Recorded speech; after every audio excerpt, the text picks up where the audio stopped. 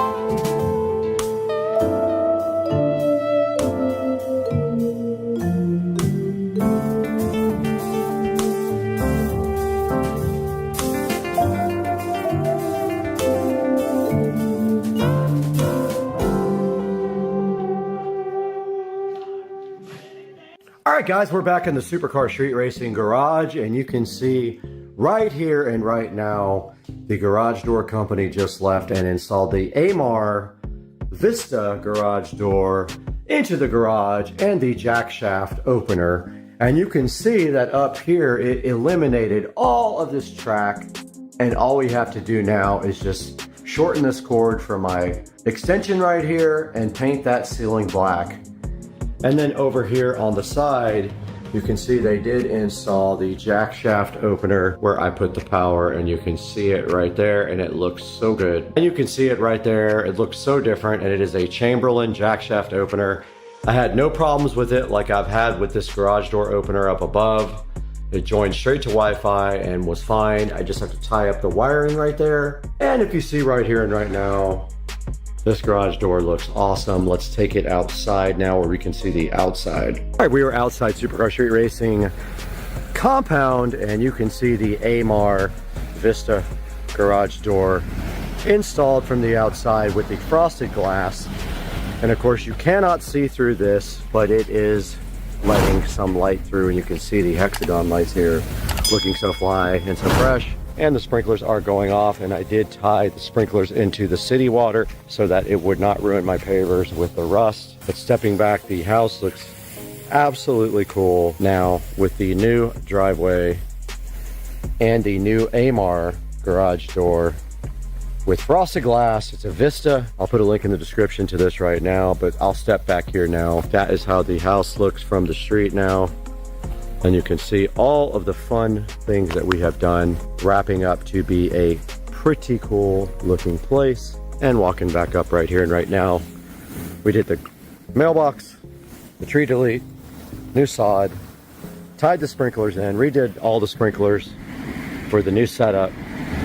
And now all we have to do is finish our gardens, edging, and same thing over here. Gonna re-edge this.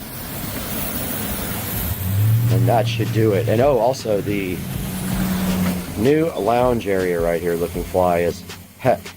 Guys, I just wanted to make one final video here of the outside of the house.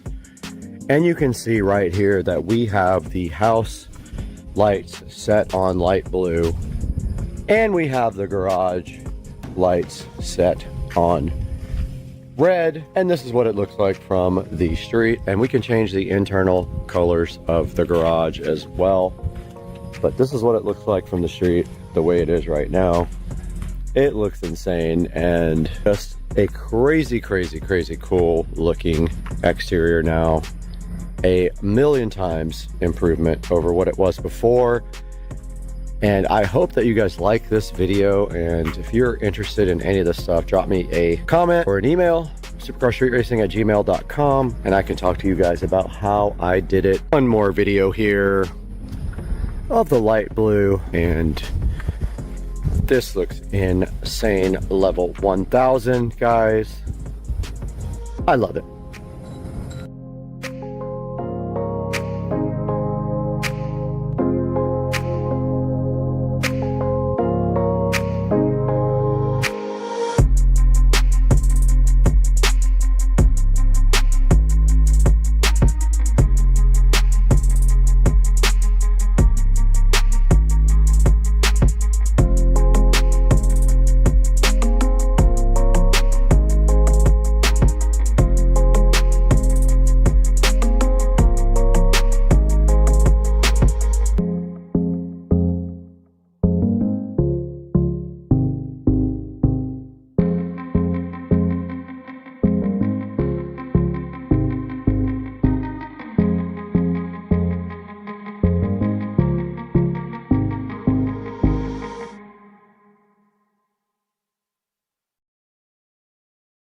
This thing does 8K video. Whoa. What? Oh, so where you scrolling out of the attic? I thought we was going in there. Got him! Got him! Oh! Whoa! Whoa! Waterfront Grill. All right, we're out here at Island Bar and Waterfront Grill, having some drinks, enjoying the view down in Cocoa Beach, and you guys all wish you were here with us.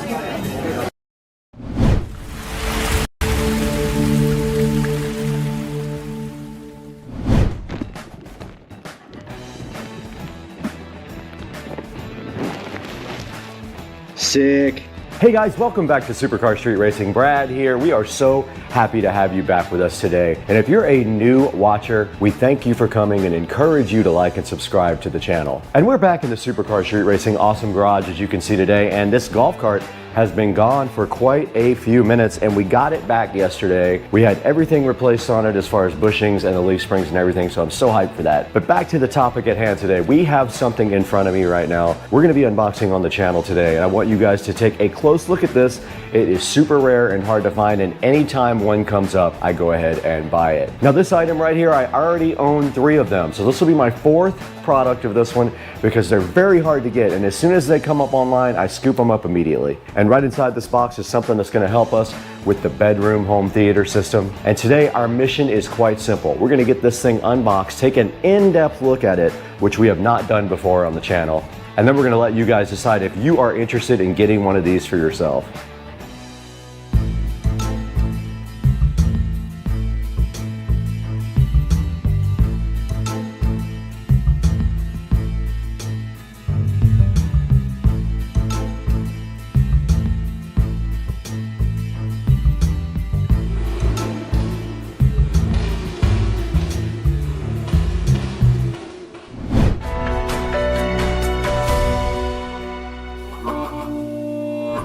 Guys, we're so happy to have you back today in the Supercar Street Racing Garage with the 72 volt lithium ion golf cart, 53 miles an hour golf cart. And right behind me, you can see the channel logo here, and the channel is doing amazing. We have over 60,000 subscribers now, I think, as of this morning, and we are growing. So the thing that we want to do right now is keep providing you guys with awesome content. And today we have a rare item right here in the box, ready to be unboxed. This is a Behringer Ultra Base EX1200.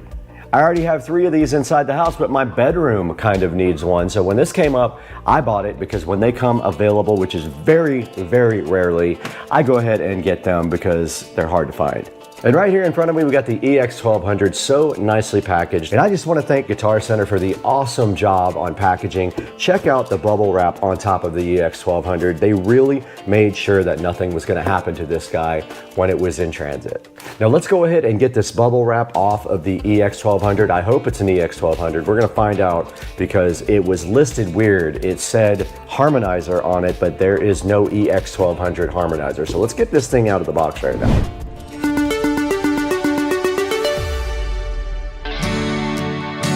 All right, we have the EX1200 harmonizer sitting so fly and freshly in this box right now. And there's the first set of bubble wrap right there. We don't need that where we're going. And then inside of that, there is another set of bubble wraps, which is, this thing is just packed so nicely. You gotta hand it to Guitar Center. They really did do a great job on this.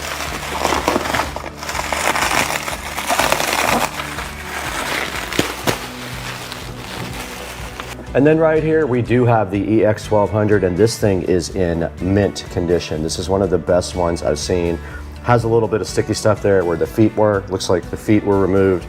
I can get some more of those. But on top, this might be one of the cleanest EX1200s that I have seen. And taking a look at the front, also very clean.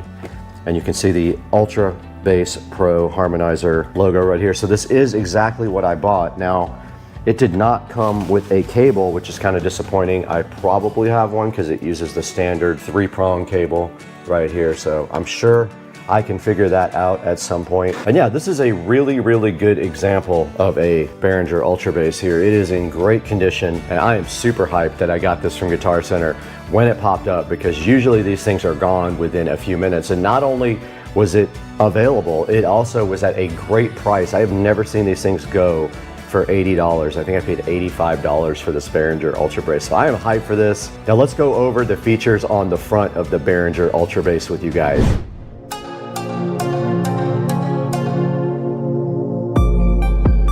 Now the most important part of the Behringer Ultra Bass is probably right there. That is the actual power button.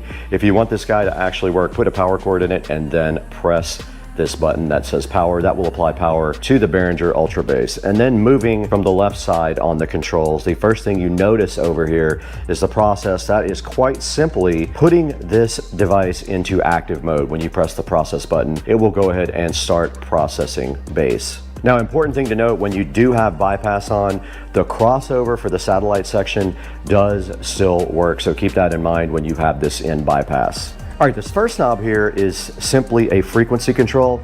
It tells you what frequency is the highest frequency that you are sending to the processor on the Behringer Ultra Bass Pro. And this is very influential in your sound. So make sure that you kind of experiment with some settings on the crossover right there. Now remember, that's highest frequency, not lowest. So if you put this on 100 Hertz, then that will be the highest frequency that is sent to your processor. Now this dynamic punch control right here, which is the second knob here, that sets the threshold for the digital frequency shifter, and signals below the threshold are not processed.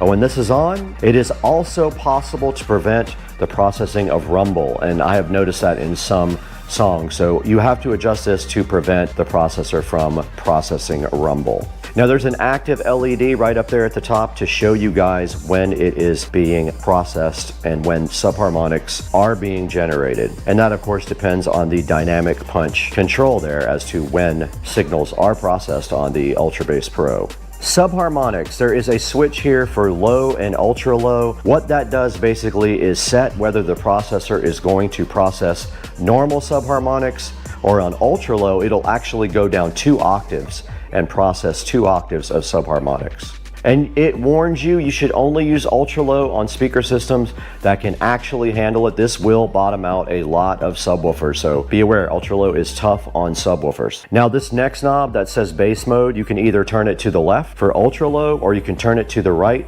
for punch. When it's on punch, the original low frequencies of the program material are gradually added to the subharmonics, which gives the bass more power and punch, it says. The optimum setting will largely depend on your program material and your personal sound, so go ahead and play with that low, ultra low, and punch bass mode there on that knob. The bass level control right next to it is quite simply that. It is a control for the level of output of the bass, and there is a bass level meter directly above that also to show you when you adjust it what your bass output is. All right, so right next to that, an important thing, there is a limiter also. When you have this limiter on right here, it does prevent damage to your loudspeaker system. So if you want to prevent any unneeded, sudden, dynamic, really hard hits to your subs, you will use the bass limiter. It can be set to a range of a -6 dB to off right there on the bass limiter. Now this last section is if you are going to be processing your satellite speakers. A good example would be if you are... Got him! Got him. Now this last section is specifically dedicated to satellite speakers, so keep in mind if you have small speakers like in your ceiling in your house and you want to cross those over so that they only get high frequencies and your ultra bass gets all the rest of the frequencies, you can set that here. But in order to do that, when we take a look at the connections on the back, I will show you how you have to do that. But you can actually add ultra bass to your satellites right here, and then this is a full range or a 70 volt split crossover for your satellite speakers. And then of course a level control for your satellite speakers is right there on the end, so you can control the output to the amplifier that drives your satellite speakers as well. All right, now let's take a look at the back and all the connections on the back of the Ultra Bass Pro.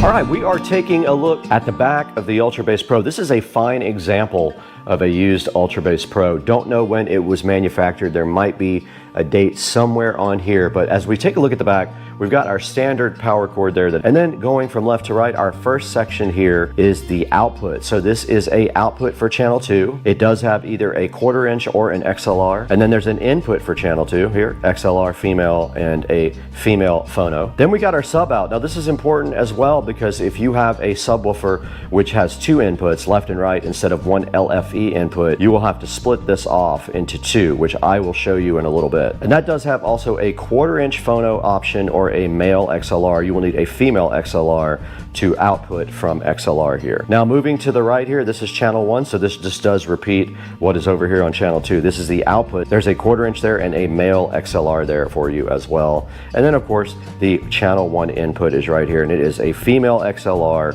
and also a 1/4 inch phono. And it does show you the wiring code for the 1/4 inch if you were to wire your own or you bought the wrong type of plug. It's supposed to be wired like this. And that is a look at the back of the Ultra Bass Pro. Let's go ahead and look at what we're going to use to install this.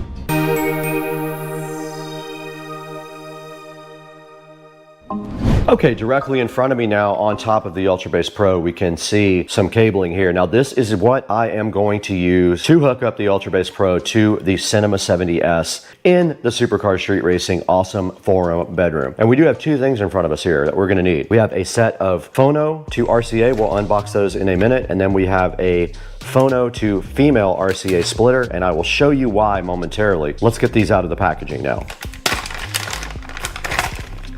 Here is the phono to RCA male adapter. This is actually going to go from the UltraBase Pro to the Cinema 70S subwoofer outputs. So that's what this is for. And I bought higher quality cables, so I bought more expensive cabling, and I encourage you to do the same thing when you do all your wiring because it pays off in the end. Now this is a mono male 1/4 inch to female RCA. This is going to be from the output of the Behringer. Now looking at the back of this guy, if you do this on your system, you are going to want to hook the output for your subs right here. So this is going to go right here.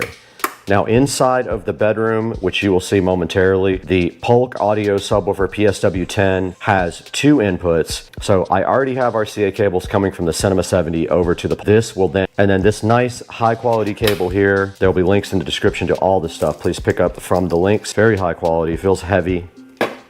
And this guy will just go on the back like this. They did give you some little protective sleeves over the 1/4 inch to protect them before you plug them in, which is nice if you're going to store these cables somewhere, to keep those. But this will actually be the input, so we're going to feed one there, and we're going to feed one there. Now this is just simply going to go to the subwoofer output from the Cinema 70S, and that will complete the circuit for our brand new low frequency destroying bass. Let's get inside and get this thing connected up to the Cinema 70S if I can find a power cable, which I'm sure I will be able to.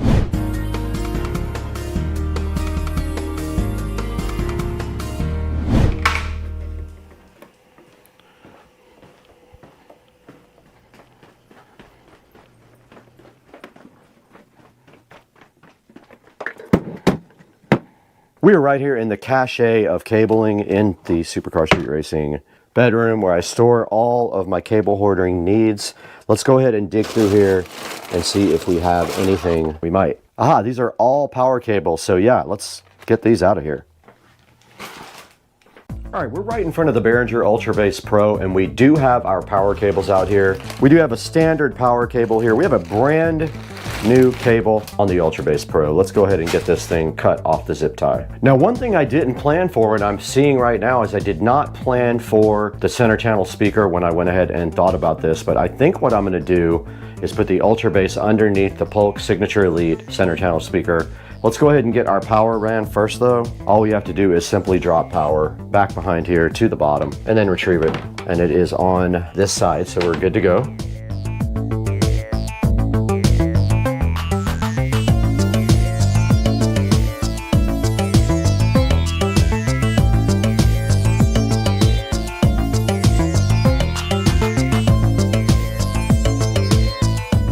I have applied power to this cable here. Let's remove our center channel speaker for a moment, shall we? Okay, and what we're looking for now is we have the output of our subwoofer out here. So looking back behind the Cinema 70S, here is our subwoofer out. I went ahead and connected the Behringer UltraBase to the subwoofer using this cable here. Remember, we came out phono male to dual female RCAs. That split it off to go to Polk PSW10 down there. Let's get everything back in place and then plug in the power to the UltraBase. Let's go ahead and power it up now. All right, it has power. It does, and when it did come on, it did thump the subwoofer, and the power light is on right here, which is great news. Let's go ahead and get everything back in its place.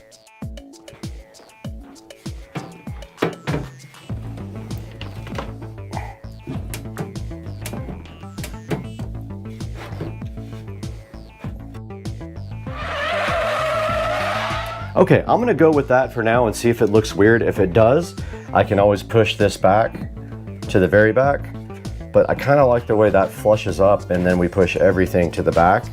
So I'm gonna roll with that for now and then see how I like it in the future. If it looks weird, I will change it up, but there is not really a great other option for this. Okay, this is how it came out with the Behringer Ultra Bass all the way to the front of the Cinema 70S, and the Polk Audio all the way to the back of the Ultra Bass. We could always bring everything back forward if we need to, but for right now, I'm kind of digging it. And now on the front of the Behringer Ultra Bass, you can see the power light is actually on. I'm gonna go ahead and put this just on low. I'm gonna put everything in the center until I go ahead and adjust my bass. Now, the frequency highest sent to the Ultra Bass is going to be 85 Hertz is what I want to put it on. Now notice when you press this button in, it does go green. That means your subharmonics are on ultra low, meaning that you have 2 octaves of bass processing. Now I'm going to start with the bass level here in the center and the ultra low versus punch right here in the center as well. I am not going to be using the bass limiter yet. I've never used that before in any of my Ultra Bass units. And this output for the satellites is going to be disabled simply because I am not amplifying these speakers. They are using the Cinema 70S to be amplified. Let's get this whole system on and see what we can figure out about the settings. All right, we're back in front of the YouTube audio library now. This is safe for me to go ahead and put up without getting a copyright strike. I did get the Behringer Ultra Bass set up and configured. I set it exactly like this. I'm feeding only 95 Hertz and below. We have our dynamic punch at about here, about 25% from the right of the top. We've got it in ultra low, so it's doing 2 octaves. We've got this a little bit over from the middle on bass mode, and then we've got our bass level just right about here. Now it will vary when you do movies and music, but I just wanted to make sure it was working on the subwoofer when I was in regular YouTube mode, and it does. So that's going to wrap it up from the bedroom.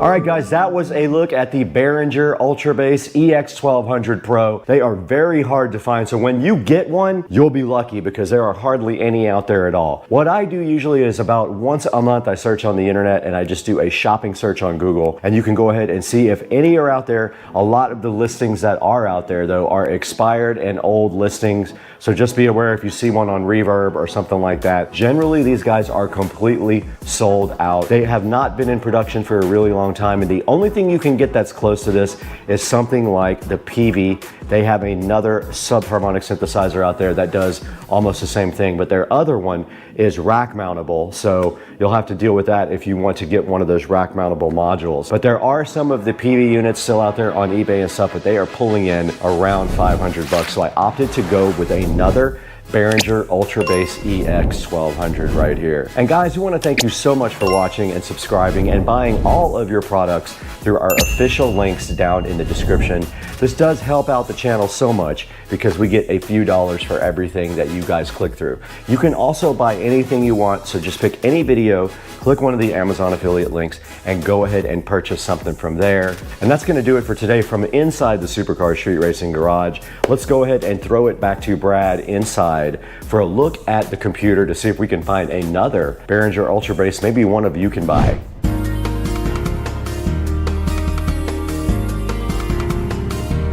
Guys, we are back in Studio A. You can see Supercar Street Racing streaming on our 24/7 video jukebox there. Please check it out if you haven't. It is live, usually 24 hours a day. And so now we are in front of the search for the Behringer Ultra Bass EX1200 on the internet, and I am not seeing any of them. I see an EX1000. This is not the same device. If we go visit this, look how much they want for this, 131 bucks. For the EX1000, and that is not the EX1200. I'll show you. It is a completely lower model. It does not do the same things that the EX1200 is. This is why I said this device is difficult to find. Even on eBay, you are going to have a difficult time finding it. And looking at shopping here, there are none available. Let's go back to the regular search. Now here is a nice article about it, and there is the Peavey. That's the Peavey Cosmos Pro. That is your alternative to the EX1200 there. That does almost the same thing, but it is just a different brand because you are going to have a difficult time finding the EX1200 online. If you notice, if you go to Reverb here, it's probably sold. They do have one on Reverb, but it is sold. As you can see right there, it has sold for 99 bucks. And on ZZ Sounds, which is another great website for pro audio stuff, you can't find it there either. Let's go to eBay. Let's see if they have one on eBay. There is one here for $175. Wow, looks like it's almost new in the box as well.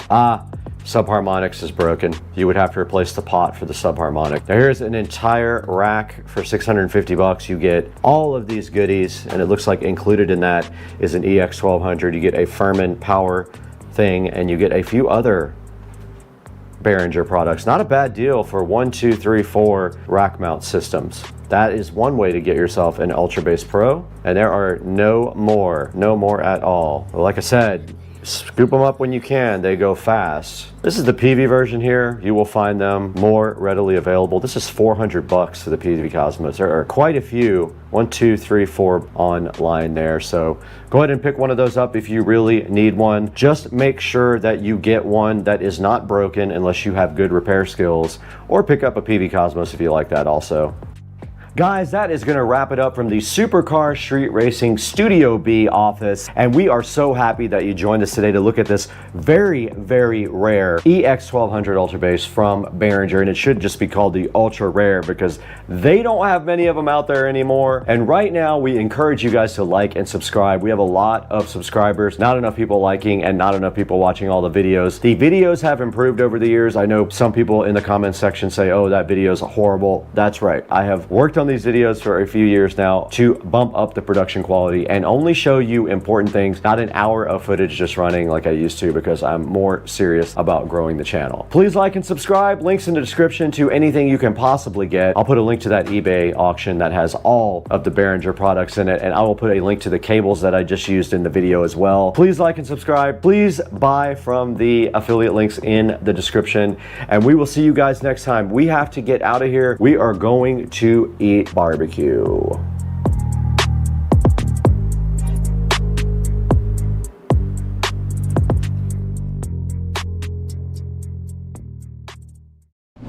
Got my multi-tool. We're gonna have to do a little bit more cutting. Yeah.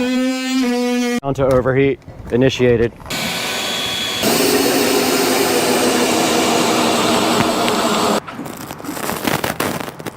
Those things are beasts.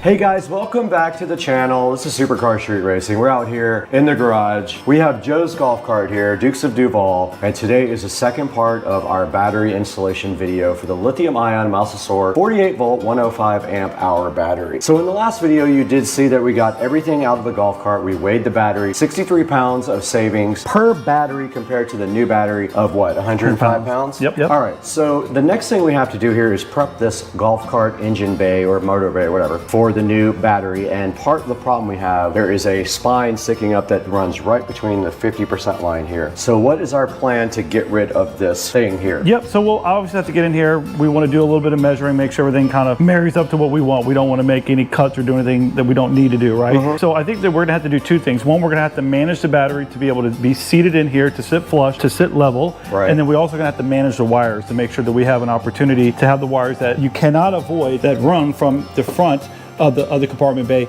to the back to the controller area itself. So we'll have to manage that. We'll figure that out. But I think in the prior one that we did, pretty easy for the most part. You got to work with a little bit, but easy enough. So the plan, obviously, I think is going to try to center this battery up. Okay. Maybe we may shift it all to one side, which may be better for mounting all this other stuff that we want. We could do that. We could go to one side and make more room on one single side for other things. Correct. Yep. So we'll have to play with it a little bit. So there is a little bit of engineering, we'll call it, to get it to fit in there. But again, you know, these are fairly universal. There are some things depending on your golf cart that you may have to do that's different than the rest, but nothing that most people can't manage to with a couple simple tools. Well, we're going to go ahead and get my Dremel out, I think, because I have some sanding discs, so they're the flat discs. So we're going to go ahead and try to maybe take the flat disc and cut all the way down the bottom of that and go ahead and remove that part. And then we'll see how it looks either one side or the other. But one thing we have to take into account is we do have a power switch.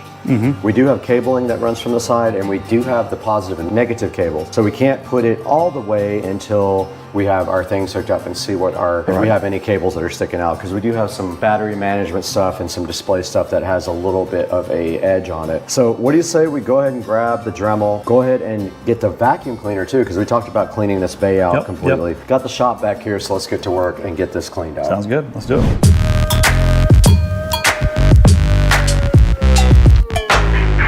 All right, so looking at this, you know, just a couple quick measurements, taking a visual of it. We're gonna have to do a little bit more cutting, but I think we got the right tool to make pretty fast work at this. So again, we have this ridge.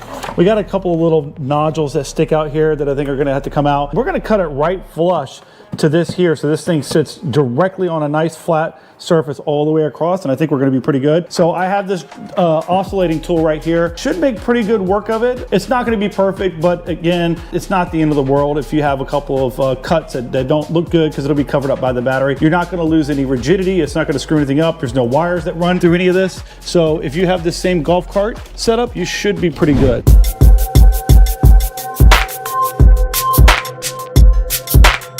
Okay, Joe's about to start cutting the plastic here. We got a couple of cameras rolling here so we can see the process. And what I'm gonna do here is hold all of this aside while he goes ahead and cuts. Let's go for it. Okay. Oh yeah.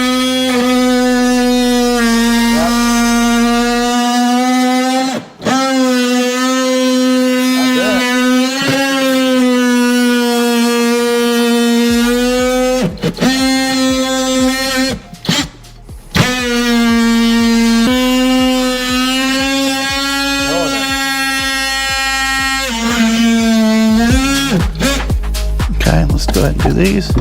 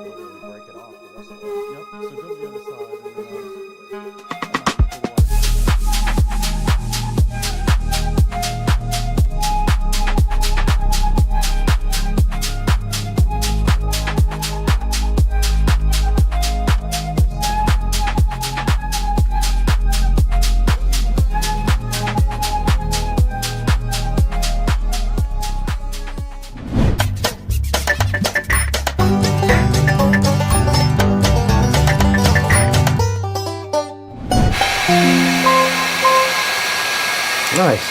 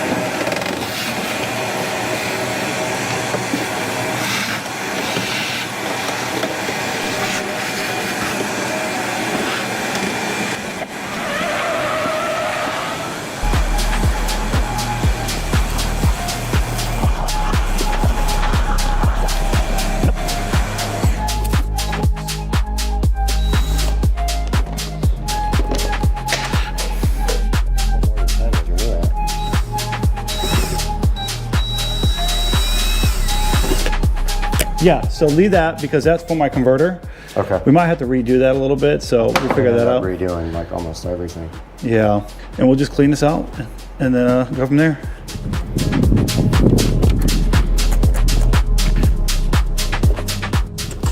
All right, we're out here at the street and we're about to kind of brush down the engine compartment, motor bay with Dawn and water and try to keep it off of the solenoid and controller while we do that.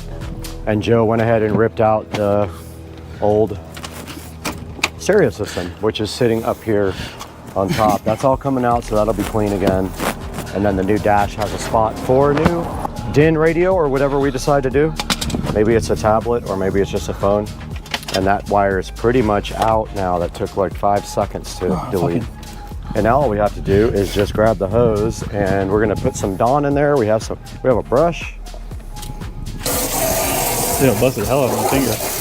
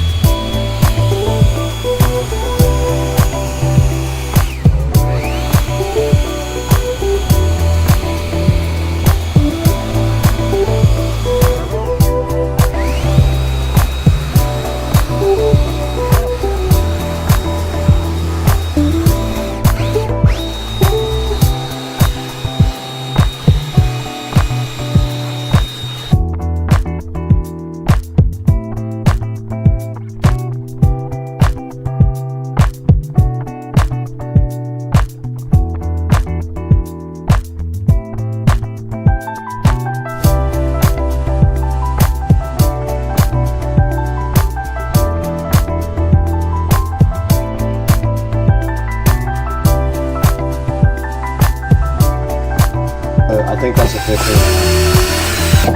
Guys, honestly, I'll put a good one in here while we're in there. That's so cheap.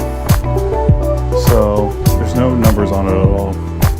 I'm gonna talk about it a little bit. Yeah, I'm just gonna order the right one right now. Okay, we're back in the garage now, and you guys saw we just cleaned out the bay here, and the bay is actually in really good condition. We got a lot of this goop out with Dawn and a brush. We followed it up with a couple of rags. And now we just pulled the voltage reducer out, 25 amp voltage reducer. So I'm gonna buy another one right now.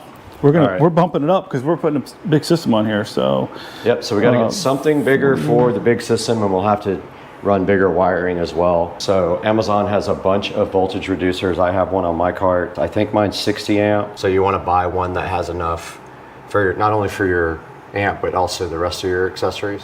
So you got to run your lights, you got to run your... So Joe's ordering a new voltage reducer to go from 48 volts down to 12 with enough current and watts to work the entire sound system, which is going to be dependent on what he orders for his amplifier. But I'm guessing we'll probably end up with a 5-channel amplifier so we can run 4 speakers and a sub.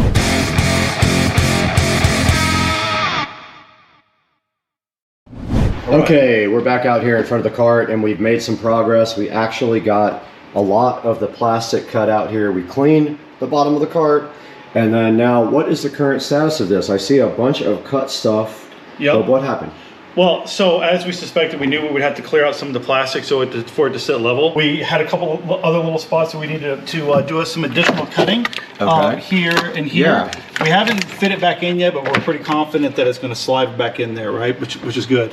One of the other things really great that we figured out is that I was concerned that the battery link was going to put these wires in play. But the battery itself is going to fit in here perfectly, not leave us much room right here for us to bolt it down this side. We'll figure something out, some way to get it bolted down, even if we just put 1 or 2 bolts in there. Okay. But it looks like it's going to literally sit flush, and it's going to literally sit right here where these wires can all remain intact and just off to the side with our connectors that are going to be on this side. Like just perfectly, just fits perfectly, which is great. And the great thing is also, if we wanted to do an amplifier rack right here, we could literally have this entire side to do an amp rack. We could do like your new voltage reducer, your new fuse panel, and your new amp all over here, and it would be not cooped up here like the other one was. Yeah, and that's one of the things that we decided to do was we're putting in a new radio, so we're going to upgrade some of the things. So Right. the nice thing is that with everything over here, again, like Brad says, it's going to give us plenty of opportunity to mount stuff over here. So the charger will likely go here or go here. We'll put the reducer, the inverter will go on here, which would be good. And then we'll even have room for other stuff here if we want to keep stuff in here, maybe an extension cord or whatever it may be, but it's going to work out perfect. So one of the things we're going to work on now that comes with this is the new charging port. So the other thing we got to make a decision on is that this thing here is some sort of an indicator in regards to the voltage. Yep. From an eye perspective, I don't think it's necessary, to be honest with you, but I do see some people adding them in and putting them down below. But I mean, with the Bluetooth technology and then having the thing mounted up front, I'm not sure that this may be something that we use. This may work for other people, you know. So I kind of depending on your agree. I don't situation. think it's necessary. Like, you all have 3 ways to measure your voltage. You don't really need an analog dial to tell you that your Correct. voltage is low, because Correct. you'll have that, you'll have your Bluetooth, and to be honest, I don't think you'll ever run it to 0 anyway, so you probably won't ever have that problem. Nope. Okay, what's next on the list? We got to get this. Let's get this charging port connected. All right, let's Get do it. that done.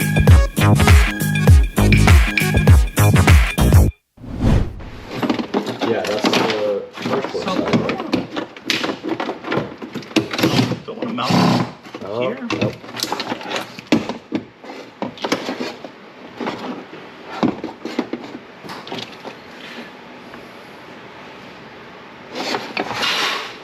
All right, I think we stick, Brad, with here, unless we think we want to put the amp here, but I think we put that right here. I could put the inverter back here, right? And if I could put the inverter and the fuse back here. Yeah. The amp could literally probably, if I put this up high enough, it could probably sit on the ground. Straight down there. Yeah. We could do all the wiring down there on the ground, make it So- look nice. Here. Don't fit. Wrong one. Really? No. Ain't no way. That's gotta fit, Brad. Doesn't fit? Way bigger. These nuts. This one does though.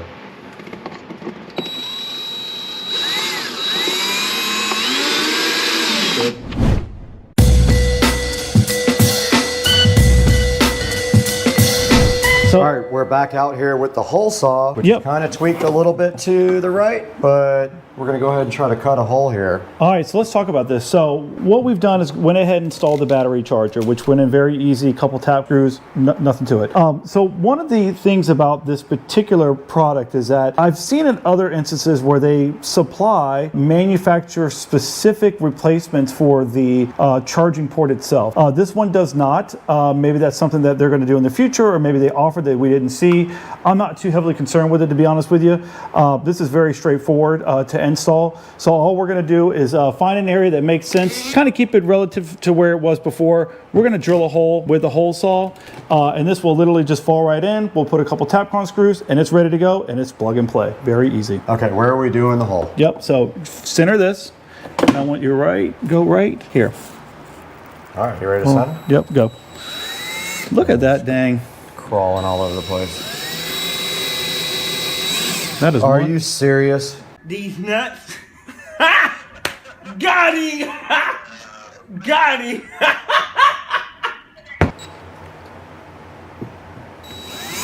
Oh, it's way better, whatever you did. It's not wobbling now.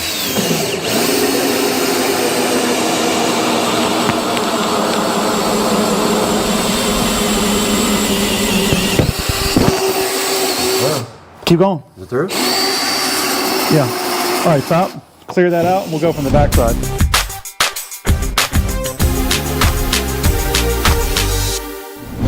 All right, we're back out here with Deuce Duval, and so he's going to go ahead and plug in his printer cable so he can print stuff. So he's going to turn up the, I guess it's called like the, what is it called? Well, a couple things that we're gonna adjust. One, Regen I'm gonna just adjust the regen, and then I'm gonna adjust it's got like a governor on it right now, and I'm gonna open that up. Look at that blue thing, dude.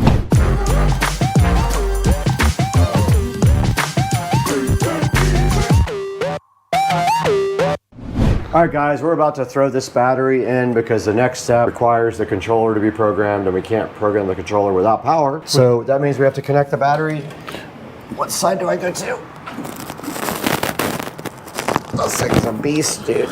All right, now we're gonna put the battery in.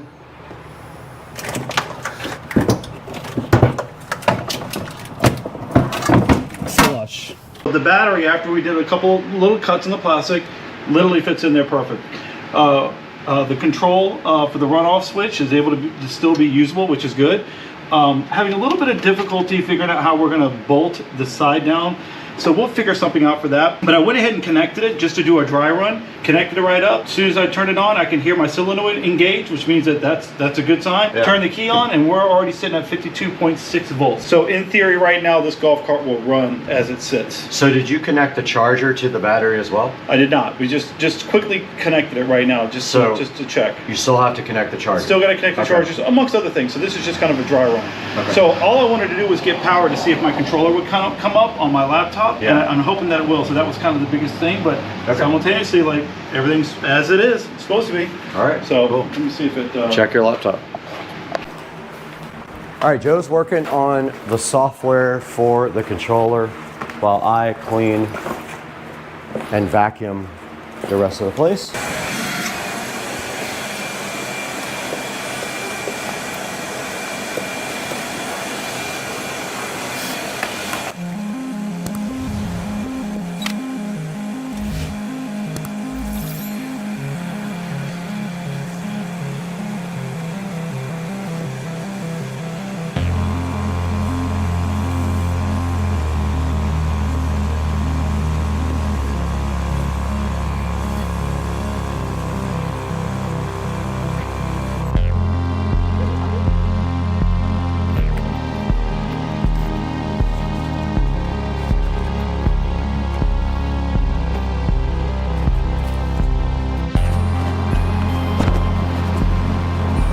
Dude, come on, buddy. Come on, dude. Yo, club car came with USB ports?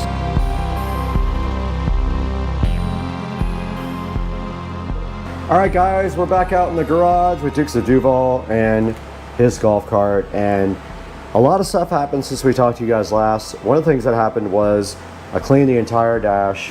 So I went in there and I got all of the dash cleaned with the Aerospace 303, which is the Denver zip code.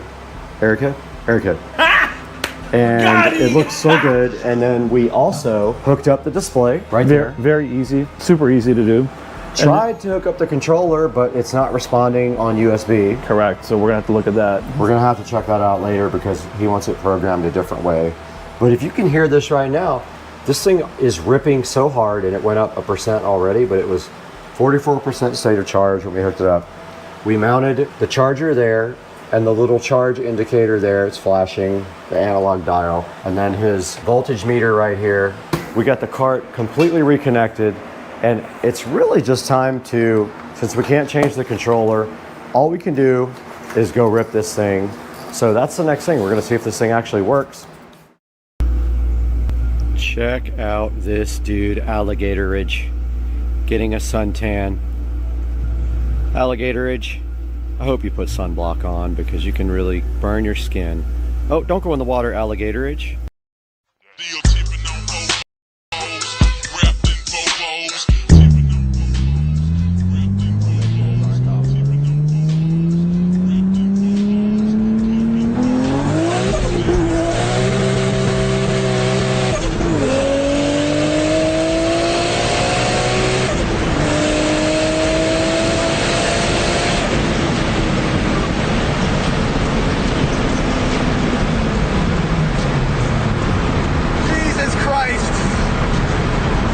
Awesome. Woo. First time I ever took it to 8,000. Oh my god. Took it all the way to 8,000. Second gear was worthless. I know they had to do that.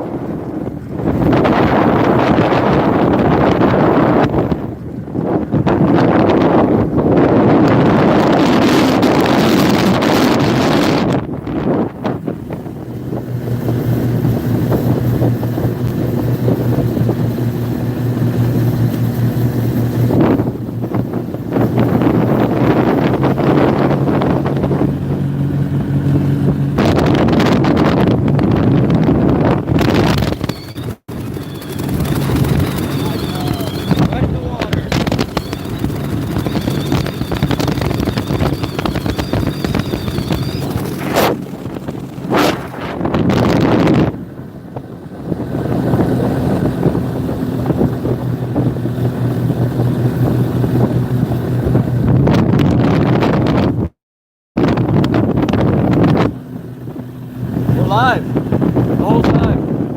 Yep.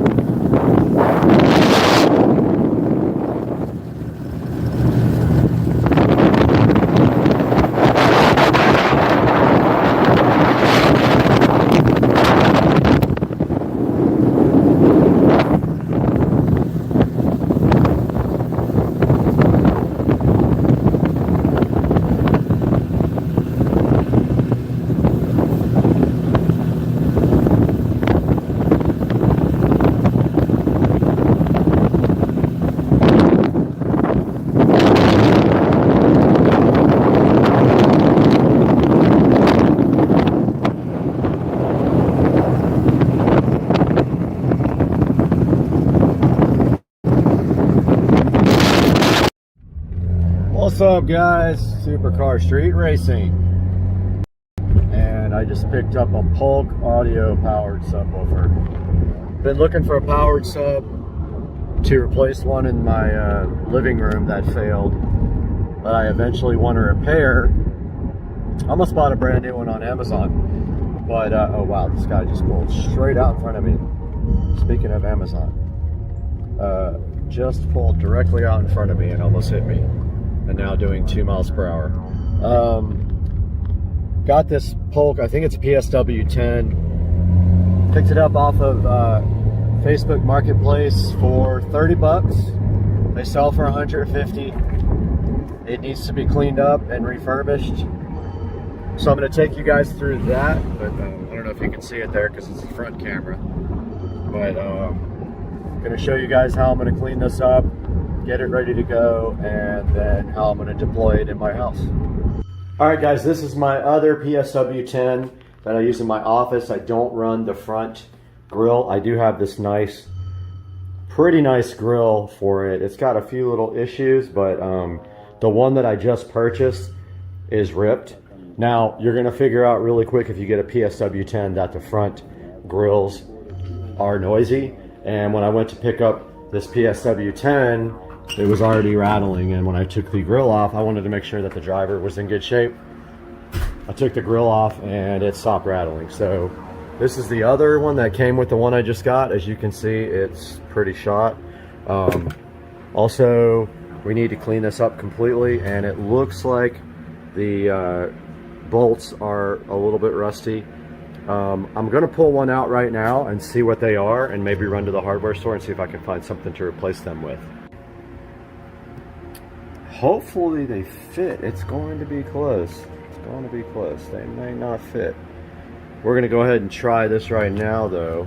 Got my trusty this with one missing, but I know I got this small one. Believe it was an 8.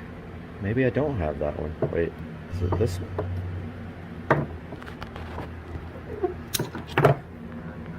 Oh, that's too big. Way too big. Might be this guy. Let's see.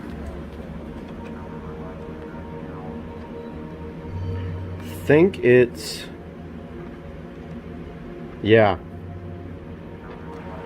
Alright guys, so back at the PSW 10 right here. You can see the volume control here, pretty dirty. Everything's dirty on this thing.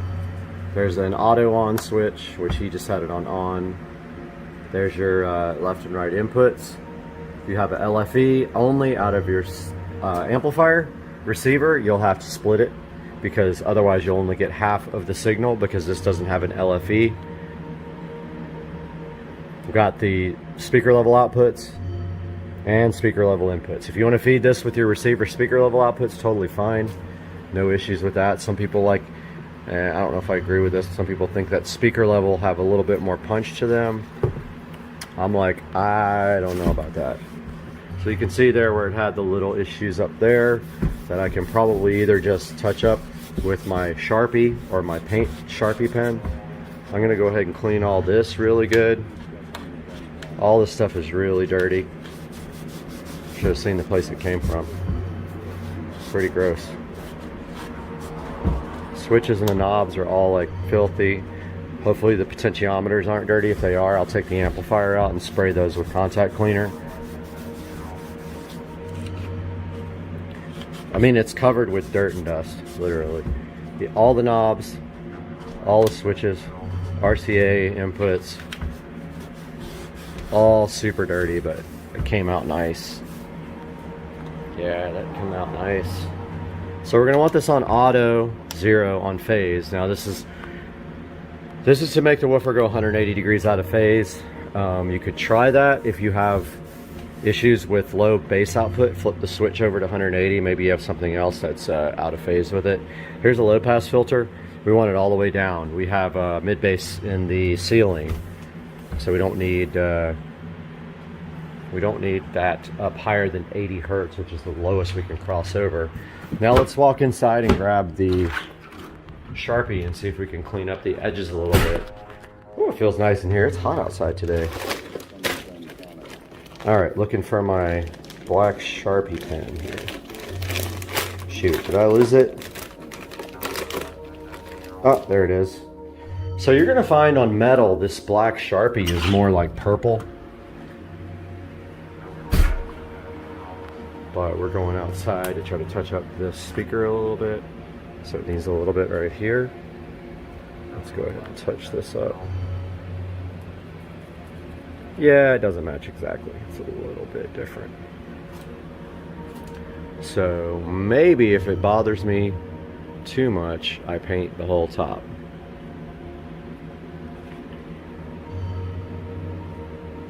Or cover it with something like a cloth. But yeah, I got that touched up. This one needs just a touch more. You won't be able to see that from a distance, like whatsoever. Now we got one big scratch on the side we need to touch up. Right here.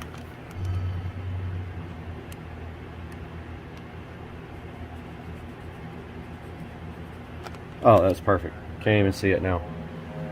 Alright, so let's take this bad boy inside now that we got it all cleaned up. I'll worry about the screws later. Let's give it a hookup and see what happens. Alright guys, got the old JBL. Boy, this thing's been a workhorse for almost 20 years, maybe more than that. But it thumps every time it auto senses the power coming on. This is actually my outside subwoofer for the patio. Borrowed it as I'm refurbishing my patio right now. So here is the PSW10. Now like I said, I've got a better one right around the corner there in the office. Now, I'm going to show you guys in a separate video my audio system. I'm going to go ahead and plug this guy in now. No, it works. I verified it at the place. I'm going to go ahead and plug this guy in. So my house is whole home audio. So I have in-ceiling speakers in every room with selector switches. I'm going to go ahead and hook this up. So I have already split. I've got wall plates coming from the receiver that's in the closet in the central part of the house. Splits it off from mono to stereo. So go ahead and plug that in. Volume, I'm going to turn about, I don't know, a little bit halfway because the signal's split like 5 times to go to, I have 1, 2, 3 subwoofers in the house for the whole home audio. This is the living room one. So this is going to be there, and my little cool LED rock thing goes on top if it doesn't rattle. So that's going there temporarily or permanently, I'm not sure yet. And the JBL ARC10, which is designed for a home theater. This is an ARC sub. I had 2 of them. One of them fell apart because they're literally, I think, 25 years old. This guy actually looks pretty good right there. I'm gonna go ahead and turn on the music now off camera because I don't want to get copyright struck.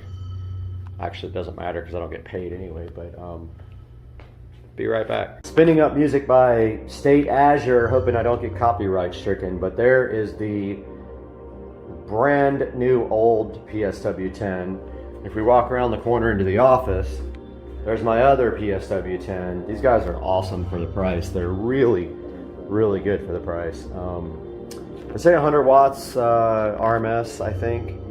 They handle low frequencies very well. Now, I do have a BIC F12. That's amazing in the home theater room. And then I have that one. And then I also have a JBL sub that's going into the bedroom once I get my bedroom 5.1 set up. This song has absolutely no bass. I'm gonna find something that does. All right, got the royalty-free music playing so I don't get copyright stricken, because you know you can't do anything now because you're... Oh, wow. So that was like really overdriving the woofer. There is a reason behind that. I'm going to explain that in my next video. I'm going to go over my whole house audio system. But basically, I've got a subharmonic bass synthesizer that's driving all these subs. So obviously with a entry-level subwoofer, you're not going to be rocking out that hard with it. So that was distorting a little bit. I turned down the volume on the input and everything's good. So I think I probably will just leave this here. And look out for my next video. I've got a couple videos coming up that are outside of car stuff. One's going to be my whole house audio system, and the other one's going to be my smart home. So I have kind of a crazy smart home setup as well. So I'm going to call this a success for $30. I mean, that was going to cost $150. This thing looks great, sounds good. You can't see any of the scratches. It's not blown. And it's, I mean, I wish you could hear how low this hits, but I've got 4 subwoofers in the house, and I'll show you all of those on the next video. Guys, Supercar Street Racing here. Thank you for watching. Please like and subscribe. Welcome back to Supercar Street Racing once again. And our mission today is simple. We are going to get these wheels off and get these wheels and tires over to the tire shop to get the new tires mounted.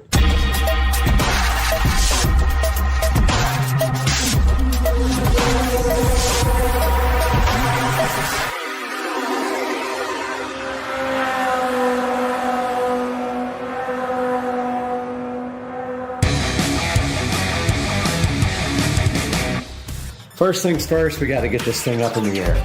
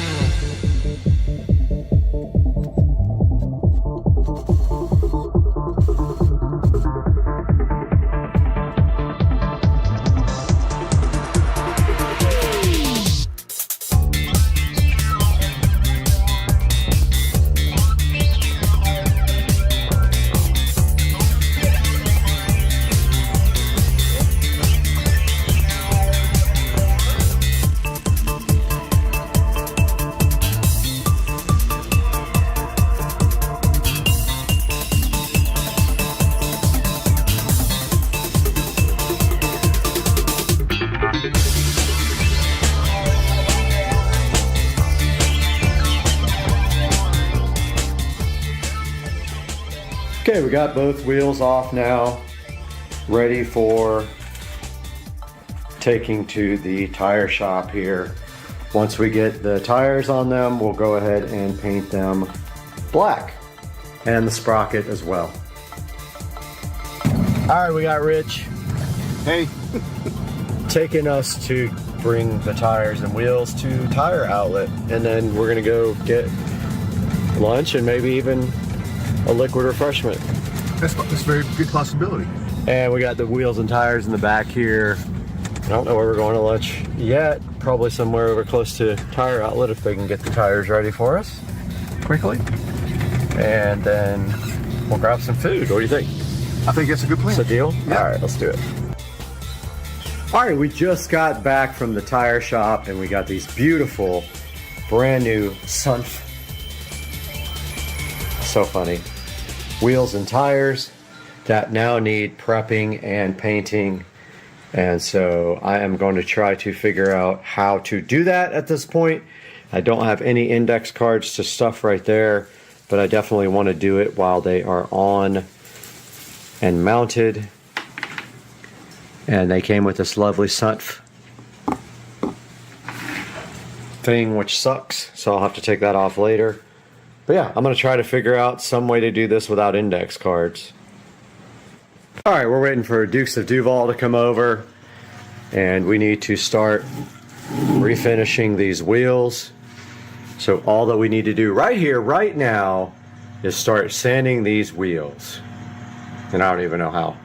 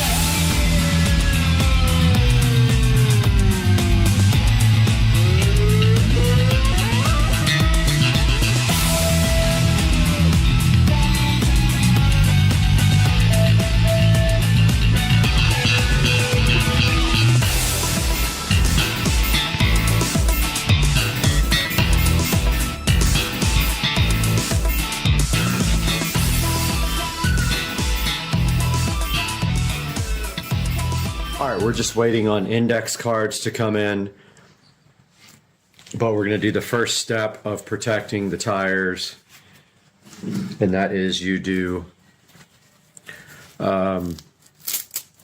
the tire protectant around the edges here, and that will wipe right off. The paint won't stick to it. So you use index cards and then the tire protectant for the whole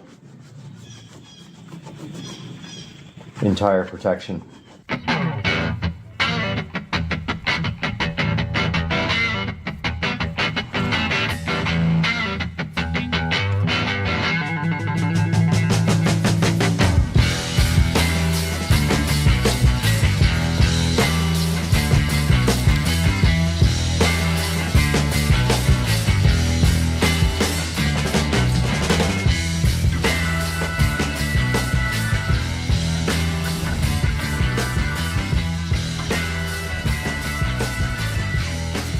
So the index card trick is not going to work on these wheels, and I'm bummed out. I don't know what to do. I got to figure it out now.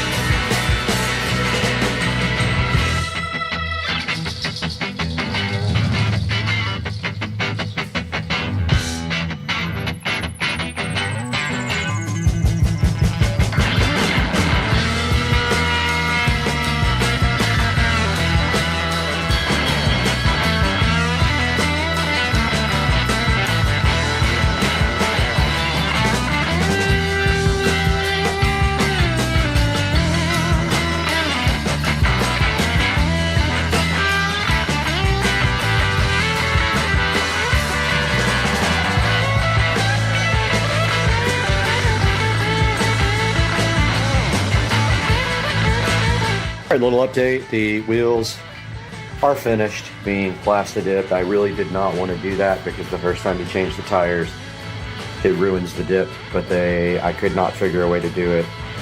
I probably should have done it off of the rims, but then even then, when they mount the tires, it messes up the wheels. So this is kind of the only way to get it done without buying black wheels. Oh man, the wind's kicking. And the sprocket and the sprocket bolts are done. So I'm going to start putting this thing back together and get it on the front wheel now.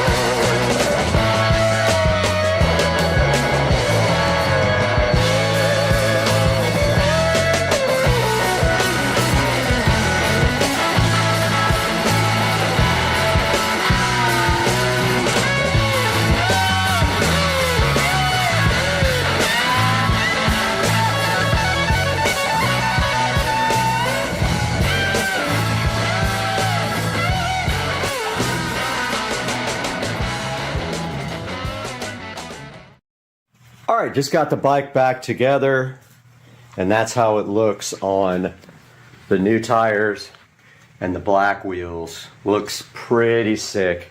I almost painted the chain guard black too, but I kind of left it copper. I can always do that. I just need to touch up some of the bolts where the paint came off from tightening them up, but yeah, it looks awesome with these new tires. I love the way the street tires look compared to the other ones. So tight, looks great, hyped.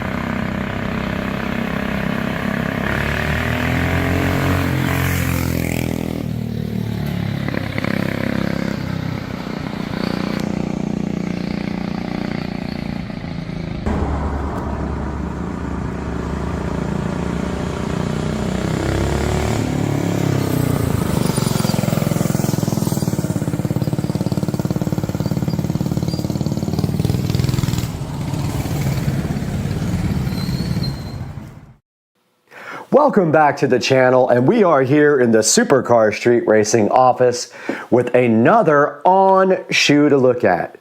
And you guys know I love these On shoes, and today we have the On Cloud Flyer in Glacier and Flame to check out, so let's get going.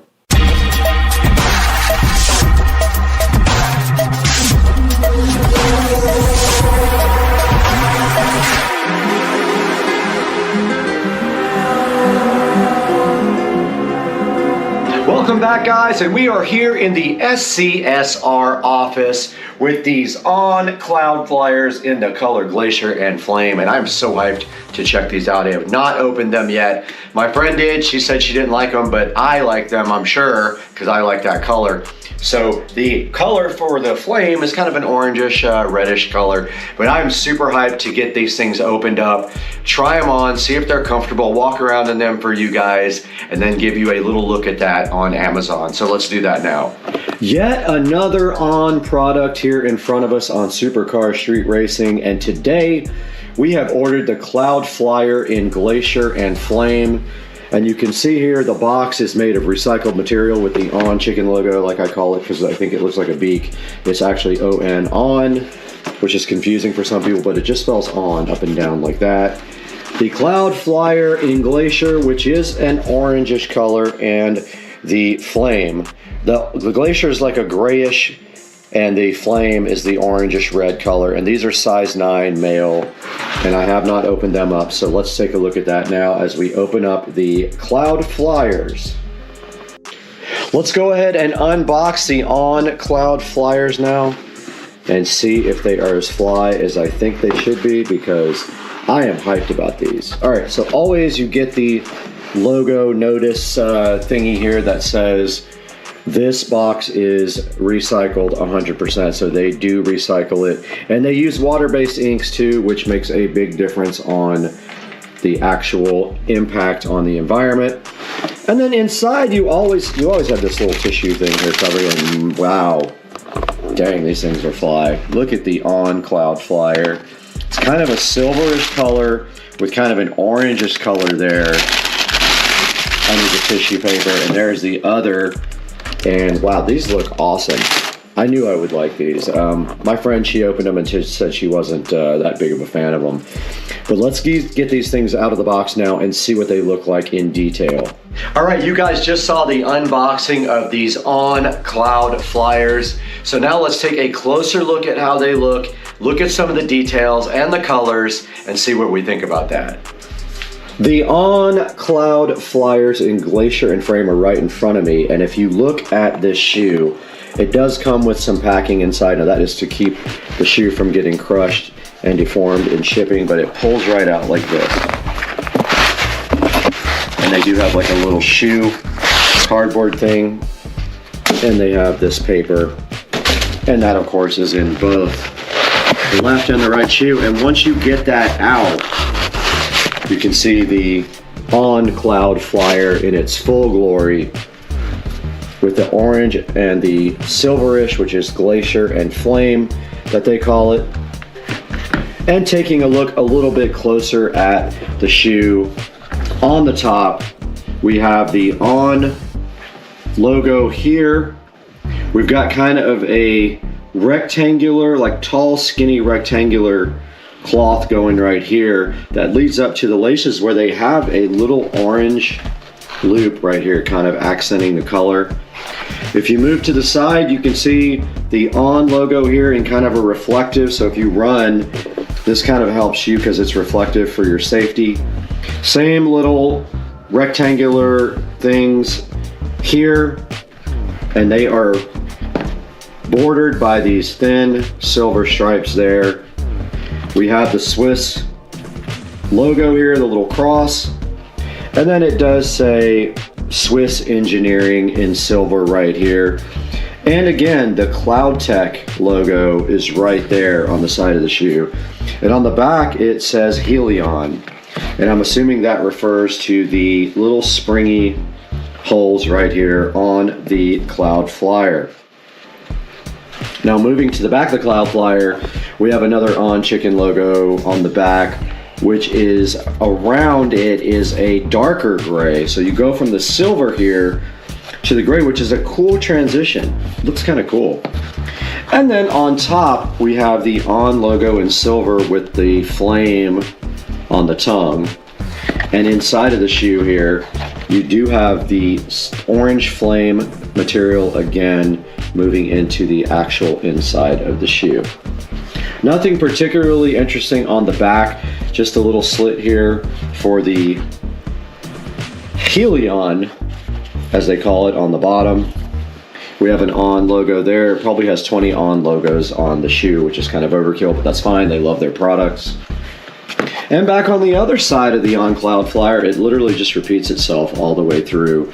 And you have this silver strips here with some tiny little silver cross fabric here, which is more, this is more of like a heavier, stiffer fabric. This is more like cloth.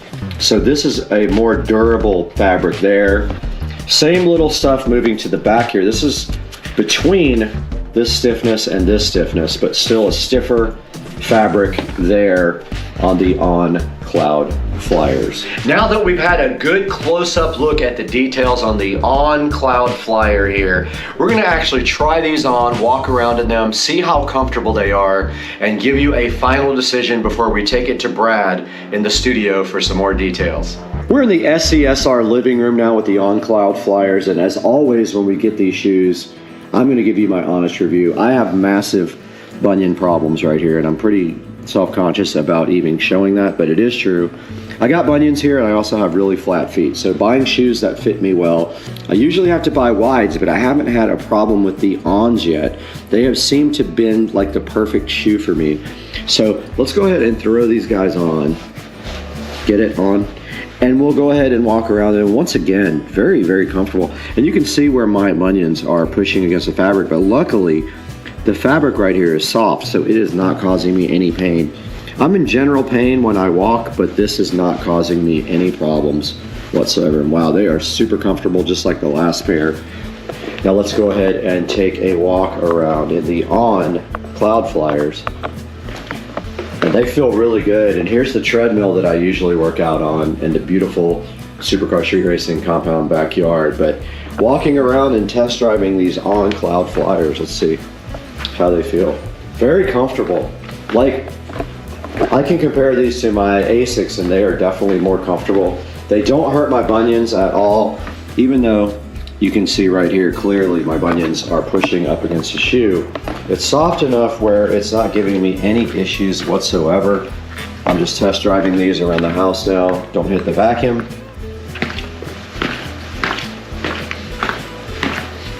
And let's go outside now for a little test drive on the street.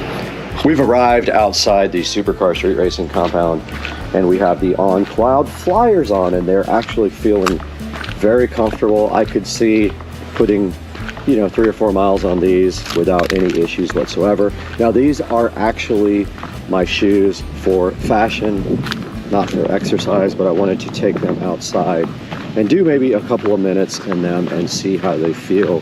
So I'm just gonna go here, turn around and come back and let you know if I feel any weird issues with the shoes.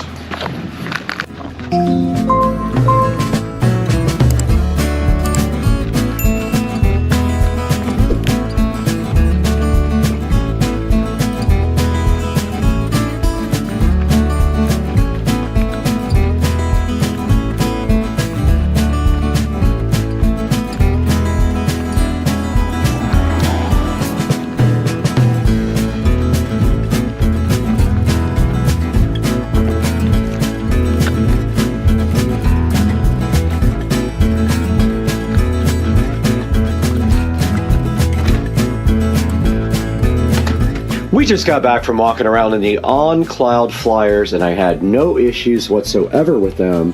Actually very comfortable shoes. I'm super happy with them. And we did move a pair of our flip-flops from up here down to the shoe rack so that now we make room for our on-cloud flyers to go in the on shoe collection. And they fit so nice up there in the existing collection that now there's only one pair away from filling up our 9-pair shoe rack. You guys just saw me take these on cloud flyers for a nice little test drive. I gave you my opinion about them, so now you know if you order some, how I feel about them and how they feel on my feet. But now let's go into the Supercar Street Racing studio. Brad's waiting in there to tell us all about these on cloud flyers and how you can order your own. Hey guys, once again, you're in the Supercar Street Racing 4K production studio, and my name is Brad. I welcome you to the channel. I'm so glad you're here. If you could do me a huge favor and like and subscribe, that would help the channel out tremendously. And make sure you buy everything through any of our affiliate links, anything you want on Amazon. Click any of our links and then buy it, and that will give us a few little dollars to help keep the channel going.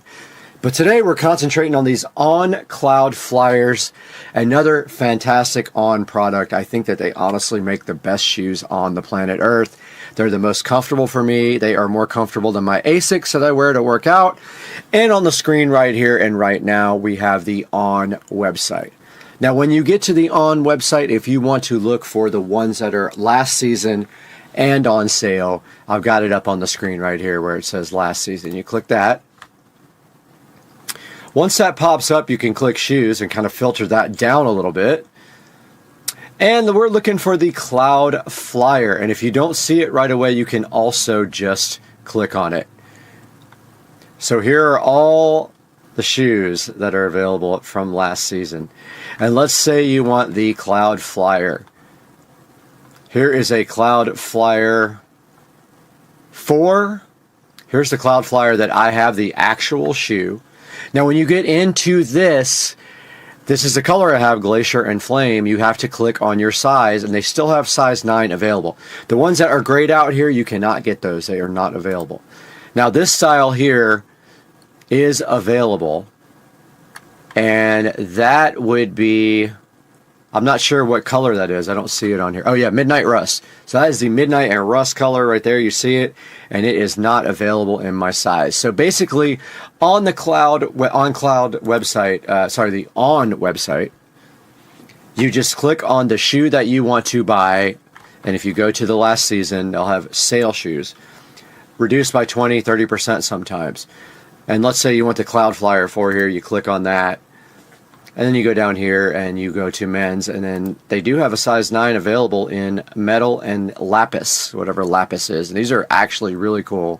They are reduced by 20%, and you can go ahead and order your shoes on the On website. I will have a link in the description to order some of these from Amazon. Please do me a favor if you buy them and buy through my affiliate links. And we got to get out of here because I've got to go try on some more shoes. So peace out.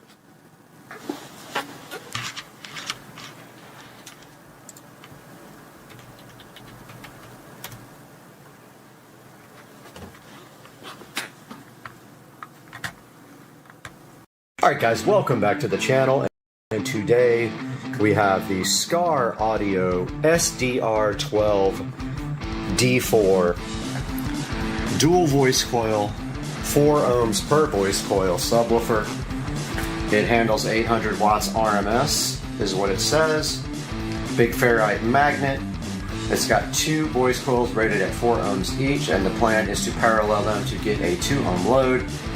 And it is a 32 to, what does that say, 368 frequency response? Can't read it.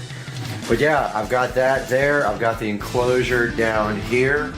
So the plan today is to unbox this guy and then mount it in the enclosure so you guys can see the SCAR Audio unboxing.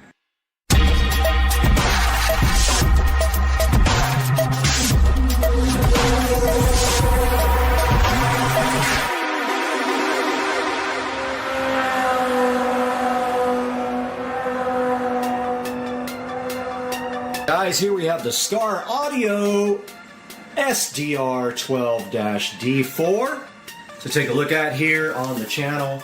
And I have opened it once, so you guys are getting gypped this time, but I had to open it. I can't tell you why, because then it wouldn't be a secret anymore. But here we go, opening the SCAR Audio. They give you a nice SCAR Audio sticker here, which I don't know where I'm going to put it, but they do give you a sticker. And then right here we have a protective cardboard condom on top with a foam condom and then a plastic condom. Taking those off, we see the SCAR Audio lovely woofer right here. We're gonna get that out of the box, and there is a nice instruction manual here. And it tells you the square footage that it needs and all that, but we are putting it in here regardless, and we will stuff it full of polyfill, which will give it the effect of having more airspace. Let's get this SCAR Audio big concrete. I don't know why I call it concrete. Cardboard condom out of the way, and look at the SCAR Audio woofer sitting nicely here on the table in front of me. Let's get it out of the packaging. I have not unpackaged it yet. This will be the first time. We will not put holes in it when we go to screw it in. I promise you I will give my best effort not to put holes through the SCAR Audio. So taking a look at this woofer, pretty nice woofer. Not expensive at all. I think I paid around, I don't know, $80 for it. It looks like there's a ring here that comes off, but I'm not sure. Oh yeah, it is. Okay. So they give you like a, not sure what that's for. I've never had one that has that on it. I guess I need to read the instructions and see what they want me to do with this ring here. Okay, I almost put a hole in it already. But yeah, so it's got this ring around here that I'm not exactly 100% sure what that's for. So let me get into the box here and see if the instructions tells me what that is for, and then we'll take a look at the back. So it doesn't really say what that is, and I've never owned one that had this rubber thing in it. I guess it's just a gasket. Let's look at the back of the SCAR Audio. I'm not going to flip it over because it'll hurt the surround, but we have the push type terminals there. It's pretty nice. It's painted black on the back. Very, very heavy magnet. And there is a gel pack here for you guys to eat later when you're hungry. And there's one side, so that's 4 ohms there, and then that's 4 ohms there. Taking these two voice coils together would yield you a 2 ohm load on your amp if your amp can handle it.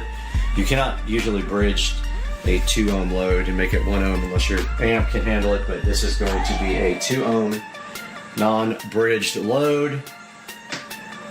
And next we will show you guys a good close-up of the SCAR Audio front, and then here is the back. You get a good look at the two voice coils there and the SCAR Audio logo right here on the basket, and the high quality magnet. Pretty heavy guy.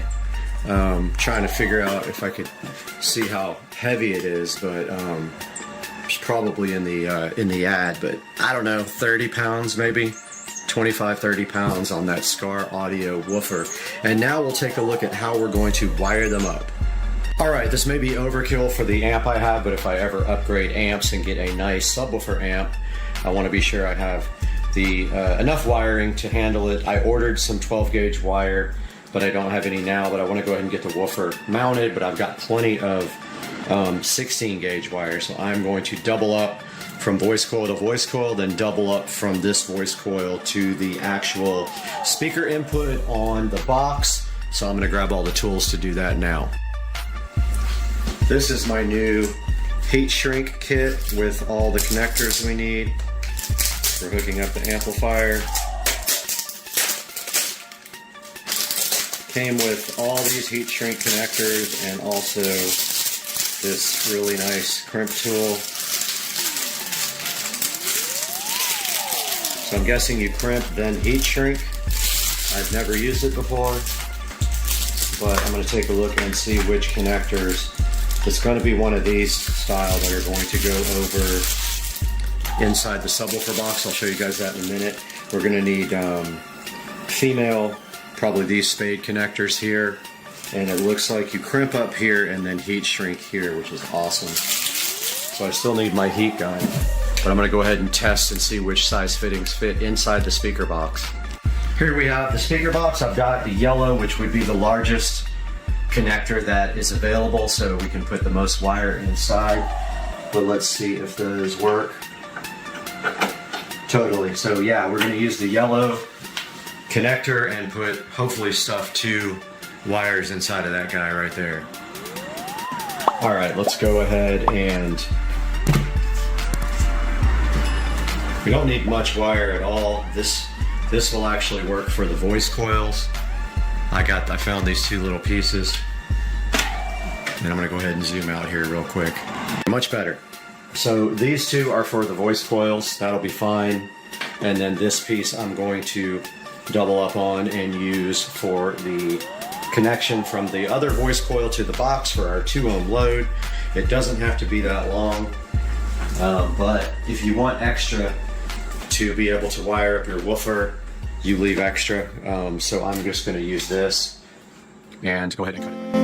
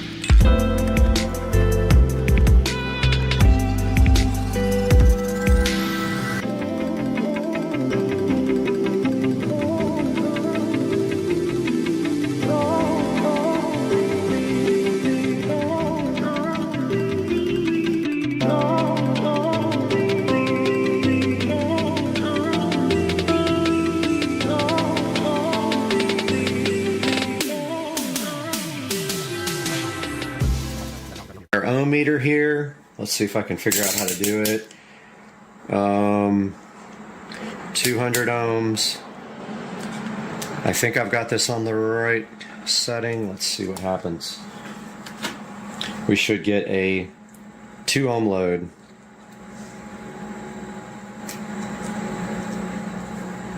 Through this 2.0 ohms, and that is perfect.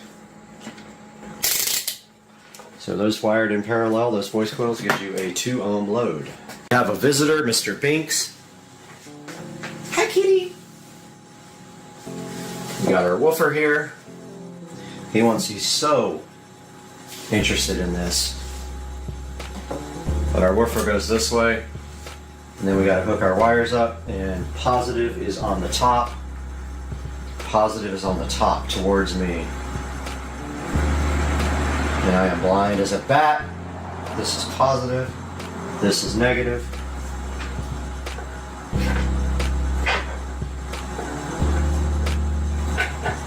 Mr. Binks is purring like crazy. Okay. That's that. The woofer is officially hooked up. Now all we have to do is screw it to the box. Ah, there it is. And we gotta try to get it centered. Gasket's a little off. I'm not that worried about it. There we go. So there's a good look at our woofer mounted in the enclosure. It is wired up and ready to go. It looks so sick. Love it. Forgot the polyfill.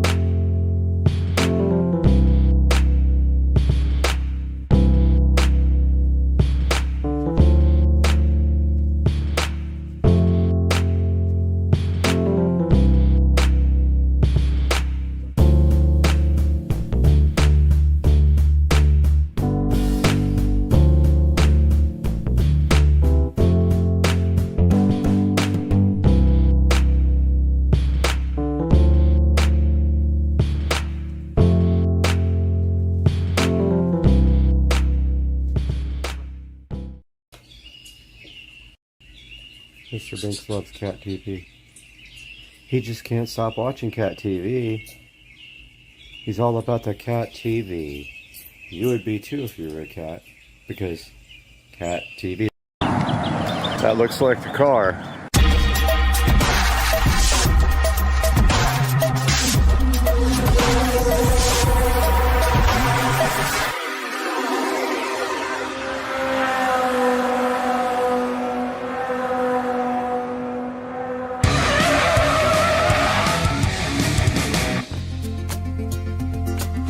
It's 4 a.m. as you guys can see, and I'm half asleep, but I'm waking up early today to get my workout in because I am going to look at a car finally, and you guys are gonna figure that out today. All right, I'm a little bit more awake this time, and now Rich has come to my rescue and offered to drive me to the train station. And we're at Speedway getting gas, but yeah, we are started on our trip already, and train is 45 minutes late already, so I don't know what that means for our trip. Ultimately, we're supposed to leave at 7:26, but the train is not even getting to the station until 45 minutes late, so we'll see what that means for the trip. I have no idea at this point. All right, we are out here at the Amtrak station.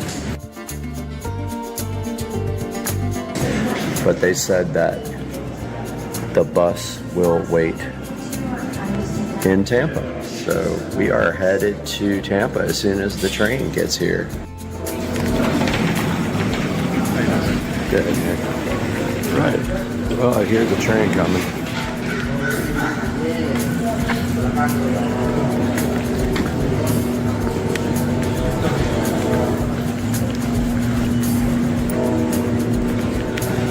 Let's see if we can see it.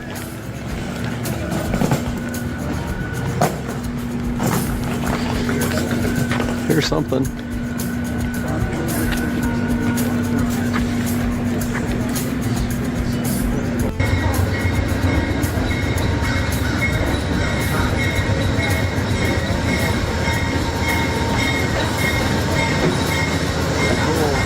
Silver Star.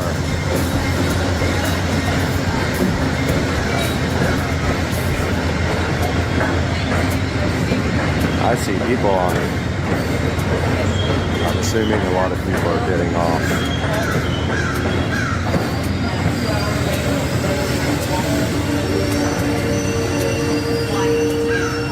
All right, let's get on.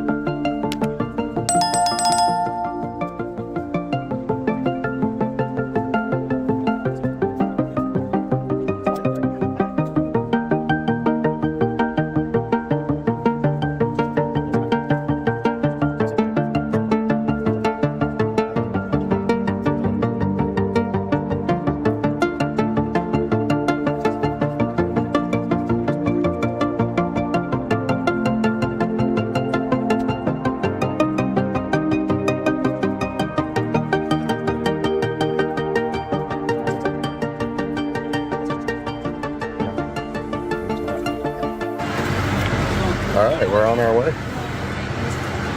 We got a bunch of wilderness out here. And here comes the conductor to check our ticket. We already had to clean all the junk out from the last person and then check for bed bugs.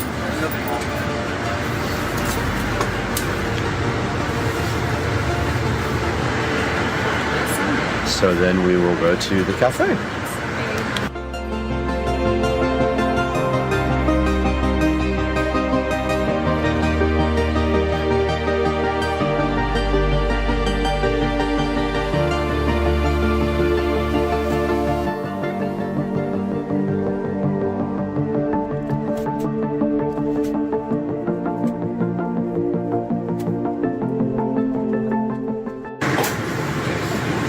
We are in the dining car now with our breakfast here of champions with this Tito's, and it's actually glass, pretty cool.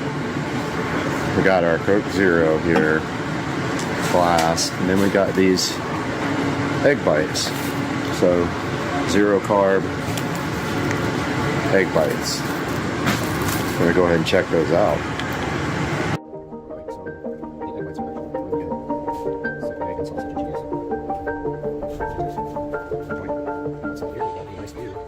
Forest.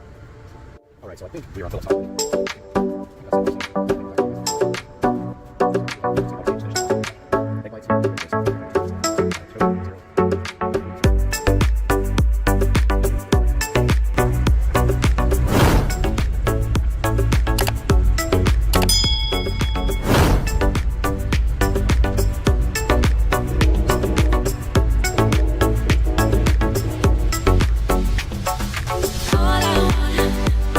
All I want, me and you.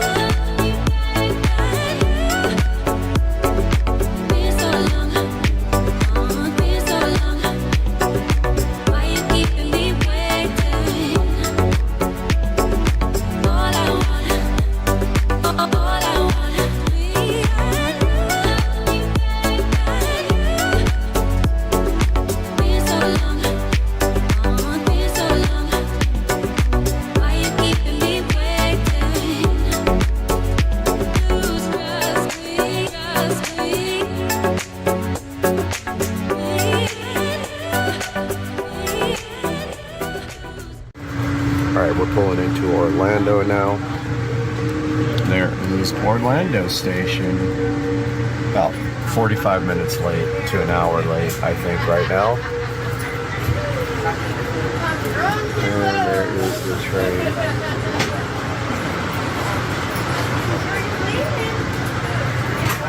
We're gonna see what happens. All right, we got our lunch here. Cheeseburger, Diet Coke, and we are going to do this low carb style. So that's next.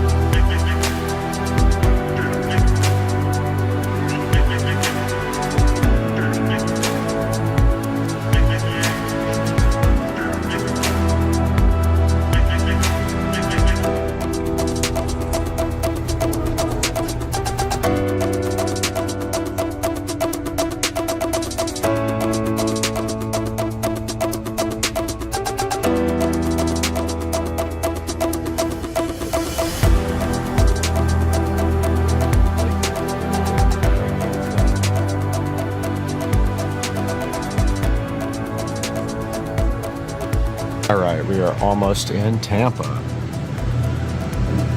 About 20 minutes till we get to the station. 1:51 p.m. Who knows where we are now? Outskirts of Tampa. All right, we have arrived in Tampa. We are unboarding, deboarding, detraining, untraining. I don't know what we're doing. But I gotta find the bus to Bradenton now. Once I get off this train.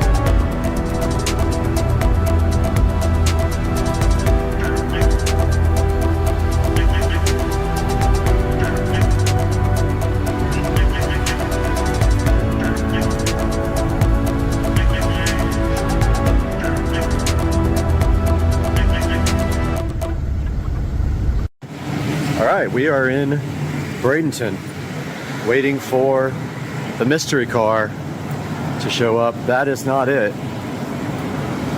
And we're gonna go in here and use the restroom real quick and wait on Travis. All right, we are out here with our non-sponsored C4 Starburst strawberry drink, waiting for Travis to come. We are at the Bradenton Ellington bus stop, and Travis will be pulling up with our potential new vehicle any moment. I would like to get that coming in if I can, so you guys will know immediately when he pulls up what it is. So we will see him shortly. That's it, I think.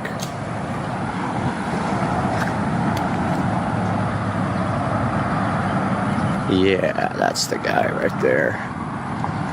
That's it. That looks like the car.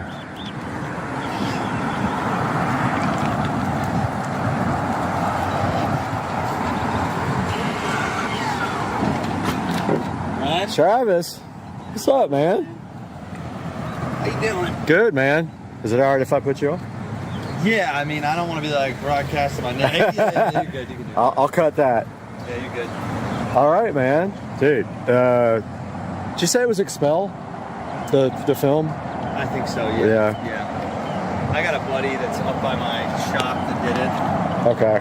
What did that cost? It was like $7,500. Yeah, that's what I was quoted for the same thing. On the windows, and I did it all. And I got the upgraded rims. Yeah, those are the Arachnid, Yeah. the 19-inch. Yeah. What's the miles on it now? What's the miles on it now?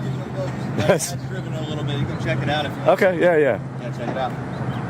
Dude, I like the, I mean, Let's go with the mat, doesn't it? oh yeah, that's the key to the whole car to me, you know, is the Expel stuff. I mean, that's kind of the reason I'm here, to see if the car excites me or not. Yeah. If it does, It's like the only car I've never wanted to actually sell. yeah. No, dude, the car is I had a immaculate. Trackhawk before this, the Jeep Trackhawk, Uh-huh. and I loved it. And then I sold it and got this. And 707 horsepower Trackhawk. Yeah, Yeah. I had that before. And So you went from using all the fuel to none of the fuel.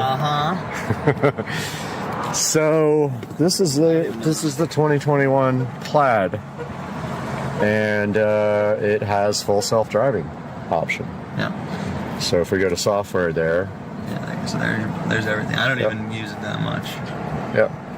So I don't know a lot about that, as far as like that you have to follow certain rules, and they can give you strikes, and they Yeah. can take it away and all this stuff, even if you pay for it. But I have no idea. I'll be honest. Like, I just use it sometimes on the interstate. Double Okay. click it, and it keeps me in the lanes. right, and a lot's autopilot too. Maybe Yeah. you're just using autopilot. So it's got 18,000. So it's got more. Yeah. Yeah, I okay. didn't even look. All right. Okay. Yeah, so there's actually an update available. See, it always does this too. Like when it goes to warehouse, you plug it in, it'll update itself automatically. So are these the original tires too? No, they're brand new. Okay. You haven't ever had to do brakes or anything, right? Nope. I was actually just in an Uber, and the guy was like, "I just got my oil change, dude, $100." And I'm like, "You don't ever have to get an oil." And these things, which is like, All 4 tires are brand new? yeah, it should be. Maybe not. No, it's not. Those don't look new. Those do. It was the back. I put new ones on the back, but that's what it was. Front tour. Yeah, that's what it was. Yeah.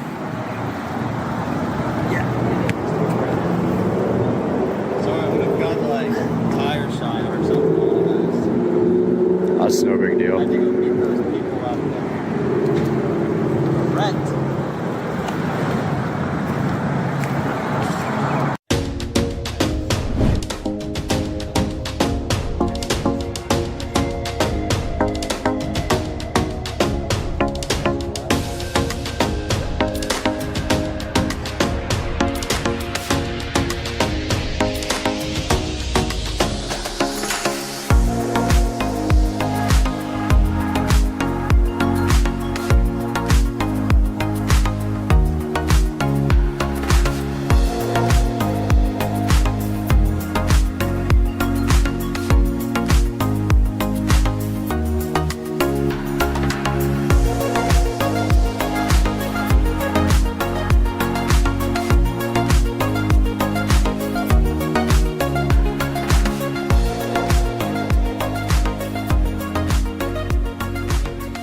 All right, it's Monday morning. Had some time to sleep and think about the Tesla.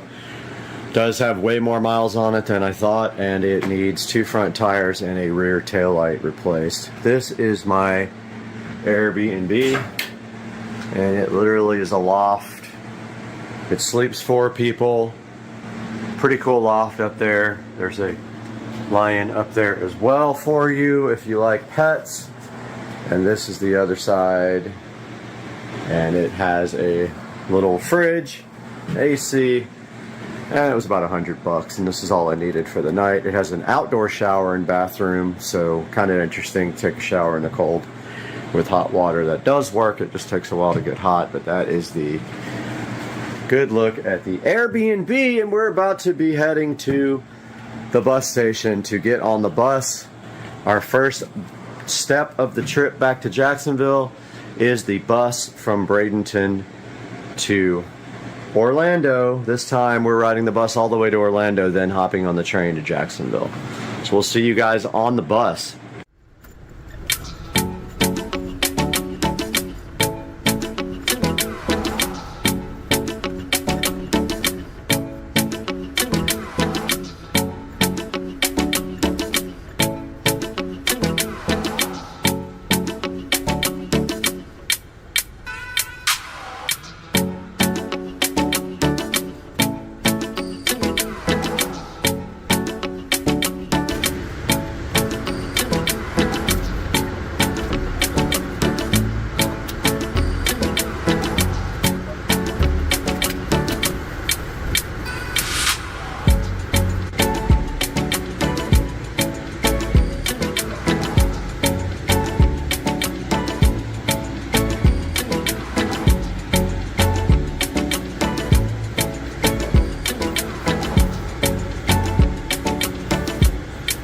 As you guys can see, I made it back to Jacksonville in one piece, although we did have a crazy Karen on the train. Take a look at my other video about that. I'll put a link in the description, but it was kind of annoying and it ruined my trip. But we're back in Jacksonville and we're here to talk about this 2021 Model S Plaid that I went to look at down in Bradenton, Florida. Talk about what I liked about it, talk about what I didn't like about it.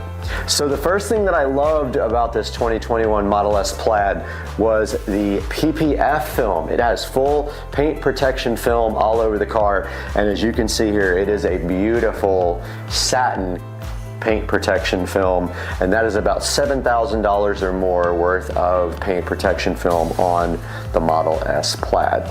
Now the second thing I liked about the Model S Plaid that you see here, it had full self-driving.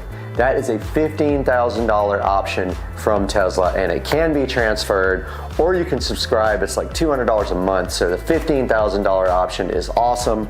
This car has the $15,000 self-driving option.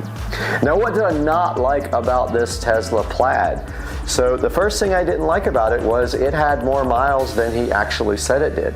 He told me it had 9,000 miles back in December.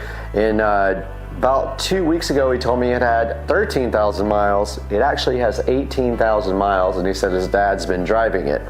So that's more miles than I want. There are some out there that have about half that miles for just slightly over or the same price, but they're not the colors that I want. I want black on black, and I do love the PPF in satin.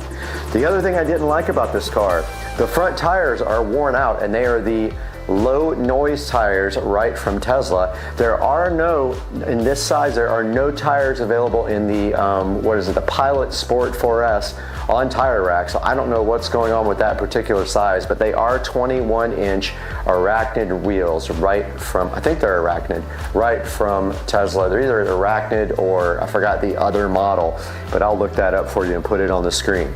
So I'm not sure about the 21s. It takes off the range, but it does look a lot better, so I'll let you know down here on the bottom of the screen what wheels those actually are. And what else did I not like about it? Well, it had a kind of a cracked taillight with a weird issue. Like the cracks were all around the taillight, and I don't know what that was caused from, but he said he was going to get that replaced. So those are the things I really didn't like about the car. The other thing that I really loved about the car that I forgot to mention is the car is actually in immaculate shape. It has zero issues except for that cracked headlight. It looks, or cracked taillight, sorry. It does look brand new inside and out. One more thing I don't like about the car though, it has the ash and wood interior trim instead of the carbon fiber, and I'm huge on the carbon fiber. In a car that expensive, I kind of want it to look sporty, and it does look more luxury with the dark black wood ash trim inside the car. So guys, I hope you enjoyed the video. I really want you to put in the comment section what you think about this 2021 Model S Plaid. Let me know if I should buy this. I have the money to buy this now, and he is waiting for an answer. I'll see you guys soon on Supercar Street Racing. I really appreciate you tuning in, and please like and subscribe. Okay, me and Patricia absolutely hate onions, so we're gonna see if this alligator will eat them. Get it. Oh, here we go. Here we go. Here we go. Nope. The smart mirror peel is so good. The peel satisfaction on the smart mirror is so good in your life. That peel sat on the smart mirror. We got the smart mirror and we got the peel satisfaction. We got the peel sat on the smart mirror.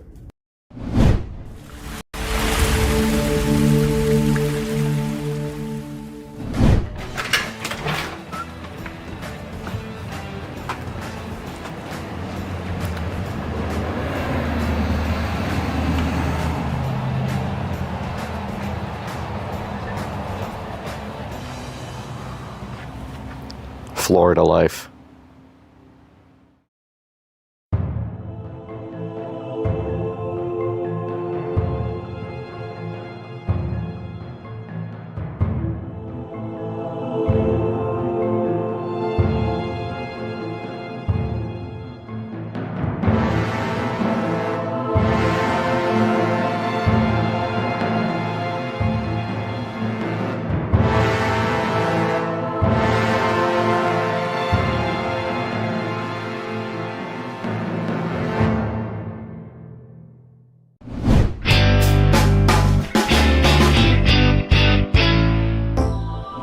All right guys, we are out front of the Supercar Street Racing compound, and forgive me, I am sick right now, but I wanted to show you guys these old plastic plants that we put in from IKEA about 2 years ago. That's how far they made it. The wind basically took every bit of them apart. You can see that there's hardly anything left here to these old plastic plants. We got one on each side now, though this one's doing a little bit better, but it is still also missing some leaves, but it still looks presentable. But these guys right here have to be replaced. So we have something inside, I think that will be perfect for this.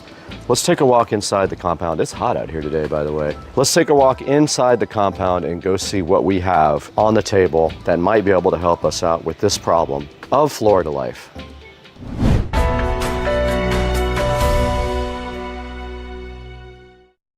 Guys, we are interrupting this program for a message from Priority Chef. Now, Priority Chef did contact us a few weeks ago and asked us to go ahead and take a look at their 6-piece mixing bowl set. They did send me a set of these and they are absolutely awesome. I love them. I'm gonna go ahead and give them to Trish across the street so she can make some awesome dishes with them. But just so you know, this is a 6-piece large mixing bowl set. It does come with lids, non-slip bases, and it does have 3 graters that go right on top to help you grate right into the bowl. Check it out, guys. Right in front of me here, you can see a variety of colors, including black, red, light blue, dark blue, gray. Just very cool that I think you can get a different color for your bowls if that's what matches your kitchen better. And check out the grater set down in the lower left here. That's also very cool. It's hard to find a bowl set with this in it. And another great thing about this is the different sizes that come with the set. You can see right here they have a 1.5 quart, a 2.1, a 3, a 4, and a 6 quart.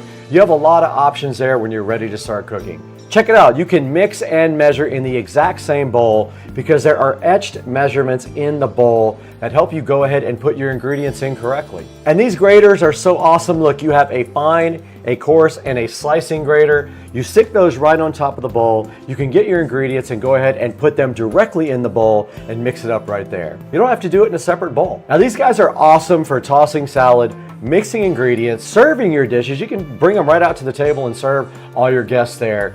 They have food storage as well since they have lids. You can prep your ingredients right in the bowl, and they're great for marinating stuff to cook later. These are also very easy to clean. Stick them on the top rack of your dishwasher. Let the dishwasher do all the work so you can enjoy the food later. And of course, this is a good choice versus other products because it is a silicone base to stop the scratches. Other products are metal, they'll scratch your worktop. These have an inner measurement scale. Others do not have that. That's a great plus to have. These guys have airtight lids. Other cheaper ones have no lids at all, or their lids don't fit properly. Guys, go ahead and go in the description. Check out the official link from Priority Chef. It will be a Levanta link. If you click that, it will take you to Amazon. We'll get a few dollars from this. It'll help us out. It'll help them out as well. And thank you for supporting the channel. Now let's get back to the video.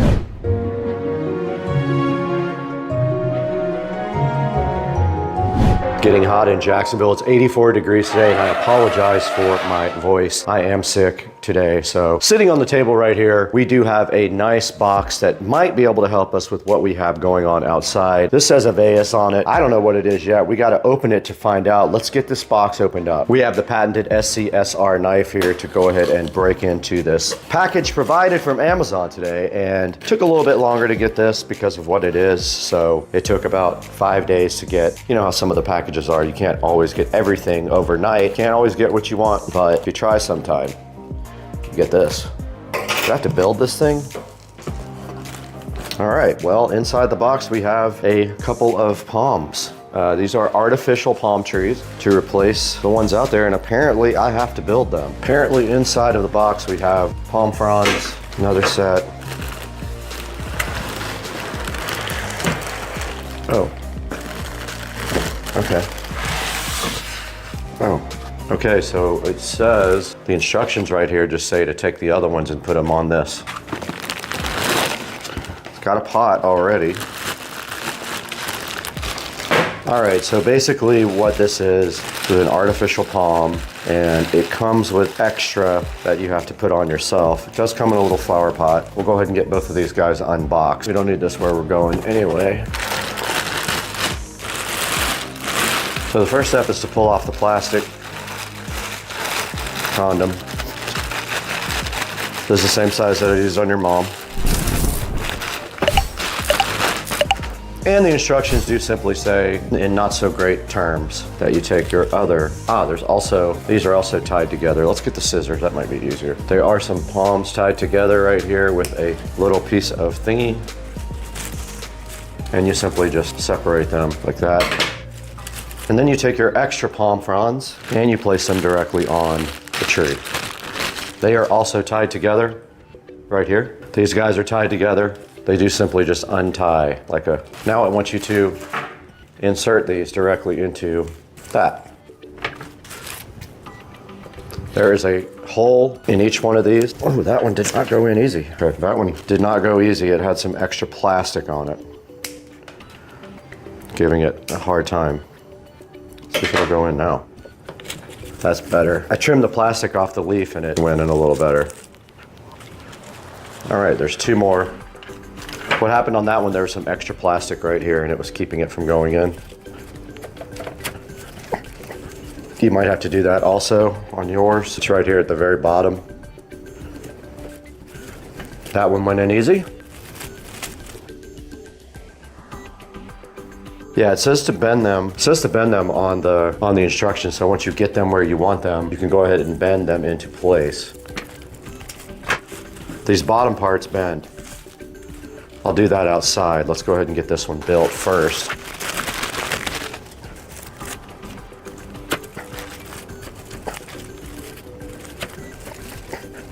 That one was hard to get in. That's what she said. That's what she said. Michael. This one was not hard to get in and it will come out very easy.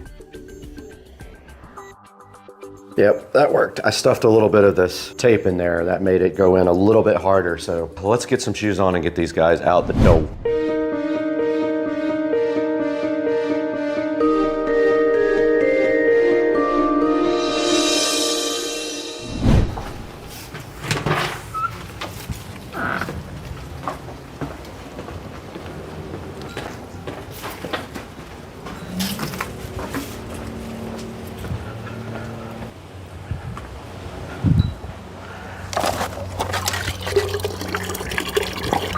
peeing. They both peed.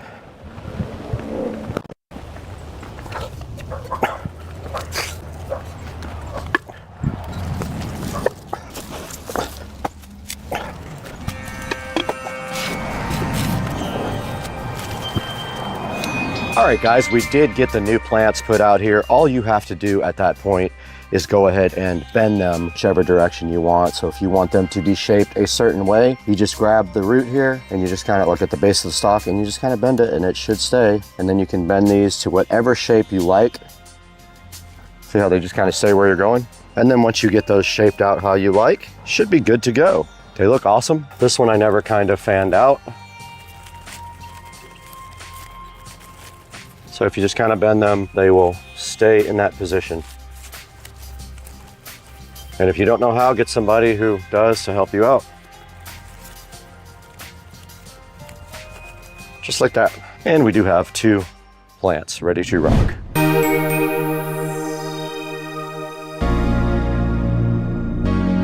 Ladies and gentlemen, we're so happy to see you once again in Studio B. We are recording from Studio B right now. You can see Supercar Street Racing right behind us playing on the television right there while we do a live show for you guys right here on this video. And today you can see we finally replaced our old blown apart artificial trees that were in the front yard. Now what happens to these guys is basically Florida is relentless. The wind, the rain, the humidity is relentless. Anything outside of your house is going to have to be replaced in 2 to 3 years, no matter what. It's just a thing. You always buy warranties if you can on anything that's going to be outside. Everything wears out, including the furniture. It's just a way of life in sunny, hot, humid Florida. Now these trees were in the backyard on my patio. They sat there for a while, but when I built the front patio, if you go back and check that video, I moved them from the back to the front, and I will get some more for the back patio so that it also looks fly, because these are awesome. And they make so many different kinds of trees and plants here. I want to show you a few of them. Now these are the 5-foot artificial palms right here. They are $118. They also have this bird of paradise right here. They have the cedar topiary in both 3 and 4-foot versions. They also have these 5-foot cedar topiaries, and they are quite expensive, $269 for 2. Make sure that's what you want. I think I might buy those for the garage, right on each side when you come up into the driveway, right against the garage. Now this is a artificial Dracania. Looks pretty cool. It is 4 feet tall. It's $64. And right here, a cool artificial eucalyptus tree. I think that might look cool somewhere in the back around the pool area. Here is a 6-foot ficus for $114 also. Here's a Monstera deliciosa plant, 4.5 feet tall, faux Swiss cheese floor plant. Here's an artificial olive tree for only $79. And there's the 5-foot artificial palm trees back again. Now these guys are sitting at a solid 4.5 star reviews. I love the way the palm trees came out. You do have to go ahead and shape them the way you like them. When you get them, you'll take them and actually bend the bottom so that you get a nice natural looking plant wherever you want it. Now I'm gonna go ahead and order a bunch more of these. I think I'm gonna spend about $1,000 on artificial trees. I'm gonna put them throughout the property. I just think they add such a cool touch, and they are zero maintenance for you. Ladies and gentlemen of Supercar Street Racing, there will be an official link down in the description. It's going to have a link for any of these trees you want. It doesn't have to be the exact one that I bought. If you click on mine and then you click on any of these other trees, you can buy those, and I still get a few dollars to support the channel. And they look so good out on the patio, as you guys saw. We'll put a little video at the end of this to show you what they look like. And thank you so much for 144,161 subscribers as we're creating this video. I couldn't do it without you guys. You are so awesome to subscribe and like all the videos. Now I got to get out of here. I got to order these plants and figure out where to put them.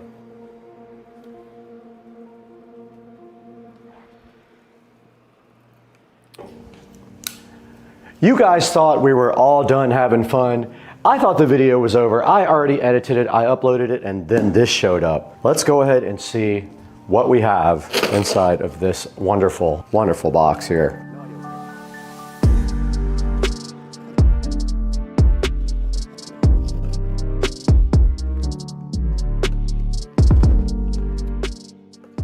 Ah, more plants. So I told you guys I was gonna order some more. I ended up ordering 2 for the front of the garage to give some greenery.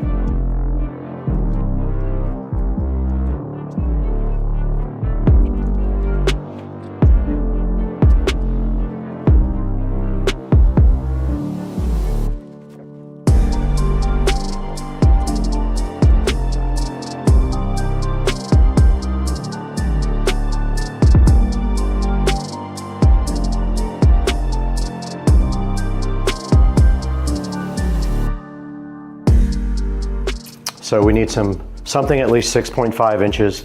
So let's make a trip to ACE, see what they got. Okay, we did go to the hardware store, and as you can see, we found two nice little white pots for these. I'm hoping these don't blow over and break. They are kind of heavy, so I'm gonna go ahead and take a chance on these two right here. And I feel like right here next to this light, or either right in front of the light, just a little bit. Oh, these are definitely gonna fall over.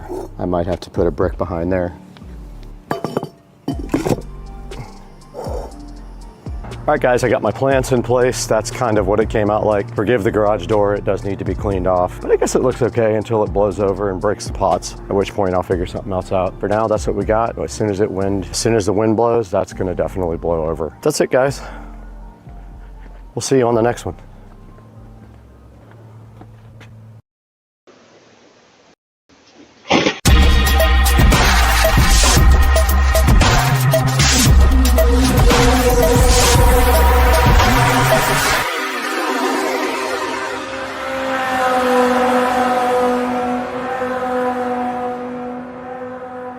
Guys, welcome back to the channel, and as you just saw right there on that video, somebody got super drunk and ran right through my mailbox out there, and I haven't had a chance yet to really figure out what I'm gonna do.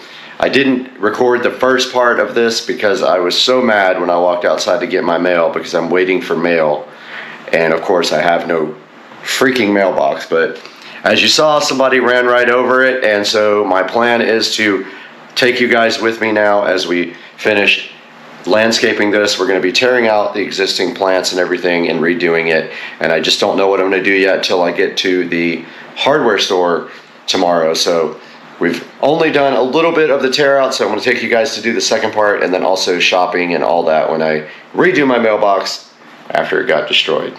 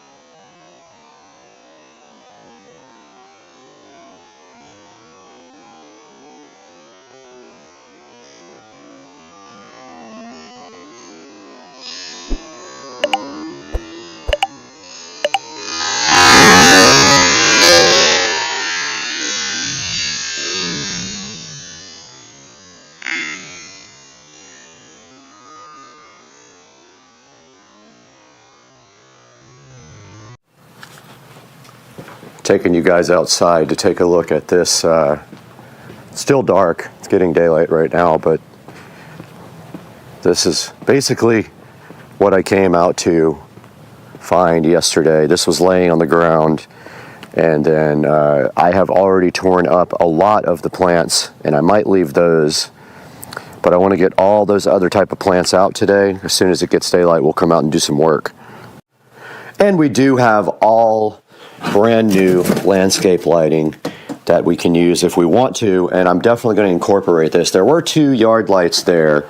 I have all this brand new yard lighting that I bought to eventually replace all the lights in the yard with, and then I did notice that I bought some new spotlights as well, so we can take this opportunity to use these new yard lights when we re-landscape for the new mailbox.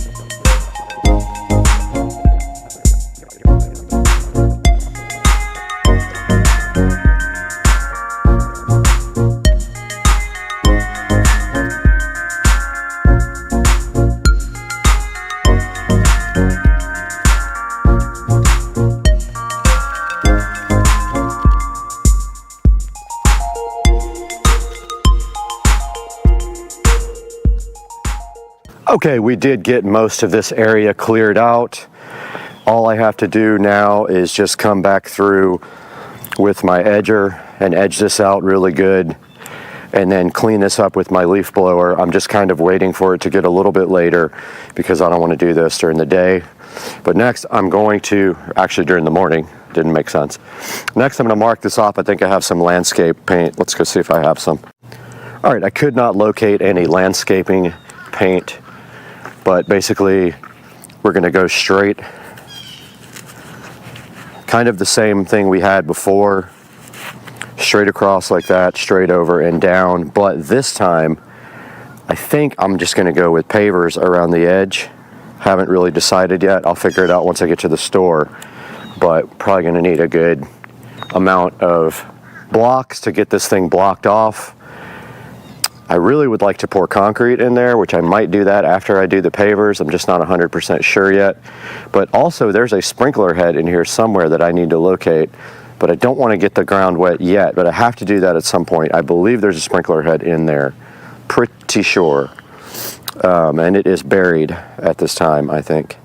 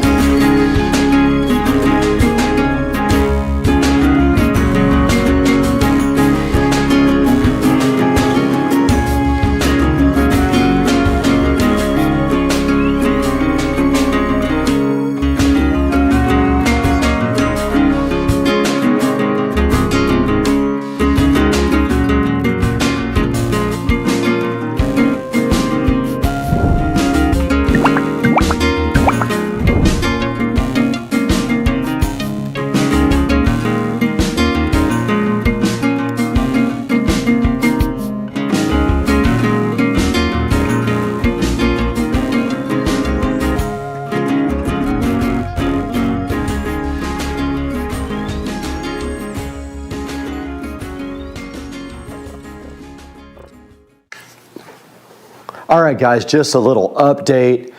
And I was going to head to the hardware store today to go ahead and get everything I need for doing the mailbox. But I decided to hold off and go ahead and order a custom mailbox from Amazon. And that will take about 5 days to get here. I won't get that till December 1st. So as of right now, I put the mailbox back in the hole for now, and then we're just waiting on our custom mailbox to get here. And it just posts directly into the ground. You don't need a 4x4 post with it. You take the whole thing and put it in the ground and then concrete around it. So we just need to get some concrete and then some landscaping stuff.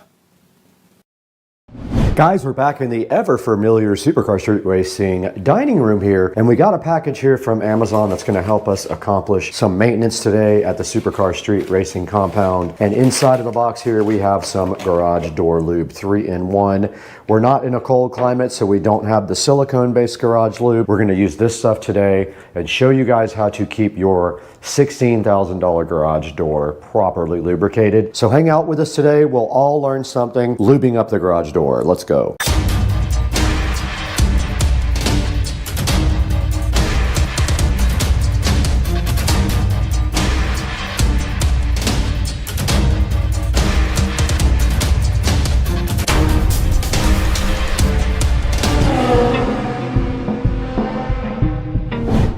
Guys, we are right in front of the 3-in-1 garage door lubricant, and that is our mission today, was to get this out of the box and go ahead and go in the Supercar Street Racing garage and service the garage door. It needs lubricating. It has not been done since it was new, and also we're going to lubricate the spring and the hinges wherever we have hinges that do bend. Now this 3-in-1 garage door lube was something like, I don't know, $13 or $14 for 2 bottles on Amazon. So of course we have to be careful with this stuff. It will go everywhere. So during the process of lubing the garage door, we will carry a few towels with us so we don't spray and drip all over our nice garage floor that has been char coated. Now this says it's quick drying and no mess and prevents rust and corrosion. And there's not much of the directions on the back. It just says shake well, apply by spraying directly on the surface to be lubricated and protected. Wipe excess with a rag. This says lubricate monthly. We're going to start maintaining our garage door like that. Let's get out in the Supercar Street Racing garage and start getting to work.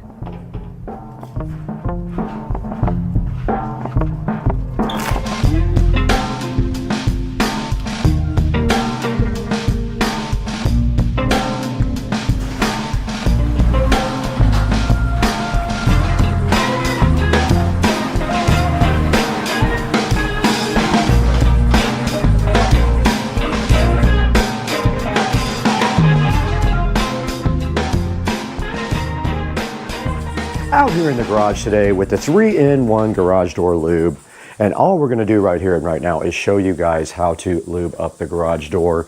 And the most important part is that you get on the tracks where the rollers go and you're actually cleaning the garage door as well. And then you also lubricate these hinges right here. So the first step is going to be to do the part that is open right now. We'll get all this lubricated, get it wiped down, and then we will go ahead and do all of these hinges right here. So that would be the second step. Now the garage door lube does come with a nice little red hose right here for you. Sorry about the traffic. And so all you have to do right here and right now is get a towel. And you don't want to go crazy with this stuff. So you just go light. And then you take your rag. And you are also cleaning the tracks at the same time. Wiping off the oil doesn't mean it's not lubricated. And look at that. So that is dirt accumulated from whatever over time. And then of course, while you're here, you can go ahead and lube the roller, but you don't need much, just a little spray. So part of the problem is it's going to drip, so wipe it off after you do lube.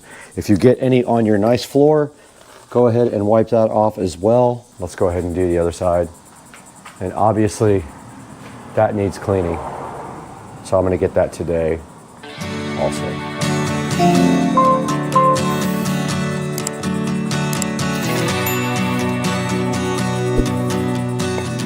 All right, and you do see, be careful with this garage door track. You will cut your hand so bad on it. It's very sharp. So we are getting the garage door track clean now. And that is that. And then we spray a little bit on these hinges right here. Just a tiny bit. You don't need a lot. And that does soak right in. See, that time I did better because I didn't get it all over the place. And now I'm going to take the opportunity to clean this, all the spider webs and mess right there.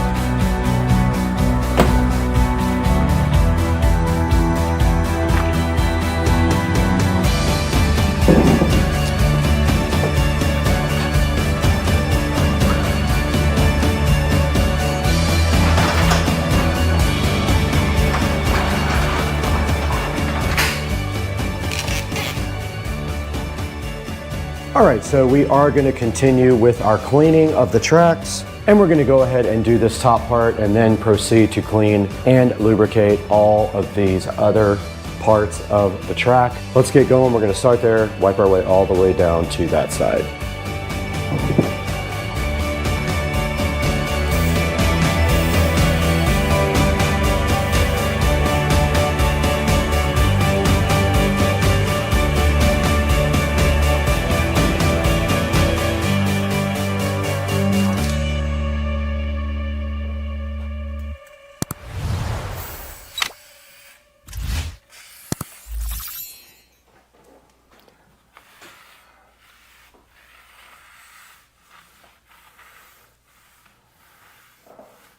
We just finished lubricating that track right there and cleaning it. Notice I wiped off all of the oil. Well, not all of it, but I wiped off the oil, the excess.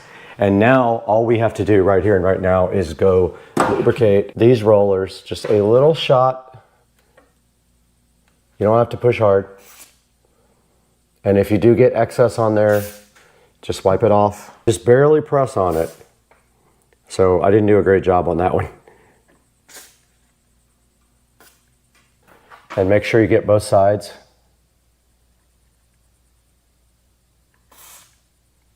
That one's gonna drip. Let's get all of these done.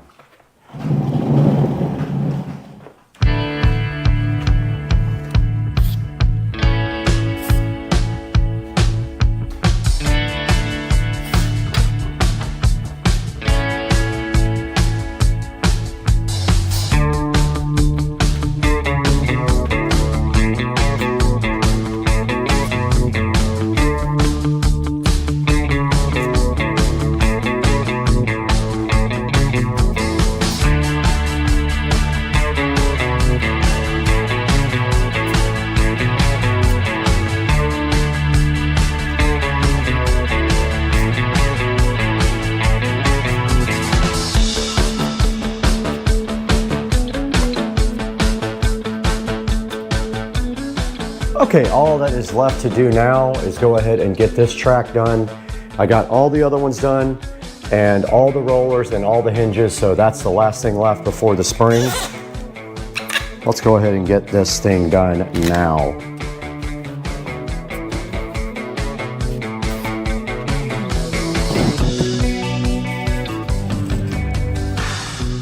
All right, the last step to this project is to lubricate the spring there. We're gonna spray it on top of the spring. Don't get too much on it. It will actually fall down and drip. So we're just gonna go right on top of the spring and then that's it. Wipe it off with the rag.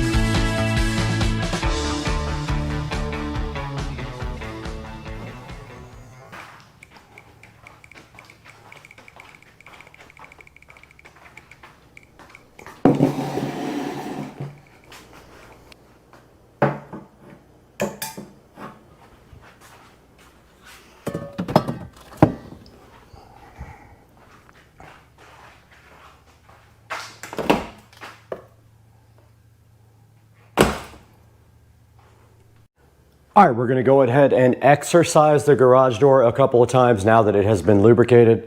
Let's go ahead and open it up. That's gonna allow that nice lubrication to get through those rollers. And the garage door did open. Let's go ahead and close it.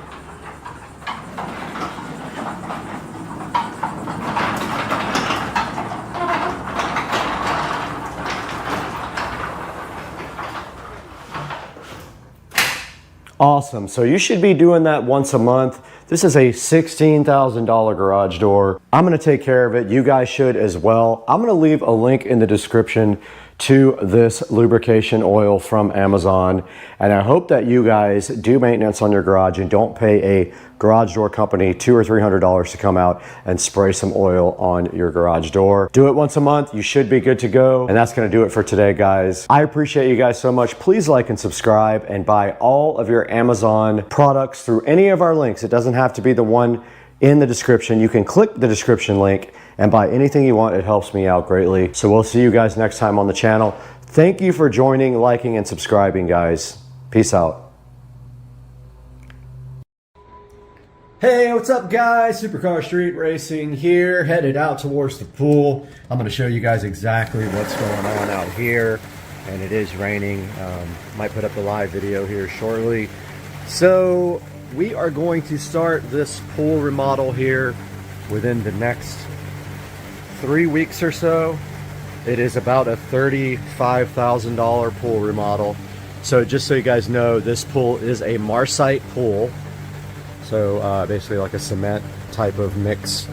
And you're not going to be able to see it from here with all the leaves on top and everything, but basically the Marsite will get stained over the years of the chemicals, and eventually you have to resurface your pool. Well, now everyone is using things like Pebble Tech and other aggregates that have like glass in them and things like that. So we are going to be going with a much higher quality surface on this. So they will be pulling all this surface off, and also the tile around the pool deck. I don't know if you can see it from here. It's raining, so I'm not going out. But that tile right there is coming out and going away in place of some really nice glass tile, which I will put up on the screen here at one point in this video. And then also this pool deck, as you can see here, is a material called Cool Deck, which does not get hot in the sun. But you see how it's coming up here? So it's been like that since I bought the house. So we are going to be putting down travertine on this whole entire pool deck. So this is the biggest expense of the project, is the travertine, going all the way here, all the way around there, and then underneath my patio, all this will be travertine here. And then over here, they don't even know this yet, but I am going to have them extend out to there because we have no place to put the chairs in the afternoon when the sun is down over here. So probably get some concrete down there and some travertine laid right there, and then we'll have a place to move these chairs, because in the summertime these trees like to get right in the way of the light here when you're trying to tan. But yeah, it's really nice out right now. It's raining. I do have a work event later that's going to be pretty fun. I'm stoked about that. But yeah, so glass tile all around the edge of the pool, glass tile on the steps, and then travertine all here, and then cool decking on the pool deck is coming out, and travertine going in place. I think I just said that. And I don't know why this rotisserie chicken container is over here in the middle of nowhere. It's really strange. But anyway, guys, this is going to be part one. Part two will be shot tomorrow when the pavers guy comes and looks at everything. I will give you guys an update on how we're going to do all this after we figure it out ourselves. But the plan is that travertine will be laid on top of all of this stuff. And then when that's done, I think right here I'm going to do a built-in bar with a nice little fridge and a barbecue grill and all that in that little space right there, and ditch this standalone grill over here. But yeah, guys, so just wanted to give a quick little update, and I hope you guys enjoyed it, and we will talk to you guys tomorrow after we get the guys out here to look at everything again.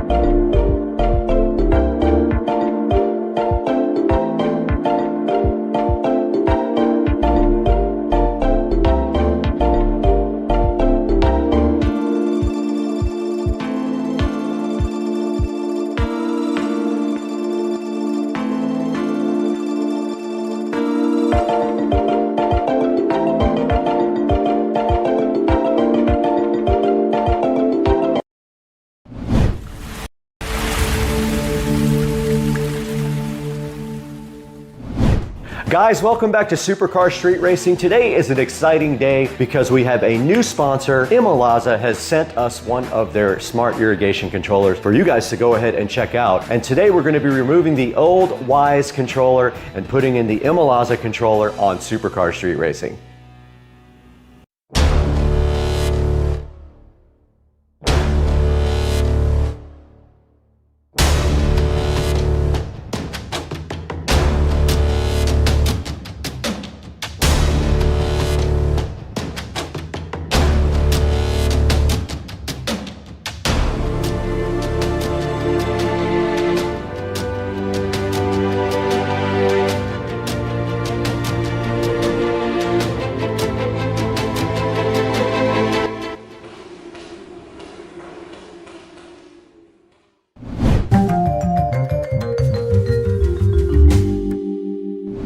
Guys, we're so happy to have you back on Supercar Street Racing today, and we have a new sponsor in Imalaza. They have gone ahead and sent us their smart irrigation controller, which is sitting so fresh next to me on my right here. And we're gonna get that installed and remove the old Wise sprinkler controller that we're not exactly super happy with. We're gonna do all that on the channel today and show you guys this thing, and let's get started now. The first thing we need to do in the step on this process is to go ahead and unbox. Let's go ahead and go inside the Supercar Street Racing kitchen and get this brand new Imalaza smart irrigation controller unboxed.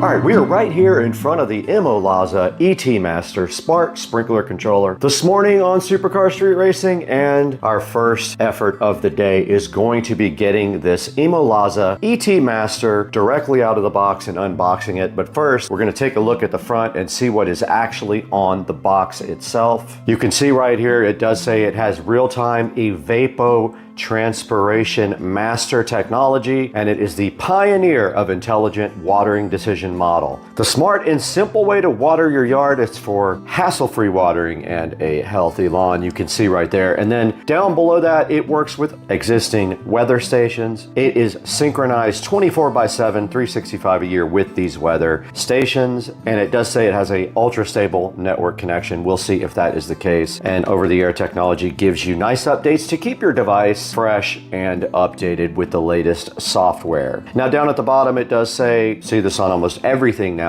that it only is compatible with 2.4 gigahertz networks, and these days, even if your network has more than 2.4, like if you have 5 or whatever, you can still use the 2.4 portion of your network for devices like this, and most smart home devices also require the 2.4 gigahertz networks. Now on the side of the box, it just does say Imalaza. It has their logo on the side. And on the top, it just says real-time intelligent ET Master, water smarter, not harder, which is kind of a tongue twister. Now back on the back of the box, it has some of the technologies there. Imalaza Watering Duration Expert. It lets you set up your parameters for your garden's different areas, such as your plant types and your sprinkler type. The Watering Duration Expert automatically generates scientifically precise watering durations that meets different plant needs in different seasons. So we'll see how that works with the different types of plants that we have. Now it has a Weather Genius feature. Now what that means is it does sample weather from your area and then adjust the watering based on that. And then the ET Master continuously monitors the natural evaporation of water and the amount of water consumed by plant transpiration in your garden based on latitude and longitude. So it does know your location and kind of can figure out apparently what your needs are for your specific area for watering. And on the side of the box here, it indicates that it is compatible with rain sensors, and I think it said that it was compatible with the closed type of sensor, master valve, well pump or start delay, minimize water hammer, and then optimal weather station and a water usage report from the Imalaza Smart Sprinkler Controller, which decided to go back up against the wall right there on its own. Okay, now that we've taken a really good look at the outside of the box of the Imalaza, we're gonna go ahead and unbox it now. And that simply just means opening the lid here and checking out what is inside of the box. And it looks like on top, we have the actual sprinkler controller chilling right here, looking so fly, with this cool Imalaza design on it, which is kind of like mimicking the logo here on the front of the box. And I think this thing probably just comes straight out of the box. So it separates into two pieces here. That's probably for easier installation. And apparently here is the connectors on the Imalaza, and they are clearly labeled on the top here, as you can see. And then it has some buttons here. It looks like a play, almost like a play button, play pause, and fast forward and rewind buttons. Pretty interesting there. And on the back of the box, it just says Imalaza again, smart sprinkler controller, and a place to hang it up right here. And on the front of the box, I do see a reset button right there and a barcode of some kind here, a QR code at the top, and all the connectors right there at the bottom, which you will need a small screwdriver to access. Underneath that, there is an instruction booklet here, and it does show you the wiring diagram.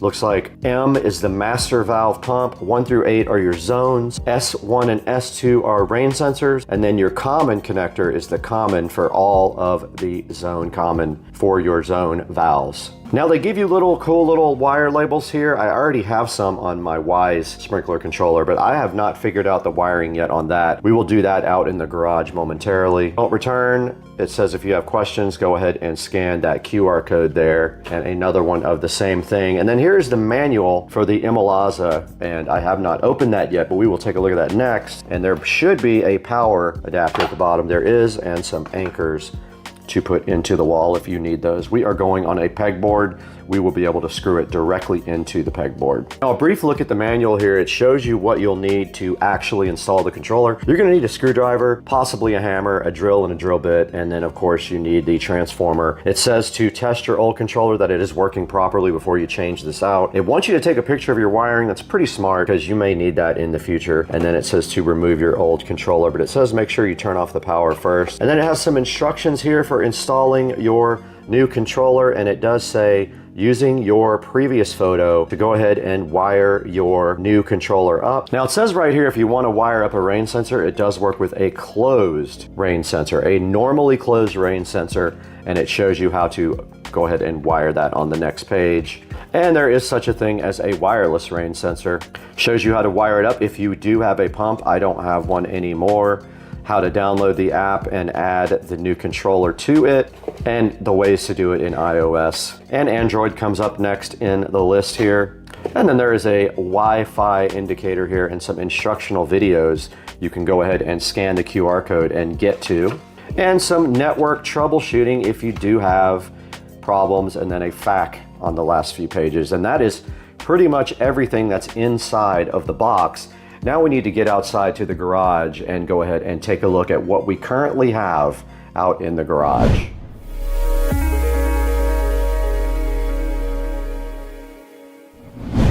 Now that we've unboxed the Imalaza Smart Irrigation Controller, there's a next step that needs to be done. We need to get this Wise sprinkler controller off the wall. We did that earlier today. Let's go ahead and take a look at the process of removing the Wise controller right now.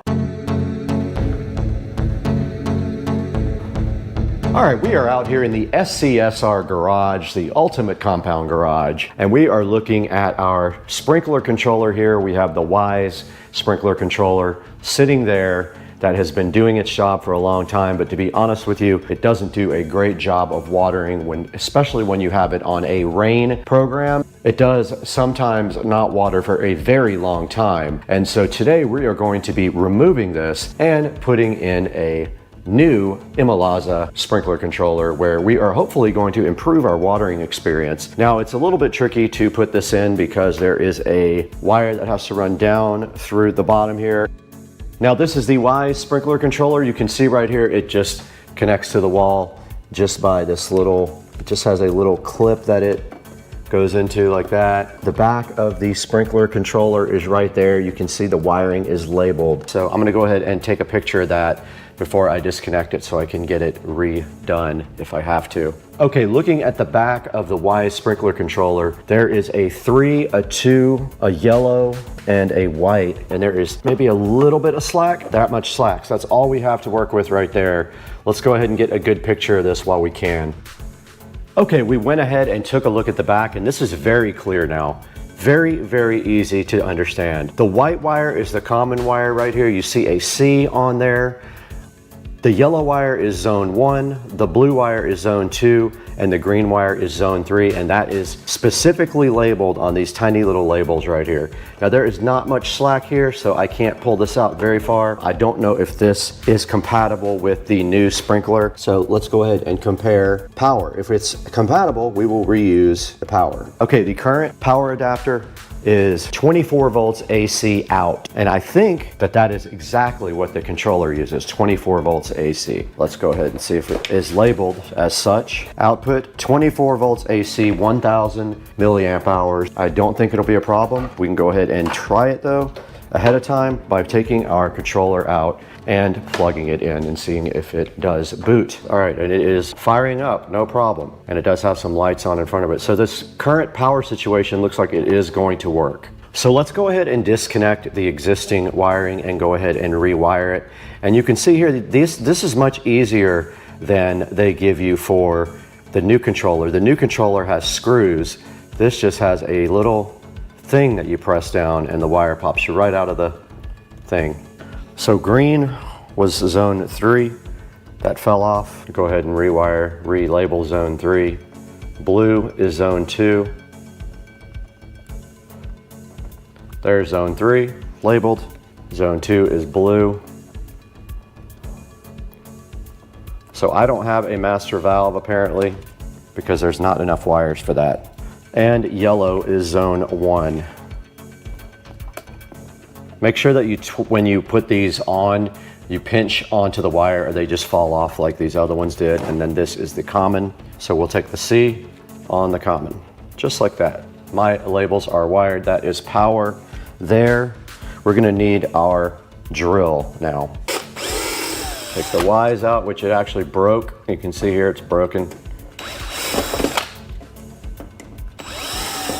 Gonna have to break out the black paint to patch up the wall here.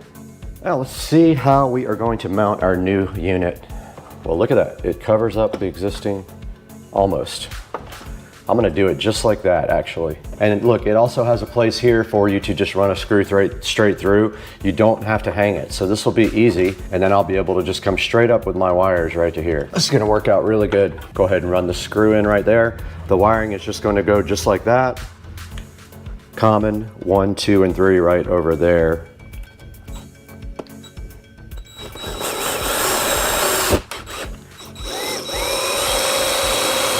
Now wiring. So the power will go there. We'll need our tiny screwdriver for this. I'm gonna go grab it.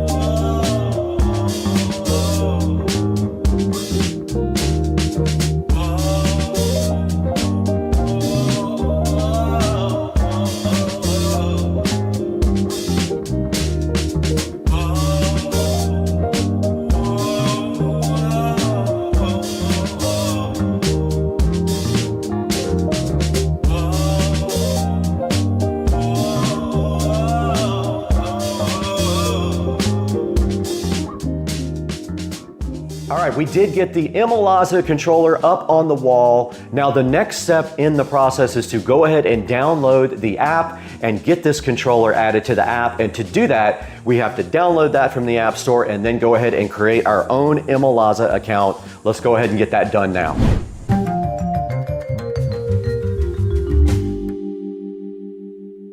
We're at the next step of our process here, and that is going to be to download the Imalaza app. So we have to go online in order to do that. So let's go ahead and get our double view going here of the phone and the GoPro. Guys, today on Supercar Street Racing, we have a new sponsor, and we want to thank the Beard Club for sending us this beard grooming kit for you guys to check out. There will be a link down in the description so you can order your own, but check out this cool beardclub.com kit, and inside of the kit right here, you can see we do have beard growing vitamins right here, and these are supposed to help your beard grow stronger. We have a nice grooming brush right here as well. And this is some beard growth oil to put on your beard. This is vitamin growth spray for your beard right here in this little spray. This is some nice beard shampoo for you right here to use on your beard. And then we do have this Beard Club Derma roller here for you to use on your beard as well. All this stuff is included in the Beard Club kit here, and we would love for you guys to go ahead and check it out. And we want to thank the Beard Club for being a new sponsor on Supercar Street Racing. There will be a link in the description. Go ahead and grab yours today and let me know what you think about the Beard Club kit. Okay, we are recording on both the phone and the GoPro now, and we are going to go ahead and get this app downloaded here. So we are in the Play Store. Let's go ahead and search for Imolaza. Imolaza is right here. Let's install it. It is going ahead and downloading the app right now. I'm gonna go ahead and open up the Imolaza app. We have to create an account. We are going to be putting my name in. Okay, we have already signed up for Imolaza, as you can see here. We're gonna go ahead and click Add Controller. You gotta use Bluetooth, allow Imolaza to access your location, but we need to plug in this guy first. And it asked me if I would allow it to use Bluetooth. I said yes. It found our controller right here. I'm gonna click it. It wants my Wi-Fi. You guys can't see this. All right, it went ahead and connected that time. Let's name it SCSR. Let's do irrigation. It is solid blue now. It wants me to put my address in. We'll skip this part for you guys. All right, so it does have my neighborhood on here now, as you guys can see. It is flashing, kind of pulsing blue. It is pulsing blue, flashing, controller activated.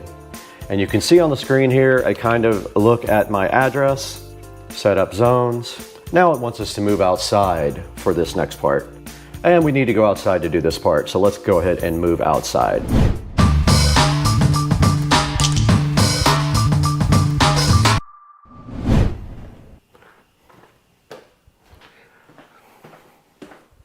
Yum.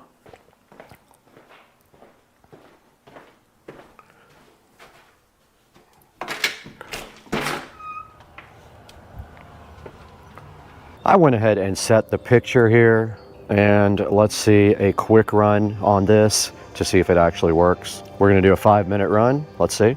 There is a play button, and there it goes. Our watering on zone 1. Zone 1 does work. It is cold, so we're not watering much right now.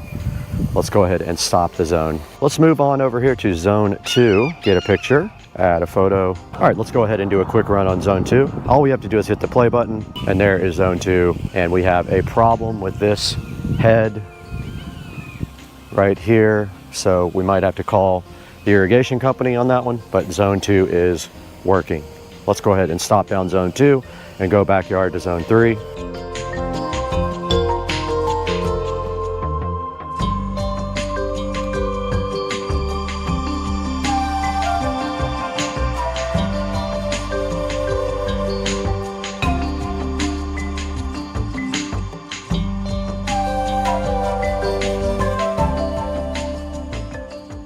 All right, here we go in the backyard with zone 3. Let's go ahead and open it up. Let's get our picture sorted, add a photo with camera, zone 3 for 5 minutes. Let's hit play. Let's see if all of our valves work.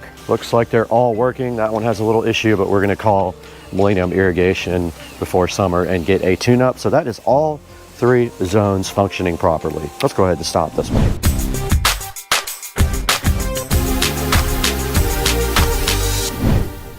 All right, now that we went ahead and configured all of our zones, we need to go back into the Imolaza Smart app and show you guys exactly how that works and look at some of the smart options and some of the scheduling options on the app and go ahead and configure those for you. Let's go ahead and sit down with the phone and get that checked out.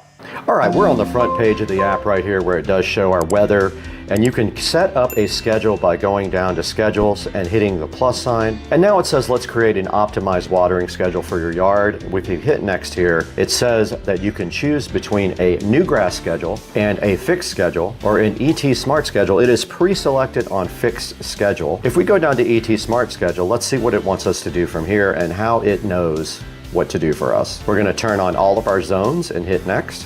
Now it wants to water everything for 21 minutes per zone due to the fact that we are in a climate that is dry. Let's go ahead and put Smart Cycle and Soak. And what this does is helps prevent runoff by breaking up your watering time. So we've got an option here to skip rain. We got an option here to skip freezing, and we've got a wind skip also. Let's go ahead and select all those. So here is the issue here. It is wintertime in Florida, and right now it is very cold, and so I don't know if it will compensate for the cold weather or not. I have to ask the manufacturer that question. For now, I'm just gonna set up 2 days. It's gonna start on the 31st and end never. It's gonna end before sunrise, and this is going to be winter. And that's as easy as pie to go ahead and set up a watering schedule. You can see there, we have our watering schedule active, and it is going to start on the 31st. I encourage you to look at this heavily for your area and customize it if you need to. I will hit the manufacturer up about the recommended days and the fact that it is winter time in Florida. So that's going to do it from inside the app. I hope you enjoyed that part of it. And once again, if you have questions, please put them in the comments section.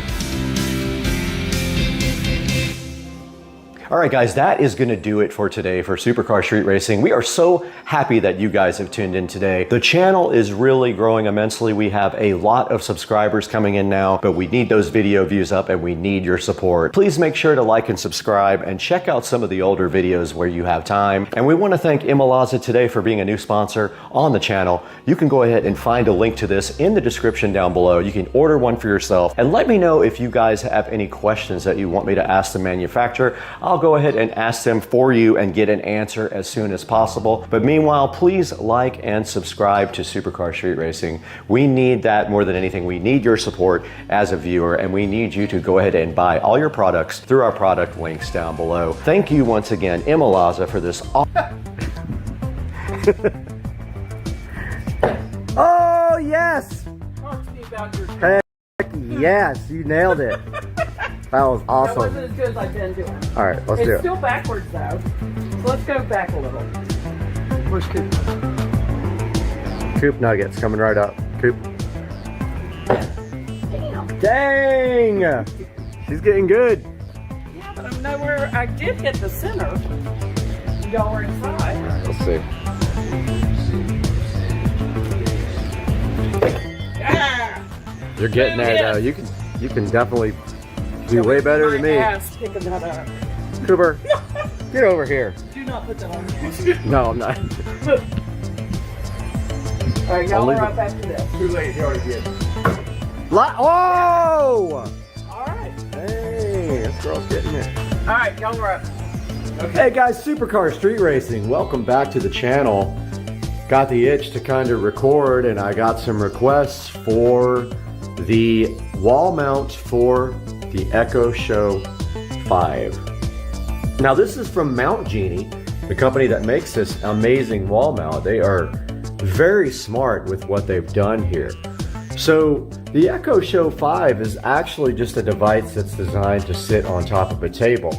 But you had to know that when somebody came out with the Echo Show 5 Amazon, then someone would find out a way to flush mount this in the wall.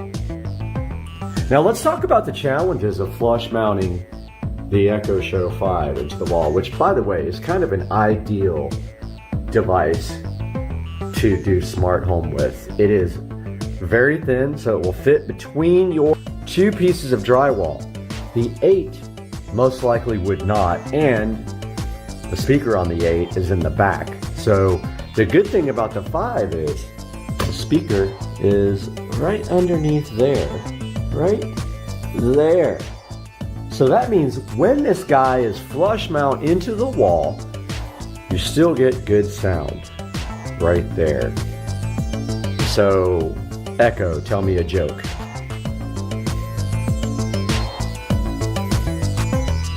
I don't know if she's gonna do it. Of course, on video, she's shy. Echo. Echo. Tell me a joke.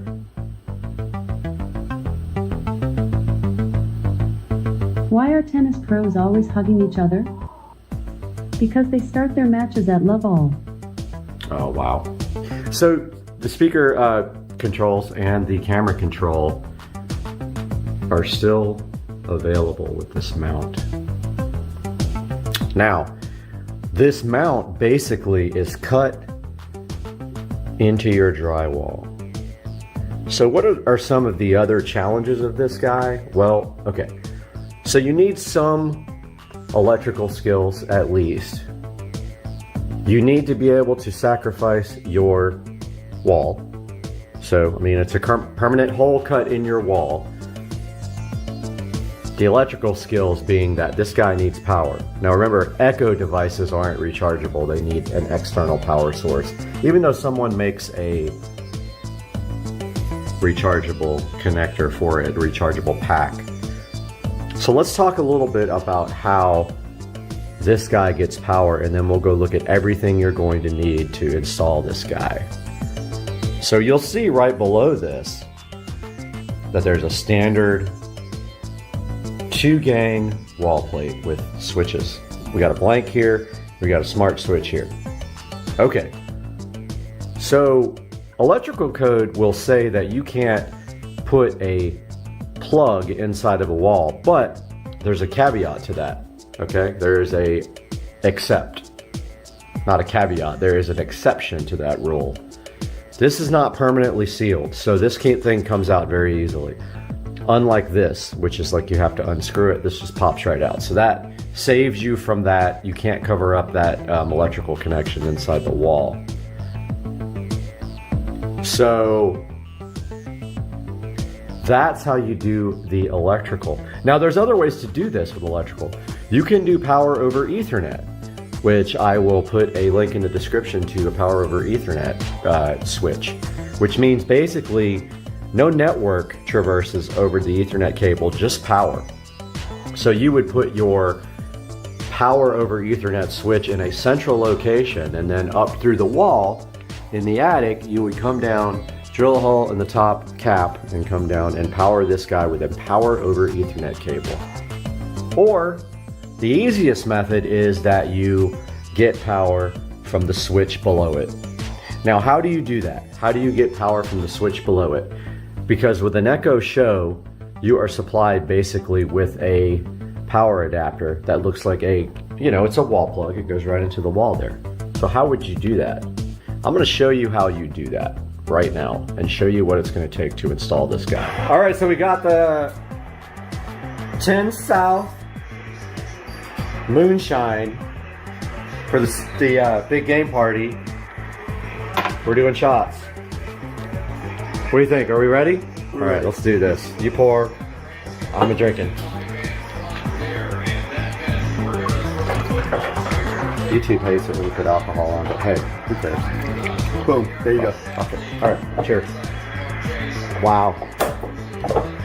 Who has to work tomorrow? Everybody here? Cheers. Cheers. I'll probably get deleted for showing the game. But hey, we have a chaser? Hell yeah, right there. Cheers. Oh, this is gonna be bad. Troy Wiener, number 51. Troy Wiener. Troy Raider. Any related to that Wiener guy from, what was his name? Oscar Mayer Wiener. Who's related to? Uncle Wiener. Andrew Wiener? Who's the cousin of Jake and Lester McStrick. Yes! Oh my God. Yes! They score. Nice! Nice! Y'all killing yourself there? God.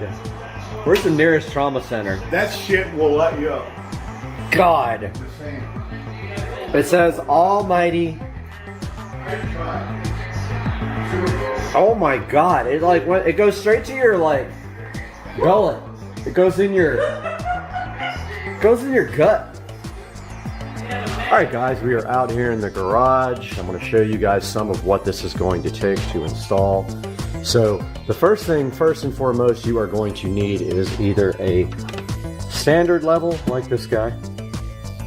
I recommend a laser level. It makes your job so much easier. My laser level is actually at Susie's house right now, so I can't show you that, but I have a Black & Decker laser level.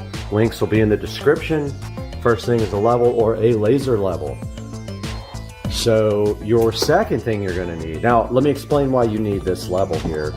So the first thing you need for your level is, because you are going to template this guy, this Mount Genie, onto the wall. The Mount Genie is supplied with a template, and you need to physically line that up on the wall. So you take it and you tape it up on one side, you get your level, and you find the top of the template, you level it off, or either your laser level, and then you tape off your template, and you actually cut around that guy or cut into the hole of the template to make your hole in the wall. Now, to cut the wall, all you need is a drywall saw like this, assuming you have what is like this, which is just drywall. You only need this saw here. Now, if you have other stuff like wood, you can use a jigsaw to do that. An automatic saw, a jigsaw works perfect. For tougher things like in my sunroom where I have wood, I will have to use a jigsaw if I'm going to cut that hole. Once you get that hole cut, you are going to need a female, not exactly like this, you can use that, but you're going to need a female pigtail from either a extension cord, or you're going to have to build a female pigtail receptacle outlet from something. So with this guy, what I would do is take the factory plug for the Echo Show, and I would plug it into this, and then inside the wall I would use this pigtail to power up. Now see, this one has male female, you only need the female part, you don't need one that has both male and female. So actually it's this one, I pulled out the wrong one. This guy right here gets hardwired into your switch box inside of your wall, and then you plug the Echo Show 5 into the end of this guy here. Now when you go into your switch box, you're going to need both a white and a black wire, so you do have to have a neutral wire inside of your box in order to make this work. If you're not familiar with electrical, ask somebody or ask me, send pictures or whatever, I'll assist you. But that is available inside of most switch boxes, have a neutral wire. You need that to make this work, okay? So you need a female receptacle plug, and the easiest way to do that is to either buy one from the hardware store or go buy yourself a cheap extension cord and cut the end off of it and use the female end of like one of the little white extension cords. Once you cut the end off of that, you're going to need to either, of course, this is the best way, you can do it whatever way you want. If you want to just use wiring nuts like these, you are completely welcome to use wiring nuts. I recommend after you do that, you use electrical tape to go ahead and seal those connections up. But the correct way to do that would be with solder. Solder those guys together like that. Use heat shrink tubing here after that to then protect those connections to the female inside your wall. That is basically all you need to hook this guy up inside of the wall. You might even bring some zip ties so you can secure it back. There's your electrical tape that you'll need for wrapping up your connections in there. You may also choose to use connectors like this, like butt connectors. I don't recommend them. The best way is to solder. That's the most reliable connection. Always remember to turn your power off. We've got a couple of electrical testers here to verify that your power is indeed off. You will always turn your power off when you're working on electrical inside your home.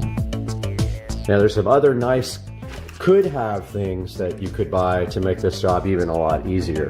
And if you really want to, you could technically put another box inside the wall and cover it, but as long as it's not covered, it has to be accessible, so you have to be able to easily, like the Echo showed, pops right out, you have to be able to get to that connection inside the wall.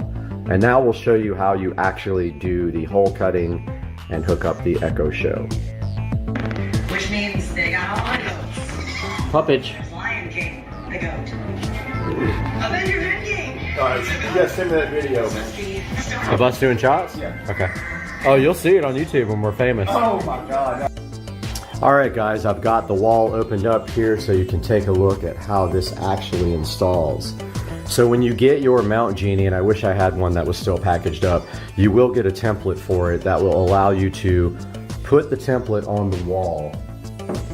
And then you take your level. Now this one's a little bit big, but you take your level and you line up your template. You see how that's perfectly level? You line your template up on one side, so you get one side kind of where you need it. You tape up that one side of your template, okay? Then you use your level to make that template 100% level. You tape off your template till you have it right where you want it. You take your drywall saw then, and you will start in the middle. Just push right through the center, make a hole, and then start cutting upwards till you get to the line, and then start cutting, you know, when you're almost to your line, cut to an angle till you can cut this. Now you can be a little bit off because it has a nice plate that goes over the hole, but just cut, you know, and you turn a little bit early so that this is flexible, so you will be able to make that cut around the corners here until you get this hole cut all the way out and your drywall will pop out. Now, if it's a little bit off, that's okay. You can trim it afterwards and make this plate fit. Now, the way this plate fits, it literally just pushes in through the hole. It's got a lip right here, as you can see. Now, these little metal clips come with the device. There's 4 of them. There's 2 on the bottom. There's 2 on the top. So make sure this part's on the bottom. It clearly says Mount Genie here, and it's, you know, you can tell it's the correct orientation. So push these clips on here and on the top. They just literally push right in right here and clip in, and they hold this mount up to your drywall. That's what keeps your mount inside the wall. So I undid this so you guys could also take a look at the electrical. Now, let me get my light turned on here, so I'll be right back. All right, guys, got the light turned on so you can kind of see what's going on in here. So I actually used a female extension cord end on this guy here. So I just cut the female extension cord end off, and they are soldered and heat shrinked and then wiring nutted to the white and the black wire inside of the switch here. So how do you get that wire into the switch? Well, if you can't fish it through the top of the electrical box, you can always drill another hole into the electrical box. This one is pushed right down through the electrical box, and then literally the Echo Show 5 plug is plugged and taped right into the end of that. And yes, this is code because this is easily accessible. It's not permanently covered up. Permanently covered would be drywalling over it and then mudding and everything, and impossible to get to. So this does make it legal. It's also relatively low voltage, so really there's not much of anything but 5 volts going through this guy. Now, once that guy is hooked up, you are ready to go for your power.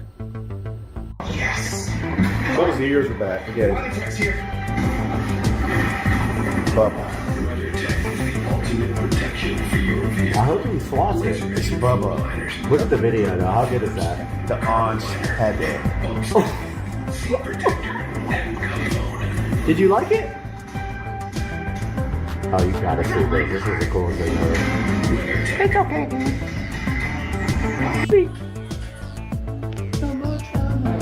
Kitty, kitty, kitty, kitty, kitty. Oh, bye-bye, kitty. Bye-bye, kitty. Came to visit momentarily. All right, guys, so now that you got your power all good for your Echo Show 5, you've ran your power to your outlet, you can go ahead and turn your power back on and plug in your Echo Show 5 with one hand, like I am going to try to do now. So the Echo Show 5 is now plugged in. There we go, we got power. Now this thing goes in pretty easy. Make sure that there's no wires in the way in the back. If there's any electrical wires, move them out of the way. And this guy literally, watch, this guy just pops in. Now if it's hard to get in there, there may be a wire in the back that's holding it back. But that is it. That is how you wall mount your Echo Show 5 with the Mount Genie.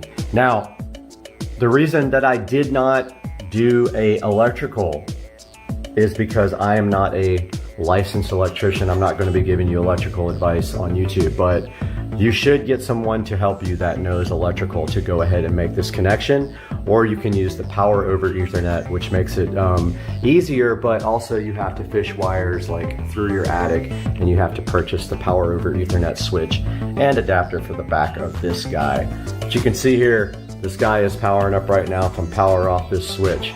Now, if you guys have any questions about this, I'm going to do my best to put everything in the description of how this guy can be purchased and what you need to hook this up. And I hope that you guys enjoyed this and look forward to more videos like this. Hope you guys have a good day. See you later. Dude, that's pretty close. I think he wants chicken. He's tired of cat food. This is like, I mean, you can literally see every...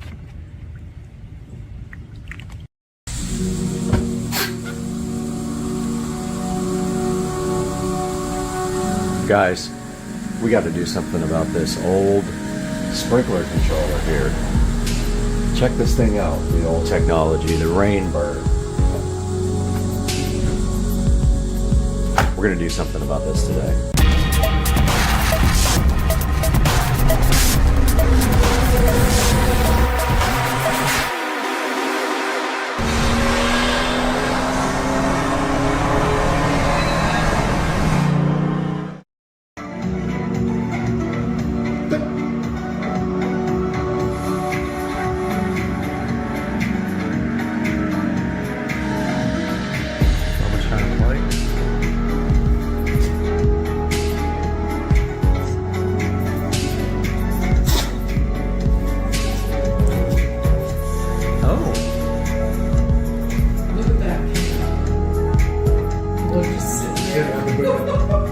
Coop drove him away. Guys, welcome back to the channel, Supercar Street Racing, and today we are taking a look at the Wise Smart Sprinkler Controller. I've been wanting to get this for a while, and it finally went on a payment plan, and I was figured, why not? I'll just go ahead and pick it up because I've been putting it off. So this guy right here comes, I think, with a year of free, like, Wise service, so that it actually works with the forecast and all that. I'm not too concerned about having it know when it rains and that kind of stuff, because I have a well, so it's not like I'm wasting city water. But let's get this thing opened up and see what's actually inside. And here's a good look at the box. So that's the front of the box. Shows you kind of the zone layout here. Shows you the app here. So this uses the regular Wise app, which I have a lot of the Wise cameras. Water Anywhere from the Wise app, edit schedules from the Wise app, DIY, which we're going to go through that as well, sunrise, sunset settings, offline schedules, and customizable zone details. Good look at the back with the terminals here that we're going to be checking out. Look at where the apps are for both Apple and Android. And yeah, that's about it. We're going to go ahead and open this guy up now. See what's inside. Get both of these sides opened up. It looks like it slides out from the center of the box here.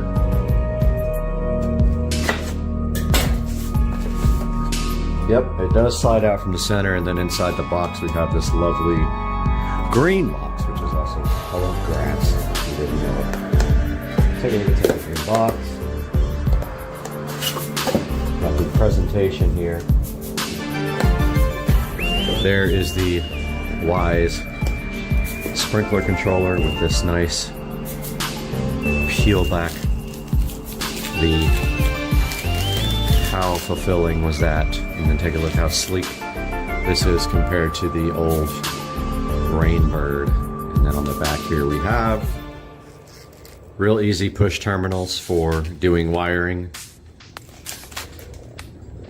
So that is the actual control box. Here is the mounting plate for the Wise Smart Sprinkler System. Looks like it goes this way and clips on somehow like this. Apparently, yeah, you just kind of Mount this to the wall. We'll show you all this when we do the installation, and then this pushes on to that. I also ordered another smart landscape lighting transformer, so that's going to go next to this guy inside of the garage and do the, if you're facing the house, it'll be the left half of the landscape lighting. If you're looking away from the house, it's the right half. Here's the beefy, chunky power brick, pretty heavy, probably 3 or 4 pounds power brick. The standard, I forgot what these are called, connector. We've got some drywall inserts, which we won't need. We're putting it on pegboard. And it looks like we have, I don't know, Velcro maybe? Some kind of wire management. We have a little free year worth of sprinkler. A little quick setup guide here for our new guy. And it looks like we have a little sheet here for putting decals on your wires when you disconnect them so you don't get confused. There's actually a quick setup guide inside of the app. So we're going to start that process next, and we will start recording on our tablet and our phone at the same time. Phone does the video, tablet's going to be doing the app, and we will see that next on the channel.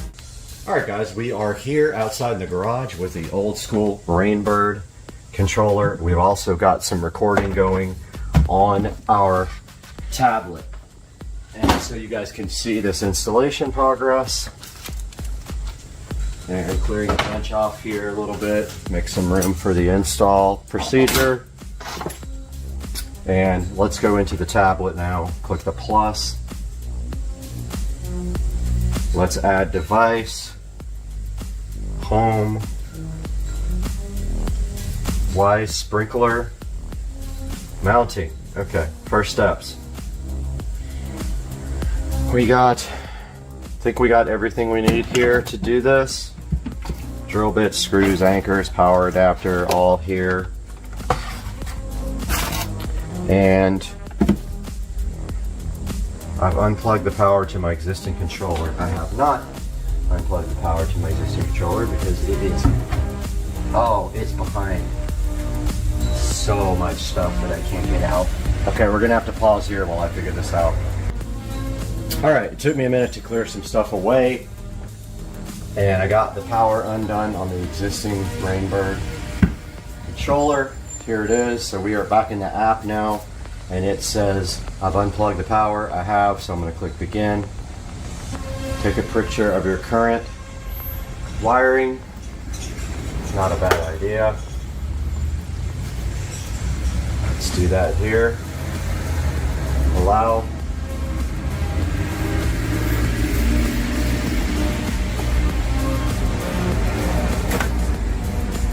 Allow.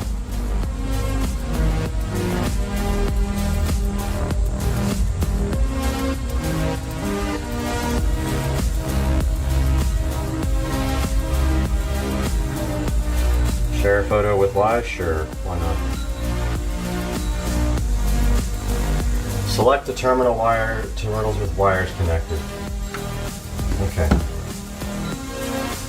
COM. I'm trying to understand how you do this. Common.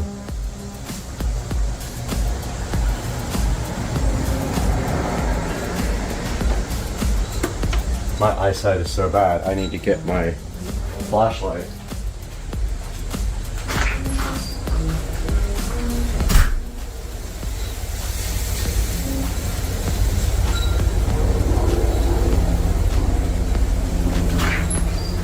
Got the flashlight.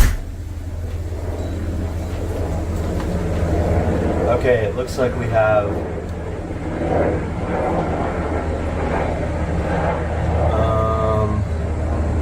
COM and 1, 2, and 3, and we have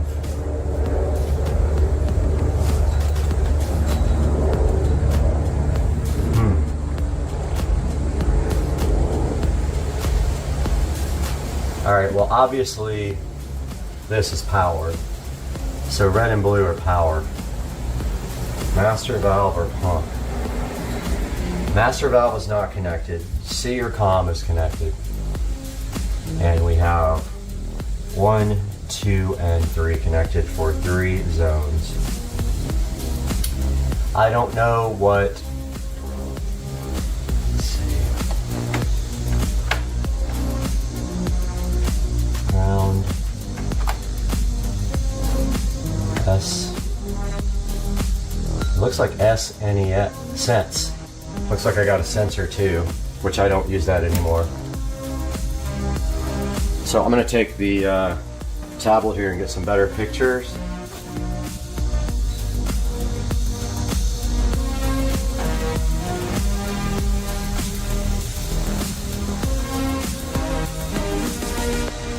No, I don't want.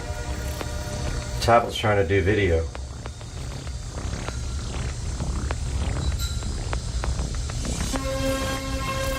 No.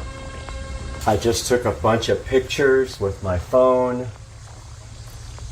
and I think that's good enough. Continue to mounting guide. Label your wires with the included stickers. So we need to take off these gloves, get our screwdriver out.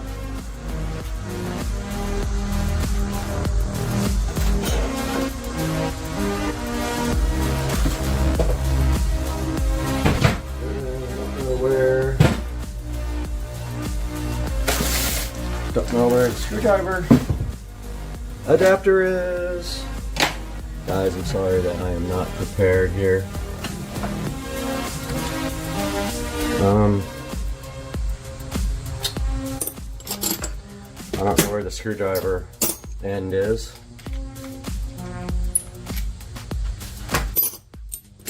I know, this is ridiculous, dude. Whoa, almost knocked the camera down.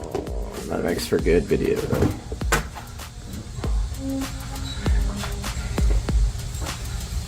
Okay, so we got one is yellow.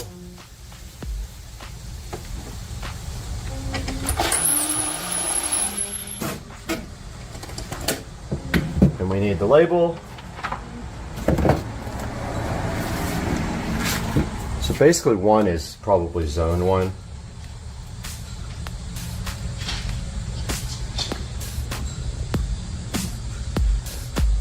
There's 1 label.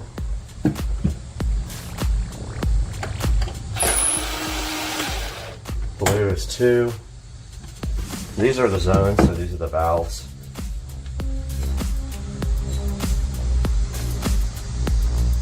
And there's number 2.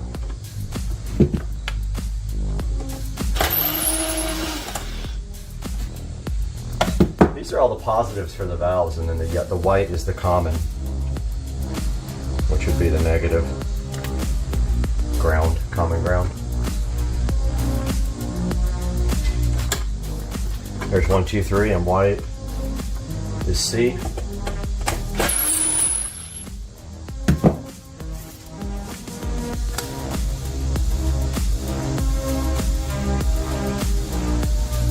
Probably all standard colors like the standard ones.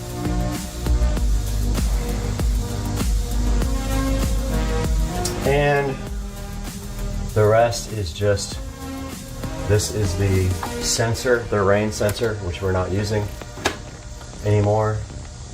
And then this stuff is power.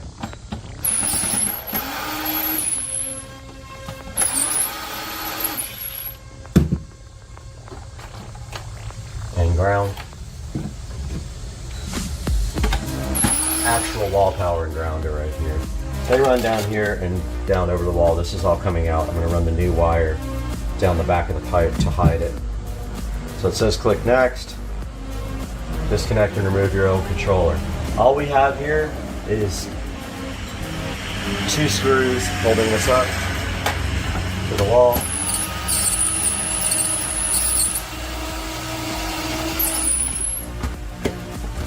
And the pipe goes through the bottom. That one is in a stud.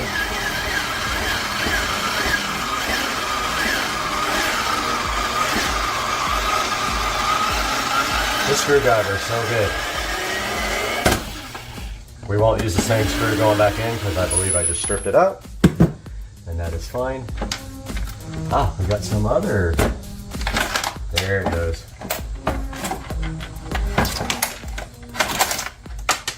That is that, my friends. The old controller is removed. New controller. Next thing in the instructions says, hold the mounting plate to the wall and mount the hole. So I'm lining it up with, I'm going to line it up with these existing holes. So that's how I'm going to get it straight, and then I'll use the level. So it looks like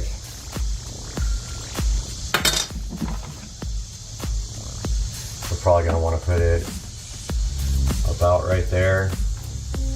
Man, I really wish we didn't have this. I wonder if there's a way to run the wires through the wall. Don't know if I can do that. Really don't want this pipe sticking up anymore. I think that's going to take a lot more than I can do today. I think that's a project for another time, but we kind of want it right there. With the wires running behind it. So we want this controller to sit about right there, level. So this is the row.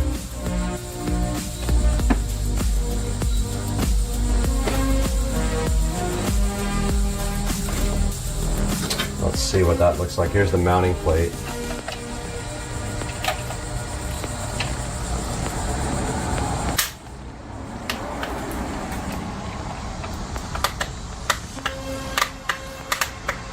Man, how does that thing go in? Oh, it's upside down.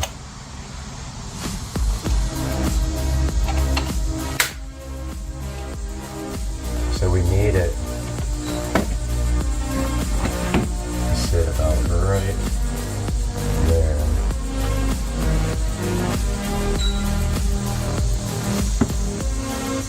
So it hides the wires. So I have to get something to mark this with.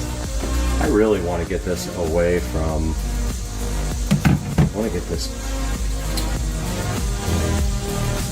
I have to disassemble that whole pipe if I'm going to get rid of that thing. It's just not for today. It's not for today. It's for another day. I really want it to go inside, but the wires are outside. Okay.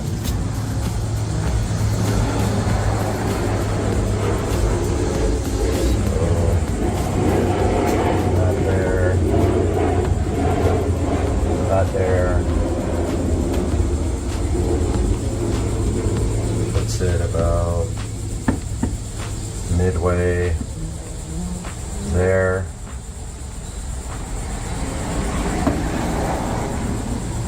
Is that even close to being level?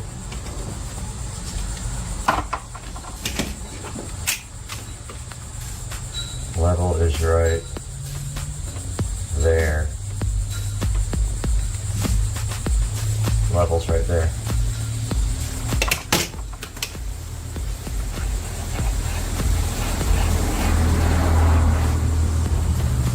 Okay, so top of the mounting plate needs to go there, and then hopefully I can get the screws in.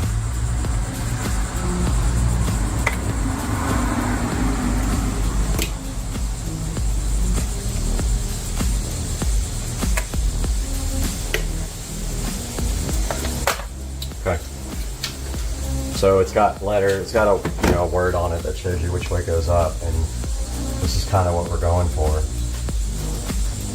Right there. And hopefully that, well, neither one of those are in.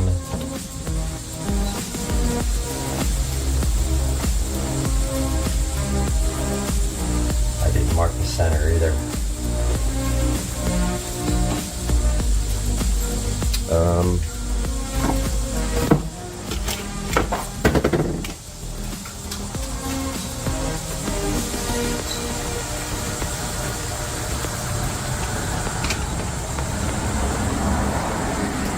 That's actually level right there, which means the pipe looks crooked. Center's going to be right here. I don't know how we're going to figure this out. I'm just going to shoot for it.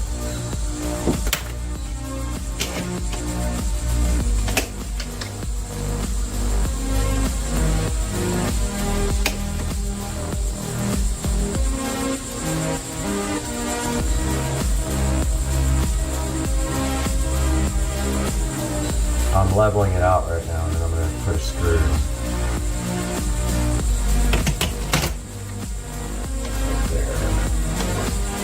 Oh, it went right in the hole. Such a bummer. I really don't want to use this pipe. I mean,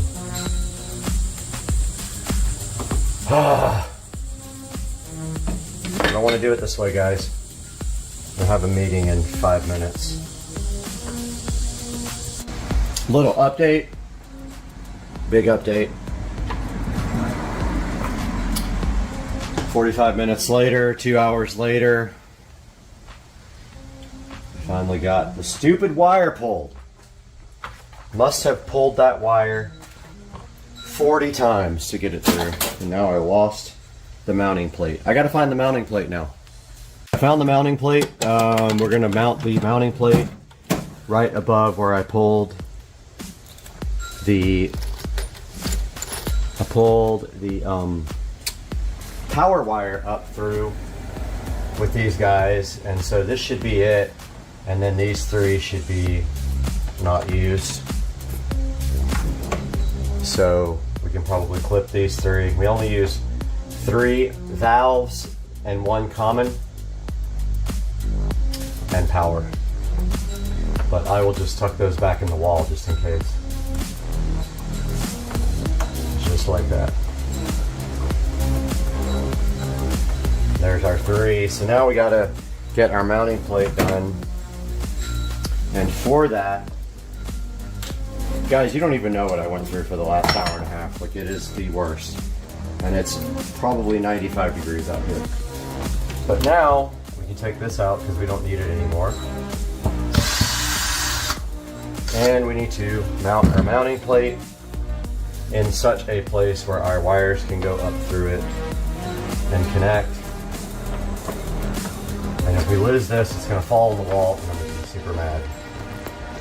But I think right there is good. And so we will get one done and then level it with the other one. And we are going to do this the best we can, people. Hopefully that screw will work. Not the one that came with it, but whatever, dude.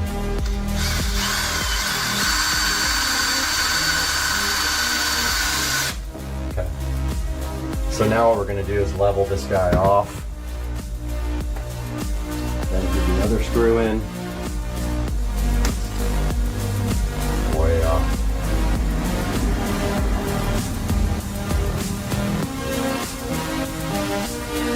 That's level.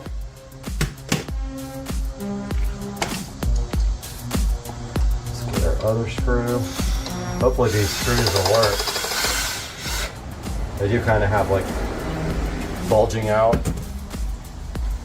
Okay, we were on the tablet about to mount and wire up the Wise sprinkler controller. The instructions here tell you how to mount the wall plate. We did that already. We already did this part with the anchors. We already screwed it in. Now we have to connect the wires. And they're push buttons.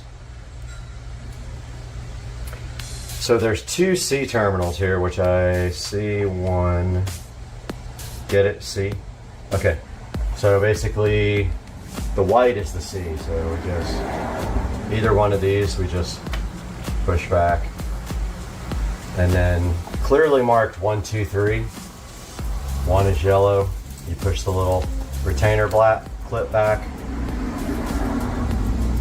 2 is blue. Push it back. All the way. Oh, wrong one. Too much vodka. And 3. And then the last thing is the power wire. Now let's hope, actually let's run that back around this way. Let's hope that this thing goes mounting without having to do anything else weird. But we do need to get these wires back in the wall. Okay, so it just kind of sits on this back plate and then pushes up.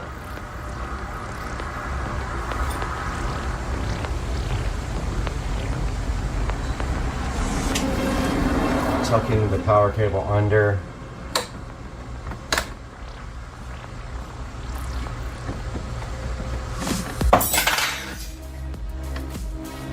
So there's a catch on the top of it, up here, that has to catch.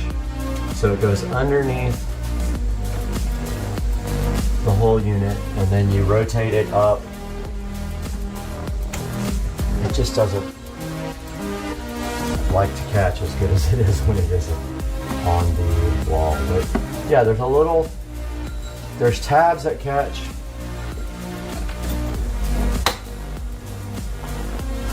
And then you're just supposed to literally like, wow, it looks like it's going to be like facing upwards.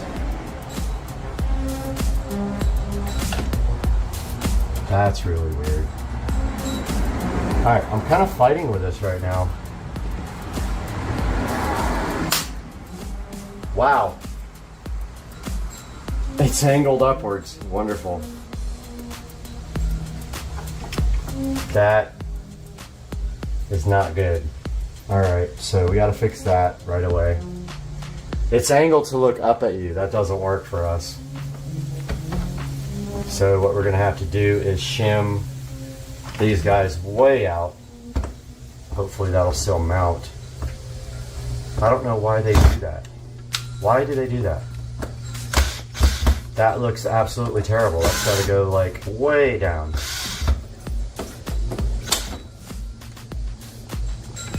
Why on earth do they have it facing upwards like that? That just makes no sense at all.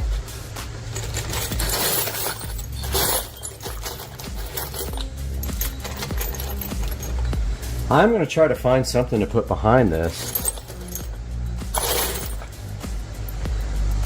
What's happening is the plate. We really need to, well, no, that won't work either. But we need this plate to be way out here like this in order for it to mount correctly and display correctly. And I honestly don't know how we're going to do that. But there's a washer there.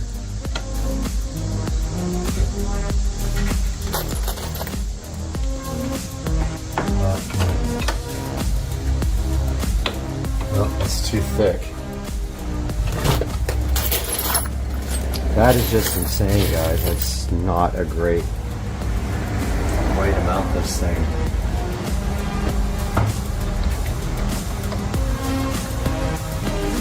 It needs to be shimmed way forward. Like, way forward. Why would they do that? It's like it's angled up at you. I know you guys see what I'm saying here, right? This stupid thing is angled so far up. When you mount it, it's like it catches the top of this thing, and it's like, why would you want it facing upwards? Seriously, stupid. This has to be fixed. I'm looking for shims.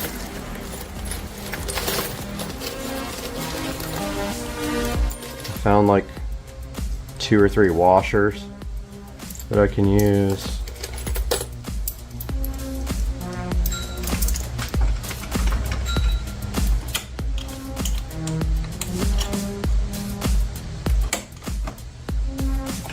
I mean, it's got to be way up there.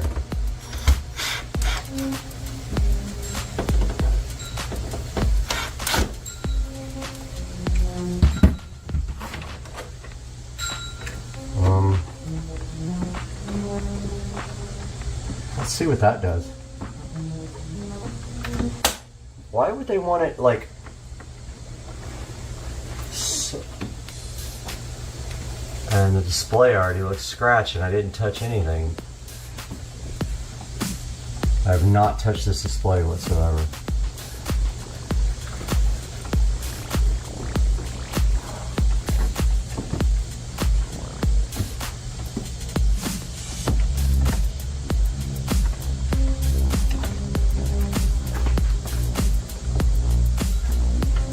That won't even go.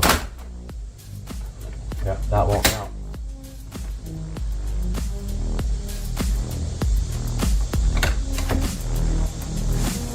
It doesn't like the angle. What is the deal with this mounting plate, man? Alright guys, I settled for it facing the ceiling because fuck it. At this point I'm fed up with this crap and I don't want to mess with it anymore. And I have a scratched display and I just don't care, and I've shimmed it and shimmed it and shimmed it, and it's not going to get any better. It faces upwards. If you guys buy this, no, you better mount it down here, which I would have. Now I got a hole in my pegboard. So here we are on the tablet. I've connected everything. I've plugged the sprinkler in. Now we have to provide power for it. I'm doing that now. Power, and as you can see, it lit up. It's blinking. It's on the mounting plate. It's in parry mode, as the app says. It wants us to begin and turn on location. It is on. It is on.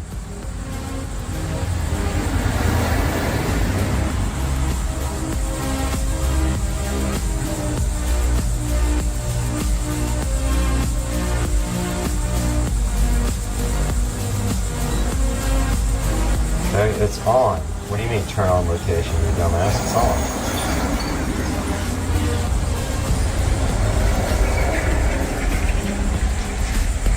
Do we have to have Bluetooth? I think we do.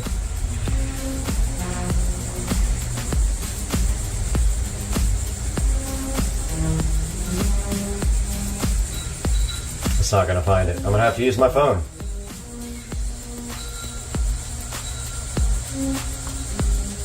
Dude, this is stupid. Alright, still struggling with this thing. It just says place the bottom of the device. It does say in the video it's supposed to be angled up, but I think that that's stupid. I don't understand why the hell they would do that.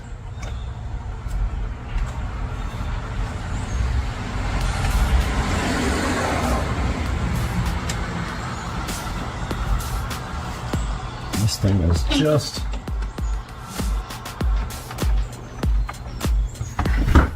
Ooh.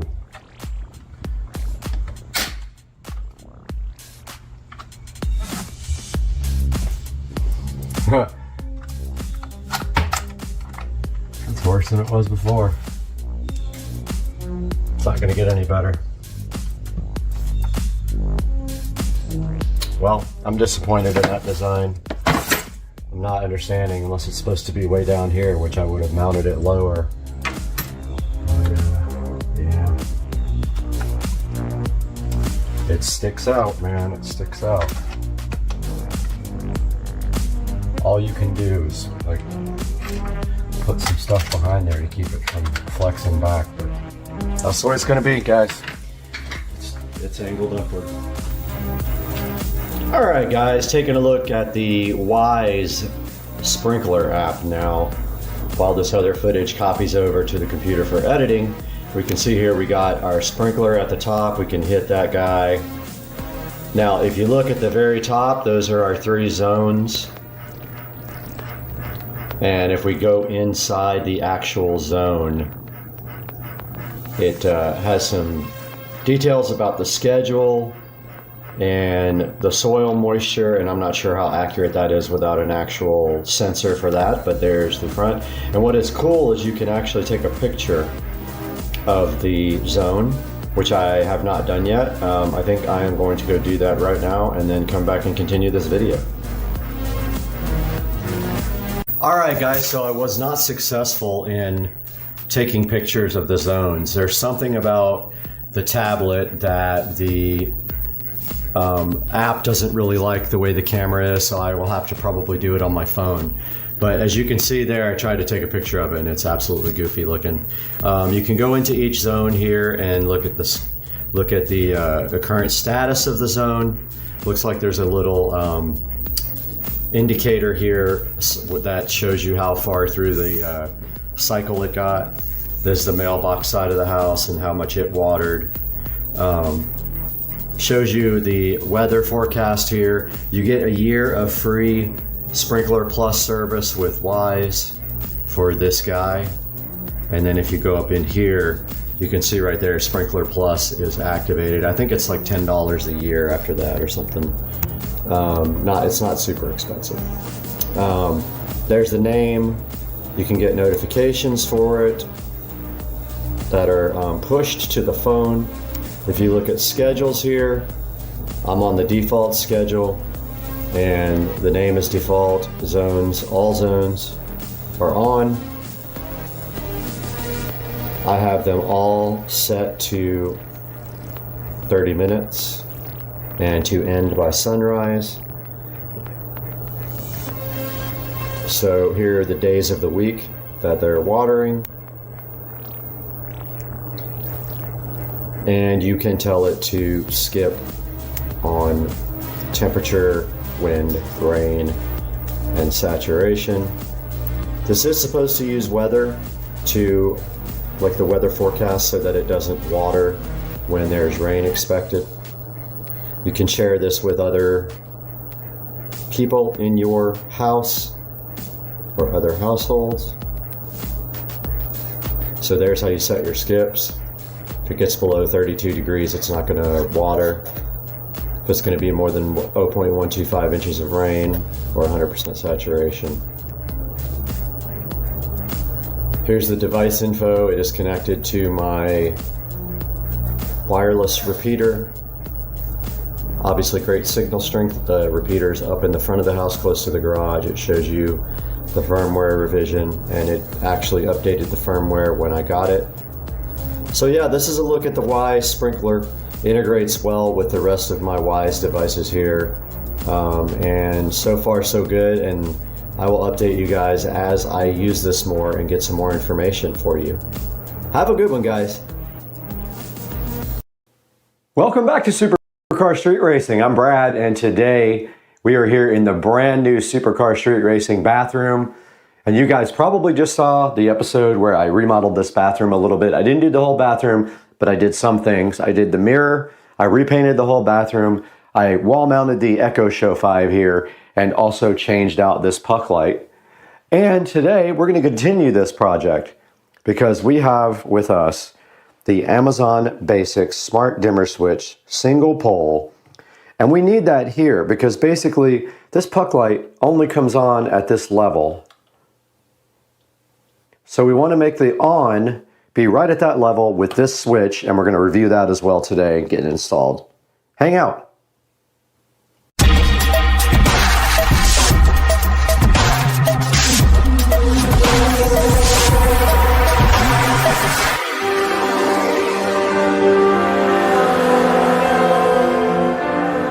We're back here in the Supercar Street Racing guest bathroom that you guys just saw. We remodeled, and right behind me is the brand new smart mirror that we did install on the channel. And today we have this Amazon Basics smart switch we're going to be installing right in place of this dimmer. And so the first thing we need to do is get this dimmer out of there. Okay, we're right here in front of the old dimmer switch that is just basically a manual switch. And what we're going to do right here and right now is first change bits to a flathead, because that is what runs this plate on. So these should work. Yep. So let's go ahead and get this wall plate off.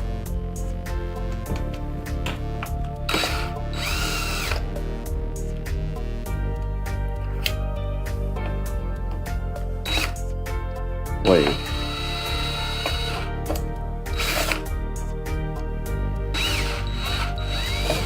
My kit doesn't have any small ones. And we have the wall plate off. Now we got to switch back to our Phillips head because these guys are always in with Phillips.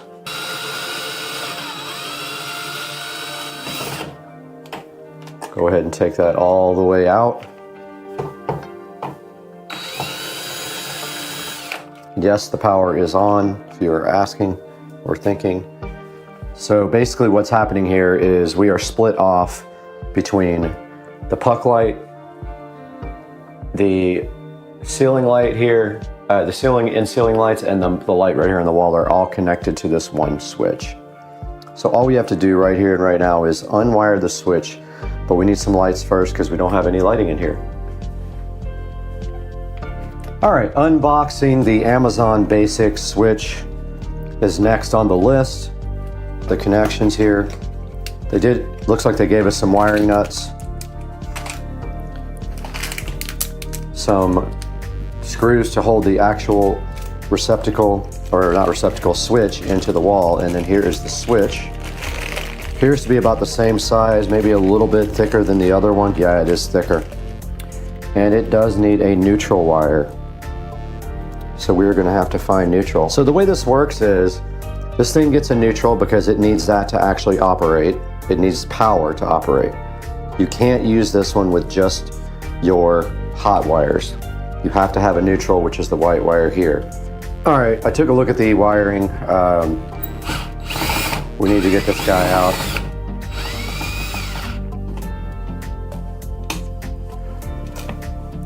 To get to the neutral. And we do have now remember this is hot right now, so we do have our neutral wires right here, all grouped together. Okay, I decided just to reuse the existing wiring nut if I can get the wire in there. This is going to turn the light off. So we are going to have to reconnect those for the lights to all work properly. Now on this new dimmer switch, red is load, line is black. All right, so now we put everything back in the box. Or attempt to anyway.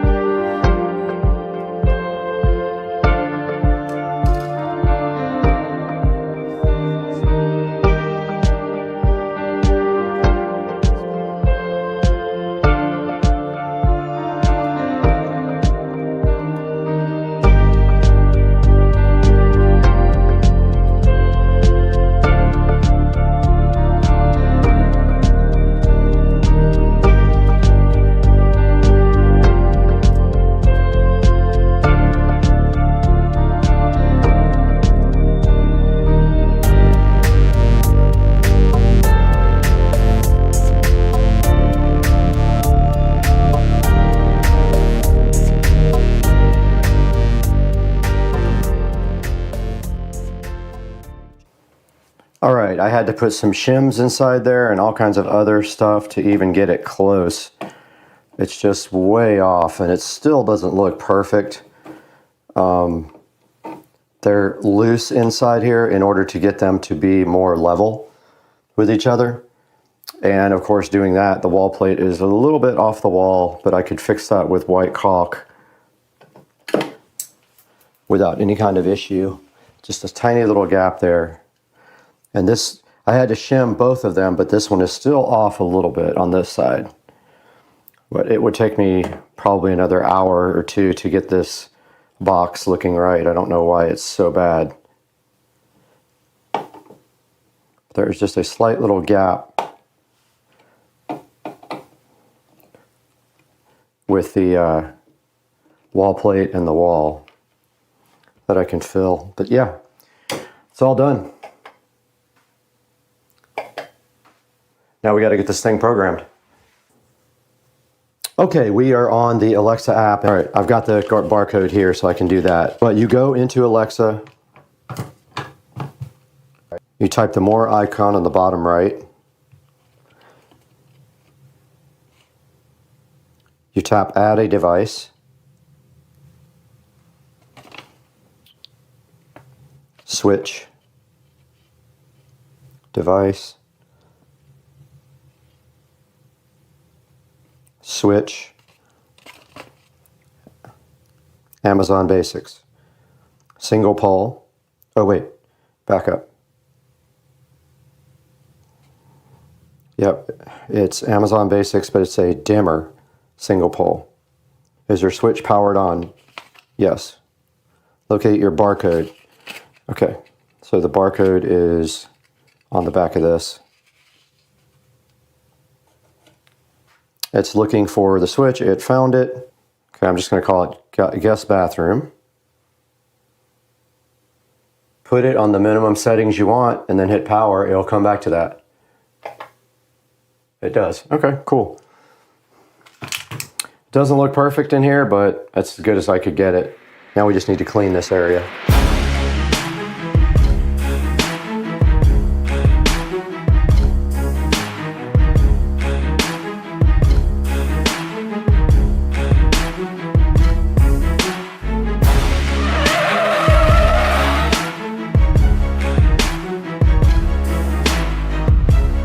Alright guys, that's going to do it for this part of this project. The Amazon Basics dimmer switch is installed, although it is a little bit crooked still even after all the shimming I did. Will take some work to get it perfect. But as you can see, let's turn off the studio lighting or the production lighting here.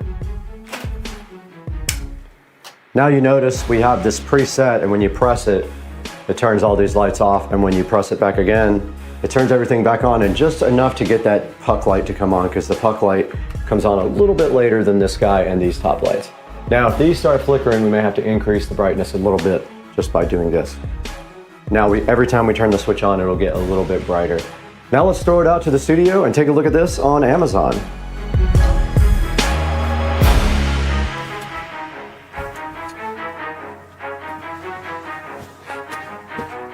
We're back here again in the 4K production studio. I'm Brad. You're on Supercar Street Racing, and check out this cool studio, guys. So happy to have you with us here today on Supercar Street Racing to check out the Amazon Basics Smart Wi-Fi dimmer switch. Now, the one advantage you have with going with Amazon instead of going with an aftermarket brand is that all you need to use is the app. And if I say it, that thing's gonna wake up, but you know the app, Alexa.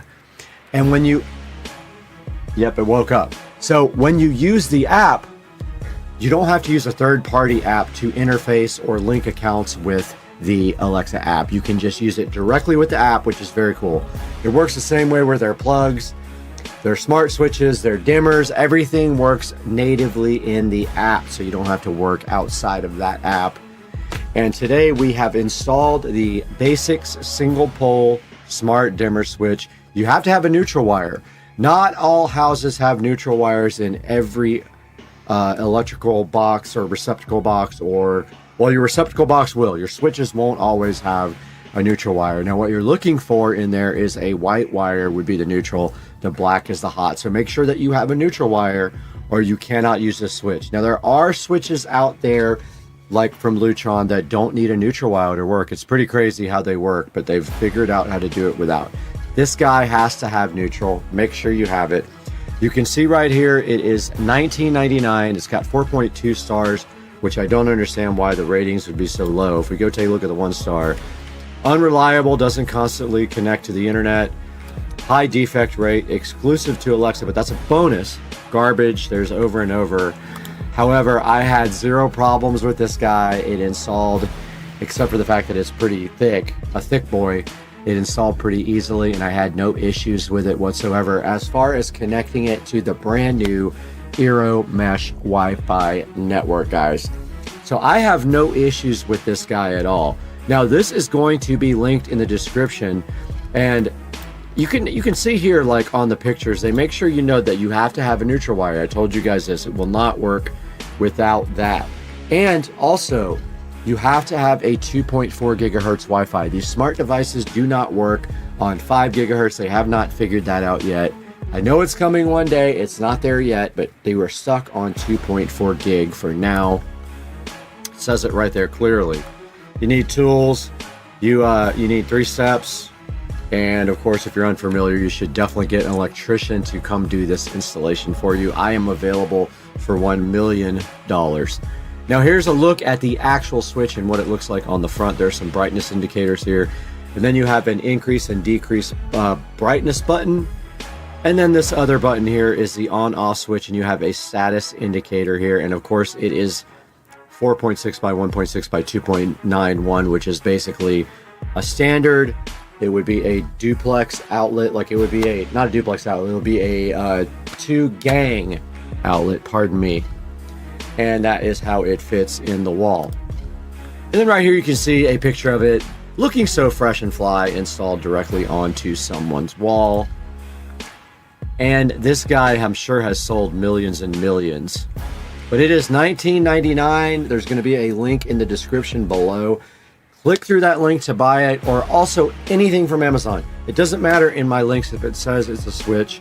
Click that link and then go buy anything you want. You help the station out tremendously. You give us $1 maybe or $2, and it helps us continue to grow. Even though we lose money on the station, we're grateful if you click through our links and like and subscribe and hit the bell icon. We got to go though, because we got to go find some more switches to install.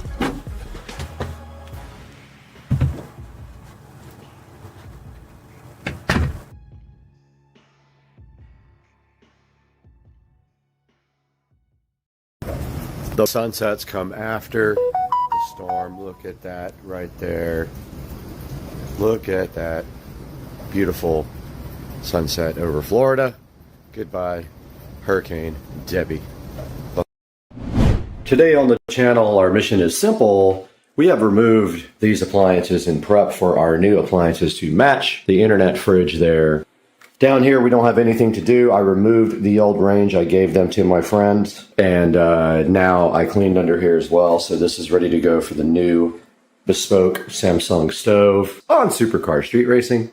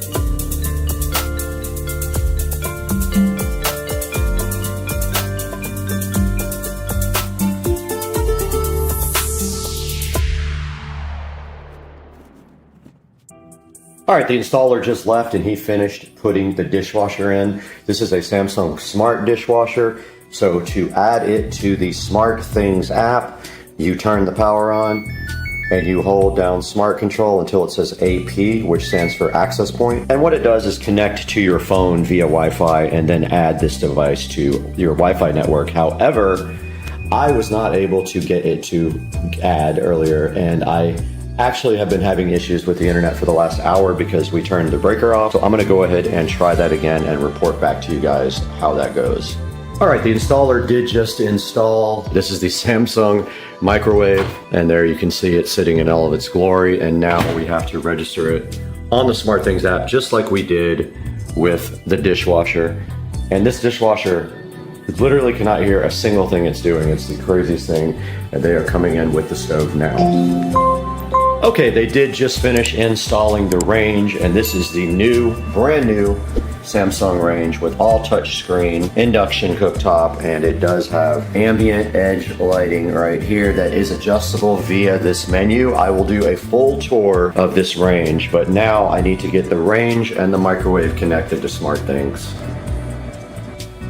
Okay, I did get the stove and the microwave added to Samsung SmartThings, so they are now available on the app. I'm gonna go ahead and put everything back up above the microwave now, and also get that stovetop cleaned off so I can get these lights installed now.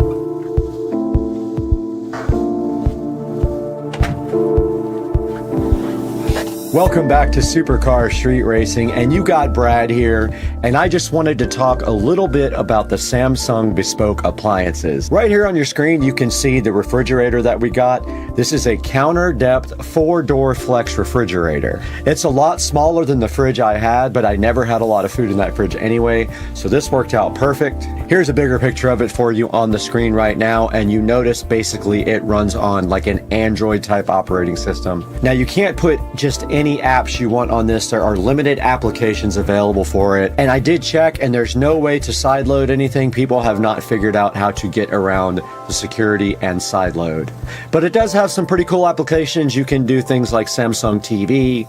You can obviously do weather, as you can see on the front there. You can see the weather widget. It also has intelligent AI to track what foods are in your fridge when you take out and remove food or put food back in. It does track it with a camera, and it can tell you when you run out and when your food is going to spoil. It also has this cool feature called Flex Zone, so you can make one of the bottom areas also either a fridge or a freezer, and that's pretty cool. And in the upper left-hand part, it has a little beverage center, so it has a pitcher and a ice water dispenser. At the bottom, it does have a door that opens and your ice is down there in 2 drawers. And that's a look at the Samsung bespoke fridge that we got. And on the screen right now, you can see the Samsung 24-inch top control tall tub dishwasher, and it's in stainless steel. Now, this dishwasher is the most quiet dishwasher on the market. It makes absolutely no sound whatsoever, none. You can't even tell it's on.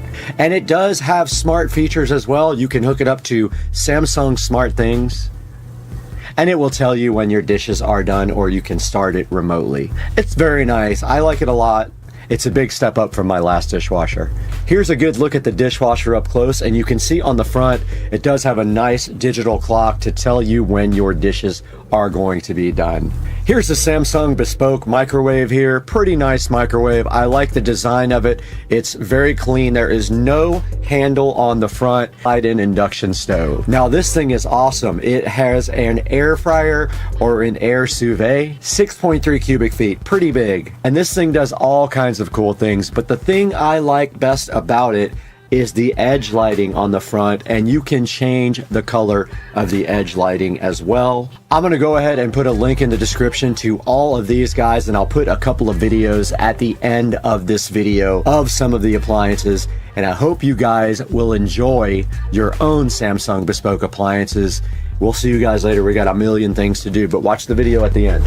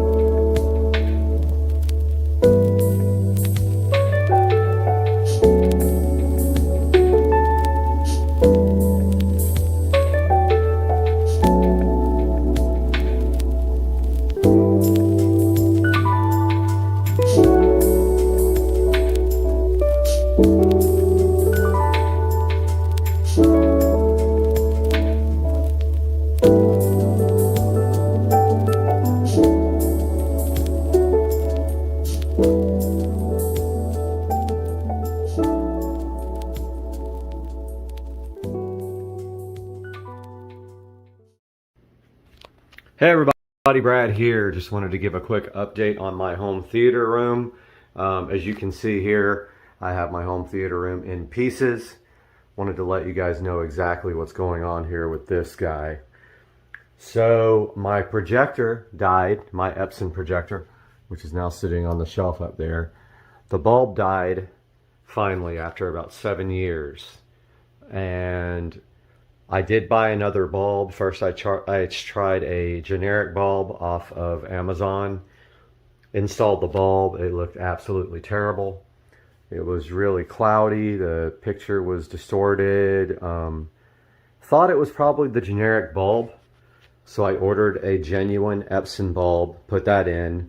Looked exactly the same. So I think that something in my 1040, my Epson 1040 projector right there died at the same time the bulb died, or that component caused the bulb to die. So I have ordered a 4K projector. Now, if you guys are familiar with projectors at all, you know that 4K projectors are very expensive. Most of them use this method called pixel shifting. So what it does is it projects a 1080p image, then it doubles it and moves it over and projects the second image so fast that your eye can't see, effectively making 4K out of an original 4K image. I ordered an Anker, A-N-K-E-R, Cosmos Max 4K. It is LED powered, not laser.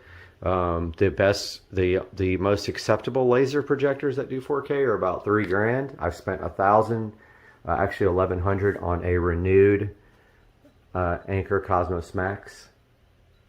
Will be here in 2 days. I decided to take this time to go ahead and finish my theater room. Now, as you can see here, we have a lot of ambient light just because the walls are a lighter color. Now, when I built the room, I built it from scratch from a guest bedroom. I created this wall myself. I sanded down the wall, and I used Lowe's Home Cinema screen paint. I framed up the wall using a projector calculator. I made the frame on my miter saw. So I created the frame on my miter saw, and it came out awesome. Looks great. Right away I can see some issues with my wall box is a little crooked right there, which are usually covered up anyway. You don't see them. The equipment's pushed right back against them. I designed this for this entertainment center to flow right down here. I ran power and HDMI. HDMI goes from in the wall there all the way up over to the projector shelf up there where the projector sits. I'm not 100% sure I'm going to be using the shelf unless it works out when I get the new projector and it projects correctly. And last time I ended up just strapping it to the bottom because the Epson projector had really no way to project. I couldn't adjust the keystone good enough where it could go down enough to hit this. It was literally projecting onto the ceiling. Only thing I'm worried about is this fan being in the way. I've added that since, and I don't know if the projector being on top of this shelf is going to hit the fan, but if it does, I'm gonna have to remove my moon men. Right there, my little astronauts. I think at the very worst, that's what I would have to do because it is slight downward projection to get to the screen from the center of the lens up there. You can see up there, I did a wall box, a double wall box with power and one of those little brush inserts so you can run a cord through it and bugs and stuff can't get through it. The shelf is a glass floating shelf. As you can see, I had the projector strapped to the underside there and upside down. This time I'm going to turn the Anker Cosmos Max upside down and lay it on top of the shelf because it has a LED star constellation on the bottom. You'll be able to kind of see through the frosted glass there. Now, another thing was my other projector was quite a bit brighter. It has a standard 200 watt bulb. This Epson Home Cinema 1040 right there.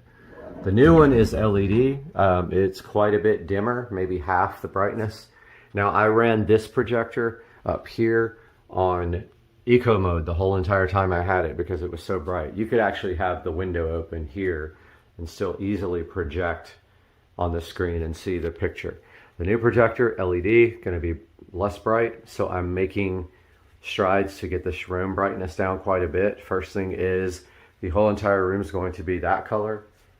So it's all going to be that dark shade of green. I forgot what the name of it is. It's a dark, like brownish green. I'm going to do the ceiling as well. So I need to take this vent out.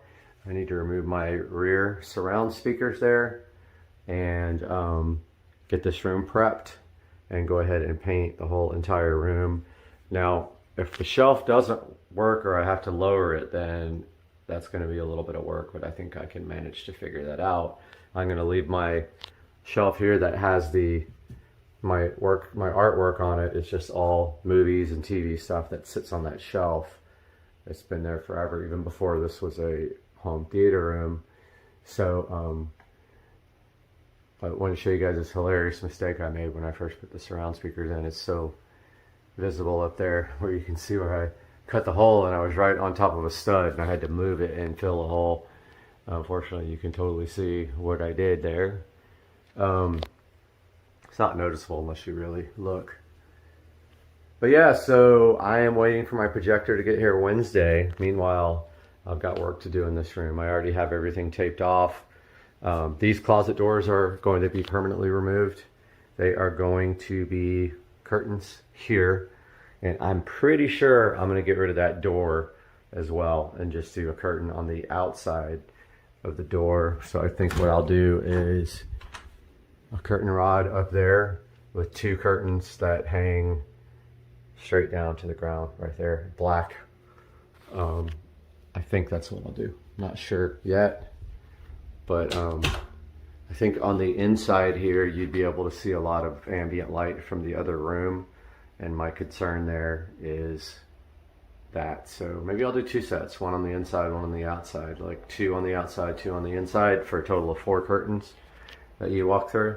That'll also help with the sound deadening. So I'm not sure yet. But yeah, just a little update. I still got to take the Echo Show out of the wall here.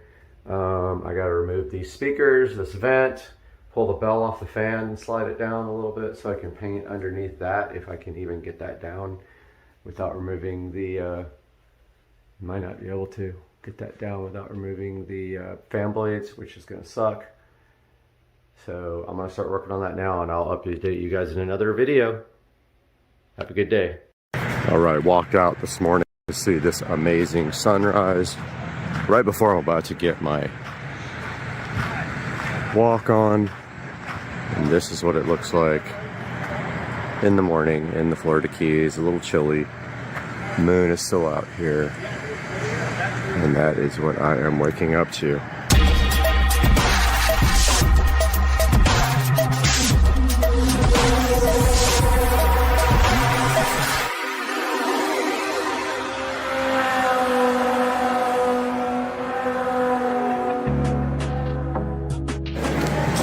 Alright guys, we are headed to the Florida Keys right now. We are at a service plaza. Check it out, guys. Service plaza. And there is Dunkin' Donuts. Looking for some hot tea. Hot tea. And that looks like it's over here. Let's see what they got. Alright, I ordered 2 hibiscus teas. Just waiting to get that now. Alright, me and the nameless, faceless one are on the way to Isla Mirada. We are in Miami, Florida. And I'm gonna be there in like an hour and a half. Not bad, right? Person. Okay. Alright, me and unnamed person are, the girl with the pink fingernails, are about to cross over onto the bridge, and we have water on both sides now. And we are about 43 minutes away from Isla Mirada, and our Fisher Inn is our hotel. And here's water right here, actually. Pretty cool. Right? Super cool. Alright. Okay, this is the little Blackwater Sound on our right, and then these are the Everglades. All this water looks kind of blue, green here. Pretty cool. It's beautiful out here. Florida Keys Commission Pumping Station.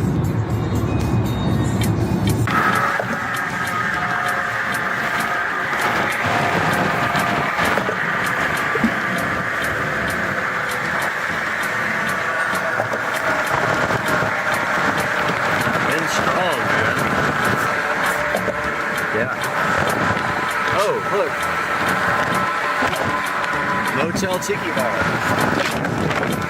The wind is like kicking.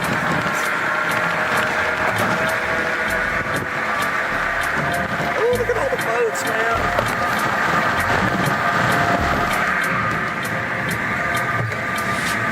Alright, we're in Key Largo now. And we're checking out all the boats.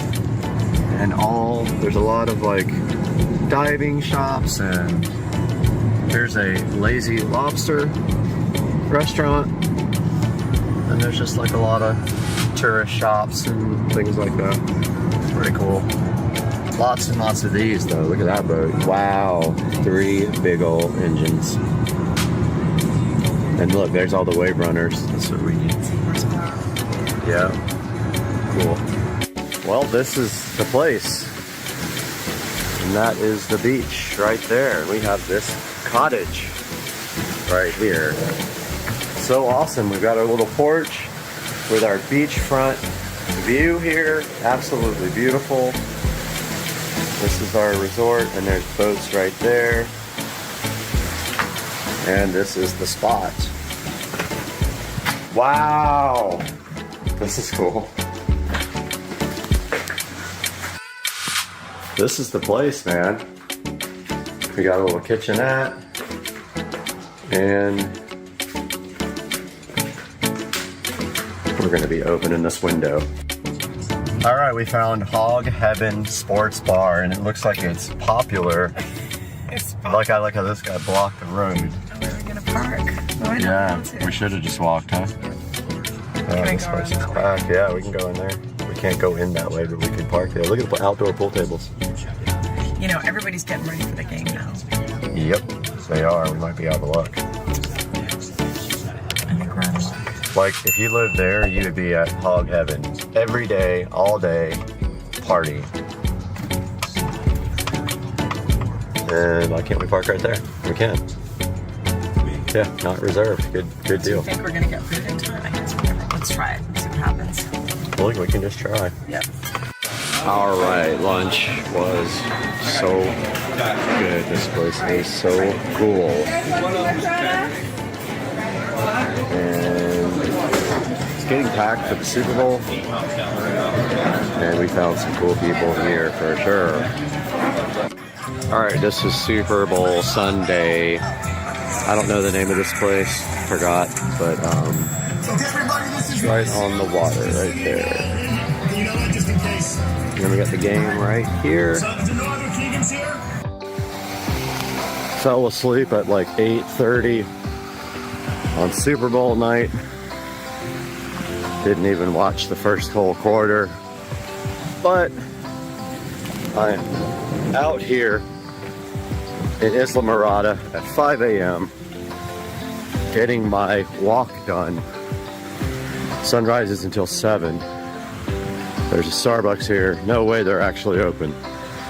But I'm looking for hot tea. I know they don't have any, but maybe by the time I walk back, they will. But yeah, it's pretty nice out here. The weather's in the 60s, and it's perfect for a 3 or 4 mile walk this morning. Walking the bridge is cool. It's a drawbridge, and it's like 5:30 in the morning. Like, traffic's kind of scary right here, but it's pretty cool. Here's the little drawbridge station. I don't know if anybody's in there, but maybe, who knows?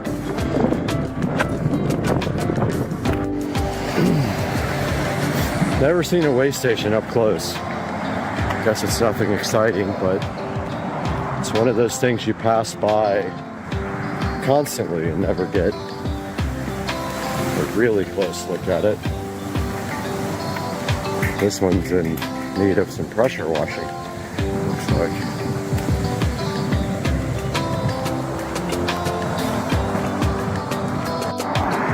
Walking along, found a half a spark plug. Somebody is running on not enough cylinders. The sun is coming up.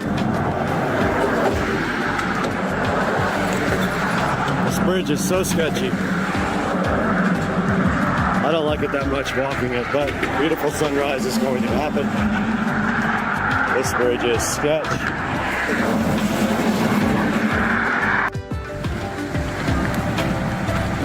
Sunrise on the beach in Isla Mirada. That's cool if that's a house. So I just walked 5.45 miles and then biked down to Starbucks, got some tea. Credit card machine wasn't working. They actually gave me the tea, which was really nice of them. Yeah, here's a view of the Florida Keys in the morning. This is the view of the Fisher Inn and our little thing, the little cabin. Look at all the trees in the water. So pretty. Breakfast over at Island Grill, hoping the music doesn't copyright me, so this will be fast. This is the view outside Island Grill. Pretty nice out here, but they've got copyright music playing. All right, on the beach here by myself. Got some Maker's Mark, and I am enjoying the weather today. 72 degrees and beautiful. Light winds. You can see we have had some really high winds yesterday, but today is just amazing. Had that fantastic steak and eggs on the keto diet, some avocado, a couple of little drinks, and now I am chilling on the beach in front of the cottage, which is straight behind me, right there. All right, walked out this morning to see this amazing sunrise right before I'm about to get my walk on. And this is what it looks like in the morning in the Florida Keys. A little chilly. Moon is still out here. And that is what I am waking up to. We are in Isla Mirada, huffing it right now, on the way to Starbucks to get some hot tea. And I am sore from yesterday's extremely long walk. I did 4.75 miles, and then I did another mile on the bicycle, and then later in the day we walked back and forth to Appetizers, another 20 minutes total. Probably walked 6 miles plus yesterday, so very good workout. So I'm gonna do an hour, 30 minutes this way, 30 minutes back, plus hot tea to wake me up, and then head back to the lovely town of Jacksonville, Florida, 5.5 hours away. And I'm also working today. The rest of that beautiful sunrise is going down below the horizon.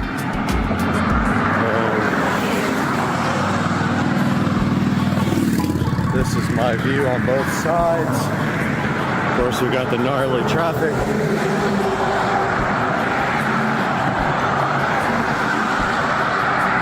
We're gonna get our walk done regardless. Get our hour in. Can't do weights today, but yeah, that's the view.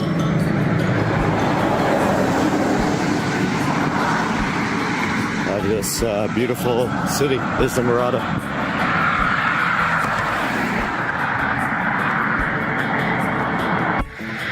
Sun is so bright. I didn't bring any shades with me. Look at that, crazy. One time I need shades, of course I don't have them. So we're on the way back now, heading across the bridge to Starbucks to get some hot tea. The credit card machine was broken for the second day in a row at Starbucks. I don't know how you have a business and don't have a credit card machine working after a full 24 hours of it being broken. But yeah, this is pretty out here. All right, there is the Theater of the Sea Marine Mammal Park pool at the entrance here in Isla Mirada. Pretty cool. I didn't get to go. I would love to see what that's about. But they have this beautiful garden outside of the front. Goes all the way around the entrance. Very cool.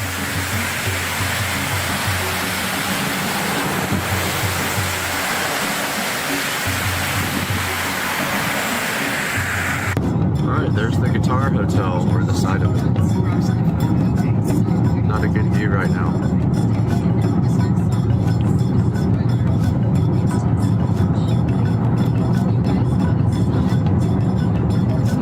Hotel.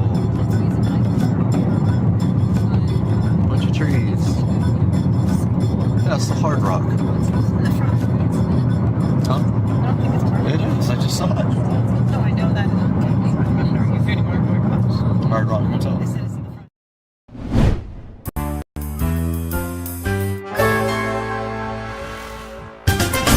Guys, welcome back to Supercar Street Racing. Once again, we're out here in the Supercar Street Racing living room to hang out with you guys today and show you something cool for the home theater room that is sitting right behind me. We got to get this thing out of the box and opened up on Supercar Street Racing, so let's get busy on that right now.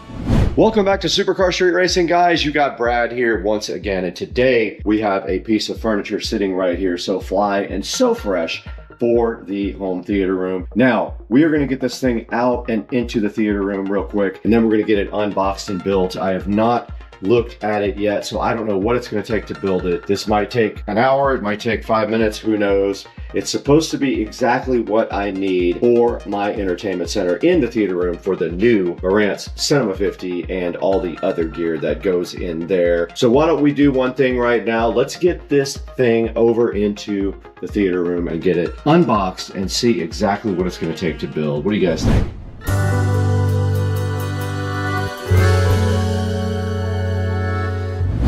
All right, we're in the Supercar Street Racing home theater room, and right down here we do have our new Rockville shelf here that we're going to get unboxed. It is supposed to be configurable. It's going to go right there along with all of the other stuff that has to go there. We're probably going to disassemble this, but we're going to get this built today, so let's go ahead and get this thing unboxed. All right, a bit of fair warning. This box is extremely heavy, about 50 pounds. So be careful when you are carrying it because you can hurt yourself with that thing. So do not hurt yourself. We have the patented SCSR knife. Hopefully this thing is not damaged because it is heavy. All right, and inside of the box, some protective foam and a lot of parts. So it does come with a little QR code thing to show you how to build it. And then inside of the box are all of the shelf bits, which we have to get undone. Comes with these tubes. Should come with also some studs that go into these tubes. And also, we are not going to be using the whole thing. Looks like there's some hardware inside this bag. There's some feet there if you don't want to use the wheels, I think. More hardware here. Ah, these are shorter tubes, so that allows you to configure it differently with the shorter tubes here. And then we have some medium tubes. And that is it for that part. Then it looks like this is the actual shelf. There are 3 wooden pieces, 4 wooden pieces if you need 4. And let's get this box out of here now, along with all of the mess that we created.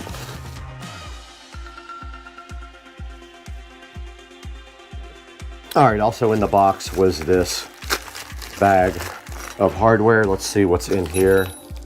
Okay, looks like these are pointy things if you want to put this in the carpet. You have pointy connectors at the bottom for feet if you don't want to use the casters that they provided. And then in this box should be the studs. Yeah, so these are all of the studs that go between the shelves. Here are the actual shelves. Now I got the wood, not the black. I wanted a different look. Now notice these have holes. We're not using all these. We don't want to be that high. We have a center channel speaker coming. This one also has a hole. Ah, okay, so this one is different. This one has small holes. I'm assuming this would be the top. So our goal here is to get this as short as possible and only have 2 shelves. So we need enough space for the Marantz at the bottom. Looks like that spacer will do it. We also have a runner for the bottom here we're gonna put in. So I guess let's get all this disassembled here so we can actually work. We're gonna be throwing away a lot of stuff if I didn't already.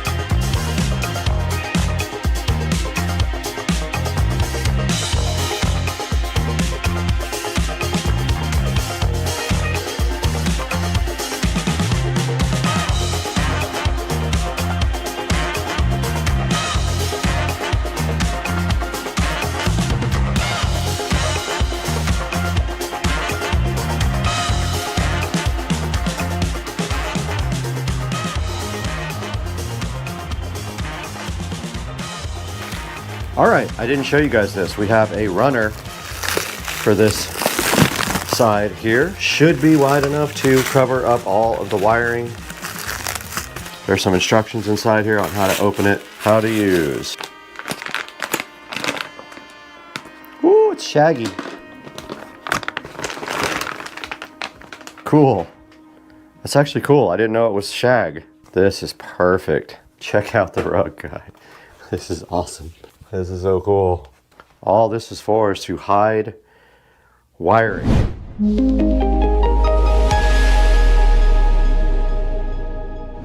All right, guys, we got brand new wire for our Polk audio speakers here. We are still missing one Polk speaker. It will be here next week. They are on back order, but we have brand new banana plugs to replace these junky old flat cables. I'm gonna go ahead and use these on the fronts. Now, I didn't use them the first time. I used these old crappy banana plugs that I had before. So I'm gonna go ahead and plug in these guys and run the wire underneath the rug, which is what it was designed for.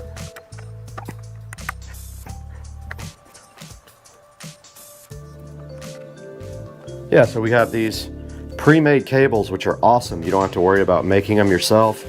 They say they're flat. They're not really flat. Those are flat. Unfortunately, for this side, we still have to use our JBL for another week. It's okay. We'll figure it out in a week.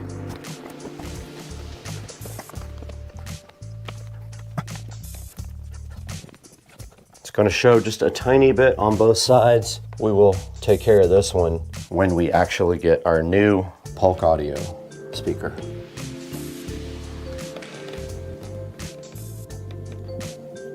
All right, this thing's ready. All right, so we have 18.5 inches to work with here before our center channel would be touching the screen. So these small, but here's how you assemble this with the feet. You just literally push that through, and then you can put your tube.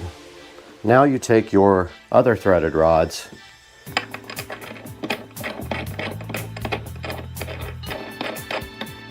screw them in to the shelf legs all the way. Grab your second shelf there.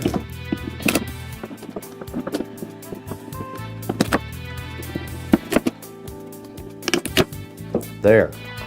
Now, Ultra Bass can go down there.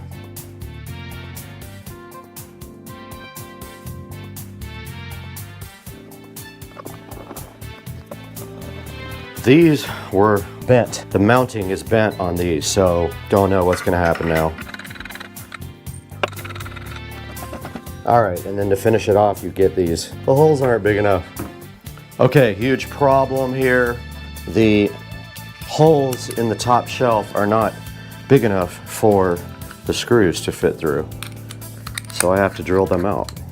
So to finish this off, you just put the screws in, but take some advice from me. Never tighten anything until you're completely done.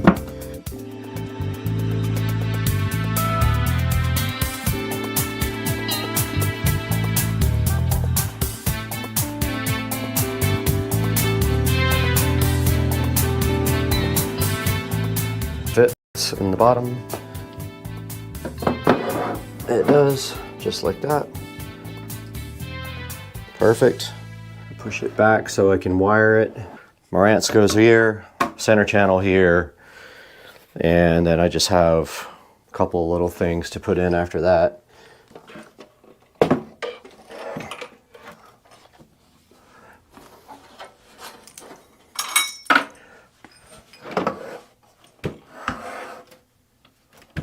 That's kind of perfect.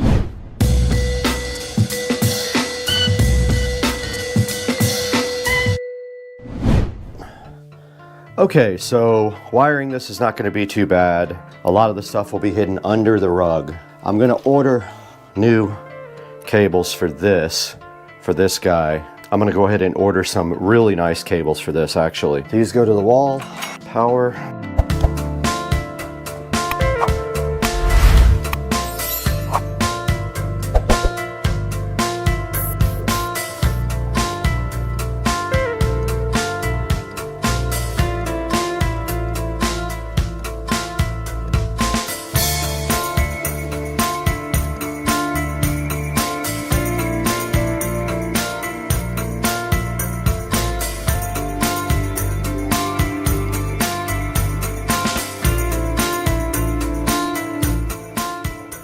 that is going to about wrap up the wiring for now. I got to order new cables for the Ultra Base.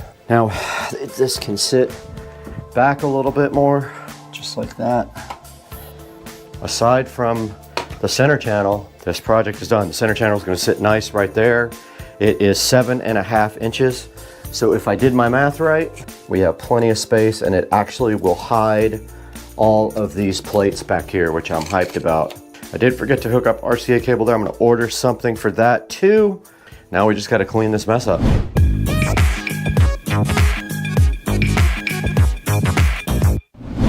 All right, guys, this is going to wrap up our project here for the home theater room. For now, we are still waiting for our center channel from Polk Audio and our other Polk Audio tower speaker. But for now, you can see we did get the rug put down. We got our new entertainment center in and connected with the Marantz Cinema 50. We got our center channel up on top, which is being replaced.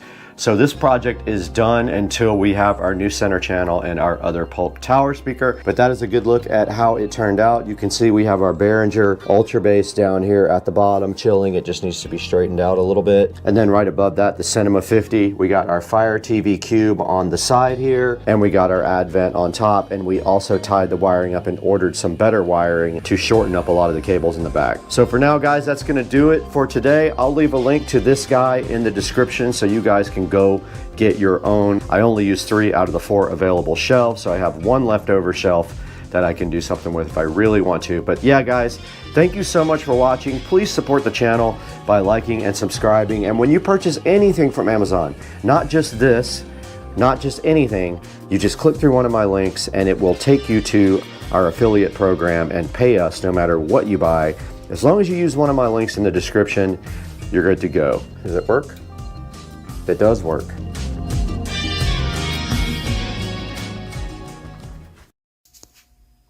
All right, this is day 64 of the keto diet. Let's see. 143.6, and I started at 169. Out here. Did I just see water dripping? No way. Thought I saw water dripping in here. I think I'm seeing things. Yeah. But it is coming down nicely in Florida. And it's a good opportunity to come outside and check out the pool. We're having a party here tomorrow, a work party. And so I have been out here getting everything ready and getting the patio prepped. And I got some nice new decorations for the patio here. And it felt pretty good. This is eventually going to be all tiled. So I'm not going to do anything with this permanent, but for now that's good. But yeah, we got the rain. Here's a good look at the nice lights. And yeah, man, what a night. It's just Florida life. With no more palm tree here, my gutters actually don't get clogged, so they are working. And that's a little update before we go on to our next product we're going to take a look at.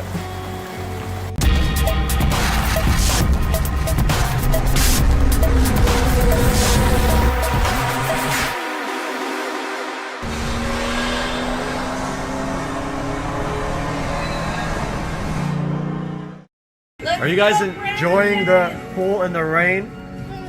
I don't know. I'm happy. And did you feed Bubba Jr.? Let's go, Brandon. Yep, we did. Thank you again, Brad. I can't post this because it's got music in it. Guys, welcome to the channel. And we got some good mood lighting here. But today we are taking a look at a wireless USB Type-C microphone that I bought off of Amazon. The determining factor of whether this thing is going to be kept or not is the sound quality compared to the stock microphone. And as you can see here, this is about a $30 microphone that I've been putting off getting one, and I wasn't sure whether I wanted a wired or a wireless, but here's a look at this, and you can see here it is a Chinese-made brand. It's supposed to be rechargeable as well, and so I like the box design a lot. See if I can get it out with one hand. May have to like put the phone down. Yep, gotta put the phone down, I think, to get this box out, and I'll be right back. Here we have the ALW Quali wireless USB Type-C microphone, and we're gonna crank the lights up a little bit here to see this. Just realized how cool this bathroom is. It's just the best bathroom ever. Anyway, got the ALW Quali. These guys have the funniest names on their products, really. It's hilarious. I was actually expecting it to be a little bit bigger than this, but now when I think about it, it literally is just two small pieces like that, and one of them is for the phone, and the other one is for your lapel mic. And they stressed a lot how it's a basic starter, you know, it's just made for like podcasting or whatever. And it looks like we have a recharging cord in here. That's another thing that's difficult to get out. So I will get that out and be right back. Taking a look at what's inside the box, we had this other little box there with this lightning adapter, which we're not going to need. We don't have a Apple product, never have. And so we don't need that. That's a USB Type-C to Lightning adapter, and also have a nice little USB Type-C charging cable. And some instructions here, which probably are ridiculous, because they're always don't know how to hire translators to write them. But we have here some basic instructions on some how-tos. Sorry for the shadow. We've got some overhead lighting here, but it's just like little basic instructions. I mean, there's not much to it. We have this charging case, and we have this little adapter thingy that goes on the bottom of your phone. And then we have the lapel part. So I'm guessing both of these charge. Well, no, you can't charge that in here, I don't think. Now I don't remember which way it was in the box, but I think it was like this. So that thing also has a USB Type-C on it. So I believe that has to charge separately, but I'm gonna take a look at these instructions right here. So the receiver is what goes on your phone. It is right there and right there. This goes on your lapel, and this is the charging box. I'm guessing that you can't charge the receiver in the charging box, only the microphone, but I'm gonna find out real quick because I'm gonna plug it in for you guys. I'm enjoying this wonderful Angel's Envy bourbon that my lovely co-workers treated me to, one of my vendors actually, and I have been sipping on this for the evening after we had our pool party today. We had a little work get together here, and this is the Angel's Envy, that of which I speak of bourbonish, and it is just the loveliest thing. And we did some of these lovely tequila shots too, but yeah, it's good stuff. It's really smooth, and I am thoroughly enjoying it on a Saturday night in Jacksonville, a rainy Saturday night with a leaking patio roof. Point of clarity here, the receiver, this guy right here, that goes into the actual phone, does not charge. It uses phone power, but if you need to charge your phone, you can actually plug your phone in right there while you are using it to charge your phone. This guy charges your lapel mic, which we are going to grab a little power brick now and try that out. I'm actually kind of grateful that the leak wasn't on top of the TV there. It's just in the corner. Hopefully some of that foam we'll seal it. But I wanted to give you guys a look at the lighting. It's not finished out here yet. I actually got all new yard lights, low voltage landscape lighting for the stake lights that are out here. I got 12 of them on Facebook Marketplace for $50. They're old school, but I went ahead and purchased some brand new modern warm white LED bulbs to put in them. Even though these guys already have bulbs in them I could have used, I'm going to save some of these lights as well for the side of the house. Both sides, I'll probably put 4 or 5 lights on both sides, but I just wanted to give you guys a good look while we have some free time in this video at how the landscape lighting looks. And down by the water there, we have lights that go over the water. They're just lantern hanging lights, and then we have a blue LED rope light. I don't want to go out there because I got no shoes on, but a blue LED rope light over there by the dock to round out the lighting. And of course, you guys have already seen the lighting we did on the patio, and those LED color changing light bulbs are in my sunroom, lighting up the pool deck pretty nice. I just love recording in the bathroom for some reason. I just like my temperature and time and weather. So we got the power adapter off of the Fire HD Pro. It's the same exact thing. It's just a USB Type-C charger. They give you a dinky little cable, but you don't need to use that one. Sitting on the bottom of this, there is a USB-C. Again, one-handed here, going to attempt to plug in this. Now, I will say it's kind of awkward why this is on the bottom of the... You know, you can't really... Now you just have to kind of lay it down. I mean, why wouldn't it be... I guess there's no good way to put it on the side, but I mean, I guess you can lay this guy over. But I don't know if you guys saw that very well, but there's a flashing red light on the bottom, meaning that is charging right now. And I'm guessing that that will go green when it's done charging. I am going to let that charge here for a little bit and show you guys this diagram and this instructions one more time. But it's pretty simple. It just says to connect the receiver to the phone port, to your USB-C port. Press switch key of microphone. The indicator light turns green and the power is turned on. The indicator green light of receiver keeps always on. Then open the phone camera, live app or other apps, and then to use the microphone to receive sound.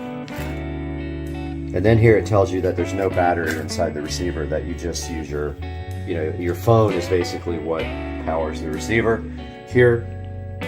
And then you can plug your charger into the side of this to charge your phone if your phone is running on low power, or if you want to keep that phone charged the whole time that you are doing recording. So I'm going to let this guy charge up for, I don't know, maybe 30 minutes, and then we'll be back and we'll give this thing a try. Test the range, test the sound quality compared to the phone, and make a determination on whether this thing is going back or not. Okay, I came back about an hour later, and it's solid red, so it doesn't turn green, but it turns solid red when it is done. So we are going to now experiment with this brand new microphone and see what happens. I'm going to go ahead and plug it in the phone now. Actually, I take that back. We haven't even looked at the actual product. And here is the lavalier microphone. So you're supposed to plug in this part to the phone first. Then it says to push this button. So let's give it a shot. We'll turn off the camera and get it plugged in.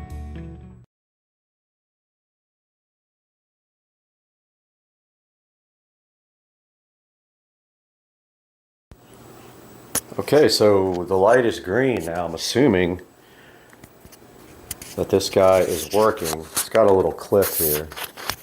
Hoping this audio is working. Not really sure. So this is me giving a product demonstration. Here we have the lovely Echo Show 5 sitting here in the wall, and I just woke it up, and never mind. So here we have this lovely product here, and we're testing out the new lavalier microphone so we can start doing nice presentations. But first of all, I do have it dark in here on purpose because the light switch doesn't work anymore. So here's what we're gonna do. First, we're gonna walk to the kitchen, about 20 feet, give it a test.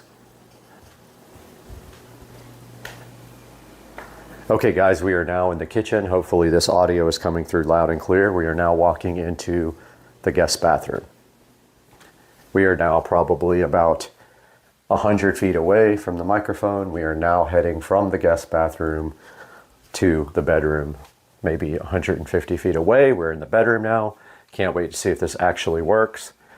And we are headed, walking back towards the lovely camera now, which is in the office. And we're about 20 feet away.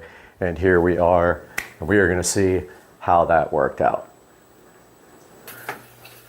All right, guys, we are back in the bathroom here with the lovely smart mirrors, and we do have our brand new wireless microphone on, and it is quite a nice product, I have to say. I'm kind of impressed by this for the price.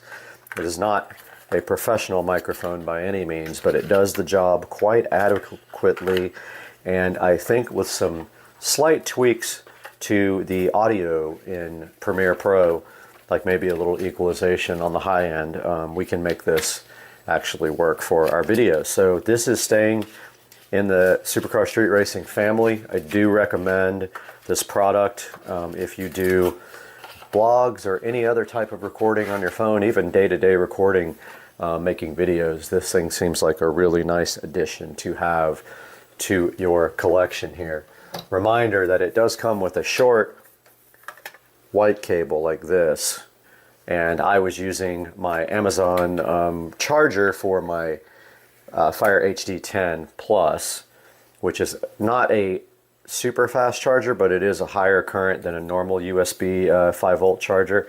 This, again, this is the charging station for the microphone itself. It does not charge the receiver on the phone because you don't need to charge that guy. Remember, the receiver on the phone does have a USB-C jack on the side, so that if you decide you want to charge your phone while you're recording, you can do it through the microphone adapter. So it's got this nifty little charging case with a USB-C, which means you can't stack it like this while it's charging. You will have to put it on its side, and it doesn't want to stay on its side, so it'll probably have to be on its back like that. Again, here is the presentation. It is in Chinese, but it has English writing as well on the back. That says it's plug and play. It says 20 meters of accessible reception. It says precise radio, whatever that means, clear timbre, highly sensitive and widely compatible. And I do agree that the range is extraordinary on this thing. I do believe that I could probably go into the backyard and have no issues at all. With reception, I want to say it was about $35. I will put a link in the description, and I encourage you to click through my links. It helps me support the channel and bring you more high quality products like this. Please subscribe and like the video as well, and we'll have more for you guys very soon. I've got another product. I had a manufacturer contact me about reviewing a smart door lock, so hopefully I have a place to put that. I'm thinking maybe I don't know, maybe the door to the garage, but we'll see. We'll see when that comes in. That should be coming in soon. Hope you guys enjoyed it. We'll see you next time.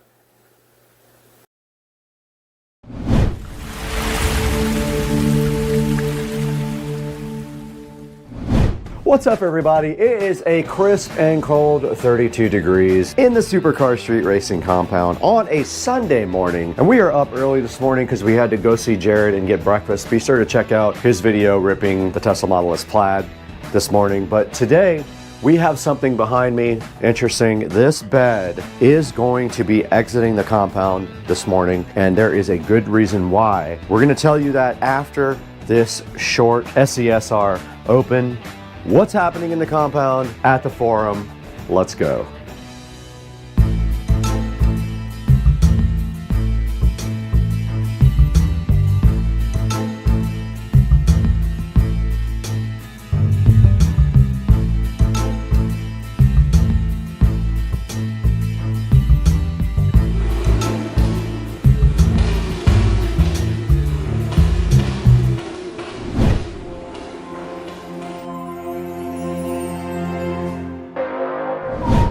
Good morning, everybody, from the Supercar Street Racing compound. You got Brad here once again in the Supercar Street Racing awesome forum, because this is where the magic happens, in the bedroom.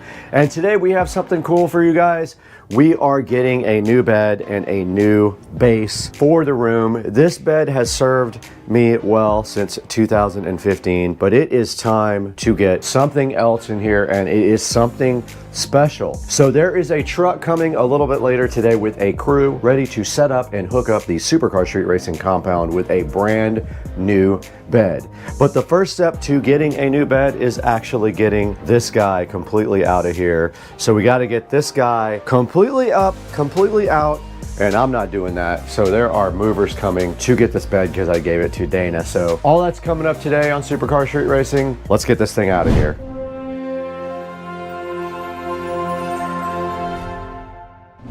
All right, the bed just did leave, so we need to go ahead and clean the bedroom area now. So we're gonna get all this nice and cleaned up, clean the baseboards, and get ready for the new bed.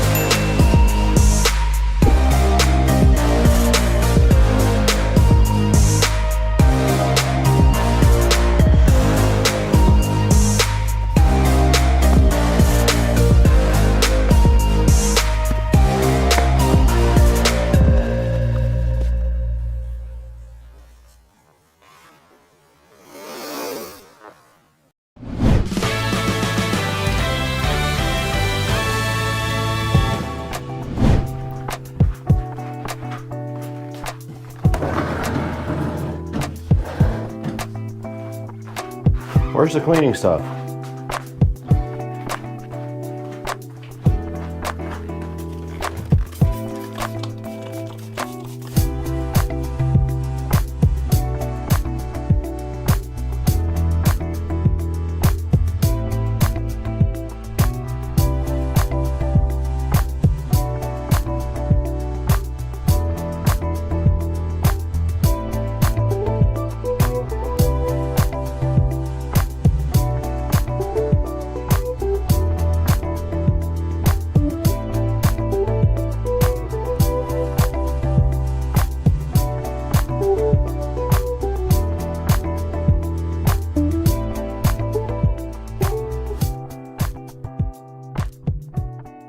Little update from the forum here. I got everything cleaned.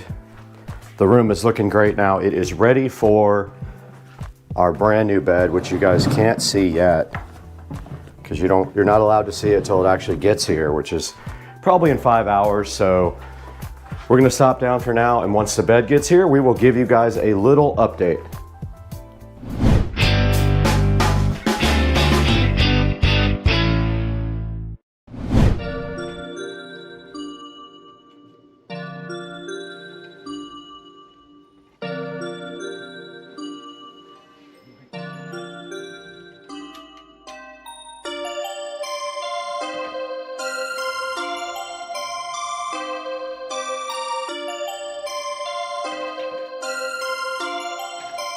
Perfect, perfect.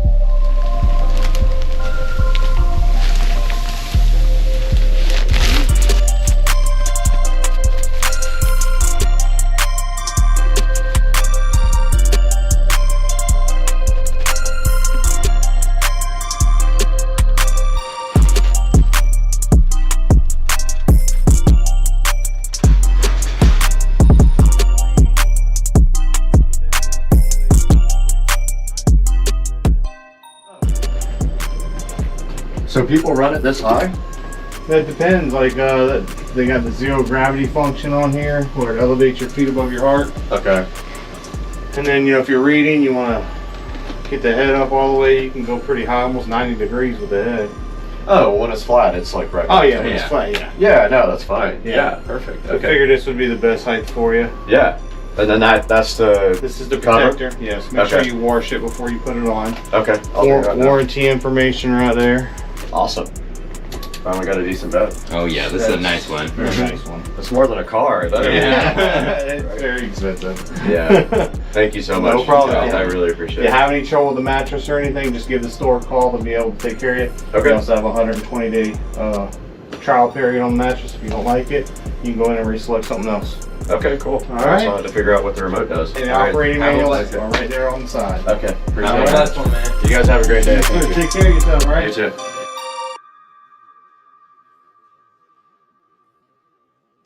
Okay, so the delivery guys just left. They did leave me with this amazing bed and this sweet remote control right here. Gave me a little bit of a lesson on it, but the next thing that we have to do with our nice Tempur-Pedic with this cool base is to go ahead and get the Sleepy's mattress protector out and get this thing fitted. That is what we're doing, and then we have sheets and we have our old comforter till we find a new one. Let's get this mattress protector fitted on our brand new Tempur-Pedic bed. What do you guys think? This thing's sick, dude.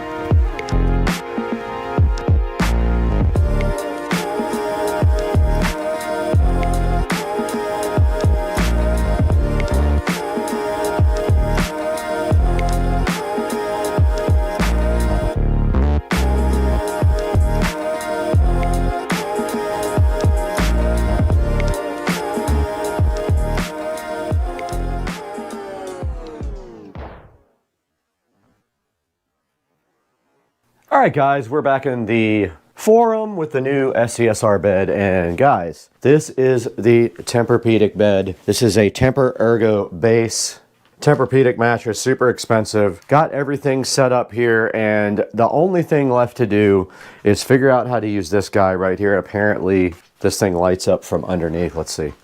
Yep, it's got little LEDs on the side, just like tiny little LEDs. We'll have to fix that with real ones. So we'll fix that as well, but All we have to do right here and right now is tonight sleep on this and play with this remote control with massage, and the base actually elevates and moves, so it's like their best base. Tempur-Pedic Luxe Breeze hybrid 13-inch mattress is what we got right here. I did use the old comforter. We need to get a bed skirt and a new blanket or comforter for this guy. This is the same comforter I have, but it has issues, so we need to get a new one and test that out. But this is the bed for now, and it does adjust, and I cannot wait to play with that. I'm really hyped about getting a new bed finally. We'll update you guys after we sleep on this tonight and play with it and maybe show you it live.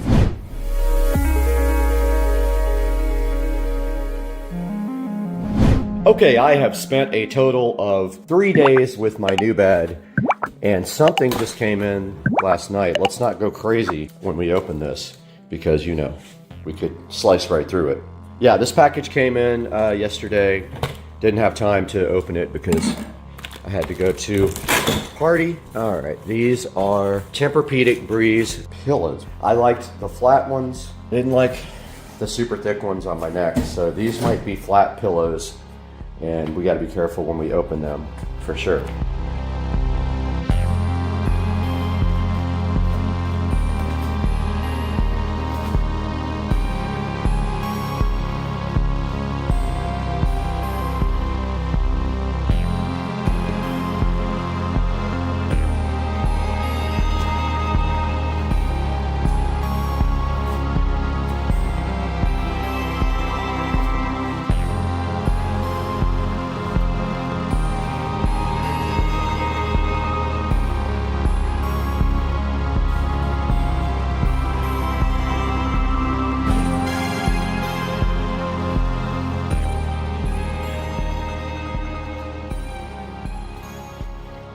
All right, we got our new Tempur-Pedic pillows here, and my plan is to trash these two pillows right here that I usually sleep on. These are junk and they're old. I'm gonna get rid of those. I have new pillowcases for these guys too. We don't need those where we're going, but we do need to open up these here.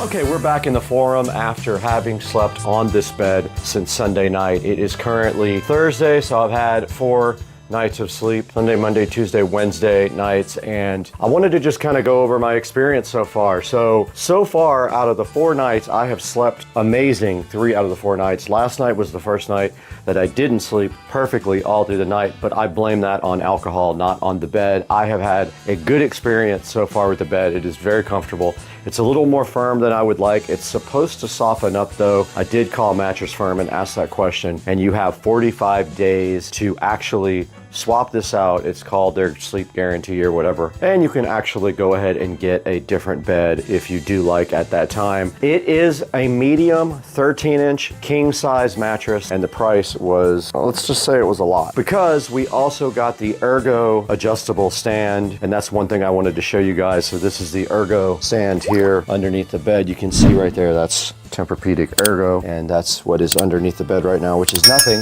But this is the Tempur-Pedic Ergo stand, and it does come with a remote control here to adjust the bed. But this remote control here does everything for the bed. It does have lights underneath it. As you can see, it has basic LED lights under it that are able to be activated from this remote. It does have a sleeping position here. You can raise and lower the bed, I believe, as well. That is raise. That is lower. It is all the way down right now. They do ask you when you get the bed what height you want it, and they can raise and lower it by taking out certain things on the feet. They took out one section to make the bed the height that it is right now. It's a little bit high, but it is kind of even with my end tables, which I like. And you can see right here, it is a tight fit for my bedroom, so much so that this end table is 2 inches into the actual closet, which is fine. Keep that in mind when you buy this bed. Make sure you have enough space. if you don't have a place to put your end table like I do there, I would have had to delete one of the end tables, which also would be fine for me. That doesn't really bother me at all. Now, I also did get the Tempur-Pedic pillows as well. These are the pillows that I got with them. They are the flat, but these are also very expensive pillows. All right, I got the Tempur-Breeze Pro pillows with this order as well. That's these two. They are memory foam. These are the best pillows they make, the most expensive pillows they make. They are around $275 to $300 a piece, but I got those. I also got the Tempur-Pedic mattress protector there as well. And back to the remote control, I wanted to show you guys how this works. So the bed actually can be tilted. The back of it can go up like this. You can see this is nice for watching television here with this up like that. And then it can go all the way flat like that. And also the foot can go up and down as well. That's all the way down. And then you can see it raising the foot up. And you can go any height you want. And then if you hit this button here, the bed will return to completely flat status here with just one button push. The 0G is actually a position where the head and the foot are up. A lot of people like to sleep in that position if you sleep on your back. I am a side sleeper, so I do not use that. I sleep flat. I put the bed completely flat when I sleep. And also, this thing does have massage. So if you press this once, there's a slight massage. 2 gets a little bit more intense, and I would call it more of a vibration than a massage because nothing is actually touching you. And you can also store your favorites, positions on the remote here. You can have a favorite. Let's turn that light off. Now the light is off and the massage is off. Now this also did come with instructions on installing a headboard, which I do not have. So what are my final thoughts about this bed? So I really like the bed so far. I am giving it about 30 days to go ahead and break in and make a decision on whether I want it softer. But so far, I would say that 99% of my sleep has been great with this thing, and I think I blame myself for last night because I did have quite a few shots of alcohol. So yeah, let's go ahead and take a look at this online. I'll show it to you guys really quick online, what I ordered, and then let you guys decide for yourself if you're gonna make the investment for this $10,000 setup here.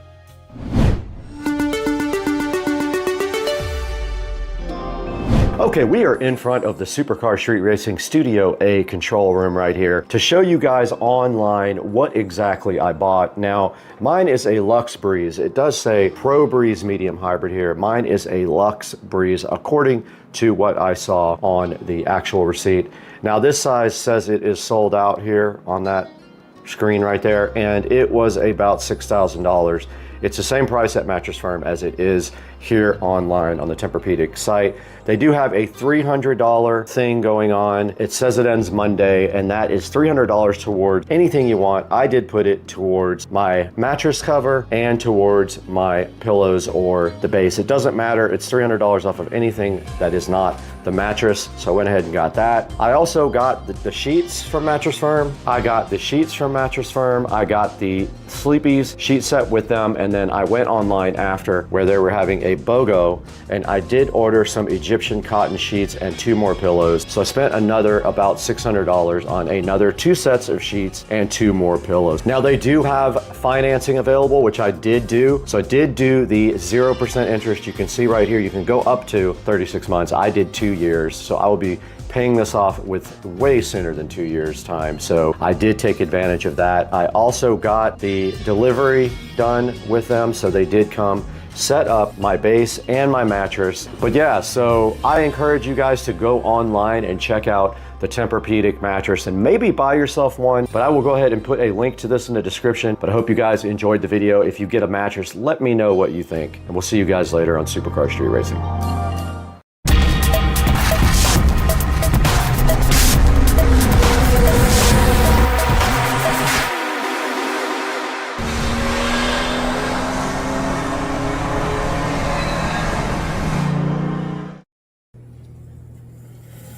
Today we have a package from Amazon right here for the thrift store iMac. Let the upgrades begin. But first we got to shut this guy down, and he is just stuttering here with no RAM. 2 gigabytes from the factory. There's iMovie. Let's shut this guy down and see what we can do here.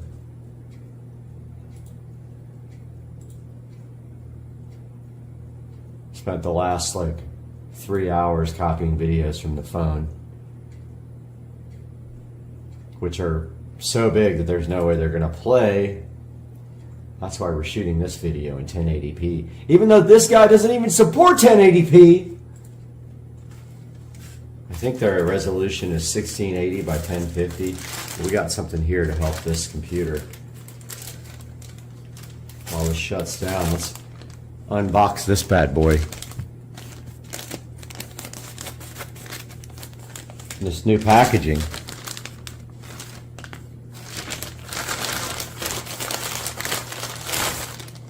Ah, yeah. Right here we got the Hdmi QE. Bring computer new life. RAM. Should have 8 gigabytes here of the same speed RAM. This thing started doing the enroll again for the school district, and it's irritating. I'm gonna have to fix that. But let's take a look at this. Should be 2 4 gigabyte DIMMs here. Make sure you destatic yourself before you touch this and you destroy it. 4 gigabyte DIMM. And another 4 gigabyte DIMM here. And so apparently, by the way, I got shocked really bad by this thing the other day because I forgot that it was plugged in when I started working on it. So let's unplug that first. Now you should be able to just pull this tab. Oh, no, that didn't. Ah, yeah. Okay. That worked good. So what you do is you pull the little plastic tab here and the DIMM slides straight out like this.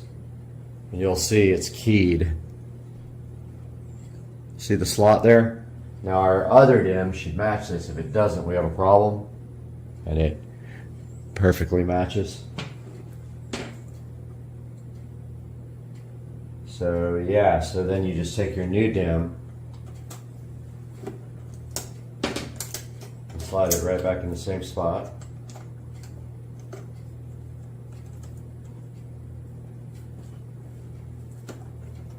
Push it in and put the plastic tab back the way it was underneath the RAM so you can shut the door. Again, you just pull that plastic. Kind of a pain to get out after you do that because of course we are removing it with it angled the wrong way. Here's our new dual whatever ring RAM stick. Slides right back in the same slot. And then this bad boy becomes a new man. Oh, that didn't feel right. There we go. Alright, so before we put the cover back on, we're going to make sure she boots off. And if she doesn't, the RAM goes back. Simple as that. That's why I bought it from Amazon. Paid a little extra. Let's see if it chimes.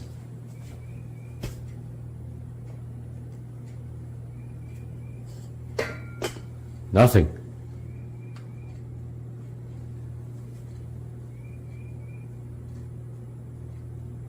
Did the power cord come out?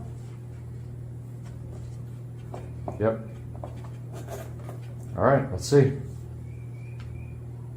Oh, I hear it.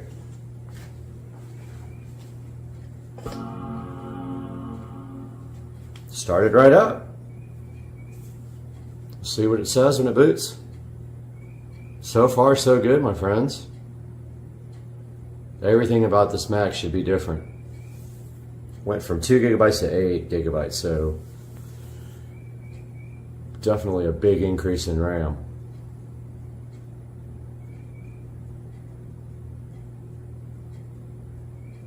So we got the SSD, which is literally miles above what was available when this came out. It wasn't even a thing back then. We've got 8 gigabytes of RAM, which is not officially supported by Apple, but we're not using an officially supported device anyway. I mean, this thing is what? Let's see, 10, 13 years old now. This is a relic of the past. So we go to when it loads up, and I'll tell you how much faster it is once we see how fast this part goes through.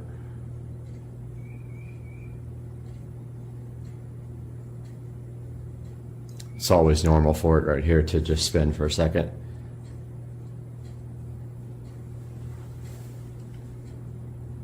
But it's already noticeably faster, booting up like way faster. So we go to this and we go about this Mac. And we have 8 gigabytes. Let's look at the memory. Yes, yes, yes. We have 8 gigabytes of RAM in our $22 thrift store Mac, guys.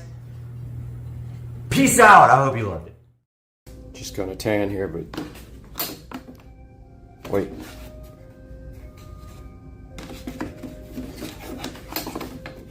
What the? How do you?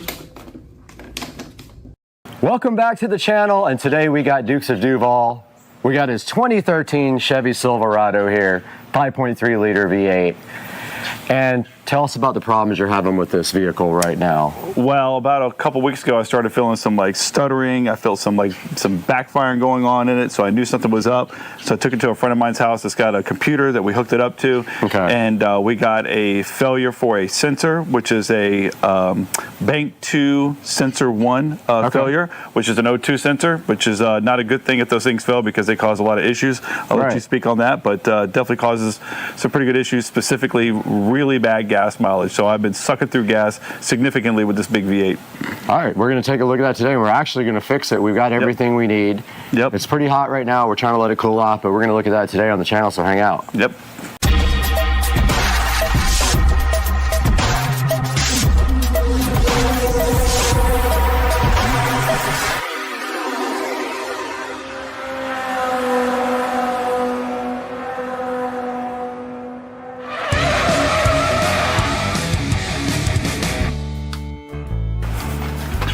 All right, we're here in front of the 2013 Chevy Silverado. We got our wrench here. This is a 7/8. This is going around the O2 sensor. And we've got the brand new O2 sensor right here. And which one is this? That is Bank 2 Sensor 1. So that is what they consider an upstream. So it's before the catalytic converter as opposed to being behind it. I did look under there. There is one behind it. Now, how many total do you have in this truck? 4 total. So you have 2 sides of exhaust. So you have 2 in the front of the Cadillac, 2 in the back. Yep. So how much was this replacement Catalytic, part? not Cadillac. That one costs about $50. Okay. It's an off-brand, but it's got a 1-year warranty on it. So if it doesn't work, then I'll be able to take it back. But fingers crossed it does work. All right. So if you get this directly from Chevy, how much would this cost you from the Probably $100 or so. $100. Okay, yeah, if I had to guess. So I looked underneath the truck, and there's a frame rail there, and the catalytic converter sits right above that, and then right above that, or right on the catalytic converter, actually above it, is the O2 sensor. I'm going to get under there with my lights and stuff and try to get the old one out. But here's the tricky part. You can see right here, there's a clip on that. I have to get under there and clip that off. And so we're going to see if I can actually do that or if it's going to break. A lot of times these are so brittle from getting heated up and cooled down so much they just break right off, which that's fine too. Yep. As long as we can get this thing off, right? Yep. And then the other fun thing about this is that typically you wouldn't use a wrench like this, a box-end wrench. They have like a specialized socket that has like a slit in it that will allow so the wire goes through wire goes through it, right? Yeah, so in this case, we're not going to do that because I don't want to go buy a specialized tool just for this. And you can see I got the anti-seize compound. And this one, yeah, exactly, came with the factory with anti-seize on it. So if yours does not have anti-seize, because it is going directly into the exhaust, I would apply some on there. But this one already had it on there. Because if you ever try to get that off, sometimes you need heat and other things to get that off. It'll be like welded on there if you try to get it off later down the road for sure. So. All right, well, hey, I'm up for a challenge. Let's get underneath the truck and see if we can get this thing out of here. Let's do it. Yeah, let's do it. All right. All right, so I'm underneath Dukes of Duval 2013 Chevy Silverado. And as you guys can see, I got my light right here, so I've got a pretty clear shot of the catalytic converter here. Now you can see the rear O2 sensor behind the cat. So that's the post-cat O2 right there. Super easy to get to that one, and the clip as well with the wire. But as you can see up in here, this guy up here is pre-cat, and the actual wire, I try to get the GoPro right way up in there. The actual wire goes, had my hand up there before. All right, so I got my hand on the wire. All right, I got the wire now, and that goes, oh, no problem. So the wire actually is right here in my face. So I'm gonna go ahead now and get that wire unclipped. It actually has a safety, well, almost looks like a zip tie on it. It's a green safety thing. Yep. You have to pull that out first before you can unclip it. So I'm gonna get my GoPro clipped up here somehow and then show you guys this. All right, so I'm underneath the truck now and I see the clip that I have to remove, and you can see this safety, and I just pulled that right out. And then now all we have to do right here, right now, is pull this plug, and there you go, it's completely off. And also it has a Christmas tree on the side that's holding it to the wiring harness. So that also has to come off before it will come out. The actual oxygen sensor end though, looks like it might be free. Let's see. Let me see if that's the right end. Okay. No, the end with the oxygen sensor is on a Christmas tree, and that is hooked to the wiring harness. So that is not going to come out until we figure out how to get this off.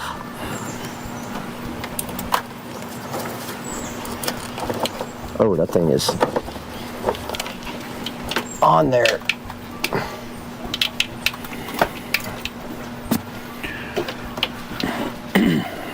Yeah, there's like a clip hooked to the harness, the body harness, the wiring harness, and it is on there, brother. Brothers and sisters, I'm getting this thing off.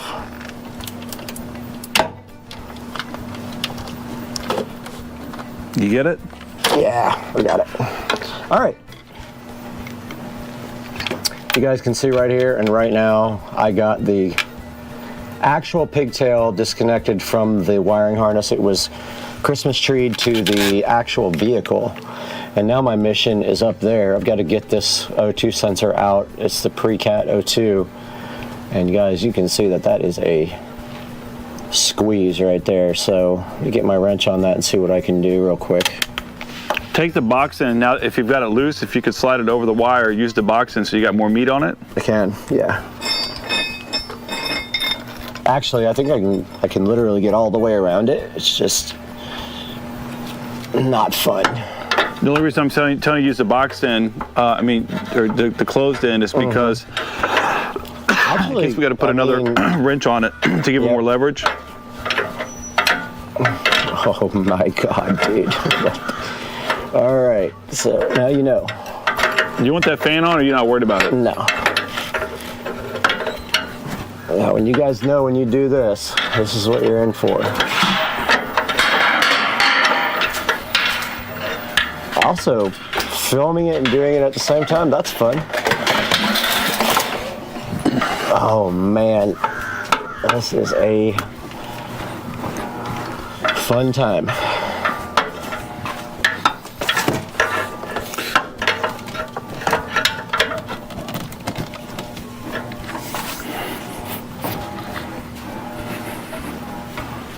Oh, wow.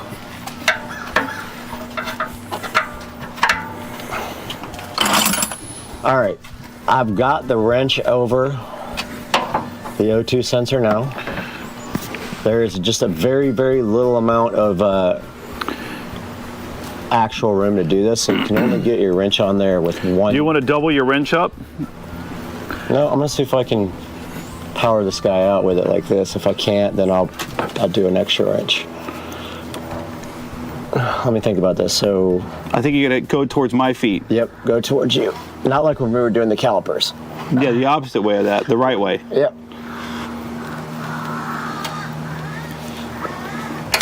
Yeah, got it. Nice. Yep, good to go. Oh, I love it when the dirt goes directly into your eyes. That's usually a good sign. That's all the hot rust going in my eyes. You have to break it some more, huh? No, it's just like my eyes are, I got like stuff in them. What is that noise? Some bird. I don't even know what kind of bird Kill it it. is. Erase from channel. There's a crow Do or not kill birds. Okay, so I'm getting out from underneath this because it's putting dirt and dust all in my eyes. Fuck. That's turning? Yeah. Well, it was. Oh man. It's my pellet gun. More just dropped right in my eyeballs. Probably should have been wearing glasses for this. That sounds like a wild bird. Kill it. Guys, if you do this at home, wear safety glasses because I just got hot, molten lead rust in my eyeball. Every time I go up there, more drops in my face. You want safety goggles? No.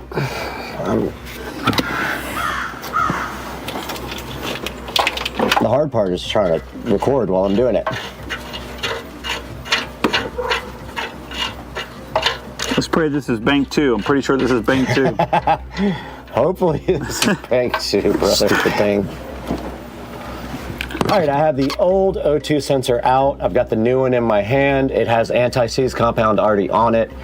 So if you guys don't get one with that, go ahead and get the anti-seize compound and put it on the end here and screw that guy back in. I'm gonna do that now.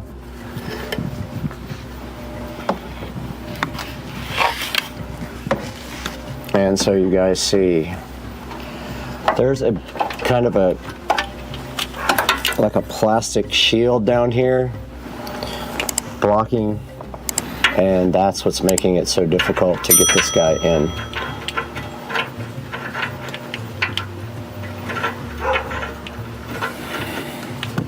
All right, so I got the new O2 sensor threading in at this point.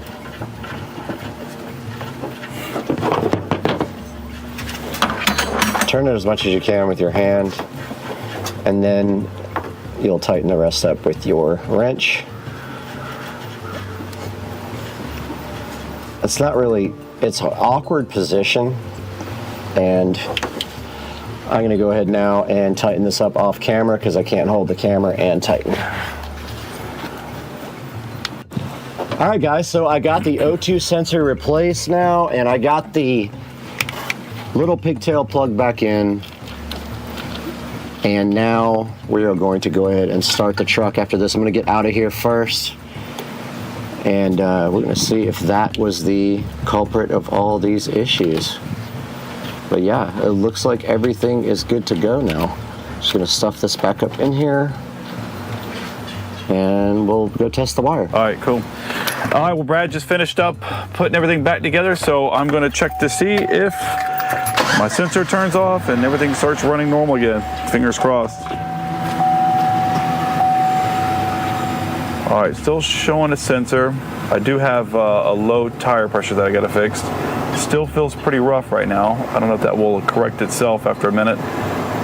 Do we have to reset the codes? I can't imagine we would. The only way we do that, I guess, is just pull the OBD2 reader. Yeah. Right. I mean, can't we just take the Pull negative? the battery? Yeah. Yep.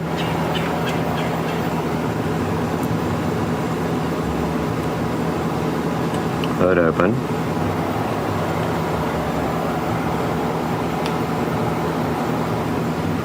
And we don't have an OBD2 reader, right? I don't have one. I'd have to go over to my buddy's house. Oh. No. Still running rough too? Feels like it's running rough, yeah. But maybe it needs a second. So we're still getting some weird readings from the computer. So we're gonna go ahead. We're gonna go ahead and pull the battery cable right there and go ahead and reset everything and see if we can figure it out. Because we did double check a video and we replaced the one that was showing the code in the computer. And so to pull the battery cable on this thing, looks like maybe an 8 or something millimeter ish. Just broke. And it'll quickly reset the ECU. And go from there, and then we'll pull the codes again if that doesn't work, and we'll see what's happening after that, because we replaced the one that it said according to the video. All right, so we put everything in. Truck still's running a little bit rough. The code was still on the dash, so we just unhooked the battery for a minute to try to reset the code. It did reset. I still have another code on here for a low tire pressure, but we're hoping that maybe it's one of these things where it just needs to run for a little bit and try to clear itself out, but no guarantee. So if that doesn't work, then we might have to put the computer back up to it and see if it's throwing another code. So we'll see. All right, we're gonna take it for a test drive here for a little bit, drive about 30 miles, see what happens, and then we'll update you guys when we get back. Yep. Let's go with the LED mini bike. Check it out, guys. The LED mini bike is the new piece of furniture in the house, and this thing is sick with the LED mini bike. Let's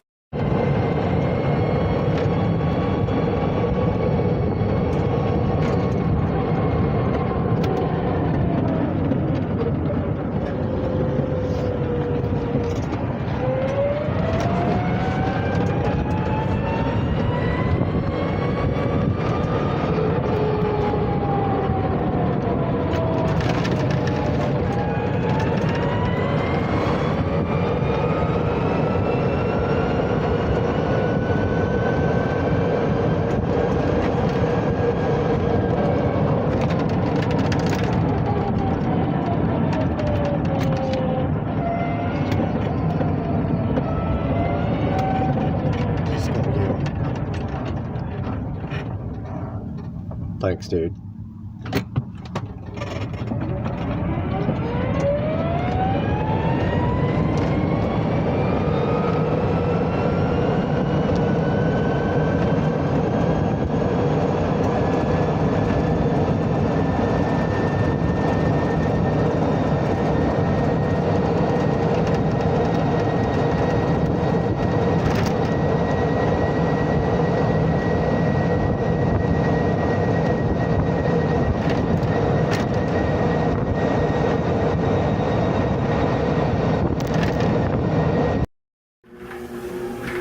Checking out the video from last night.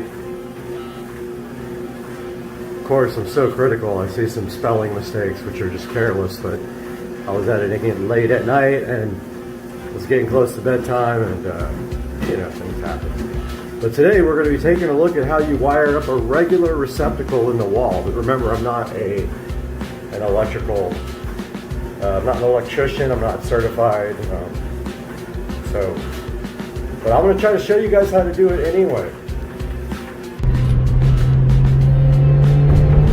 The car is acting weird at low RPMs. It's like surging. Anyway, add it to the list of things that are going to break on this car probably. We are headed to the best place on earth, Wally World, Walmart, to pick up some vital groceries for tonight. And then we'll be working on the how-to video, how to wire a standard home receptacle in 4K, nevertheless. But first we gotta hit Wally World. And, you know, if you're going to Wally World, you're going to Walmart Liquors, which is right on the end there. So you get your food, then you get your drink on right at the corner there. Yeah, this is Walmart, where sometimes you can't even find a freaking parking place. It's so busy. But I park right here in front of the grocery area, building all these.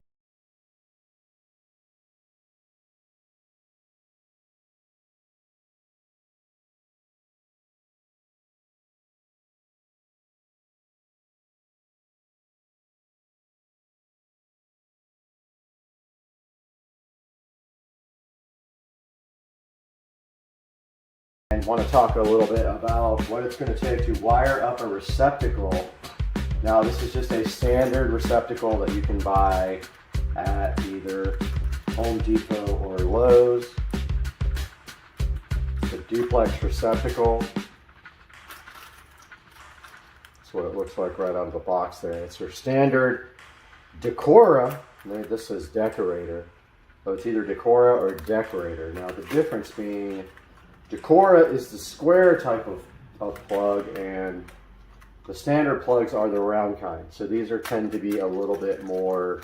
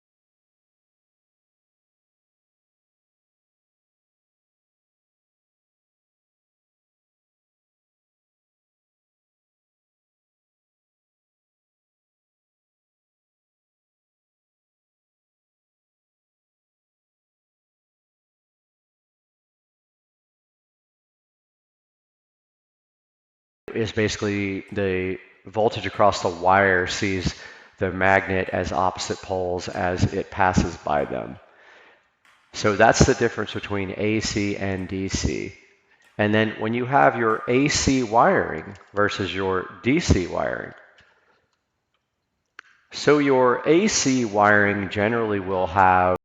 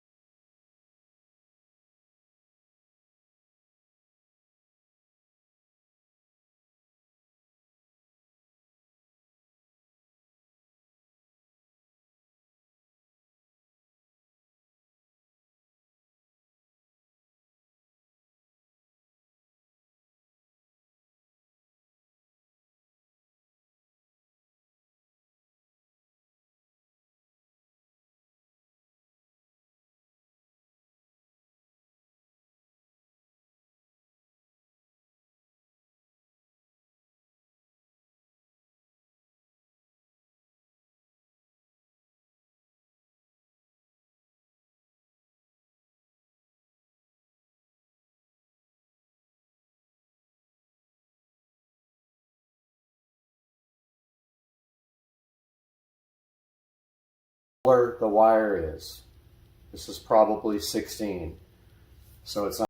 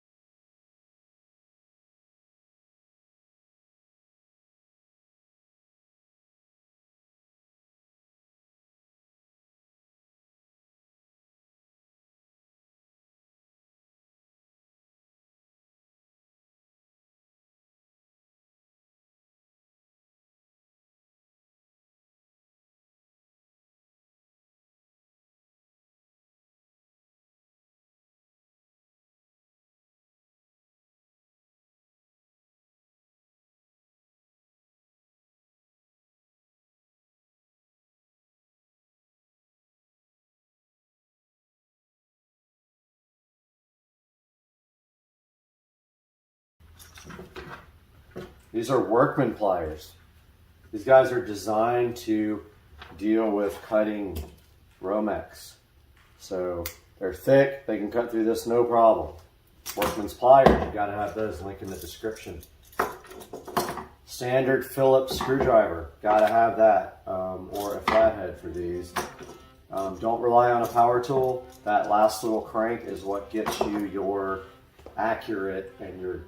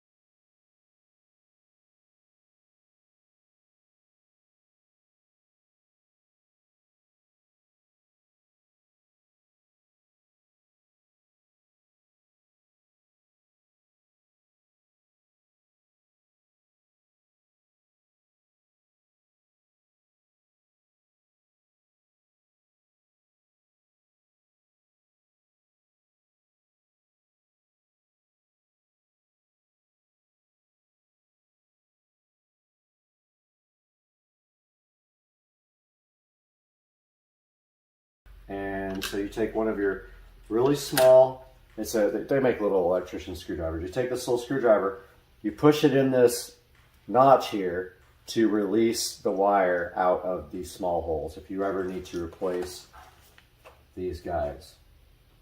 So let's add that to the list of things you need. You need a small flat blade screwdriver if you're going to use the quick release and quick connect on the back.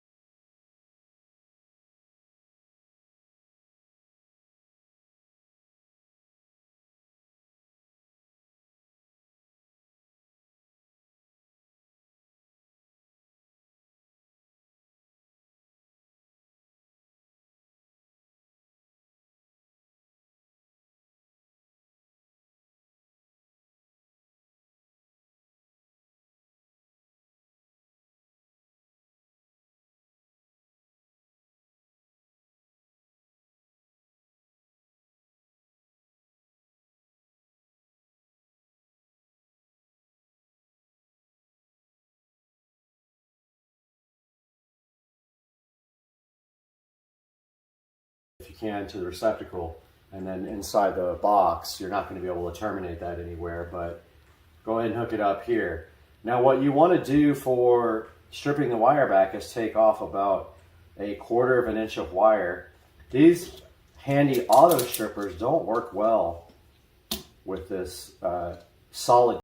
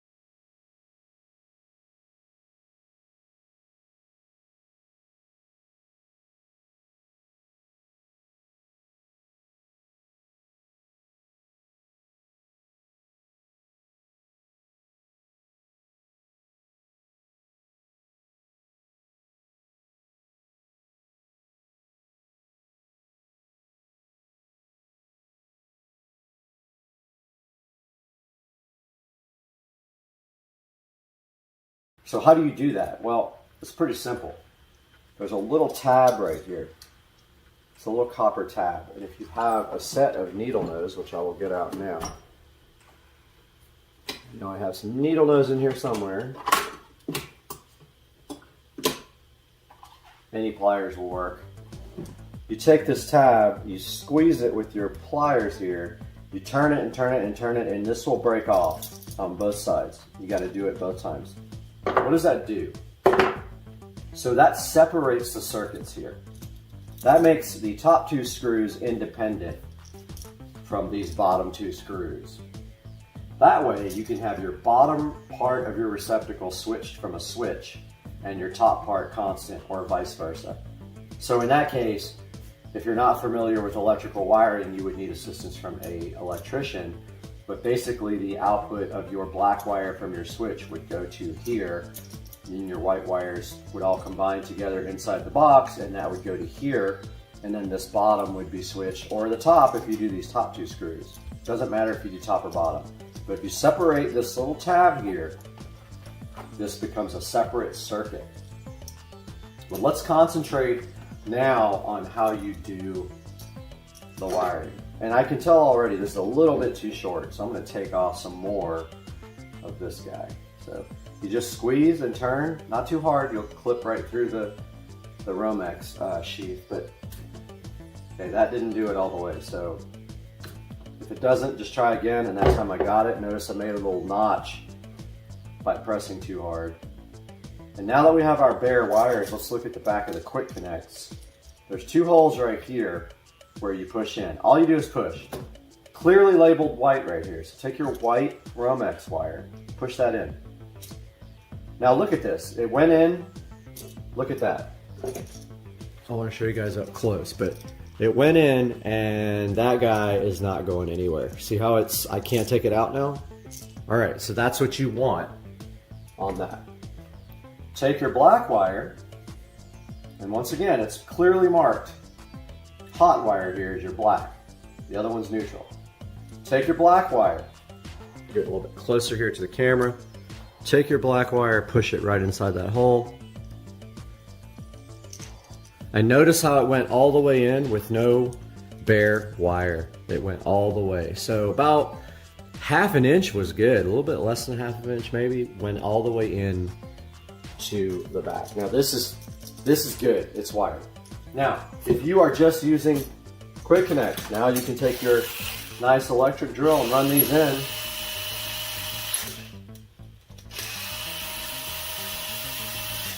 Run the other side in like this.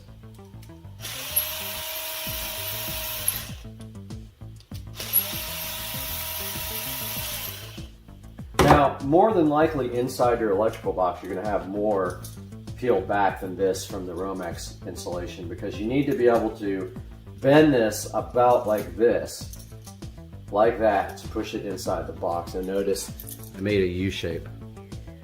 That's how you push it inside your electrical box, to then use these two screws to screw it into the box, okay? And then your wall plate goes over the top of that.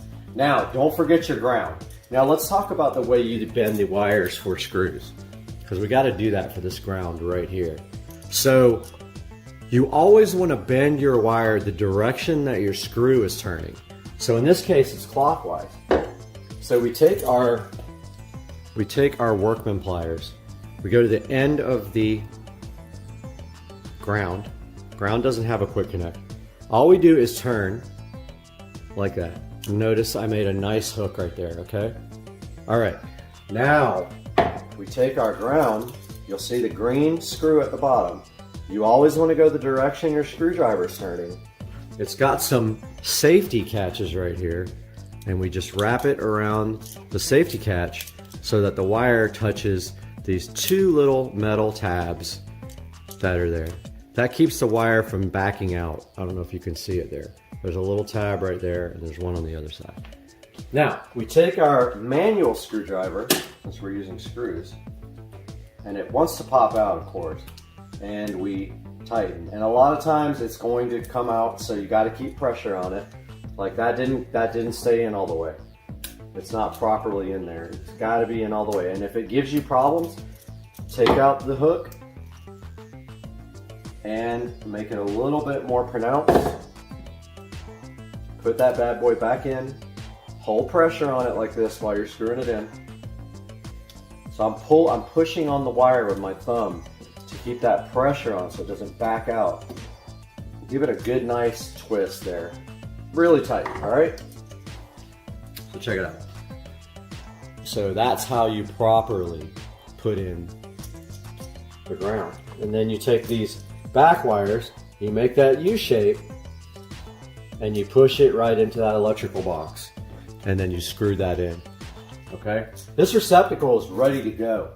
Let's pretend this other end is connected somewhere up in the wall, okay? So we're good to go on that one. Now,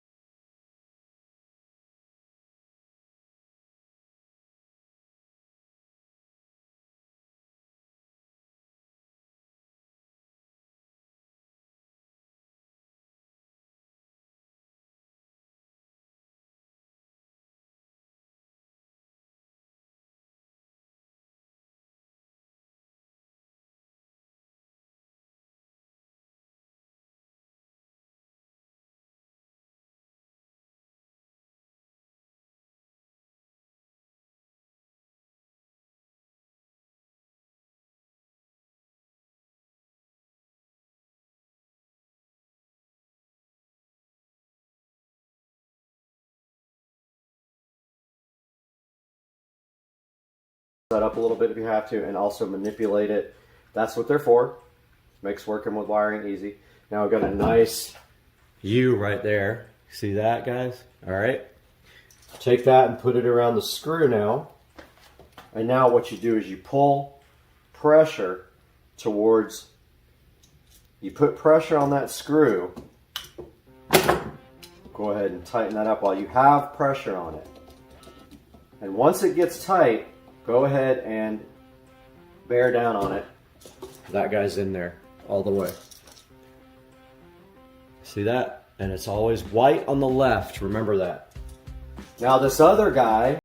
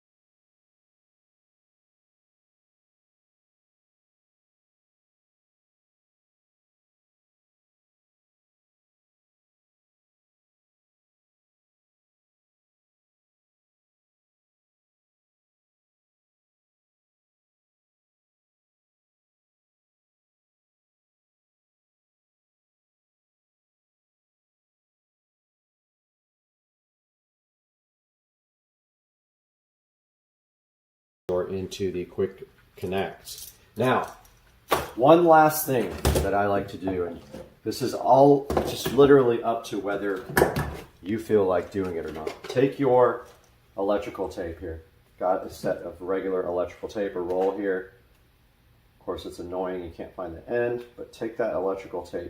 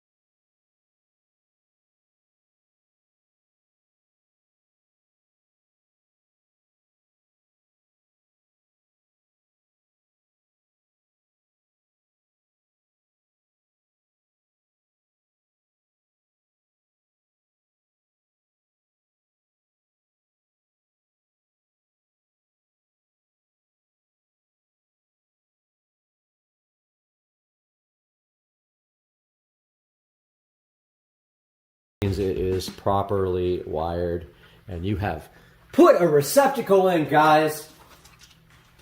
Can you believe it? You did it. I got faith in you guys. If you need any help, hit me up. Feel free, leave me a message. We can email back and forth. First things first, go out and get all these tools you need. Be prepared. It's nice to have all the tools you need and not have to do anything, you know, halfway. These are tools that are a necessity if you're doing electrical work. I do a lot of my own electrical work here, so I keep my tools. If you take a few minutes every time you're done to put your tools back, you will always have them the next time.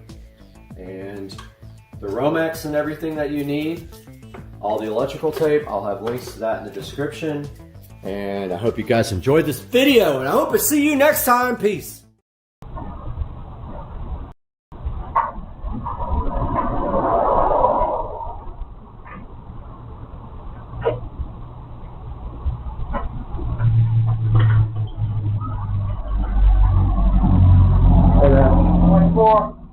Yes, sir. Thank you. Yeah, that's pretty because you go right. Yeah? Thanks, man. You did. Oh, well, if your garage may come down, but I'll send it back up. That's cool. No problem. All right. I was going to close it anyway. All right.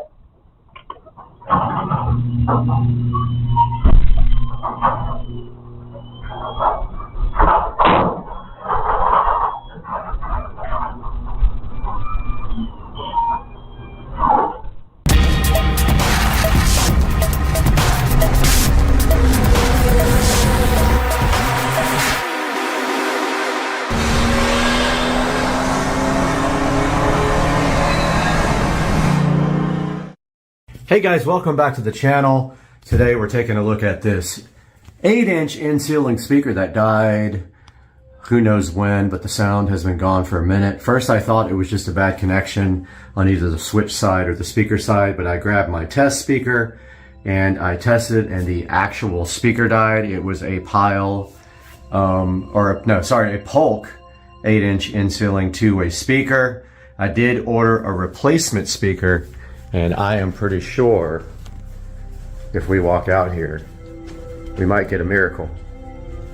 Because I saw,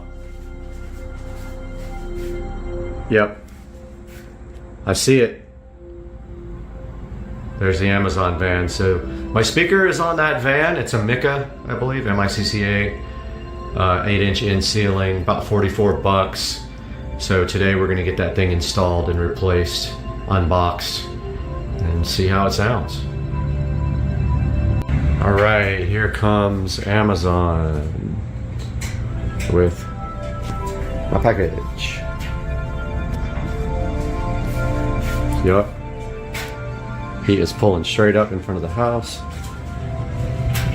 to deliver. Actually, he's going into the neighbor's driveway to turn around, and then he should have my package. And he left and hurt my feelings so bad. Is he like thoroughly confused or what? Nope, he gone. Bye-bye. I think he's totally lost. I think he's back and looking for my package. Super hyped with all the air horns on earth. And he is on the way to the garage.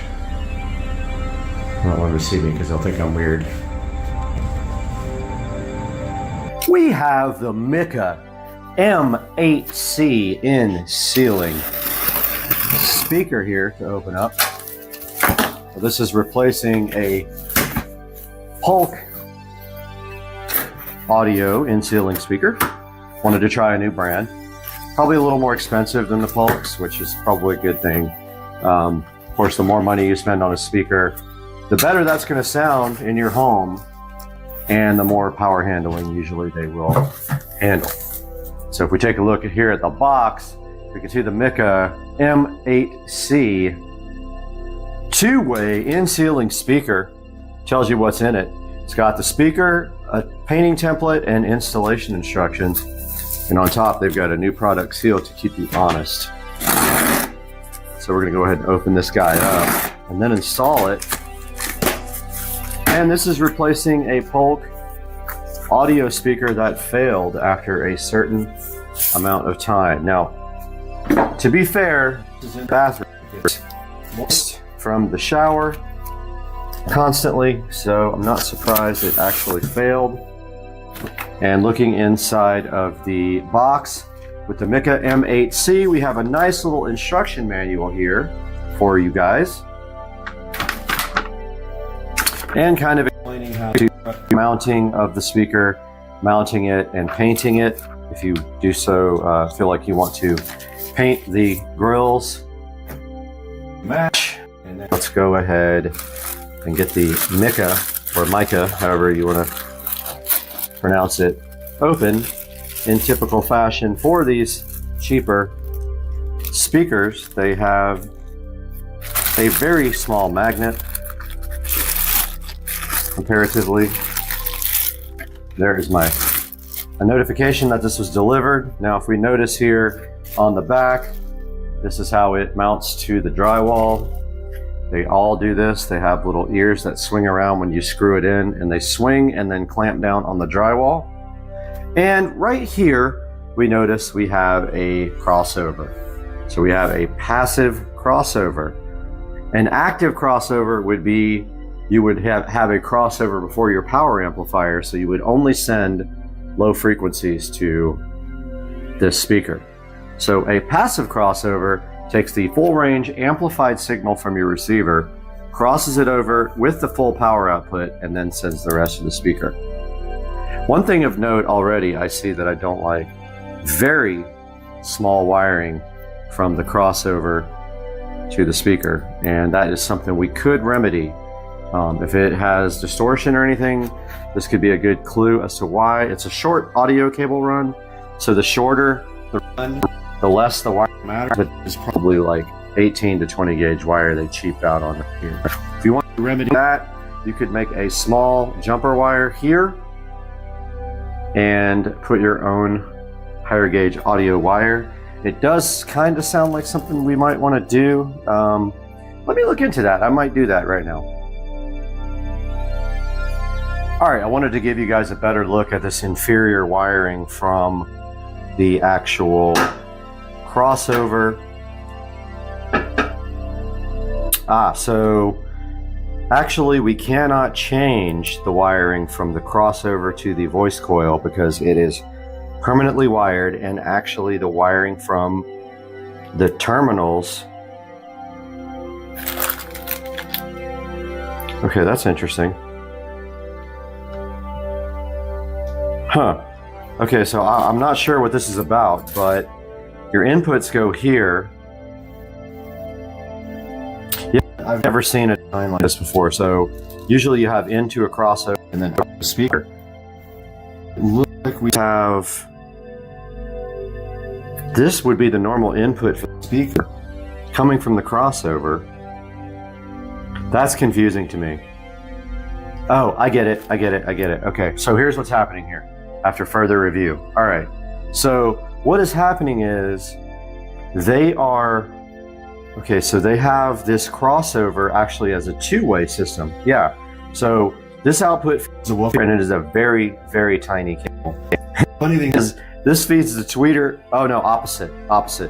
The thin wire feeds the tweeter, the thick wire feeds the woofer. There's nothing we can do here to make this any better. So I brought all my stuff out here, but we cannot do anything to this design to make it any better. They just opted to use very crappy wire on the tweeters, and they used a little bit bigger wire on the woofer.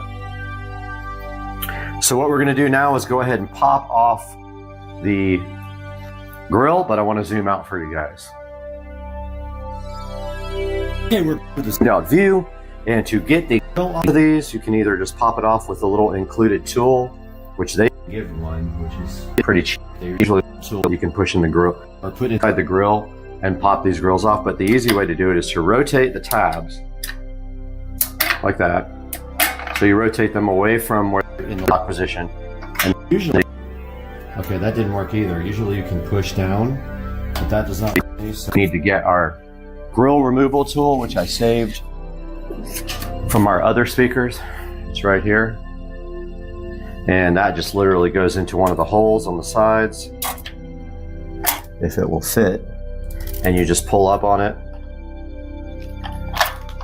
like that. And this is going to reveal your Mica M-8C in ceiling two-way speaker. Now, take a look. The grill is white. The actual speaker is a gold color, and I think that's deceiving to make it look more expensive than it is. You can see the small magnet here. There's no way this thing's going to do anything amazing. And take a note that this is actually not an 8-inch speaker. This is a 6.25, I think, or 6.5 actually. But the rest of it is actually the mount. So you're not getting an 8-inch. You probably have to order a 10-inch to actually get an 8-inch woofer. Now to get ready for the thing, you go to these mounts, you rotate up and around, up and around, up and around. Now these guys are ready to be screwed in with a standard drill right here. There's 4 points here that you drill, that you get your drill to put them in. But first you use these push-in speaker clamps here to put the wire in. You push it in, put the wire through the hole, and then let go. Afterwards, you go ahead and put this grill in, and I just noticed they gave you a little indentation here to pull the grill off, so you don't have to have, well, actually that's probably covered. You still need this tool, and I don't know why they wouldn't give you one of these for free. So let's go ahead and get this thing into the bathroom and get it installed in the ceiling. We're back in the bathroom, and unlike the other brand speakers, these stay pretty firm when you rotate this thing to get them ready to mount. The other side, they tend to move. Here's like the most challenging part for this, and we have to hold the speaker while we wire it up and have our drill ready at the same time. Fortunately, we have this little resting place here, and I have already Well, I thought I did. I thought I prepped the wires to be inserted, but they're a little loose. So if you just get those things nice and tight, the wires, just go ahead and spin them. If you have pins, you can solder and do pins. But I am going to put, obviously, black into black right here. All I'm doing now right here is pushing on the clamp and then letting the clamp go. Make sure all your mounting brackets are rotated, and then we'll see if it actually fits. And it is going to be a close one. This I have to trim a little bit.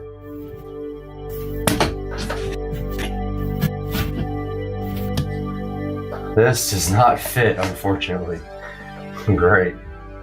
Okay, so this is supposed to be an easy replacement. These are different speakers, so they don't fit. They are just slightly too, so they will not go into the hole. Not only that, the wiring is getting kind of kinked up there because the hole's not quite enough. It's close, but if you try to force it, I promise you, you're gonna break the drywall, because I've done it before. You can't just force this up, it will push the drywall through. And so we are going to be cutting. So connect the speaker. And about to make a complete and utter mess. I'm going to get the template so I can figure out how big to cut this.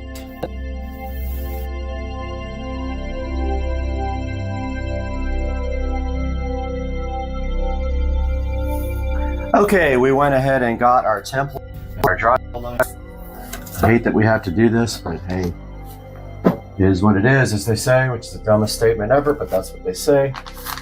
And this hole is too small, and that's what she said.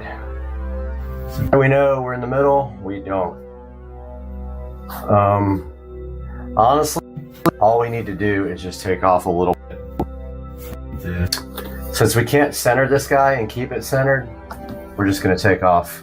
Looks like it's about literally just 1/4 of an inch all the way around. It's going to be really messy. It's going to make a lot of dust, and I don't want to be underneath it when it does. But I'm going to start cutting this. Yeah, it's already going in my mouth.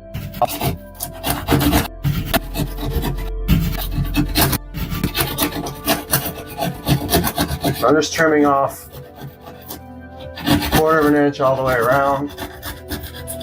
And I can see already where the drywall is busted, where I forced the last one in. You don't want to do that. You will crack the drywall and break it. Once that happens, you are patching drywall. I'm just going all around the edge and taking off just a little bit. 1/4 inch less. But you can see right here the drywall is already cracked. If you do that too much, it'll just break. And then you'll have a repair job.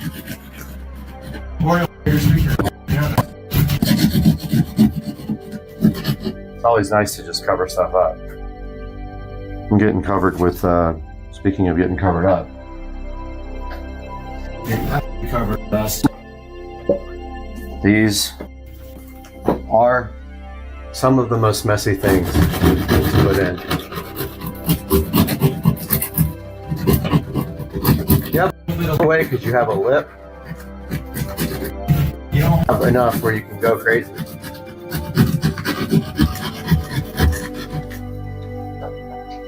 So take off a little bit. Remember to keep your knife straight. I make that mistake all the time. And your knife has to be up and down or you're actually cutting an angle into the drywall.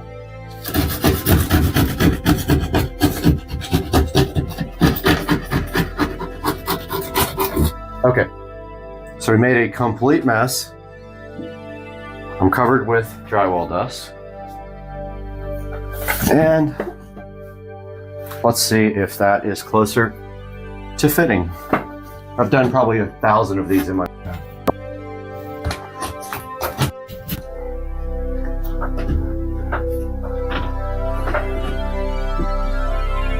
Okay. We're still not there. Looks like it's still not quite there.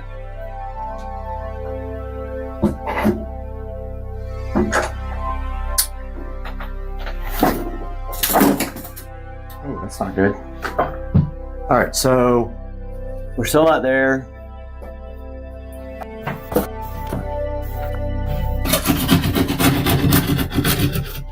Take a little bit more off. Now the paint and drywall is coming off.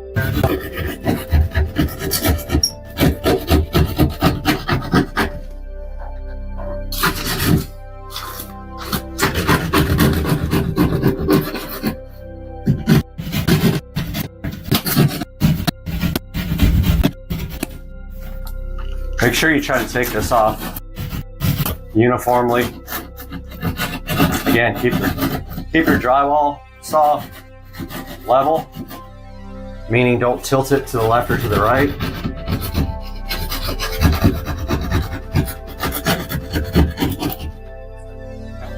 Cut a little bit off, and this is more difficult when you're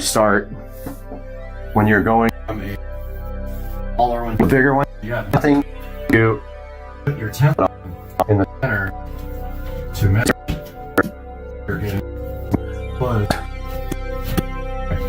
That will work. That'll work. Still a tight squeeze, but I'll go ahead and call that a success. And find my wiring. Black is on the left.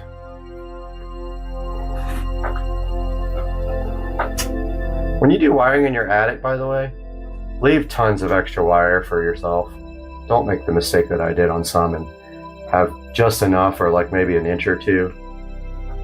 Spend the money, get good wires, and also leave yourself way more than enough slack to get this done. You'll regret it if you don't.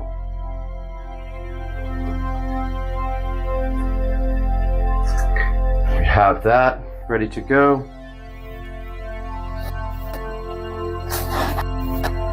And of course, I don't have my drill. Hopefully this doesn't fall out. Don't fall out, please. Don't fall out, please. Don't fall out, please. Don't fall out. Don't fall out. And then you just take your drill and screw in the 4 screws until they clamp.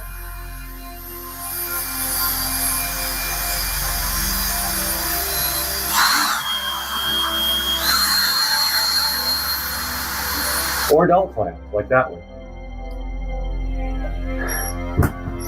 Let's see if these clamp.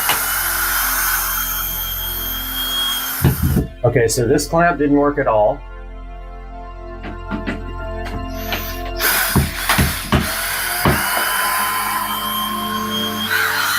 That one worked. That one worked.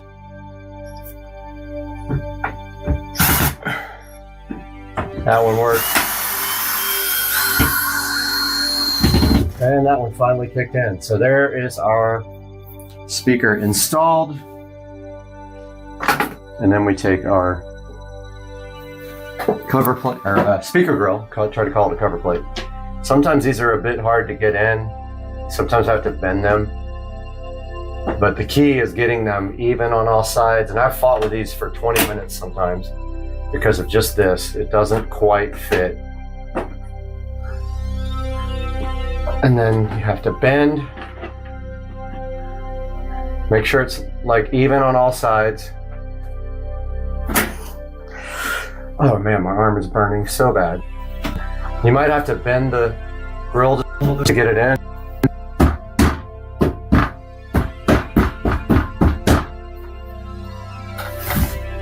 Let's see if we can get some non-copyright music. Alexa, play non-copyrighted music on Audio Echo Dot.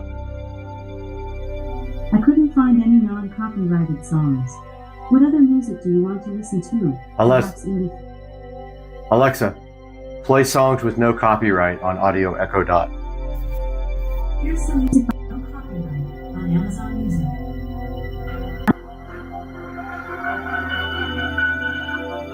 Alexa, raise the volume on Audio Echo Dot. Okay, it's on. Play. Alexa, raise the volume on Audio Echo Dot. Fit and finish is really good, as you can see.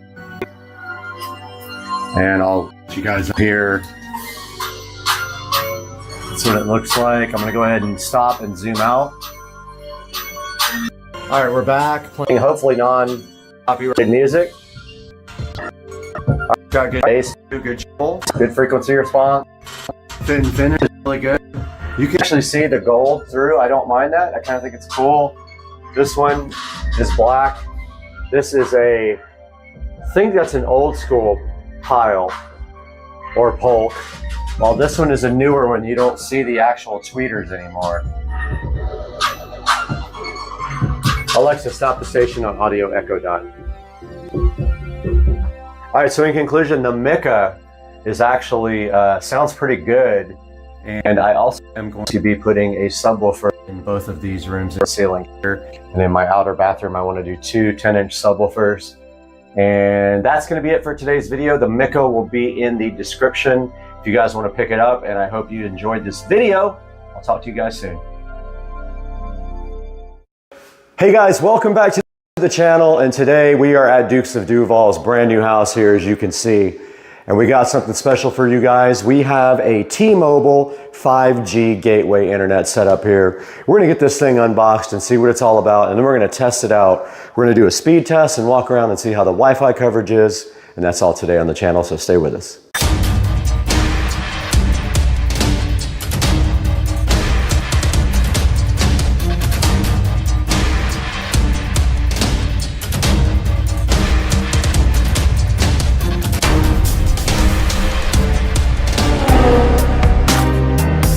All right, we're back today with this T-Mobile Internet 5G gateway. We have not opened it up yet. We just took the tape off, so it's nice and fresh. This is the first one I've ever seen in person. It is not available at my house, but it's available here in this nice new house that Joe is about to move into. So we're gonna open this up right now and check out what's in the box. And you can see on the front, it has a nice screen on it with a couple buttons, not sure what that does yet. And then on the side, it has all the IMEI information, just like a cell phone. And basically this is wireless, completely wireless and 5G. And technically it has the capability to go almost as fast as a cable modem.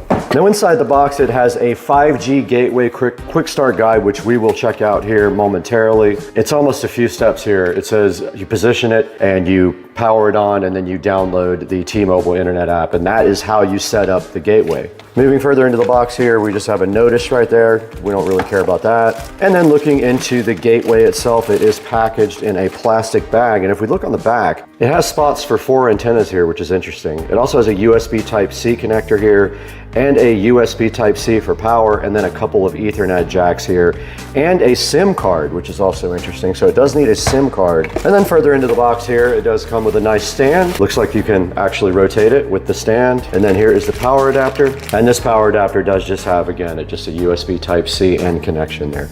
Now I'm gonna go ahead and assume that this thing already has a SIM card in it, because we don't have a SIM card here. They didn't give you one, right? No. Okay, cool. So we're gonna assume it has a SIM card. And then of course, peel satisfaction right there. So nice. So nice. All right, so the next thing we're gonna do is go ahead and get that app downloaded on Joe's phone and go ahead and power this up, and we're gonna see what happens. Okay, so we took a look inside the box. There is no external antennas. That must be optional if you have issues with coverage. We're assuming there's a SIM card in it, and right now we are actually downloading the T-Mobile Internet app, which is supposed to assist us with placing the modem in the right spot. I'm gonna go ahead and get this thing powered up, so we're gonna go ahead and power it up in the kitchen here. And it just does have a USB-C power adapter, and don't confuse that with the USB-C jack that's right next to the power adapter. There's another USB-C port there, and we have plugged in the device and it is powering up. And there's a T-Mobile logo booting up on the front of the device right now. All right, so we just pressed get started on the app here. So we are going to see what the setup procedure is for this. It's probably not much. He might have to log into his account here momentarily, would be my thought. And then after that, we're gonna see how this thing does. And we do have a 5G gateway at the one at the bottom, so we're gonna go ahead and hit that. Yeah, so one thing I want to point out real fast is that this is a T-Mobile phone, and currently I'm showing 2 bars at 5G. So that'll be interesting to see what your coverage is like here. And that might be where those external antennas come into play if you can't get coverage. Okay, so we already have 3 bars on the device and we are not near a window. So we have 3 already, and we can possibly get more by moving it to a perimeter wall here where it has less of a chance of being interfered with. Let's go ahead and see what's next on the app then. Let's start share location there, and let's see what it thinks. Getting signal direct. So it's looking for the tower now. We found your signal. ID placement being nearest the signal by a window. Okay, we're gonna go ahead and move the gateway to the window here. So we're booting up the gateway again. We'll get back to you guys when we have it fully booted up here. All right, we have moved the T-Mobile 5G gateway over to the window where it was suggested to us to go, and now the device is powering up again. We're gonna see if it increases the signal strength to more than 3 bars. If it does not, we're probably gonna put it somewhere else in the house. So it's asking us to connect to the gateway. It's gonna scan the QR code, but the gateway is not fully powered up yet. We're waiting for that. Now it is. So it didn't improve the signal. It did not. All right, so it is connected to power. So we're gonna go next. Now it needs Wi-Fi, so we're gonna hit next. And it's just asking to join the network that it created, so that's fine. Makes its own network and it joins it to set up the gateway. Now it's asking us to find and connect. We're gonna allow that. All right, so now that your gateway is ready, you can update your Wi-Fi network. We're gonna do this off screen. Okay, we just successfully set up the new Wi-Fi name and password. And I did see this thing go to 4 bars momentarily, so it is picking up quite a good signal over here in the window. I think we're gonna be fine, probably anywhere in the house, but it briefly went up to 4 bars there. I have successfully connected to the new Wi-Fi and everything is looking good so far. The little display did go out in the front. My guess is that it times out after a certain amount of time here because I am still connected to the Wi-Fi. So the next thing we're gonna do is just kind of roam around the house and do tests on the Wi-Fi and look at the speed tests as well. All right, we just got done completely setting up the gateway. So now the next step is we're just gonna test it a little bit around the house, see what our Wi-Fi signal looks like at the other end of the house and out on the back porch, and also do some speed tests and see how that looks from various places in the house. And there's the connection quality. It's got 4 bars right now, so that's pretty cool. So I'm installing speed test by Ookla right now, and we'll go ahead and test the Wi-Fi. Here, you know, we got a strong signal. We're right next to it. And here we go on the speed test.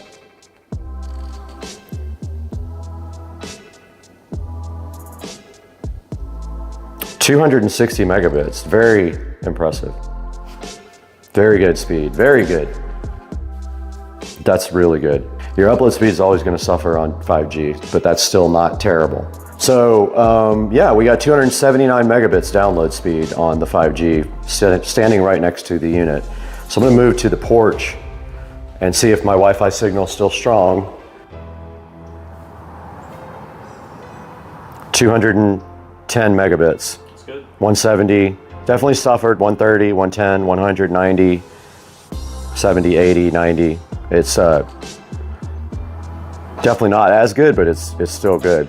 Maybe we can centrally locate this thing and then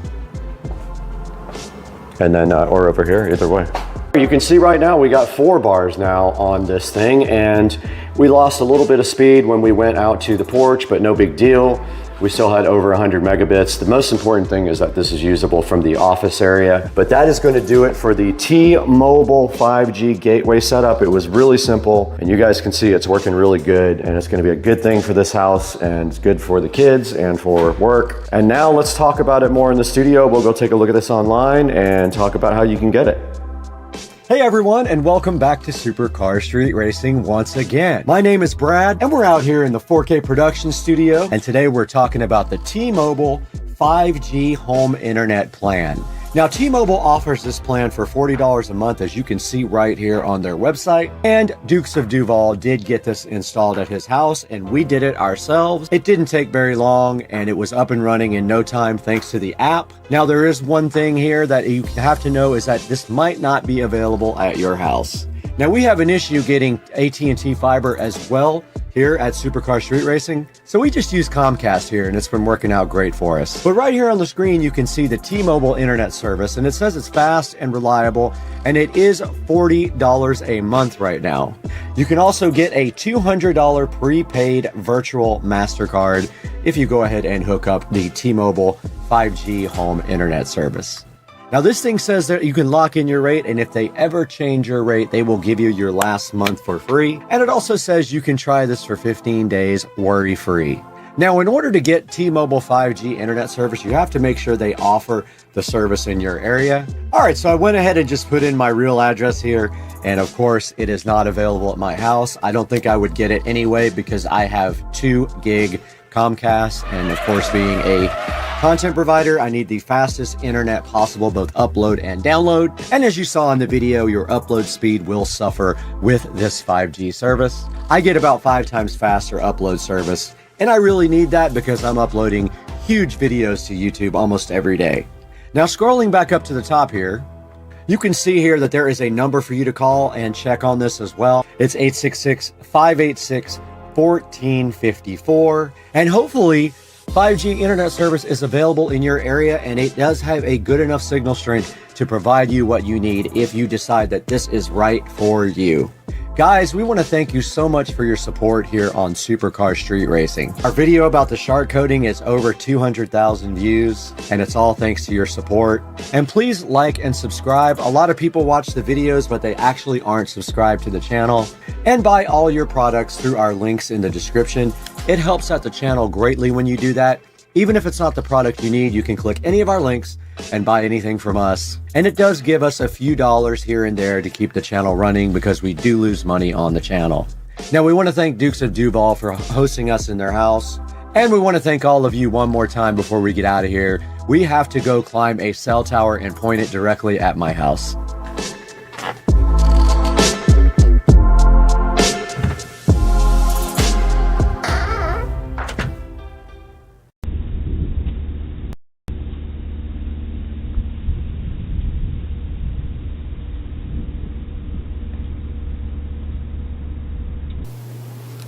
We're here once again in the Supercar Street Racing office preparing for the hurricane. You can see I brought everything in. It may not be necessary, but it took about 10 minutes to bring all the furniture up. And today we're looking at this amazing VESA PR 800 wild camera, which was so gracefully supplied to us from the manufacturer to check out. Let's get this thing opened up, see what's inside, and have some fun on the channel. I'm hyped.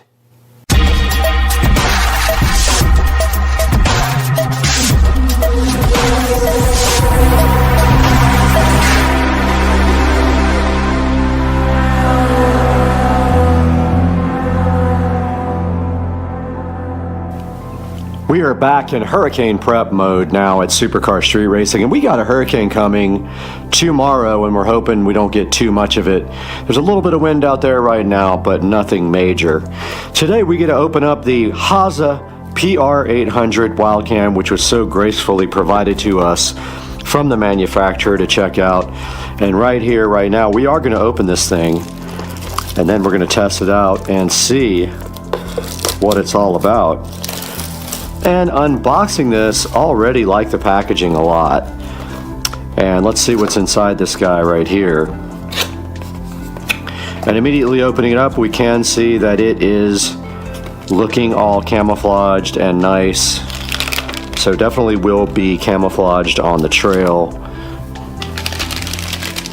And then taking a look further inside, looks like there is a couple of peel satisfactions here on the camera with the peel sat, which I know you guys love that. Except I failed on that one. The other one just fell off.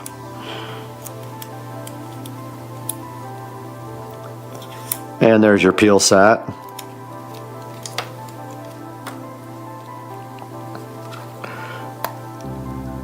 And this one is going to be a royal pain for me to peel, ruining everything And we finally got off the peel satisfaction there. And looking further into this thing, it looks like it's got 2 clamps here. Now, keep in mind, oh, there's some more peel. I love it when they do that. They don't even tell you to remove this one, but there it is, guys, the peel sat for you. And opening up this trail cam, it looks like, oh wow, nice. It's got an LCD display right here. And I'm checking out, all right, down here, it looks like there is a 6-volt power adapter hole there. Very nice. It's got a little LCD screen with some peel sat. That peel sat,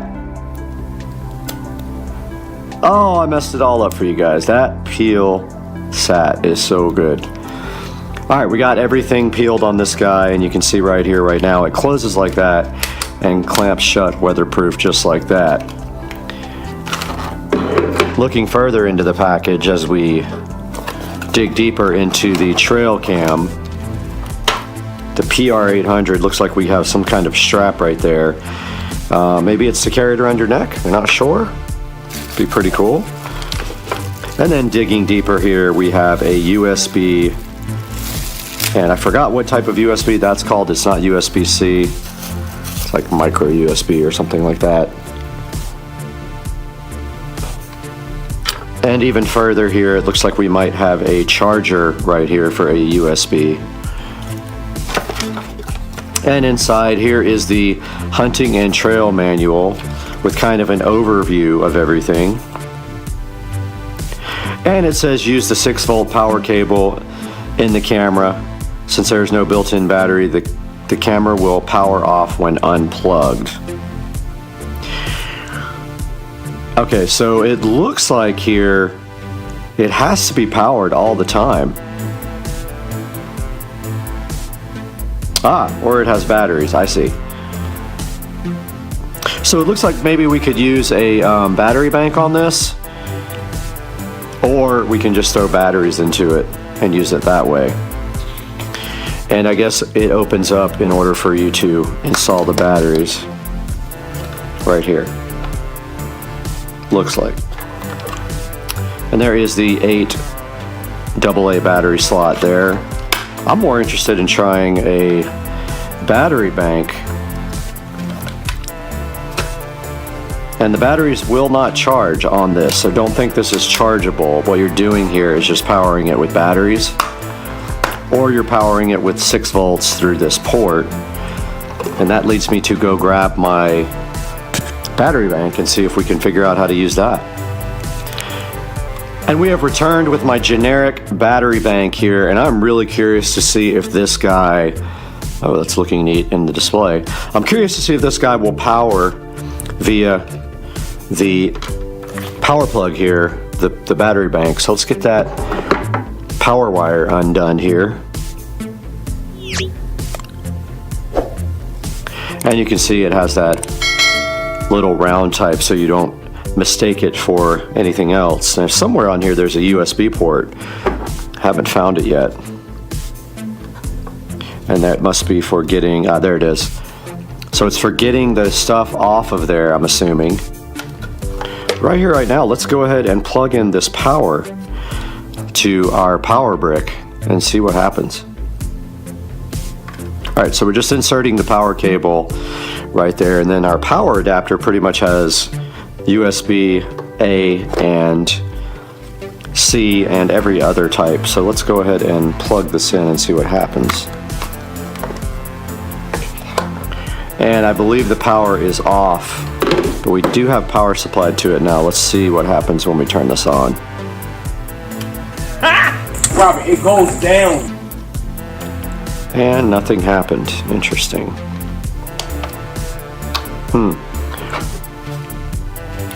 Curious if I have to power my power bank on. That says power. Alright, I'm going to see if I can figure this out and get back to you guys. Alright, I did some experimenting here, and interestingly enough, when I plugged it into my Samsung charger, it did come on. Aha! It comes on here now with my battery bank. All right.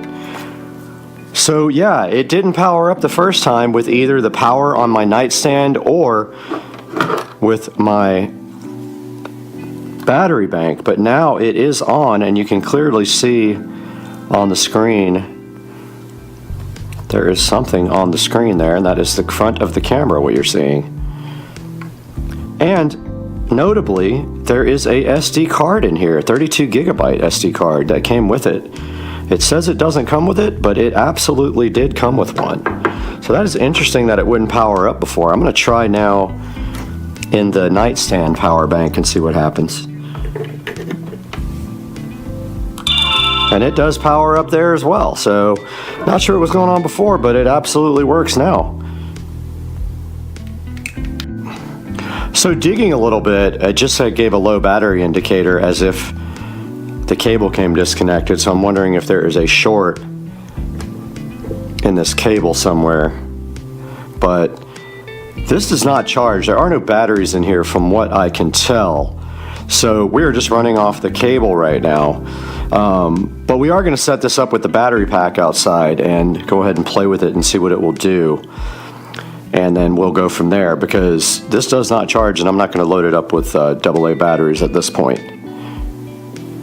Now, just quickly going through the menu here on the PR800 Wild camera, we can see here that we can set up things like the mode, which you can switch between photo, video, and video. Photo pixel, so you can change the resolution. I'm going to go ahead and put it on the highest resolution, 42 megapixels. You can put on continuous shooting, and you can make it shoot 1, 2, 3, 4, or 5 photos. Video length, you can put it 5, 10, 20, 30, or 1 minute. Let's go ahead and put it on 30. Resolution, you can change from VGA to 720p to 1080p to 2K or 2.7K. I'm going to go ahead and go to 2.7K. Low, medium, high, PIR sensitivity, whatever that means. EIR interval. Whoops, I went back out. Not sure what that is. There's a timer. There's a time-lapse mode here. There's an auto power off, which is not on right now. And here's where you set your date and time. Record audio, yes or no. Device sound, you can turn the sound effect off and on for this guy. Timestamp on. Format. That format's the SD card.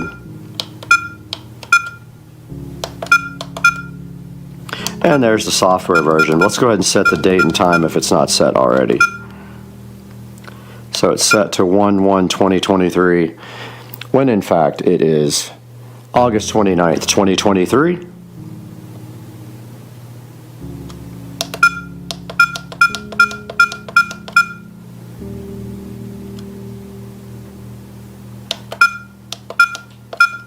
Let's see if we can go backwards. There we go. It thinks it is 8:36.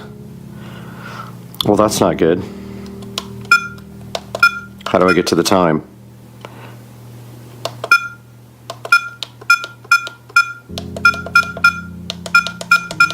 Okay. So it is officially 4:58 p.m. 16:58.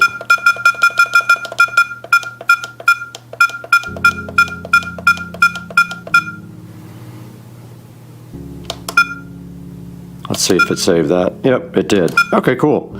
So that's a little look at the menu here on the trail cam. Let's see if we can figure out now how to set it up.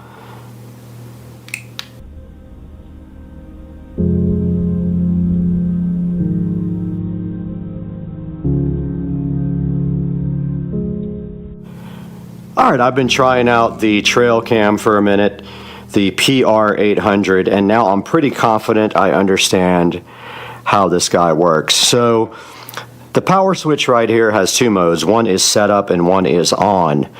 When the switch is in setup, that's when you can operate all the menu buttons and set up the actual trail cam. When you pop the switch over to on, then it counts down from 5 and then the camera is ready to start recording. Now, a negative that I already see about the camera is the position of the power. When this power is connected all the time, you can't sit the camera on the actual bottom. It would have to be put on a mount. Now on the rear, it does have provisions for a mount of some kind, or on the bottom actually, right there. It has a screw mount where you could put like a stake or something and drive it into the ground, or you could just zip tie it to a tree or whatever. But I did do some sample videos here for you guys, and when you go back into the setup mode and then you go into the replay mode, you can actually see here that I recorded some videos in the dark, some in the light, and some outside. And we will give you guys a actual video sample here coming up, and we will do that in a few minutes. I wanted you guys to see how the setup versus the on switch works here. So the replay button puts you in replay mode to watch videos. The mode button switches between photo and video mode right there. And then if you just want to take an instant picture, you use the shot button right there. So that's kind of the way that the menu items operate here on the PR800 wild camera here by VESA. And now we're going to take a little bit more in-depth look at maybe using AA batteries in this and how that will actually turn out. Let's check it out. Alright, so I have removed the little safety cover there on the PR800, and to load the batteries you simply put 1, 2, 3, 4, 5, 6, 7, 8 AA batteries in this thing to use those. I'm not going to load it. I do have them here. I am quite satisfied with the existing configuration of using a power cable because I'm not going to be placing this outside yet, but it does have a feature where it will power off and save batteries until it needs to power back on. So that's why you can use batteries and it doesn't just eat them up instantly. But that is a good look at the PR800. Here's a look at the back of it. Like I said, it's got some little handles right there. You could easily zip tie this to something, and then it's got a threaded mount on the bottom where you could probably put it on a tripod or maybe a stake into the ground. And you can see right here right now it has infrared LEDs on the front as well.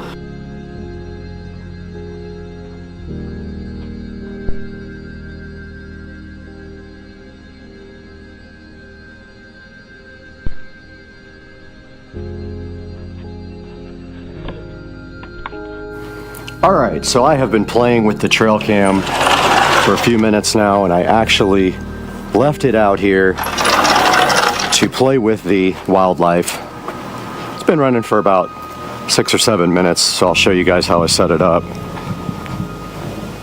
So there we see we have an alligator right there, actually. Alligator, turtles, all kinds of wildlife chilling.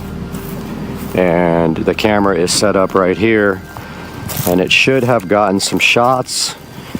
And I have the battery bank set up right here. And if we come back to this guy and we go back to setup, it's kind of hard to get the switch in the right position because you tend to like turn it off, but it doesn't always come on when I put it in setup, which is interesting.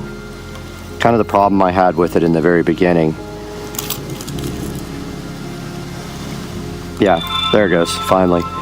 Now, it's starting to rain, so we're going to take this whole thing inside now. There comes the hurricane.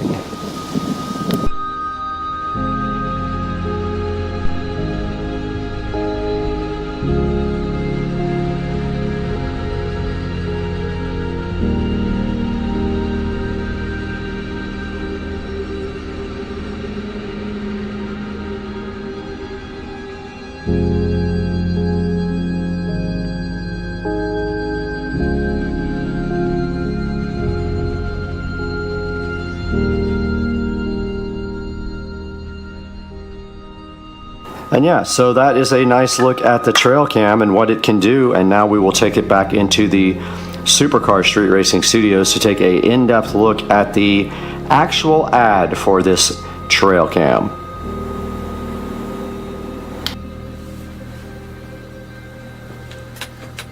Welcome back to the beautiful Supercar Street Racing Studios. We produce high quality 4K video right here in front of your eyes, and we try to do it live every time for you guys. It's good to see you again. And today, as you can see up behind me right here, we are prepping for Hurricane Idalia, or however you want to pronounce it, but it is on the way to somewhere in Florida, around the Big Bend or whatever they call it. Looks like we won't get a whole lot in Jacksonville. I'm hoping it's going to swing up and around, but we are prepping for that right now. But we are here not to talk about weather. We're here to talk about the HASA trail camera, and we just showed you that in the wild and how it operates and some actual footage of it. Now right here it says it's a 58 megapixel screen, a 2-inch, I don't know about huge screen, it is a screen. But yeah, so it's a game hunting camera with night vision, and we went through the whole setup and everything on it. The only thing I can really say about the camera that was a negative was that it was kind of flaky with powering off and on. I don't know what that was about. I'll probably have to play with it a little bit more. The night vision works really well, and the detection settings work really well, so I was pleased with that. It has 4.8 stars, so that's great, and here is an actual picture of it and some of the pictures online that they are highlighting of the camera. It does come with a 32 gigabyte SD card, and I didn't use much of that, but again, I didn't record a whole ton of video, and that's going to of course depend on your quality settings and what you're going to put those on. But yeah, I did like the way the pictures looked. It does come with a charging cable, which is awesome, but it does not charge. It's kind of misleading. You can either power it off of batteries or off of a hard power. Now, the disappointing thing about the power cable is it sits right underneath the device, making it impossible to sit on the ground and plug in at the same time unless you can kind of dig out a little hole for the power cable, which is what I did. It does come with a data USB cable too, but obviously the best way to actually get stuff off of the card is to use one of these USB SD card readers here, like I use for the GoPro, which is going to be way faster than using the cable. And so I'm going to give this guy an overall good rating. I mean, I think it's worth the $50. It's 10% off right now, so you can save another $5 on this thing. And I encourage you guys to please buy through my link. I'll have a link for this guy right in the description down here. Please purchase the camera through my link or anything else you need from Amazon. You don't have to find the actual product. You can click my link for the camera and you can buy anything you want, and it helps us out so much. It gives us just a little bit of money, a tiny bit of money to keep supporting Supercar Street Racing.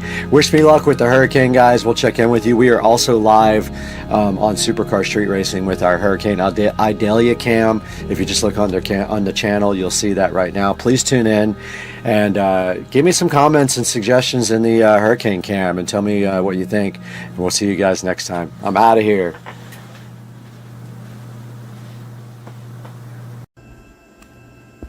How come you won't look at me?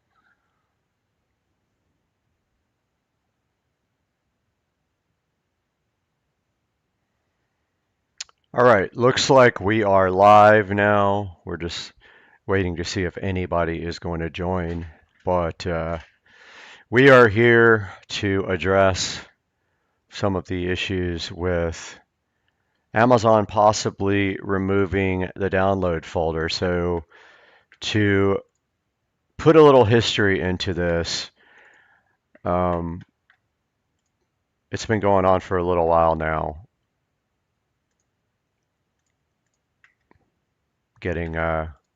Getting comfortable here with the stream, but basically, so I got my Echo Show 15 a few months ago, and the first thing that really I was curious to find out is that I didn't know, first of all, that they had the Fire TV mode coming on the Echo Show 15. Once that launched, I was really curious about being able to sideload apps, but immediately when I noticed that trying to sideload that it basically would block the installation of the apps. Now it would let you get to the app and you could hit the button to install it, but then after that it would just fail and there was no way to do it.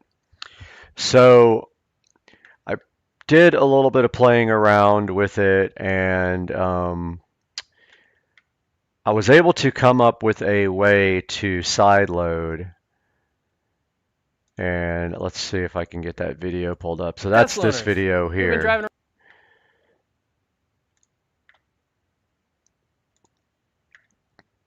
Video did very well. It has about 80,000 views. And so basically this was the first, I believe that I might have been the first person to actually sideload successfully on the device, although there may have been other people that did it, and AFTV probably tried it and did it, but I think I might have been the first one to publish a video on how to do this.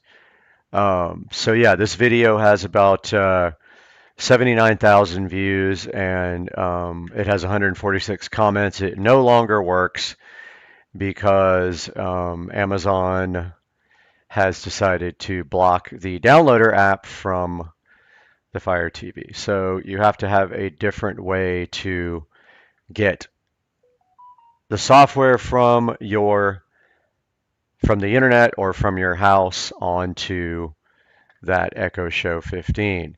So then I published this workaround video.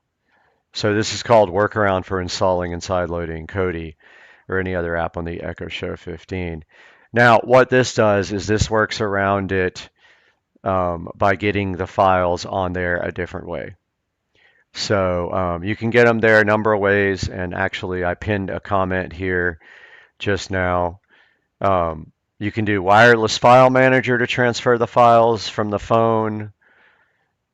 You can use Explorer File Manager and File Manager for Fire TV, actually Wi-Fi FTP server and simple HTTP server plus can also do it. However, now people are actually saying that the downloads folder is no longer there, which that is a problem, because when I was trying to install software, the only folder that I could get it to install from was downloads. So I haven't really looked at this wholly yet. I've got a bunch of comments here already. First comment here says no longer works, Amazon removed from the built-in file manager. However, I still have the downloads folder on my Echo Show 15, so I don't know what that is about. Now, the key is, of course, can we figure out a way to get a folder with permissions that is allowed to install on the Echo Show, because I don't believe we can use ADB to install remotely like you can on the Fire TV. So I'm going to be looking into this. I don't actually have a way to show you here while we're on the live stream here, but here's the two videos. So this is the first video right here, how to install Kodi plus sideload add-ons on the all-new Echo Show. And this is the workaround video I published, and then let's take a look at the article here on AFTV that was published. So this is after I emailed the guys over at AFTV News and let them know that I had discovered a way to install using their downloader app. And then right after I did that, about 3 days later, I had a message that they had blocked the downloader app, and it's sure enough, it says not available. So, you know, like Amazon is doing everything in their power to prevent you from sideloading on the Echo Show 15, which is absolutely ridiculous. It makes absolutely no sense at all. I don't know what they feel like they are accomplishing by doing this. All it is doing is making people mad, making people resent Amazon, and now we have to figure out a new way to get apps sideloaded on the Echo Show 15. Like I said, I'm on the latest software here. I still have the download folder available. I haven't checked to see if I can still install from the download folder. I can definitely do that. As soon as I get a workaround or I figure out what's going on with this, I will be back online with a fix. I did email AFTV News here about 10 minutes ago and let them know that this download folder was missing and if they knew of any other possible way to get this done. So I will keep you guys updated. I wanted to get online real quick and talk about it because we have a lot of people messaging me about this now. So yes, it is possible. And here's actually a look at the downloader app unavailable when they blocked it from the Echo Show, and they had forgot until my video came out. That's the only problem with doing these, is that when I do these videos, if we figure out a way to do this, they're going to immediately block it. They're going to figure out a way to prevent this from happening unless we can lock it down and not get updates. That would be the only way that we can prevent Amazon's future blocking. I'm going to go check right now on my Echo Show, but I had the download folder as of yesterday when I checked. Keep an eye on the channel, and we will go as soon as we have a fix. I'm waiting for an email back from AFTV News, but let's see if I got anything. Last time he didn't email me back. He just literally posted a post on the website, and he does actually have a link to my channel right here, and I have posted in the comments. Let's see if there's anything. Yeah, I have an actual post here for the workaround video, but it looks like to me that they have, for some people, the downloads folder is now gone. Please post your experience down in the comments section. Let me know if you have a workaround. I am working on it now. Going to start right after I post this live stream. And guys, thank you so much from the bottom of my heart for supporting the channel. It means everything to me if you can like and subscribe to the channel. It doesn't make me any money, but at least it makes me happy. So that'd be awesome if you guys could like and subscribe. And I will be posting an update about the download folder being possibly gone now on the Echo Show 15. So stay tuned. Hey guys, welcome back to the channel. Supercar Street Racing here, back from a vacation in sunny Southern California to see some friends, and we have the Christopher Knight Home Cape Coral Outdoor Mesh Lounge chairs in dark gray here, which we are going to unbox and assemble right here in this lovely office. So the first thing is, while I get my tripod set up here, we're going to get this thing unboxed. It says, do not cut open with a sharp knife tool. I wonder why.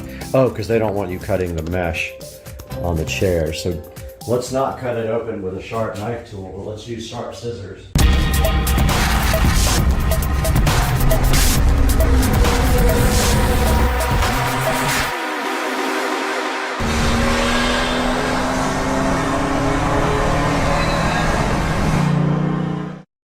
Hope you guys are having a great Monday. The lights in the office are not working. I must have messed them up when I went in the attic. but I am going to be very careful when doing exactly what it says not to do. It says don't do this. I'm sure it's because they don't want you cutting the mesh on the chair. But don't go so deep in there that you get it. And let's see what these guys have for us. This is very well packed, and I'm not sure how it actually opens.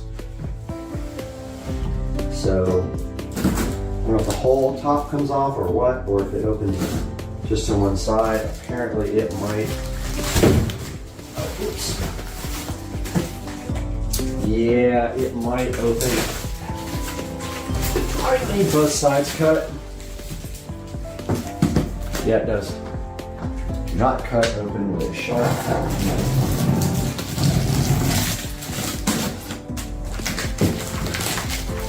The dish red string is attached to a hardware pouch containing all necessary hardware for assembly. What red string? There is no red string.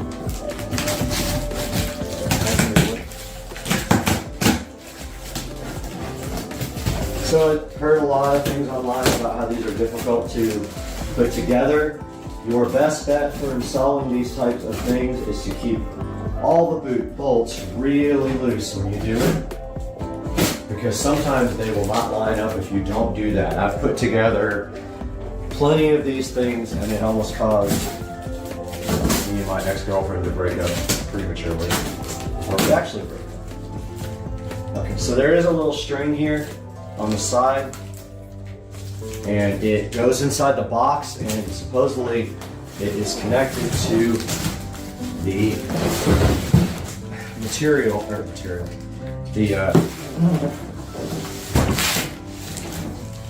the bolts and nuts and all the hardware you need.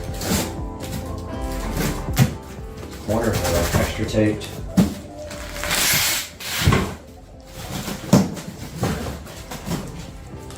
This thing is hard to open, dude.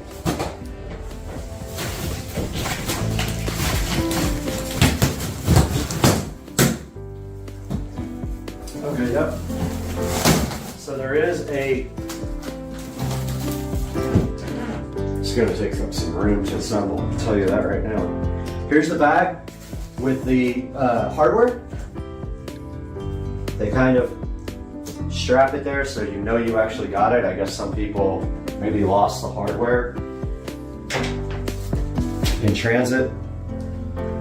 And we have some styrofoam goodness to get rid of.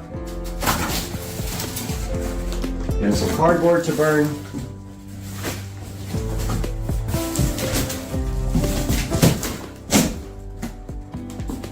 Dude, I would hate to have to return these.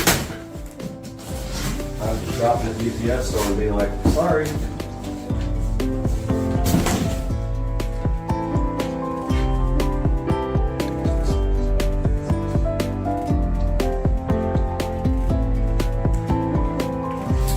Okay, looking further into this box now to see what we have.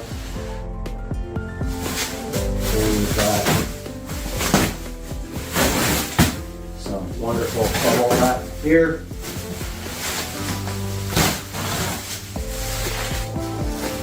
And it looks like they're mostly assembled. That's great. They're labeled with letters.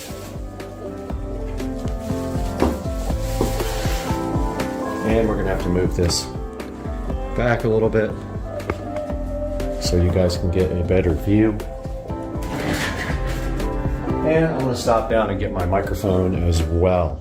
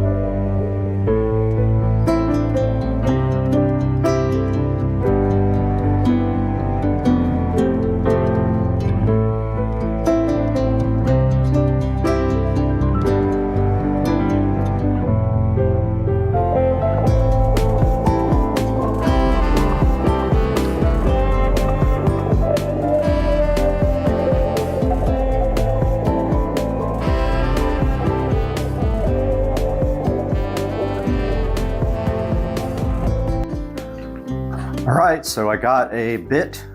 Not sure if I'm going to be able to use this or not because it may not afford the space for this. So a lot of people said they had to use a hammer, a mallet to get the legs to line up. We're going to find out.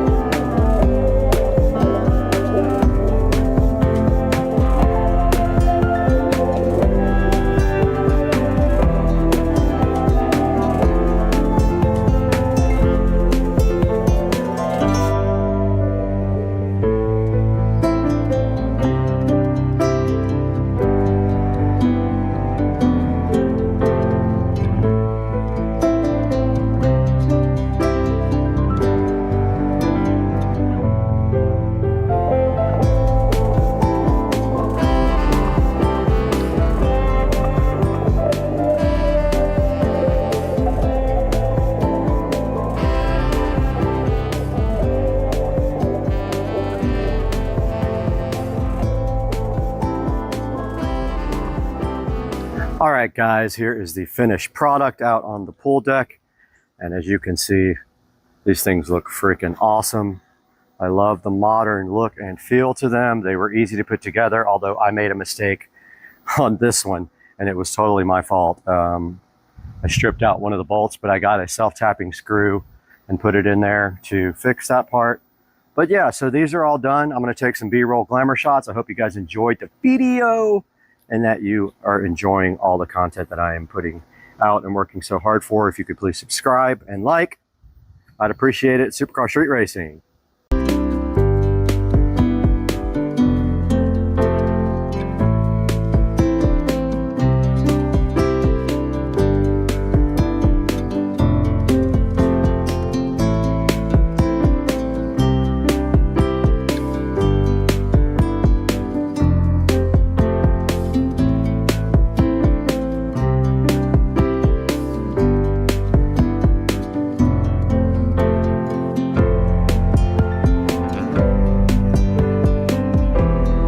Hey guys, we just got the matching table put together. It took another week for that to get here. But as you can see, it does look like it matches the chairs pretty well. We'll go ahead and take that outside, put it with the chairs. Got the table outside with the chairs. One thing I wanted to notice, with you guys, is that these chairs do hold water on the top. This fabric does not allow the water to seep through. We'll see how that's going to hold up in the future, but for now, it's not a problem. But I do see eventually that these things probably will end up rusting at some point. But yeah, so that's going to wrap this up. Hope you guys enjoyed it, and we'll see you on the next one. All right, this is 0 to 85 in the 2023 Model S dual motor. Here we go. 1, 2, 3, go.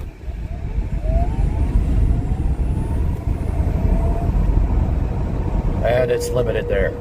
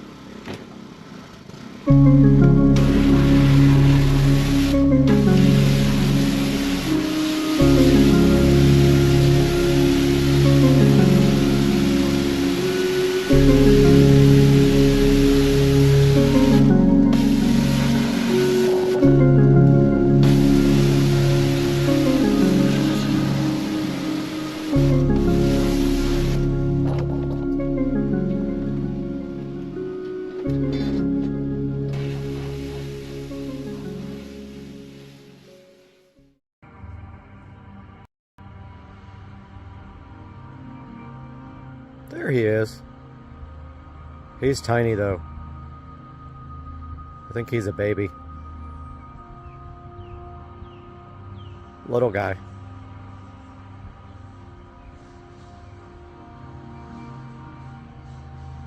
Harmless.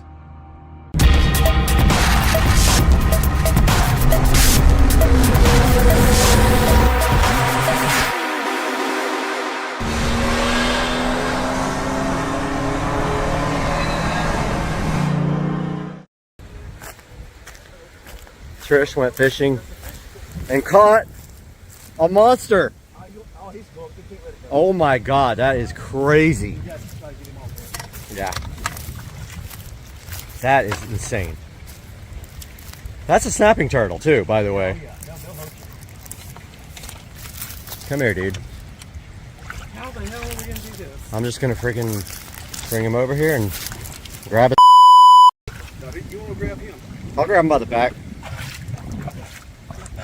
Here, baby, got this. Try to make Yeah, it's caught in his jaw. it is. Yeah. Yeah, we might have to cut it. I don't want to lose your hook though. I don't care about. I don't want. I hate to see him. Yeah, I'm trying to help him out. Yeah. Come on, buddy. Shoot him! Shoot him! Wait, where's our knives? Hey, you got stuff in here, baby? I do. He pretty much like is giving up. Yep. I'd like to get that hook out of him, but... You want scissors? You want... I mean, if he gets a hold of us, he's gonna do some damage. I'm not getting my hand near him. He'll carry you up. Here, let me cut it. Right. Well, can you cut it under the hook? I'll do it. You want to get it close to his mouth? Yeah, hell yeah. As long as you video it. All right. You video. Okay, it's already on. Okay. Is that another snacker? It's turtle season. No, that's a soft shell. We can grab him and take it off. All right. He's a snout nose. Come here, dude. Here, let me get this out. Come here. Come here, buddy. We can't. You want to film this? I'm trying to get it up there where you can get it. This is crazy. He's barely. Whoa! Right? Look, he's got paddle arms. Oh, wow. I know, that's a soft shell. That's pretty cool looking. See if we can get it off of him. Hang on. Let me go around this way. Hold on. I'll grab him. Come here, buddy. He Slippery. doesn't want me to grab him. He's not about that life. He's not about being grabbaged. Dude, stop it. I'm trying to help you, bro. This guy I'm not scared of. I say that and he bites my hand off. I'm trying to get him in here and a little more leverage for you. All right, come here, brother. We're trying to help you. Come here, buddy. Come here, dude. We're going to help you, buddy. You want the pliers? Oh, he's fish hooked for sure. Come on, man. Don't go in. You want the pliers? I feel bad. He's trying to... I think we're going to have to cut it. He just dips. Oh. He won't let me. Panic attack. Yep. Come here, dude. Get the flowers out of here. Sorry. I don't want to cut it, man. I'd rather be able to get it off of him. Yeah. I think I can. Come on, buddy. Let him get it off of you. Come here, Slippery. Come here, buddy. I want to hurt him. All right, man. Wow, he's such a cool dude. You got him up here in one place. That way he won't jump right in there. Yeah. All right, buddy. He's so cool, though. Look at him. He's not happy. Yeah, it's a two-person. Oh, he needs to, Hang on, buddy. he needs leaf removal. Try those. Here, you do it. I'll hold him. Yeah, it's what. I mean, he ain't gonna bite you because he got no teeth. Come here, buddy. Let's get this out of you, bro. He ain't got no teeth. Let's get it out of you, bro. There you go, man. You got him. In my glasses. I can't see a bit. It's definitely underneath, so if you can go under, Hang on, buddy. it's under and to, yep. Oh, it's way back there. Yeah, it's like, see how it's like, check it out. Damn, dude. Yeah, you got it. It's coming out right here. Okay. There you go. Now you got it. Yep, that's it. Come on, man, we got you. Dude, I know it hurts. There you go. Oh. All right, you ready to go home? Come on, buddy. Feel free. He's like, thank you. 7 billion views. That's it. We just stopped by the candy store to get some candy, and we got this big candy right here, and it's, I'm not gonna say the brand. Let's go. We're about to peel this Mazda CX-5 off. Oh my God. She's having anxiety about it though. Oh Lord. No, God. All right, how many do you want to get? 200. 200 pounds. About a pound. Is that a lot?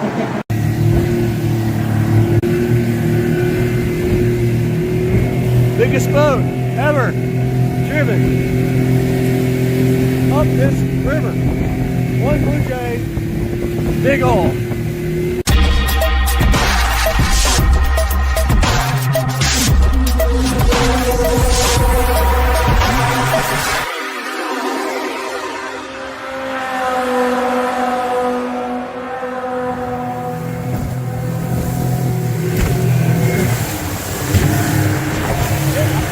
Oh my God.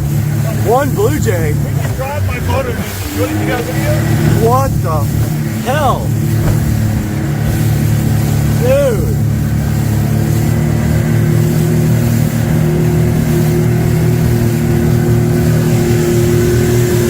Oh. It's got the depth.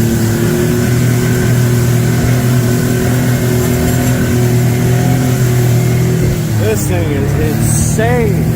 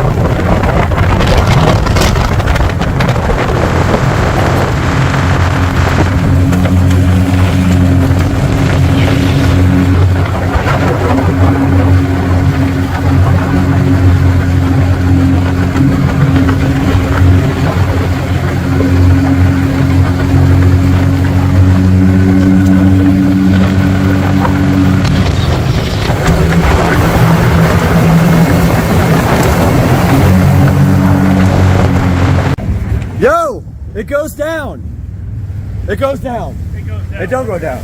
It do go down. Robert, it goes down. No, it don't. It do go down. It do go down.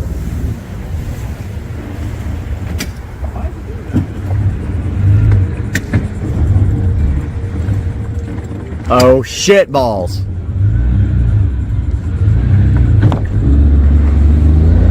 Hell yeah. It do go down. I like this place. Man, it'd be fun to live there and just walk. Oh! Yep. Right on the...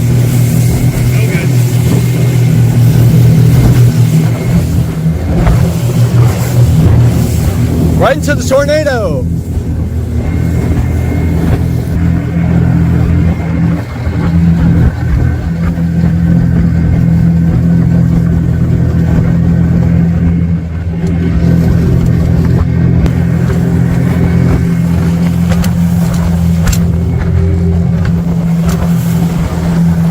Water resistant. Oh! It's saltwater resistant.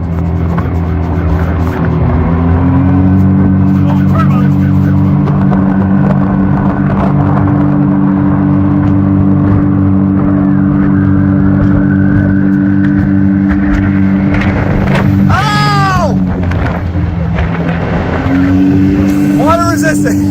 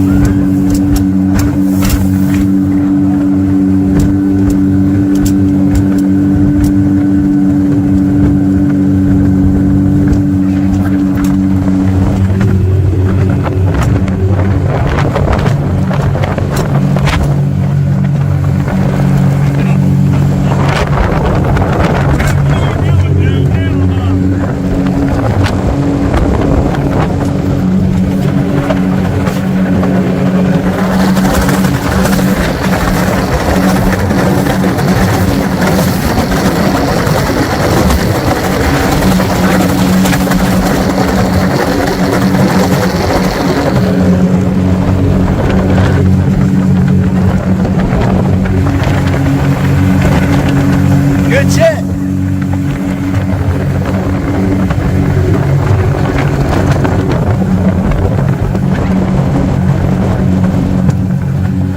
Weather.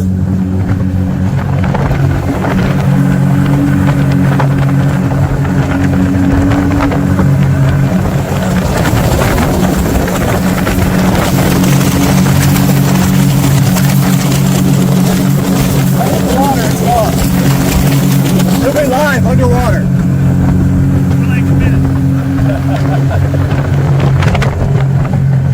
Let's go do shots.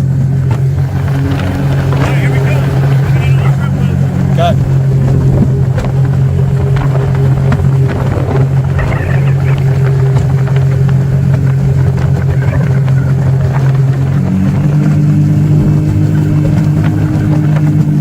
Let's go.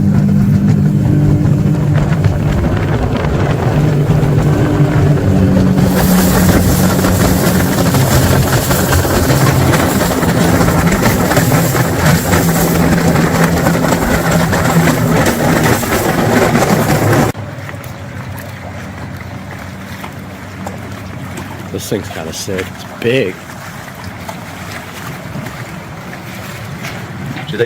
Do they just do shrimp? This guy? Yeah. Dang. That's awesome.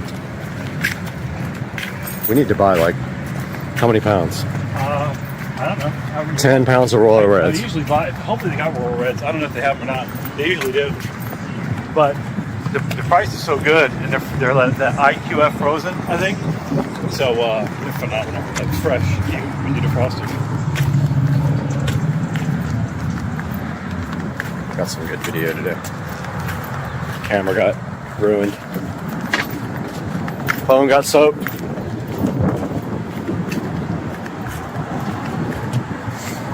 Saltwater resistant.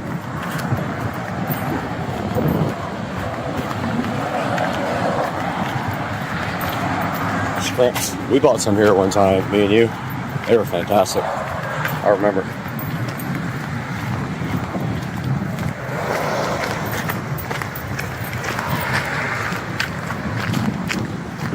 That's the net. Yeah.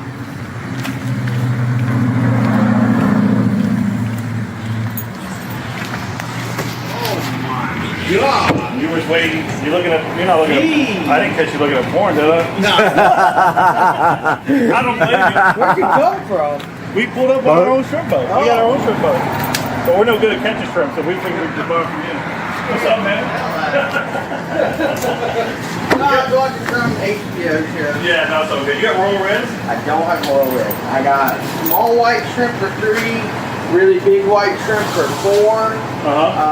You got flounder medium? for, I don't have anything between that size. The only other thing I got is headless. Headless, what size? That's 21.25 to. Oh yeah, that'll work. You want to just do headless, so we have to do, we'll fuck with anything? Yeah. $6? All right, how many do you want to get? 200. 200 pounds. By the pound. Is that a lot? And you have ice, because I'm on the boat and I don't have I don't have ice. We'll be back So in we'll 10 need a minutes. lot, because they need to keep the good ones cold, so we'll let the other ones defrost. All right, so and we'll 600. throw those out, so we need like, 600 rounds. yeah, easily. How many you want to get though? Show me what the... No, like 10 pounds. Let's look at 5 pounds real fast. You're not gonna surprise me. Okay. That was about 5 pounds. Wrap it up. God, that's going to be a good meal, dude. Actually, What if that's 5 pounds? it might be close to it, actually. We'll do shrimp and grits without the grits. Look at the bottom. Did it look good? Yeah. Oh, you shake it out to get all the shit out of it, right? Yeah, I'm going to get all that. That's why I put it in the basket. Yeah. That's perfect. When are you going to have royal reds again? Probably not till December, Oh, no, January. really? Yeah. We usually don't get them till like around then. Yeah. These are going to be amazing. I can't wait to see like how we're going to cook them. I'm gonna do a sequel boil. Yes. Hell yeah. And actually, we need to start defrosting anyway, so don't make it short. No, they're going to be fine. We'll be home in 10 minutes, to be honest. 10-minute ride. Scores is like 5 minutes away, and then we'll be... Scores? Is that where we're going? No, the one in Mayport's closer. Oak Club. Man, I got...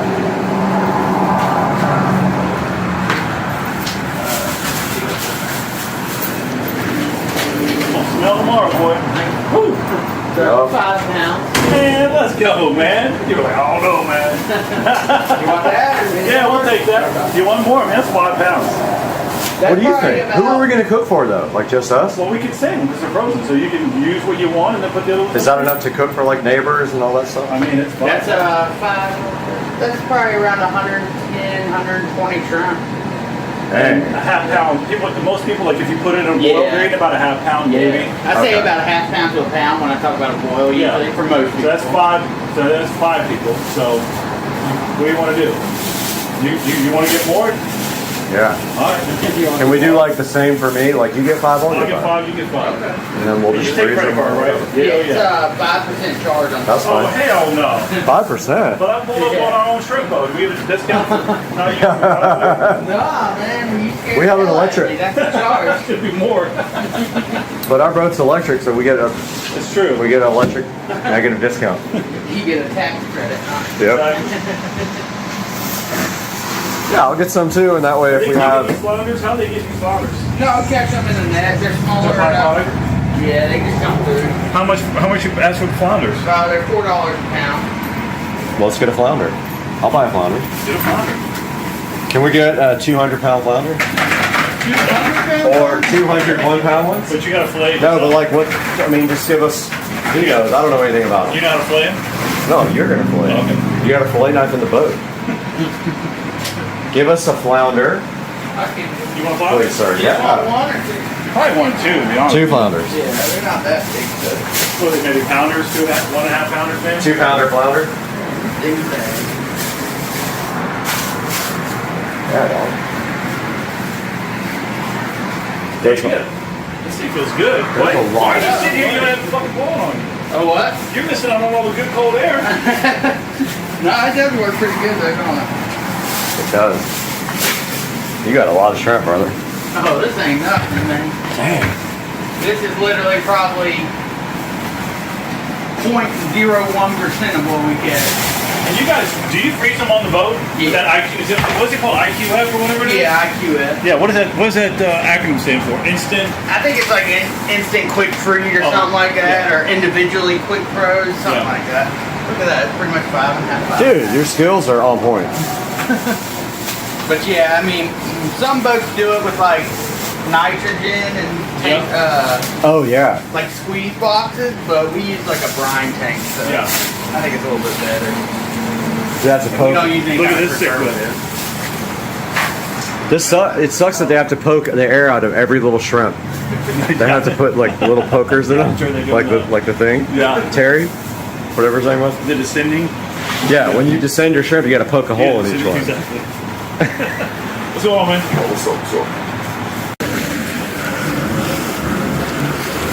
Heading into a storm. Oh, away from the storm. Beautiful here, stormy right over there. It's gonna be a good video.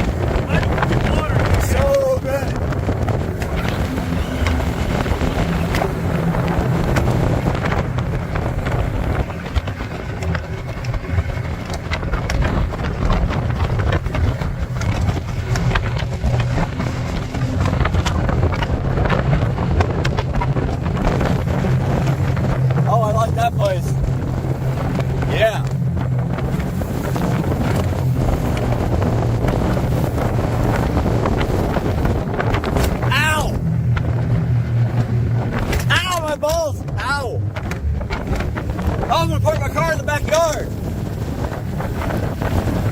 I'll park wherever I want.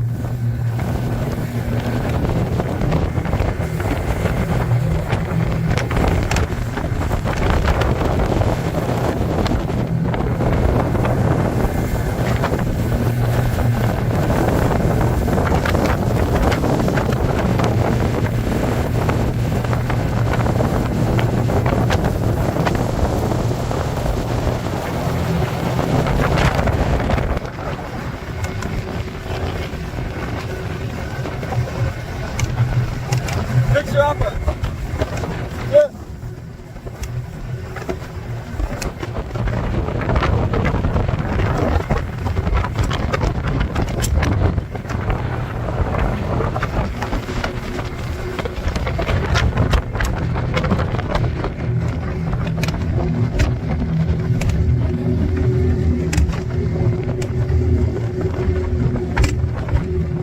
It's mine. Ow!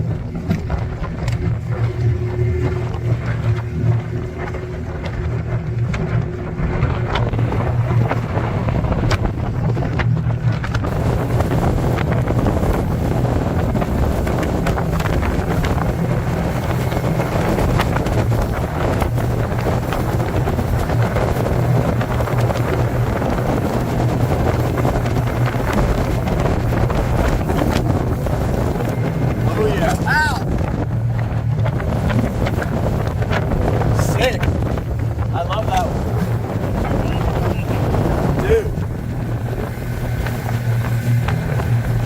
That's a nice one. That one too.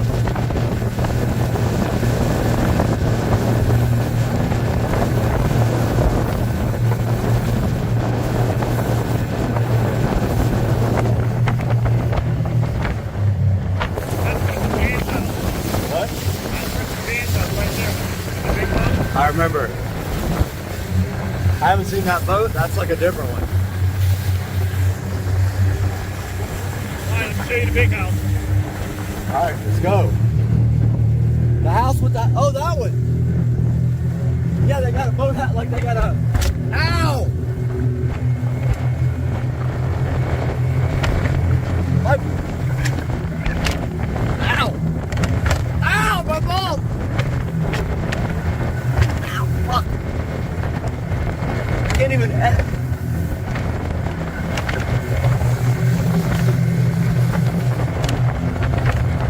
Oh man, that thing is sick.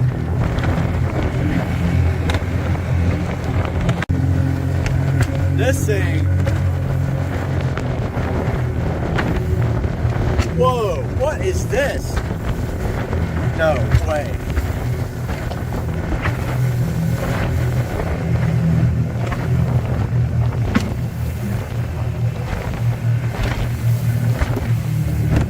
No fucking way. That's a, what? What the hell? How do I not know about this place? Look at the boat. Dude, that's like $1 million worth of pavers. Oh, boat house. I think you're gonna build another big one right here. I want to live there. Jonathan's working on this one. What? What the? Oh, they're building one. That other place is sick. Oh, this is like, right by our house, right? Yeah, Fort Caroline. Fort Caroline, yeah. Look at that boathouse. They got their golf cart parked down there. Yo! This is Fort Caroline Park right here. Yeah, they're right there. And then here's the back. Oh, watch this.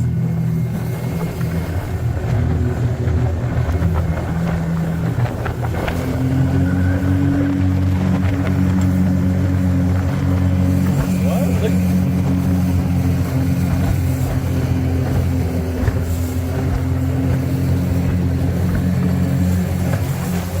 Yo! Chimiquan for surf. There's the fort.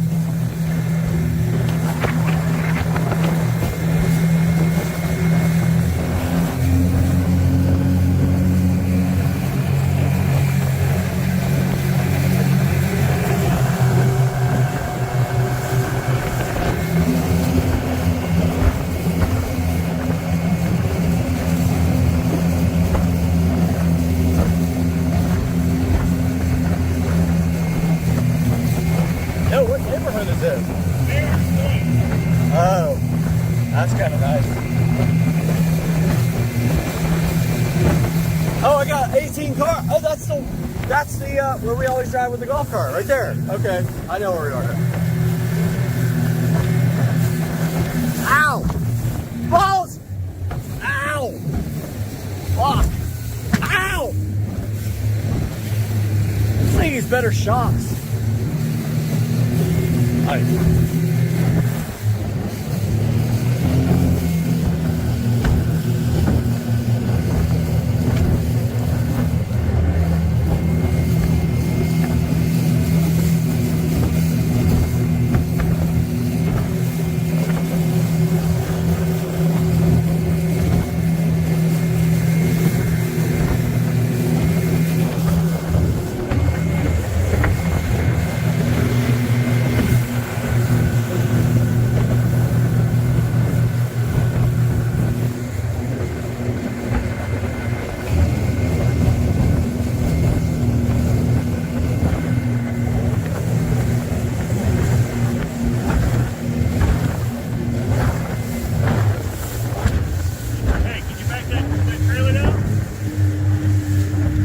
Maybe.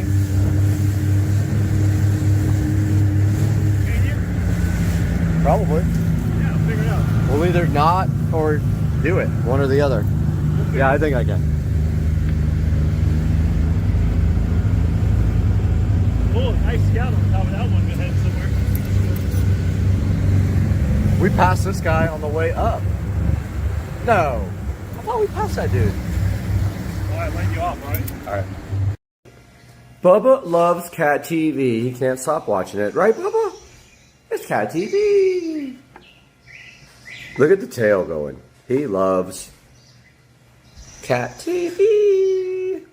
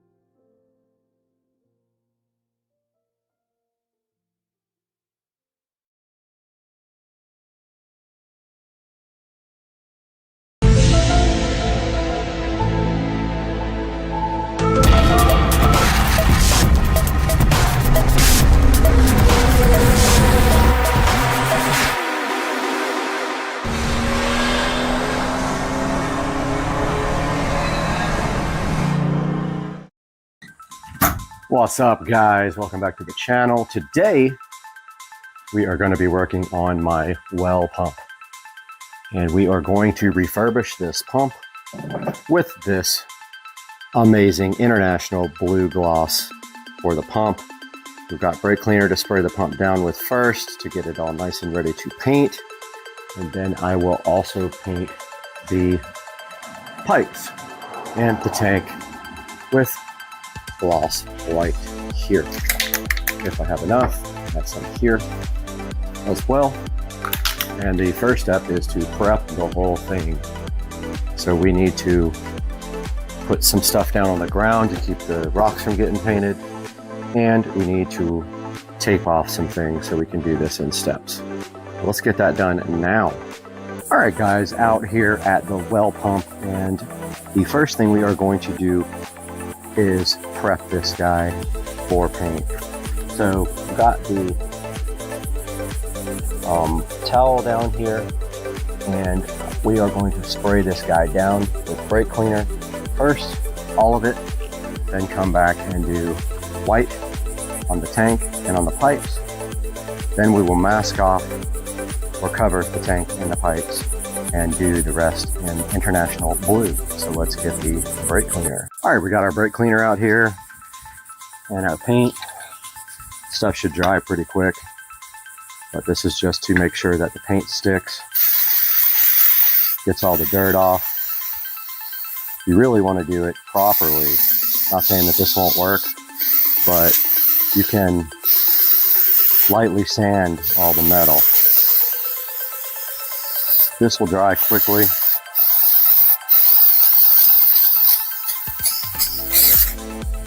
And we'll take off all the dirt and grease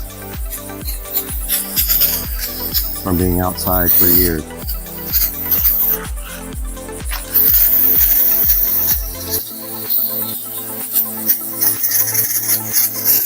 I'm not removing any stickers or anything.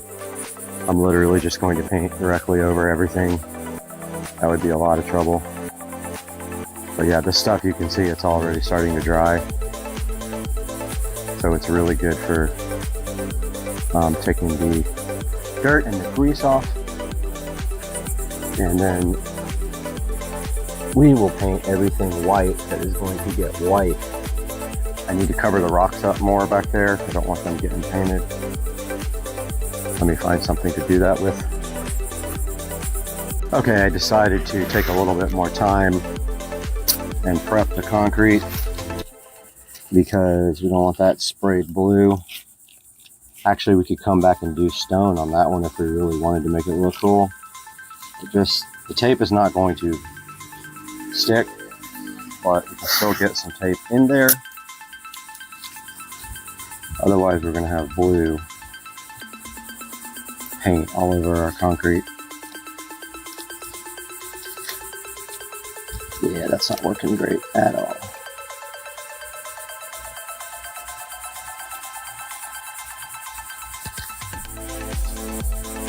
But that will help. Last step, maybe we can do the concrete like a stone texture. But we just need to get something close to the pump here so that we can spray right up against it. It's going to be a lot about just what you see, because you don't see everything on this pump. You can't see the bottom. So once we have that part masked off, then all we really have to do is cover everything else like that.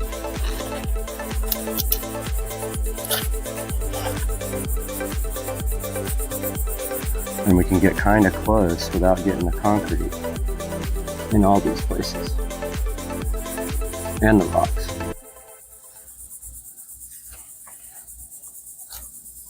Tough part is going to be getting the pipes almost all the way down. Maybe we'll get some extra rocks to cover up where we don't get painted. But yeah, this thing's ready for white paint on the tank and the pipes. Come back through and mask those off when we do the rest.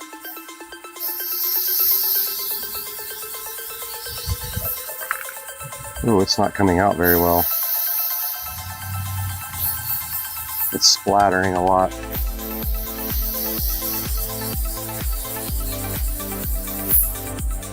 Yeah, this can's got issues.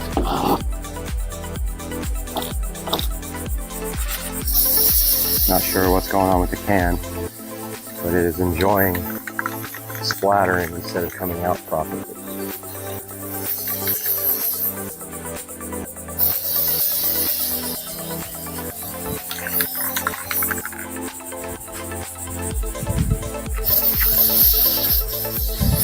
I've got another can of gloss white that I might have to go get because this one's just not doing great.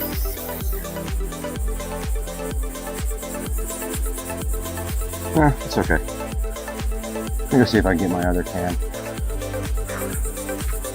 Alright, I got the other can of paint here. Probably gonna look way better and perform way better.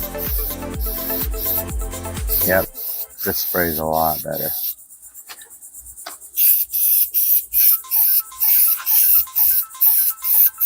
So I'm gonna mask off later the pipes when I spray the pump. But for now, this is just about getting a good, nice coating on the pipes and the tank. Surge tank up here, whatever it is. Getting rid of all that rust and corrosion that's built up over the years.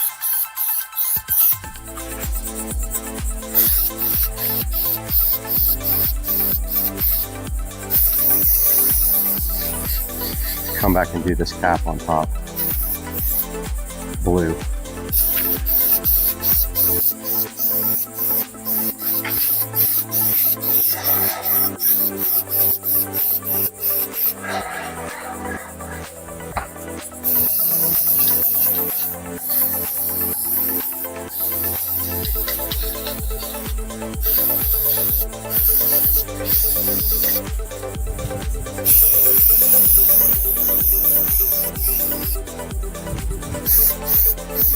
Okay, making sure I got all sides. You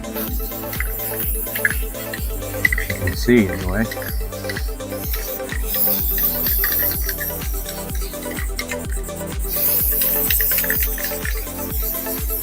Used to do this for my dad. We refurbished oil field equipment. Pretty good at it.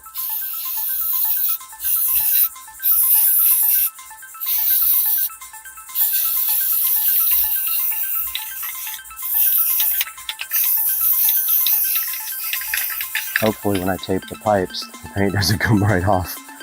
I'm worried about that sticking.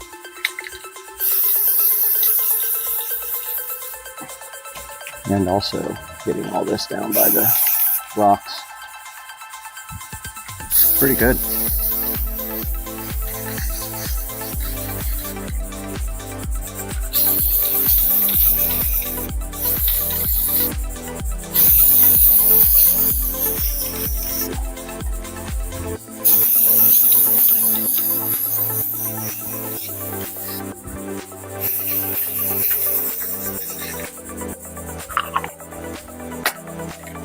Okay, so that needs to dry for probably a while. Let's see, one more spot in this. I'm gonna have to let that dry for a bit. A few hours at least.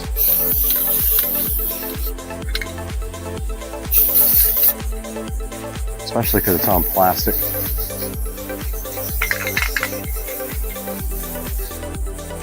Maybe let that dry for 3 or 4 hours before we come and try to do the second part. But yeah, so that's the first step. Looking good already.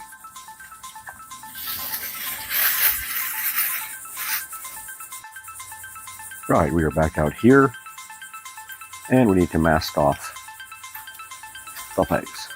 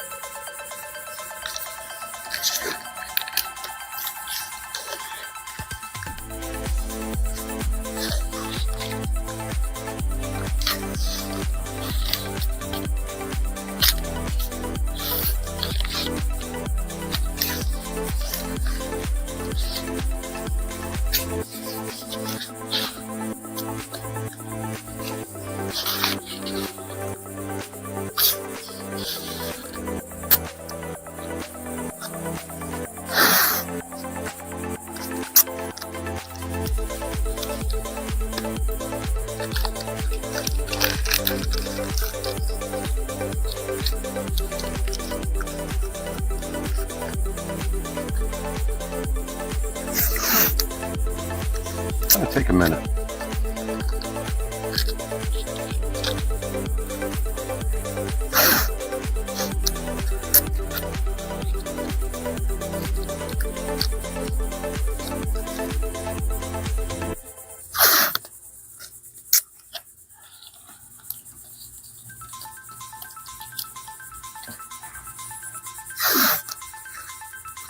Got some exciting plans for some of the little pieces on this.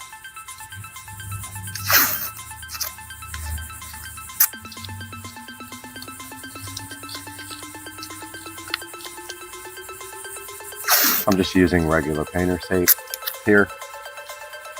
Sorry, I know I'm right in the way.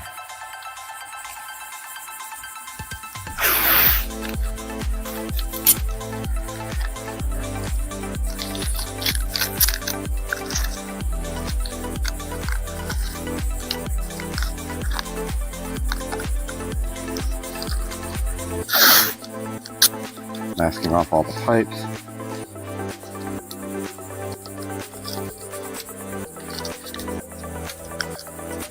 Hopefully it doesn't rip the paint off.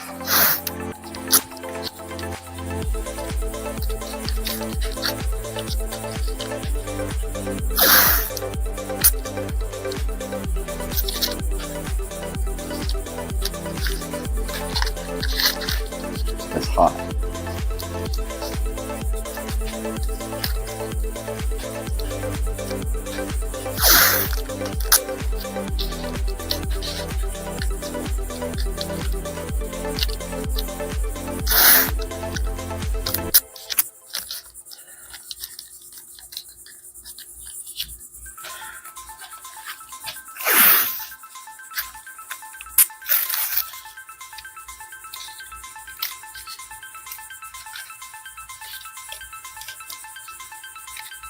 Trying to get just the part that's going to get spray painted here.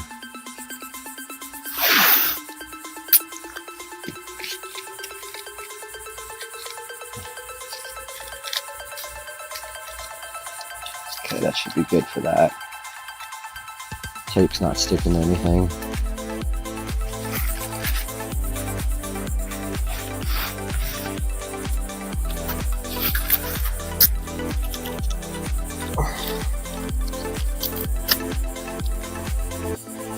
I'm gonna get this part because I think this will get painted by accident.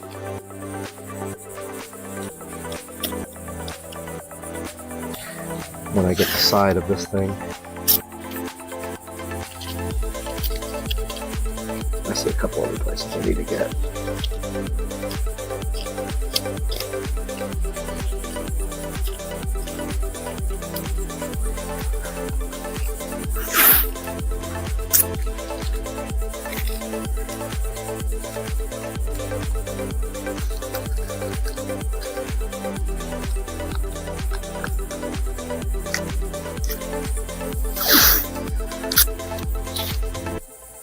Tape is not sticking at all.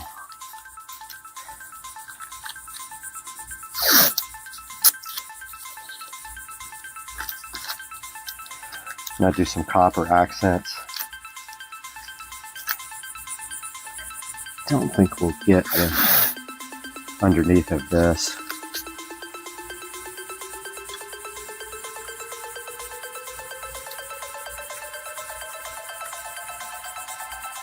I'm a little worried about this white pipe.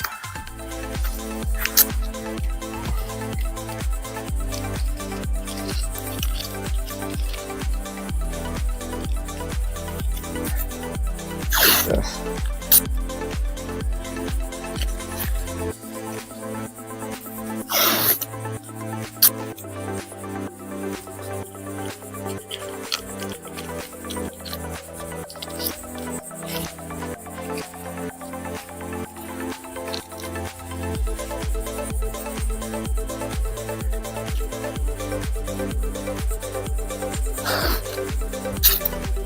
tape is not sticking.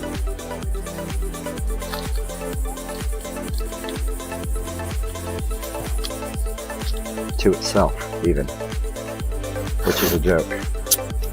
Gotta be something with the heat. Okay, it's not supposed to be pretty. It's just tape. So, no comments.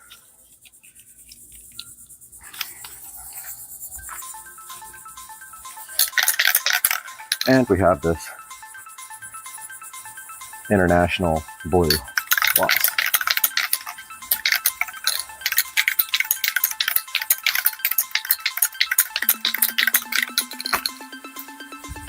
It's just very hot.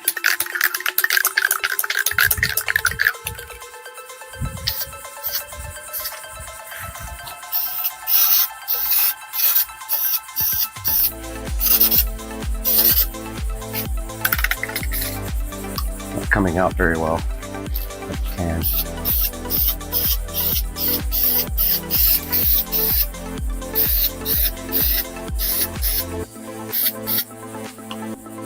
It's pretty.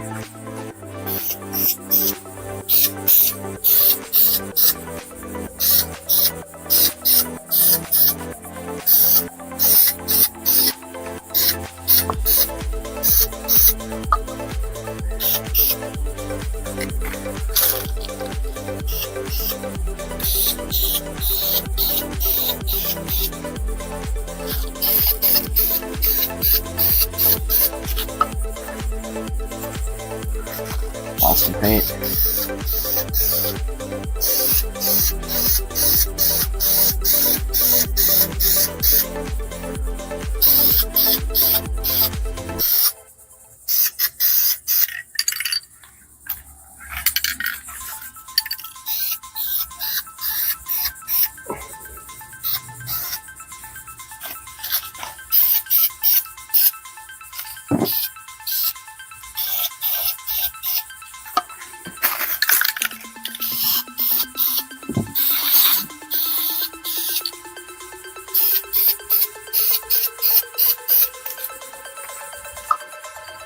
The international blue. Okay, we are back out here, and unfortunately the camera shut off because it's 93 degrees outside, but we are on the next step here. And I think what we want to do now is probably the black parts of the... Yeah, this is completely dry. I mean, it's so hot out here, it can't help but be dry. I'm gonna mask off what we don't want to be black, just with plastic bags, like that, I think. And then we're gonna do this valve as well. It normally has a black handle.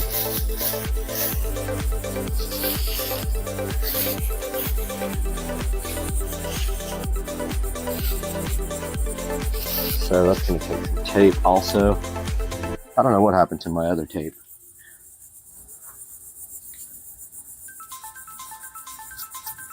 Had a whole nother thing of tape.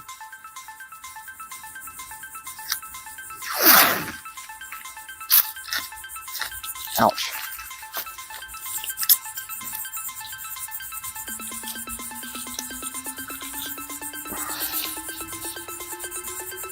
So we're just going to get a quick spray of black on this handle here. And try not to get anything else black.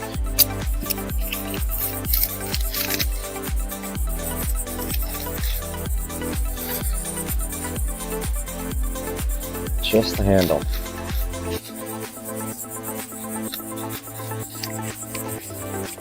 Which probably has never been turned, ever.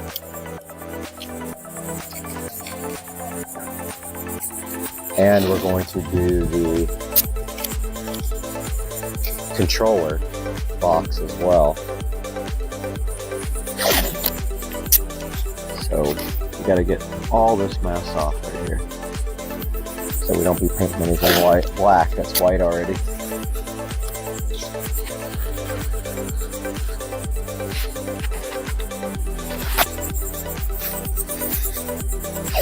I know it looks like a cluster right now, but it's gonna look so good when we get done. We have like 5 different things to paint.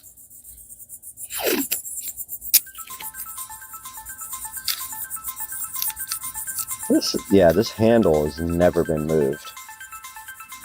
It's literally been sitting in this position for probably 10 years. It may not even work anymore. All right, so we don't have a lot of black paint, so we're gonna be very careful with it.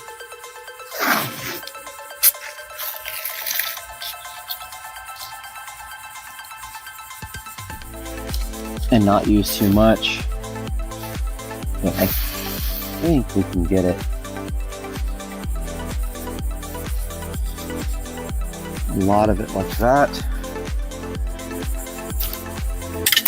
Don't have much paint at all. This is a matte black. Yeah, this is almost empty. Yeah, basically empty.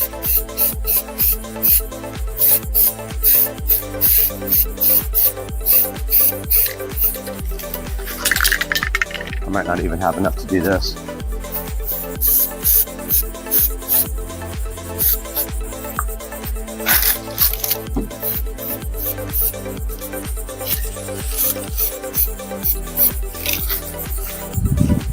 I'm hurting over here on the blue part because I can't get to it. Ow, house is like 1,000 degrees.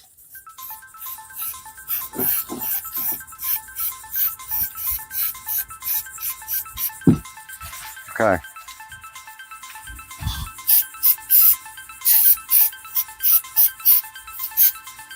There we go. We have our black valve knob and our black controller box.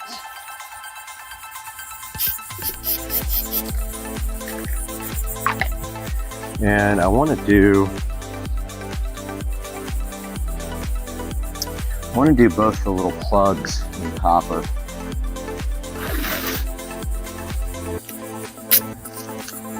It's going to be fun trying to get that figured out.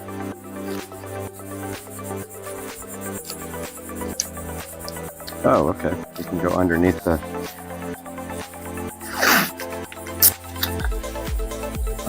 plug,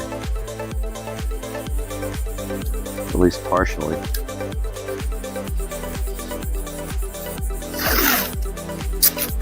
This is gonna look cool.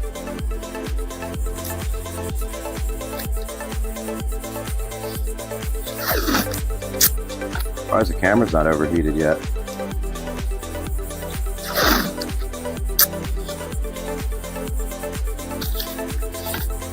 This is going to be a quick and easy little addition to the refurbishment because it's such a tiny piece and I'll probably only have to spray it once. Man, I've dropped like 45 things today. I'm really not doing that great on dropping stuff. I mean, I'm doing good on dropping stuff. I'm doing not good on not dropping stuff. That makes sense?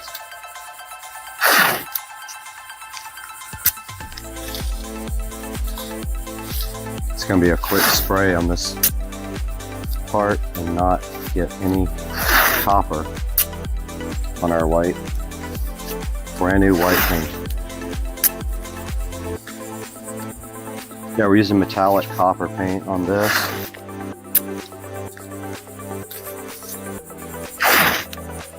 And then I think we're going to do the concrete base with stone. Stone lookalike. I think it'll look good, honestly. That's going to be copper for now. And this guy here is going to be copper.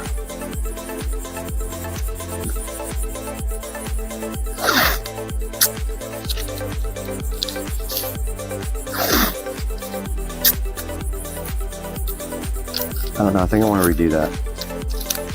I want the threads to be copper.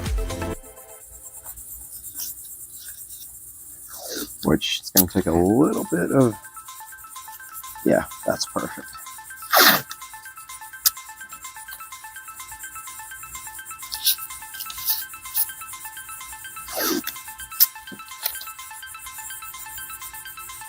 I think it'll look better with copper threads too, because it'll make the bolt or the cap or whatever this is seem, you know, fully copper, which is probably just some cheap metal, of course.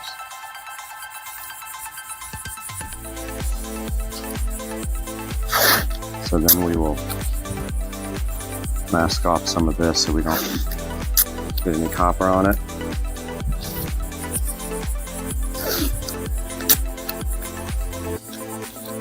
Try to do it quick and easy. I mean, that stuff goes everywhere when you spray it. That's already masked off.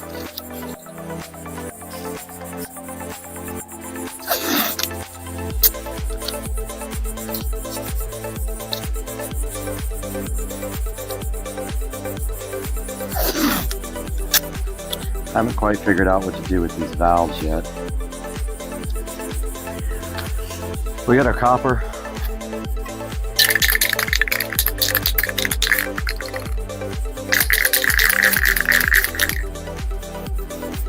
Okay, let's go for it. Close up. This paint is so cool.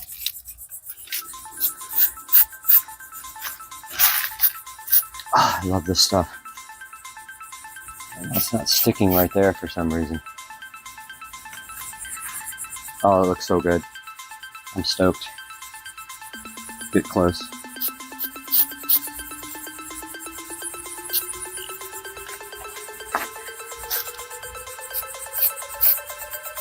Oh, it looks so awesome. Oh my god. Hell yeah. Wait till that looks, what that looks like after. Let's undo our valve here and see if we can do this guy copper. I think we can.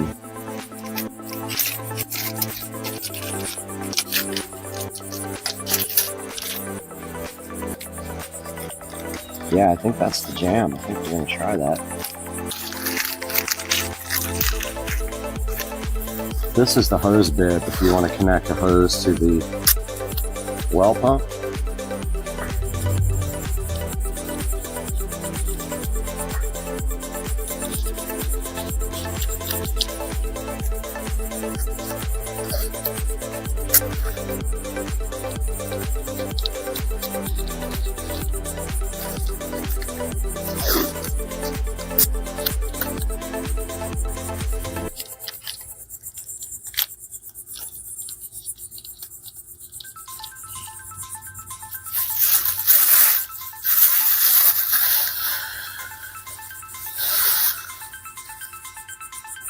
That's perfect.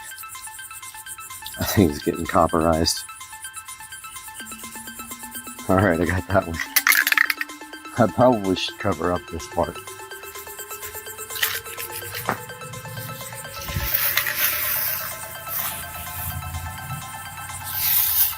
Okay, that thing's ready for copper.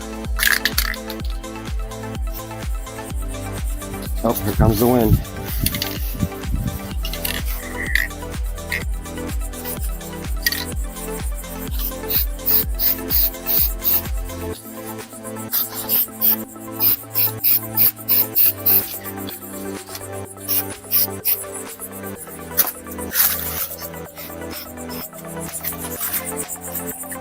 Oh, that looks so cool. Oh my god. That's awesome. This thing's gonna look ridiculous when I get done. That's cool. Back here in the back, we just have some weird valve. Crappy looking valve that I don't use anymore. I mean, I guess I'll just leave it. Not sure what to do with it.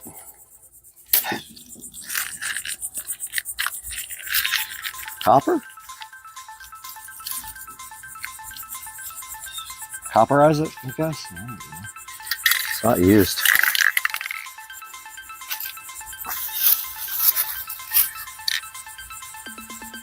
kind of in the back.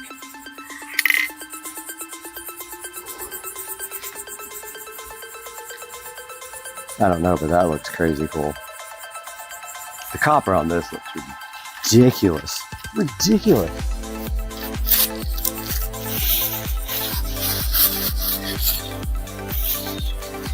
I think I'm gonna leave that back valve. I don't know what else to do with it. Probably should just take it off.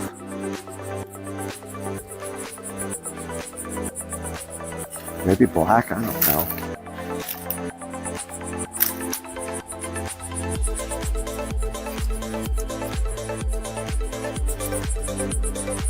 I don't know what to do with that one.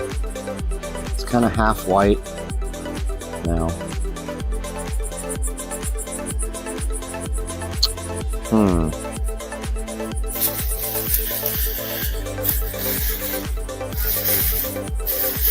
And pretty much I can paint it like that. Yeah, why don't I do that? Gotta find a color though. So I'll do black.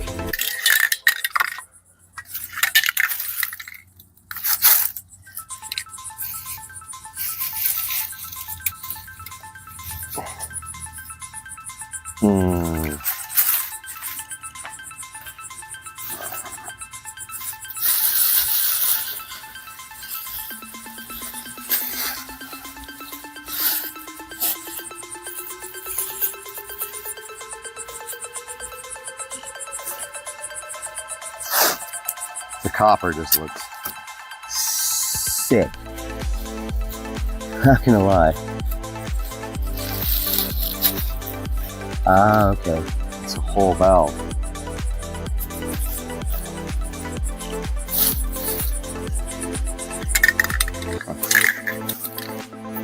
Oh. Almost just painted the whole pump.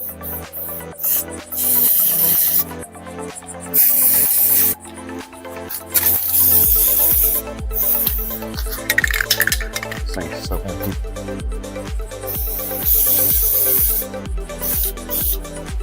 Okay. That's that. It needs to dry for a while before we can do the concrete base. But, dude, sick. Sick, sick, sick. All right, guys, so we are back at the pump, ready to remove some of the condimage. Let's see what we got here for the reveal. Not sure. Oh, we got a little blue paint right there. That's okay. Not gonna be perfect, but it was really bad to paint.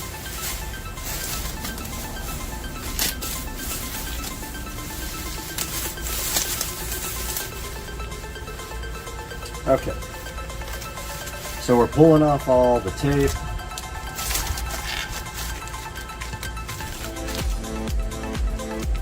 And all of the plastic bags. And check out the wheel. Oh, already got some junk on it. And there's a little bit of blue on the controller box.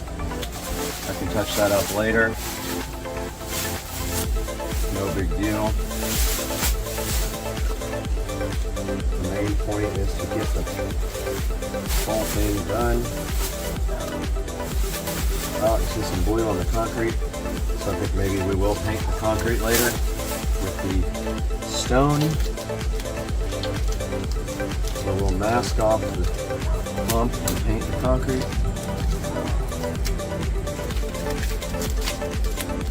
So far, so good. Looks like the white paint actually stayed onto the pipes. Didn't come off with the tape. A lot of tape.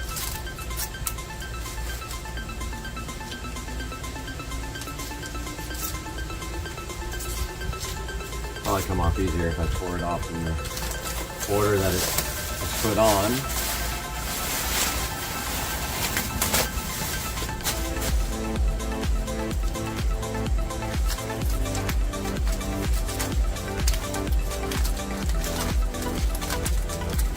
little bit of blue got through. Got through the tape.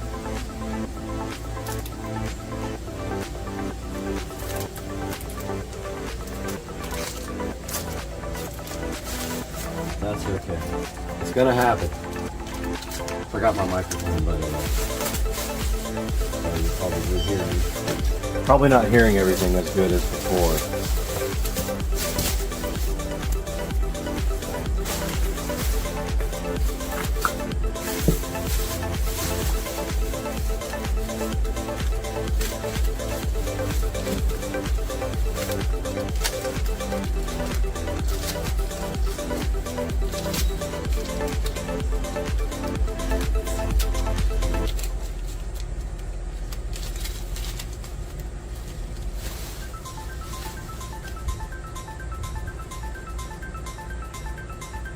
Just getting the last bits off. Yeah, some of these places could be touched up for sure. But not looking for perfection here. This thing has been out here for 10 years. And anything is better than what we had, right?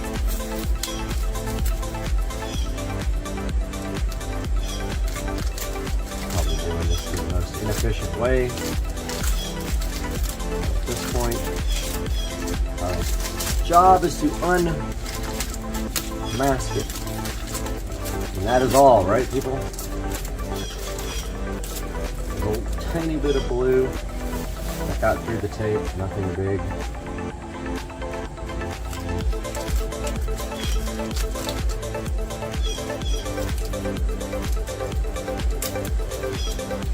Not a big deal.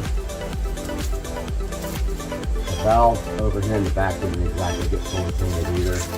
I can see some missing spots on it. So just needs some touch up. But it won't be a big deal to touch that up.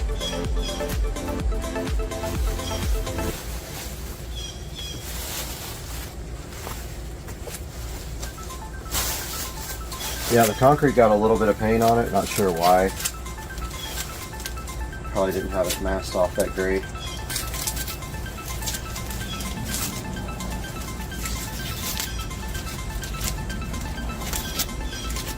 But, on the flip side, honestly, we could probably just cover that with lava rocks.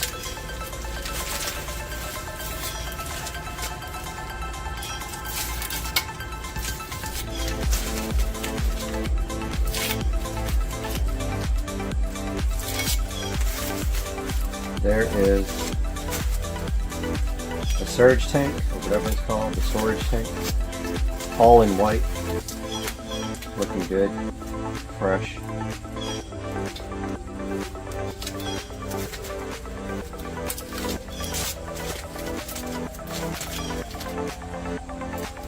Not bad for about 30 minutes worth of work, honestly. I could have spent hours and hours meticulously masking this thing off, but it sits out in the weather, and the whole point is to make it better than it was, and I think we have completely accomplished that. What about you guys? What do you think? Looks good.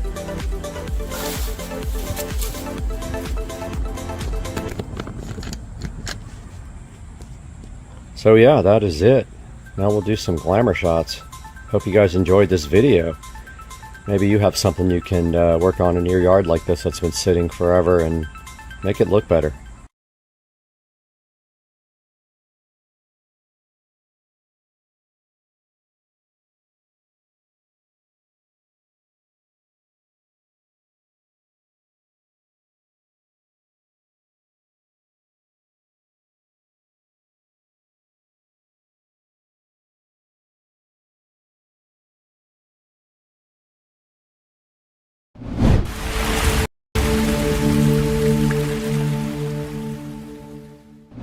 Guys, welcome back to the channel. It is Monday, and today we have something special. A upgrade to the editing rig. Studio A is getting an upgrade today. I did not realize that I could have went up in processor speed from what I have. I thought the motherboard was too old to do anything with, but actually this is an AM4 Ryzen 9 5950X, and that is going, there it is right there.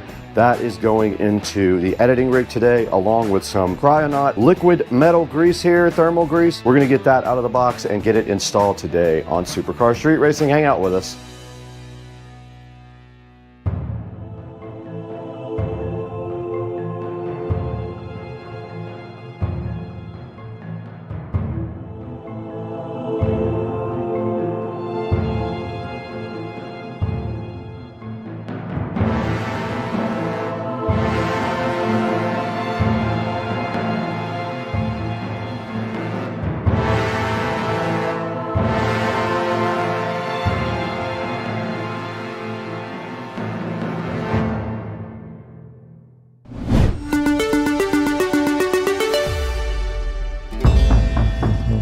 In front of me on the table here is a AMD Ryzen 9 5950X, as you can see, marked on the box right there. And it is time today to take a look at this and also this nice Cryonaut thermal compound. What we're doing is upgrading Studio A. Studio A has a editing rig with a 5900X processor in it. This will be a significant upgrade to the 5900X because it has more cores and it is way faster. So this should upgrade the outside Studio A quite a bit and help prevent some of the issues every once in a while with lag and not being able to scrub the timeline and things like that. I'm hoping this is a big upgrade for that. We already upgraded the RAM to 128 gigabytes as well out there, so this will be the second part of the upgrade. And also, we do have to remove a water cooling block from the old CPU to get it out. I have done that before because I did it with the old CPU when the water cooler actually died. So what we're gonna do today is get my editing PC out. We're going to put it on its side in the studio and take out the old processor and hopefully put in this Ryzen 9 5950X.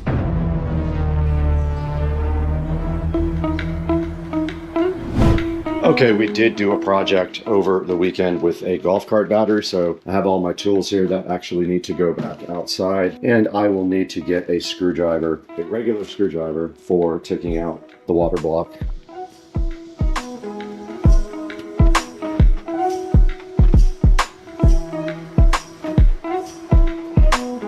I'll let them go.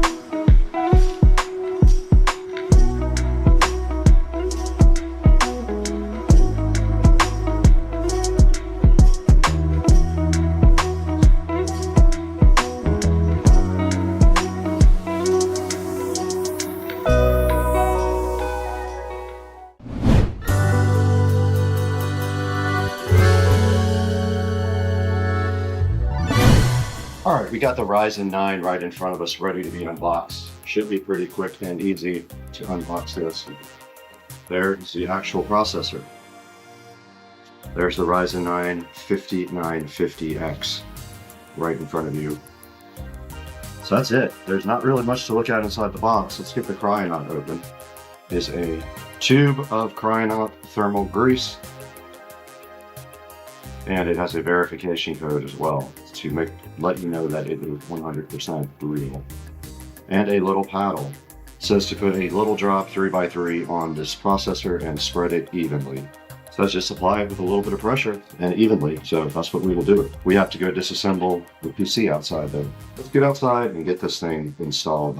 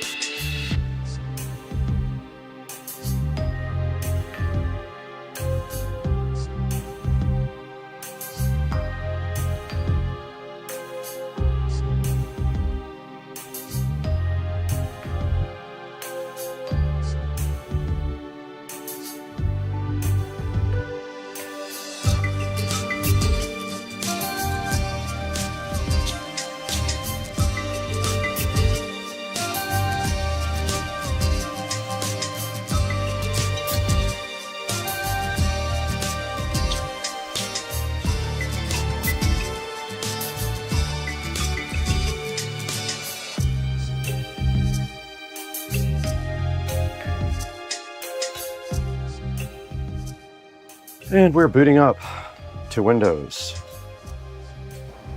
Let's open up CPU-Z, see what we have. Ryzen 9 5950X, right there, installed. 16 cores. Let's look at Task Manager. There's the CPU, there's the 16 core processor.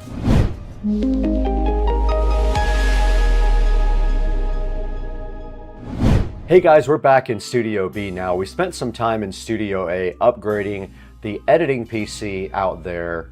That PC originally started with a Ryzen 9 5900X. I wanted a little bit more power out there, and I did find out that I could upgrade my CPU to what's on the screen here. This is the Ryzen 9 5950X. This is the fastest AM4 processor available. You can throw this in any motherboard that supports AM4. AM4 is a DDR4 specification motherboard, so you have to use DDR4 RAM with it. And you can see right here, it does have a 16 core architecture, and it does have 32 total threads. Its maximum boost clock is 4.9 gigahertz, and it's based at about 3.4 gigahertz. It has 64 megabytes of cache. Its TDP is 105 watts total. It is unlocked, so you can overclock it. It uses the AM4 socket, and of course it supports Windows and RHEL and Ubuntu. It does not have any graphics built in, so you will have to have a graphics card if you go ahead and get this. And right here on Amazon, you can see that it is $308 right now. If you're looking for it, 308 bucks is about what I paid for it as well, and it was shipped the very next day. Now, I did do some testing on this in DaVinci Resolve Studio, and it is quite a bit faster than my old CPU. And I know a lot of the stuff is graphics card intense, but a lot of the speed change stuff in DaVinci Resolve uses all of your CPU power available, and I do a lot of speed changes in my editing, so it really helped in that area as well. Even the general performance of the actual PC itself was noticeably faster with the 5950X instead of the 5900X. I'm going to put a link to this in the description if you guys want to go ahead and get a Ryzen 9 5950X. Please order it from our official link in the description. It helps us out greatly when you do that for us. We get a few dollars here and there. Please like and subscribe also. It looks like we're going to hit 200,000 subscribers probably within the next day, so that's going to be awesome as well. And we couldn't do it without your help. So we really thank you so much for supporting Supercar Street Racing and sticking with us through all these years and making us great. That's gonna do it all for today with this 5950X AMD Ryzen 9. We're gonna go ahead and get out of here. We actually have a real job. What's up guys? Welcome back to Supercar Street Racing. We are here in the SCSR compound kitchen. And as you look around at this wonderful kitchen, there's some stuff behind me here that we need to talk about. I want to jump on camera real quick and tell you guys hello and thank you for supporting the channel and subscribing and also buying all of your merchandise through any of our affiliate links. Please click on any link in any video and buy your stuff from Amazon. It helps us out greatly.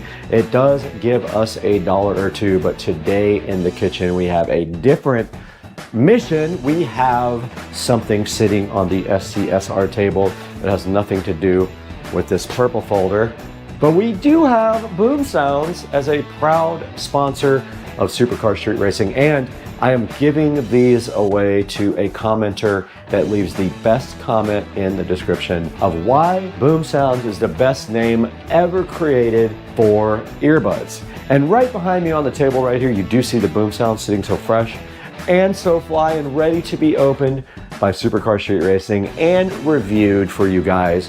So why don't we get to business here? Let's get this opened up. Let's check it out. Let's listen to it, pair it to the phone, see what it sounds like on Supercar Street Racing. Let's go.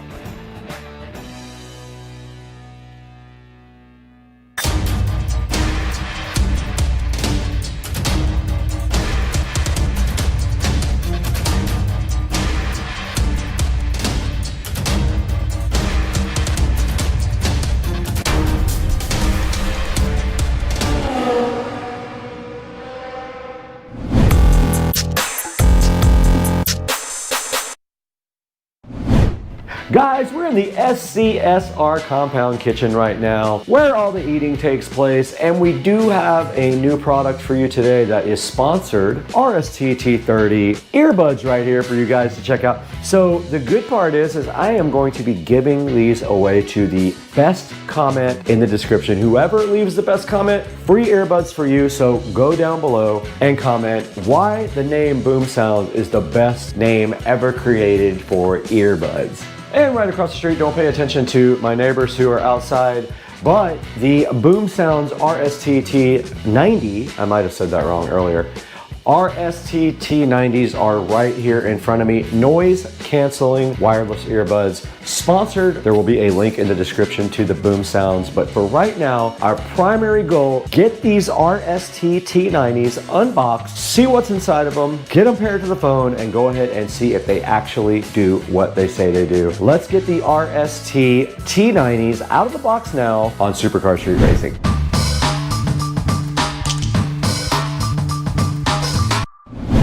Directly in front of me are some little tiny pieces of a log which have nothing to do with these Boom Sounds RST-T90 noise canceling wireless earbuds that we were so graciously donated by the company as a sponsor for Supercar Street Racing. So today we take a look at the box here. There is a manual here. You can go ahead and scan that right now if you want to, so you can download it with your own phone. And right in front of me, it does show a picture of the charging case and the headphones right there. And it says that they are noise canceling and wireless earbuds for your ear holes.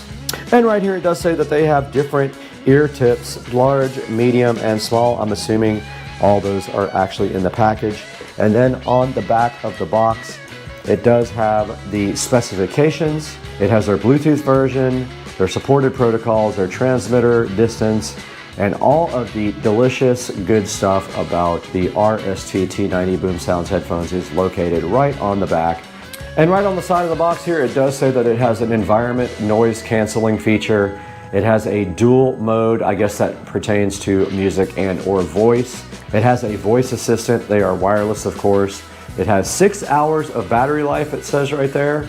There is a multi-function button on the device, easy pairing, and then also sweat-proof. So for those of you who sweat a lot, you'll be happy to know that these are sweat-proof. And that rounds out the side of the box. And on the top of the RST-T90s, Red Star Tech has graciously put their logo right there and put their Boom Sounds name right there along with the model numbers for you guys to see again. But that's a good look at the box. And the next step just really has to be to get these things unboxed and see what they're all about and possibly even charge them.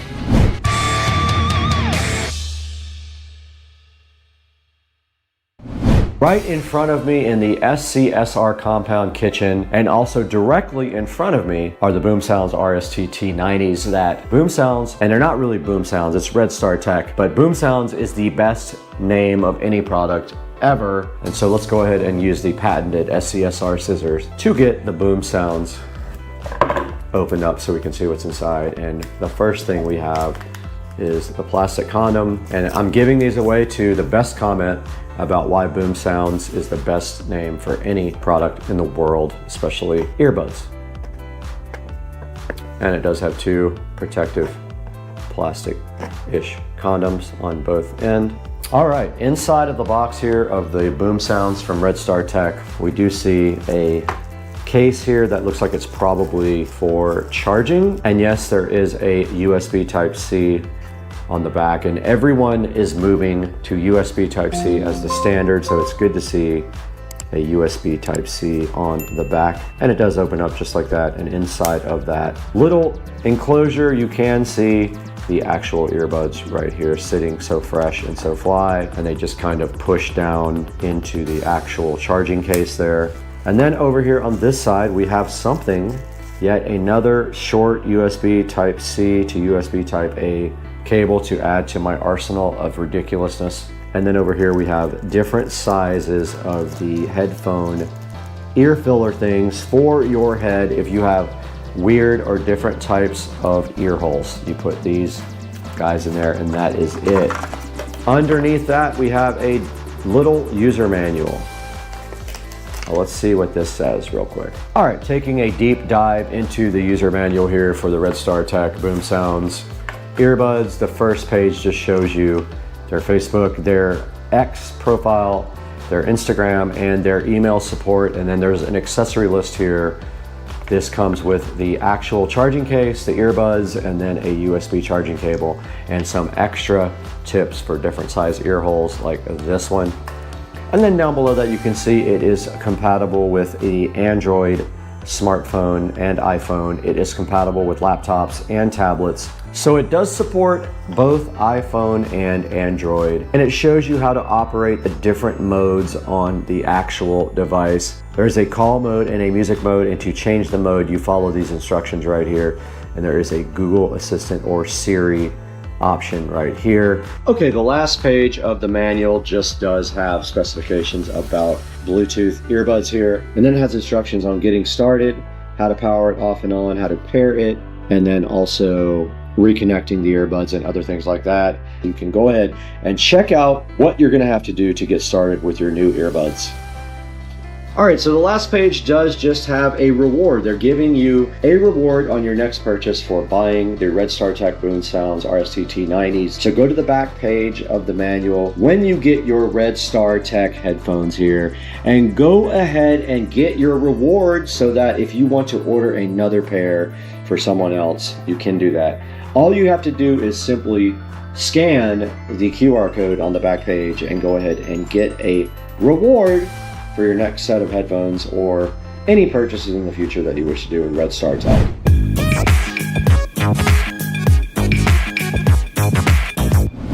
Okay, we are over here at the Cam Duck, right here, the Cam Duck. All we have to do right here and right now is plug in the Redstar Tech. And looky here, we already have a USB Type A to USB Type C plugged into the Cam Duck. And right here on the bottom of our earbud container, there's a little USB Type C thing to plug into. Let's go ahead and get that plugged in now.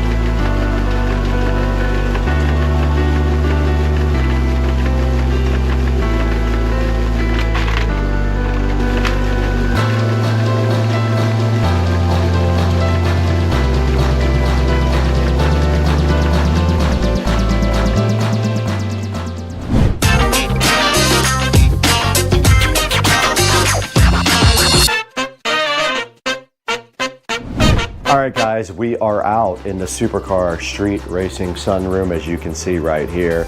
And I just got done with my workout using the Redstar Tech earbuds. When I turned them on, they were beeping, and I read on the manual that that may be related to a command that was issued wrong to the earbuds. Now they do have a button on the side that controls music and things like that when you want to use them with a device that plays music, so you can change the tracks and change the volumes, etc. I was personally using them for my TV here. You can see I still have them in right now, and I did my whole workout with the Redstar Techs. And what I can say about them is they have decent sound quality for the price, and also they do have noise canceling. I couldn't notice it that much on the treadmill, but it did block out a lot of the sound around me just simply by being earphones and plugging my ear up. So I spent about 30 minutes with the Redstar Tech earbuds, and I gotta say, I'm pretty happy with them. As long as you pay attention to the manual and what it says with all the directions and how to operate the multifunction button, which is located on the side of the earbuds, you should be good to go. There isn't a ton of bass, but adding an equalizer to the music should help with that part as well. And the Red Star Techs do come in this nice case here that form fits to the device and also has a magnet in it. So when you put the Red Star Tech earbuds down, it does kind of suck them down into the case, which is pretty cool. I'm gonna go ahead and put a link to the Red Star Tech earbuds in the description of the video. And if you would like to check these out, go ahead and click through my links to order anything from Amazon, but especially these if you want your own pair of Red Star Tech headphones. Go down into the link in the description. And while you're at it, if you wouldn't mind hitting the like and subscribe button for Supercar Street Racing, it helps us out greatly with a few dollars here and there to keep the channel going. And we're so happy to have you as a new viewer or an old viewer if you came back to check us out again. Guys, that's gonna do it for Supercar Street Racing today. Hope you enjoyed the video about the Red Star Tech earbuds, and we'll see you guys on the next one. I gotta go lift weights.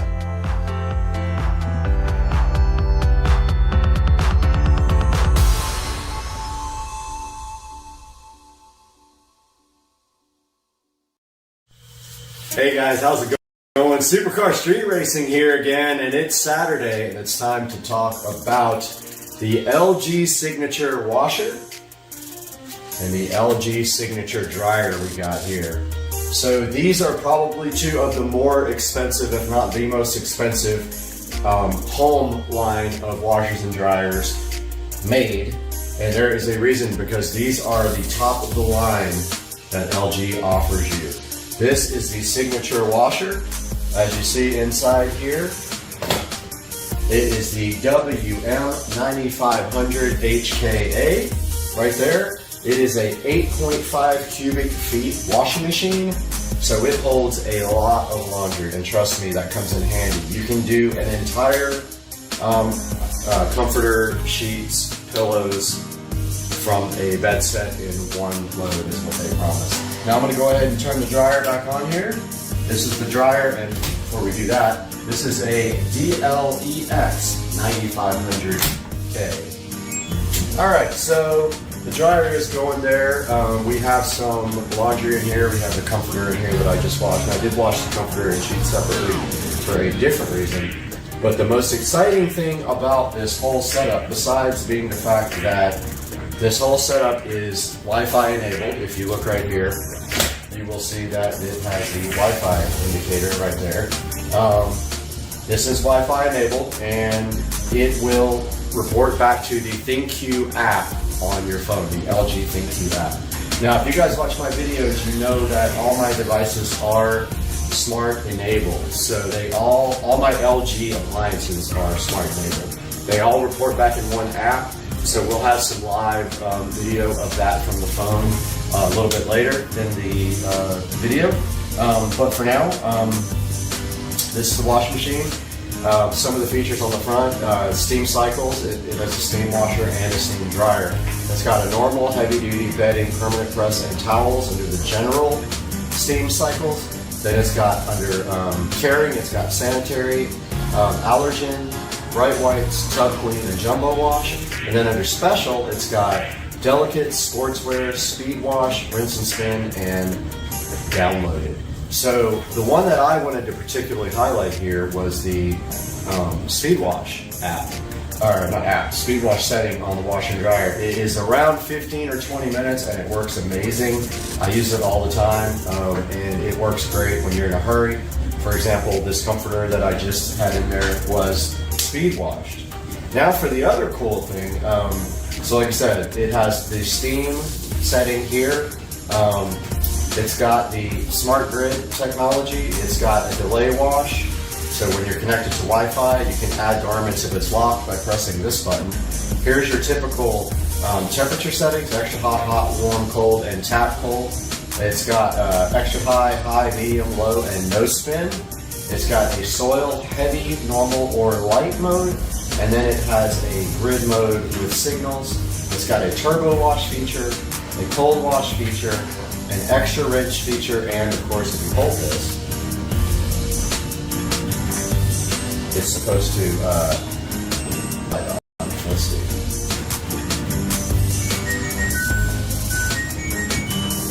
There we go. Drum light comes on with this, but it was ready to start a cycle, so it wasn't quite ready. But yeah, this comforter has already been washed on speed wash, and it is basically dry to the touch. This thing washes and dries, and you know, when it spins, it dries and flows almost all the way, so that means less stress on your dryer. It's a high efficiency washing machine. It does have a direct drive motor with a 10-year warranty on the motor, so right here on the front. And if we look down below that, we got the best part of this whole setup. We have a sidekick. So I'll show you guys that in a minute. Sidekick is another washing machine underneath the regular washer that does another set of clothes. It's very exciting. Now taking a look at the dryer here, this is also a 9 cubic foot dryer. It actually will hold more than the washing machine. And it is a turbo steam dryer, so it uses steam.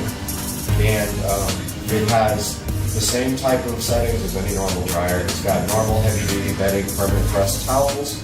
It's got antibacterial, steam sanitary, fresh steam, low temp dry, and jumbo dry under carrying. And then under special, it's got delicate, speed dry, air dry, and then it can download other, I guess, programs that you can design. It does have turbo steam. It is Wi-Fi enabled on the smart grid, so you can remote start it. You can save a custom program. It's got your normal dry levels, like heavy, very dry, more dry, normal dry, less dry, and then your temperature settings as any other washing machine, your time dry like any washing machine, your signal level for like when it's done, and then you can add more time, less time, do wrinkle care, and do a damp dry signal as well. Now, take a good look inside there. It does have towels in it right now, but you can see this is got a whole towel set in it, and there's plenty of room for other towels or other clothes. You just push it, and this is touch, by the way, so you just kind of push and hold that to start. Now, under there is not another dryer, of course. This is just a pedestal. Now, these pedestals do not come with the units, and they are quite expensive, but I was consistent that this time when I got a washer and dryer that I would not get one without a pedestal, because I wanted to have the sidekick, and of course it wouldn't look right with nothing underneath the dryer.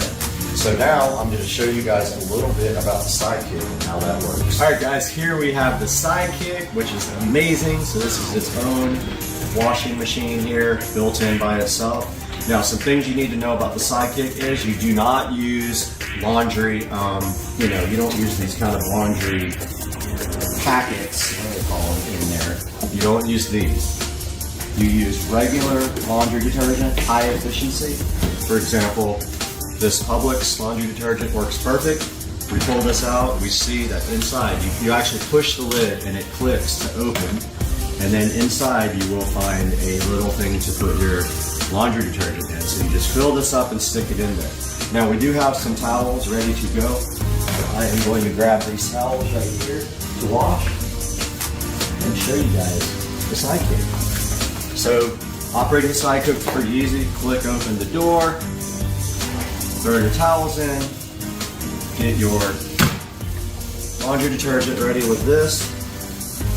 I'm going to do it over the thing because I guarantee you I will spill it. Pour your laundry detergent in the blue cup and just stick that directly in there. It just rides in there, no problem, it's rubber.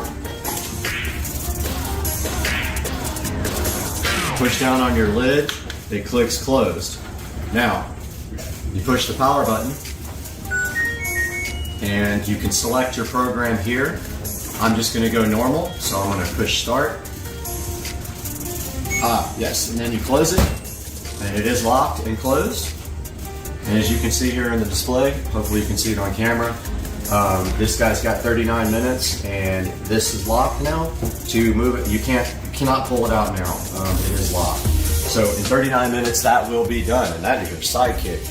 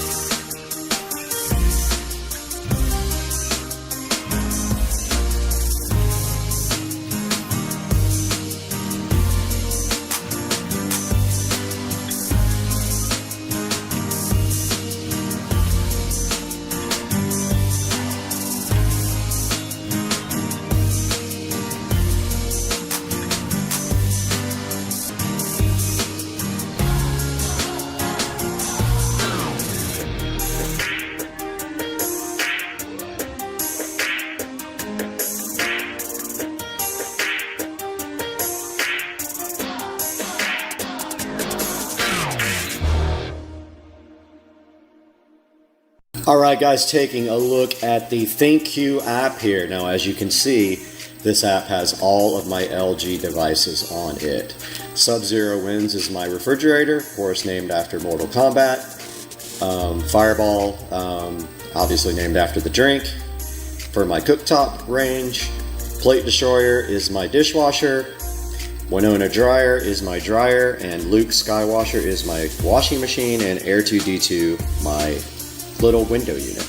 Now let's take a look at what's happening now on Luke Skywasher. You notice that it says it has 15 minutes left.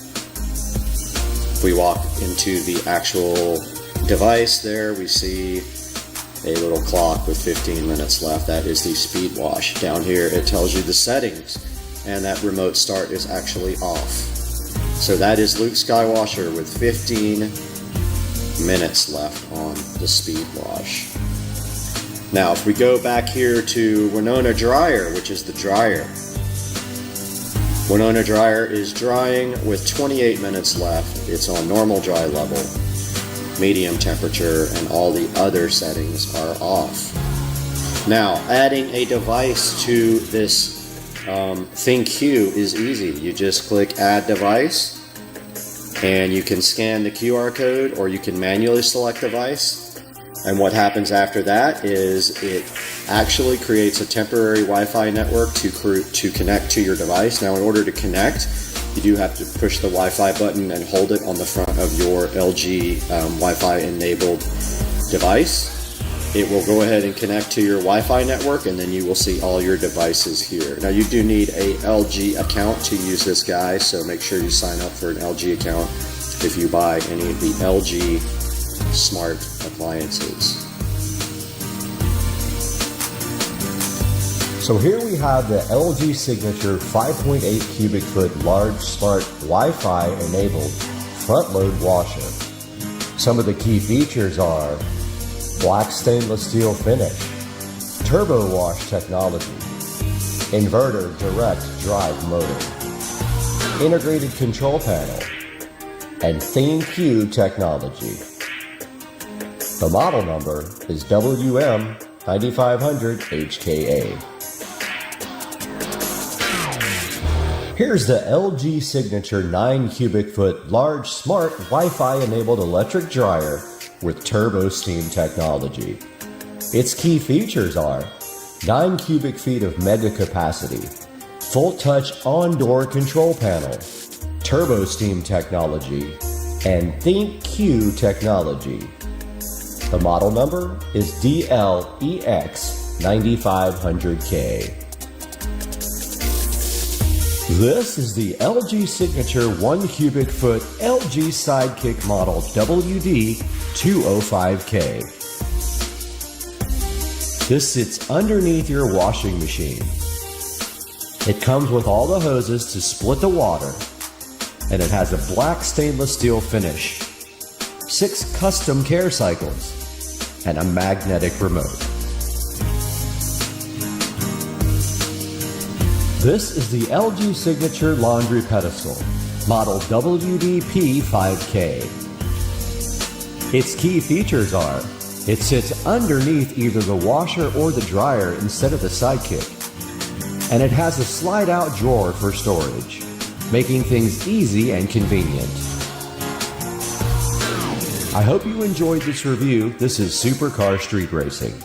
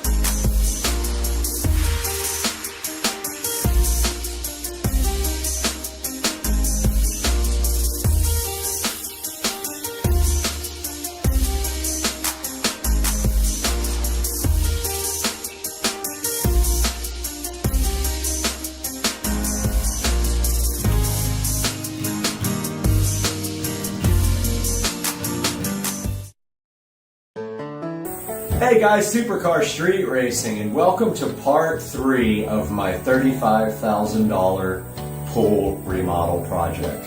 Now, part of the pool remodel project, of course, is going to be replacing the LED color changing bulb that is in the pool. So, a lot of the older pools have a 10-inch white spotlight. Now, that was made by a bunch of different companies. Mine is an Amerilight, and there's an easy way to take that bulb out and replace it with a LED color changing bulb, and that bulb is controlled by the switch. So what you do is you flip the switch off and on a number of times to change the color pattern. Well, that was the old school way of doing it, and my bulb was left on when I went out on a trip for about a week, and I got back and some of the LEDs were burned out. So what are the cons of doing it this way?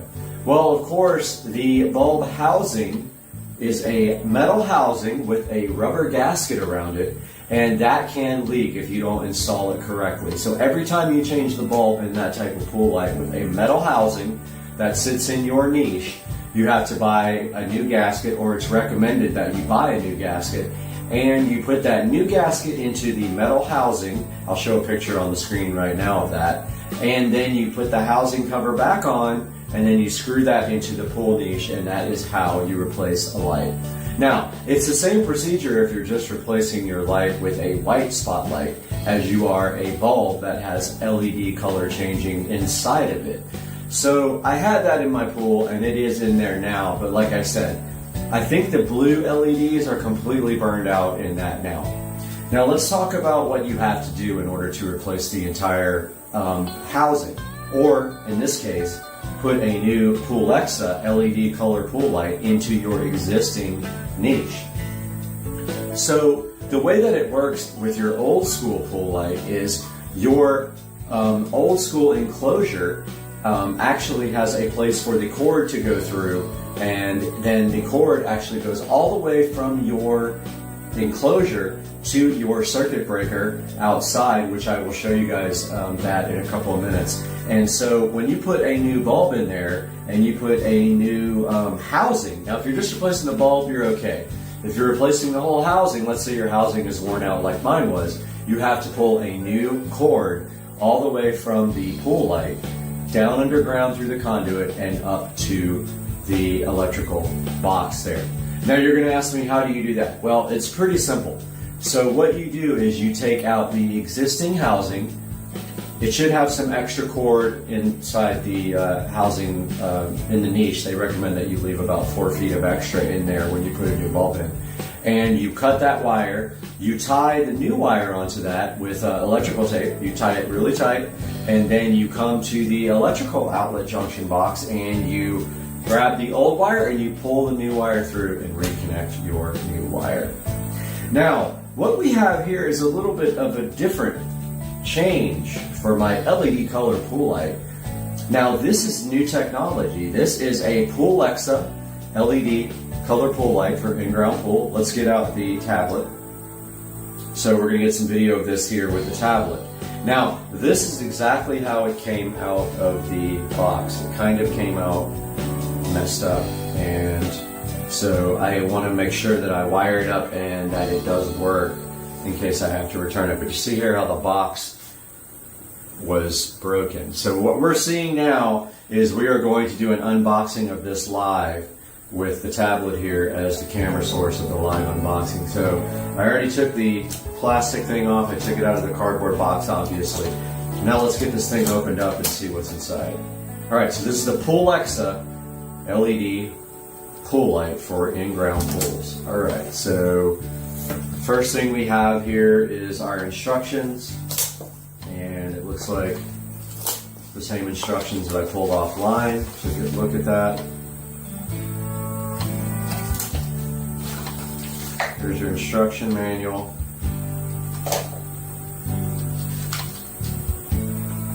And let's take a look at what's underneath that instruction manual. Alright, so here we have the actual pool light. Now notice this fits into a regular 10-inch niche And so you would actually remove your old pool light housing completely, which actually goes into your niche, and you would screw this into your existing niche. And so it's this simple. It's just a thin little disc here. Very hard to unbox with one hand, but I'm gonna make it happen. All right, so there is the new pool light, the new technology here where there's not some big long bulb that has to go in place of your old white spotlight bulb. And if you look behind it here, it is completely sealed. Comes with a 50-foot cable, although a 100-foot cable is optional. So you can see right there the screw hole where you just screw it onto the existing niche, and there is the cable underneath it. There's your 50 feet of cable, and if you see the end here, there's the end of the cable. Red, blue, green, and black. Now, so a little bit of something else you need to know about this is that the pool light here that it is replacing inside the existing housing, this pool light is 12 volts. The existing pool light is 120 volts. You can't just take this and wire it to the existing wire. This actually has a controller that wires to your existing 120 volts, and it provides you with 12 volts, and then that connects to this wire, which we are going to do here live and see if we can get some power going to this light. Now here's the actual controller, and I'm going to need to grab some scissors to get that done, so I'm going to go grab some scissors real quick and we will be right back.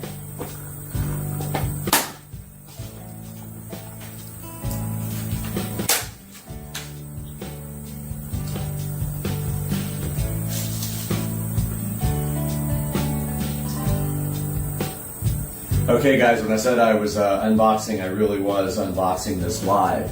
I went ahead and got some scissors, and you can see here that this guy is very well protected by styrofoam on the top and the bottom. So let's take a look at what is underneath there. So it's actually upside down. And here is the controller, if we can get it right side up without breaking the actual pool light now. All right, so here's a good look at the controller. And this is what actually controls the light, and it is Bluetooth. There's a link to the actual manufacturer website. Alexa is the brand. Pretty sure they copied Alexa, but that's okay. So that's a look at the controller. There is a open part right there, but it is able to be hung on these two screws, which is probably what I will do. It actually has 4 screws to hang on. So once again, one of these wires goes to your 120 volts, the other one goes to your 12 volts that goes to the pool light. And just remember, 120 volts outside, you will have to do a conduit. That should be in conduit outside. So it looks like we got a power light right there. We got a gradient light. We got a steady light. We got a dimmer, a speed, and then we got some colors and some programs here, and I guess an app, Bluetooth control. It must have an app on the phone that we need to download, so we'll take a look at that momentarily. But for now, let's see if we can get this guy wired up and working. All right, guys, so we got the light rigged up right now. So what we did here, I'll show you on the tablet. So we've got the DC 12 volt side coming out. There are 4 wires here. There is a black, a red, a blue, and a green. You can see we got these nifty little quick connectors on it that I got off of wish.com. Black, red, blue, green to black, red, blue, green to the pool light. The other wire coming out is hot for the 120 volts. It is wired up right there to an extension cord end that I kind of rigged up. And now we are going to plug it in and see what happens.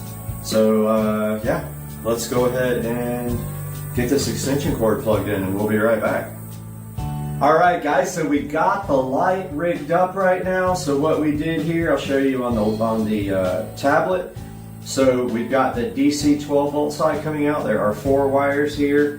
There is a black, a red, a blue, and a green. You can see we got these nifty little quick connectors on it that I got off of wish.com. Black, red, blue, green to black, red, blue, green to the pool light. The other wire coming out is hot for the 120 volts. It is wired up right there to an extension cord end that I kind of rigged up. And now we are going to plug it in and see what happens. So yeah, let's go ahead and get this extension cord plugged in and we'll be right back.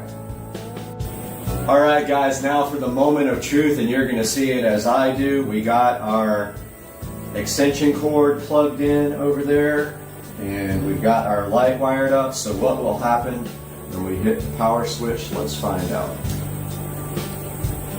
All right, so the light did come on, guys, and it looks like it is on white. So you can see there white isn't actually white. It's going to be as close to white as we can get. So let's push this red button.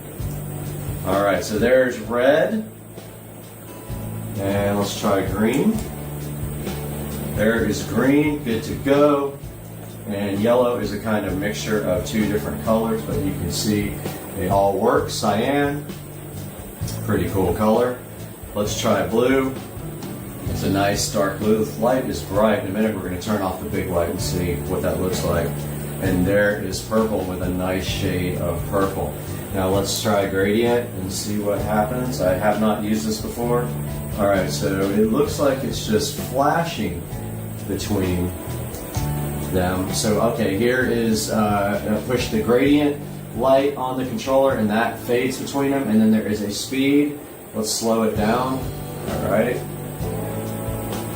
cool, there is the speed. Let's go ahead and get this light over here off so you can see this better. So there's gradient, guys. So those are the programs that are available. Now the next thing we're going to check out is the Bluetooth app control and see if we can get that working. But so far so good, no problem. Notice again, 12 volts here from the controller to the light here is 12 volts. From the controller to the wall is 110 volts AC. All right, let's try to get the app working now. All right guys, so we are now looking for the app. It's called iPoolLight.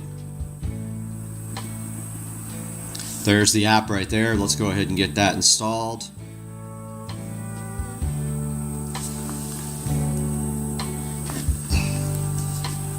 Okay, so that's installing iPoolLight. It says to install that app. While that does that, we are going to get on the camera on the tablet. So we are now recording on the tablet. We have the app here. Let's go ahead and open the app. And it wants to use my location. I'm going to say OK. And now it says to be 30 foot within range. And so let's see. It says to install the iPoolLight app. It says to push the app Bluetooth control button on the control panel. Alright, I pushed it. It's flashing. Start the app. The app will automatically search and match the controller. I don't even have Bluetooth on my phone on. It is on, okay. So I did not on the camera on the tablet. So we are now recording on the tablet. We have the app here. Let's go ahead and open the app. And it wants to use my location. I'm going to say OK. And now it says to be 30 foot within range. And so let's see. It says to install the iPoolLight app. It says to push the app Bluetooth control button on the control panel. Alright, I pushed it. It's flashing. Start the app. The app will automatically search and match the controller. I don't even have Bluetooth on my phone on. It is on, okay. So I did not search. So let's kill the app and go back in and see if it finds it now. Okay, not sure if it is connected or what. Let's see. Okay, so it works. As you can see here, I push green, it turns green. I push blue, it turns blue. You guys can see back and forth between the tablet and the light that it is working. I'm gonna go ahead and press mode now. I'm going to do, I don't know, red, green, gradient. Oh, there's all kinds of selections on here. Mode. What is ring? Oh, you can actually just select on the phone with a ring what color you want. Tricolor gradient is 3 colors. 7 color jump. 7 color gradient. That's the one I like. Alright guys, so the app Bluetooth control works really good. And you guys are seeing both the app and the light here. So I guess you can set it to go to music, but I would bet that's the music that the phone hears. I bet it's not the music that the control box there hears, so that's kind of worthless for me. It has a timer on here as well, at the bottom right there. It has settings here. You can change the skin of the app. It's got an operation guide. Yeah, so it's got a lot of cool features here that you can go between colors, you can flash, and you can change the speed. And then we have, here's the Bluetooth devices that are available. There's one here. Yeah, man, this is pretty cool. You can do custom here. You can click a color, and you can go between colors. You can do the breathe, jump, flash, or gradient, and then click run. So this is iPool light, control light. Now I'm going to show you guys, it is raining outside, but I'm going to try to show you guys how you connect the pool light outside, because this is a success. The pool light actually works. I don't have to return it. So we are good to go, party people.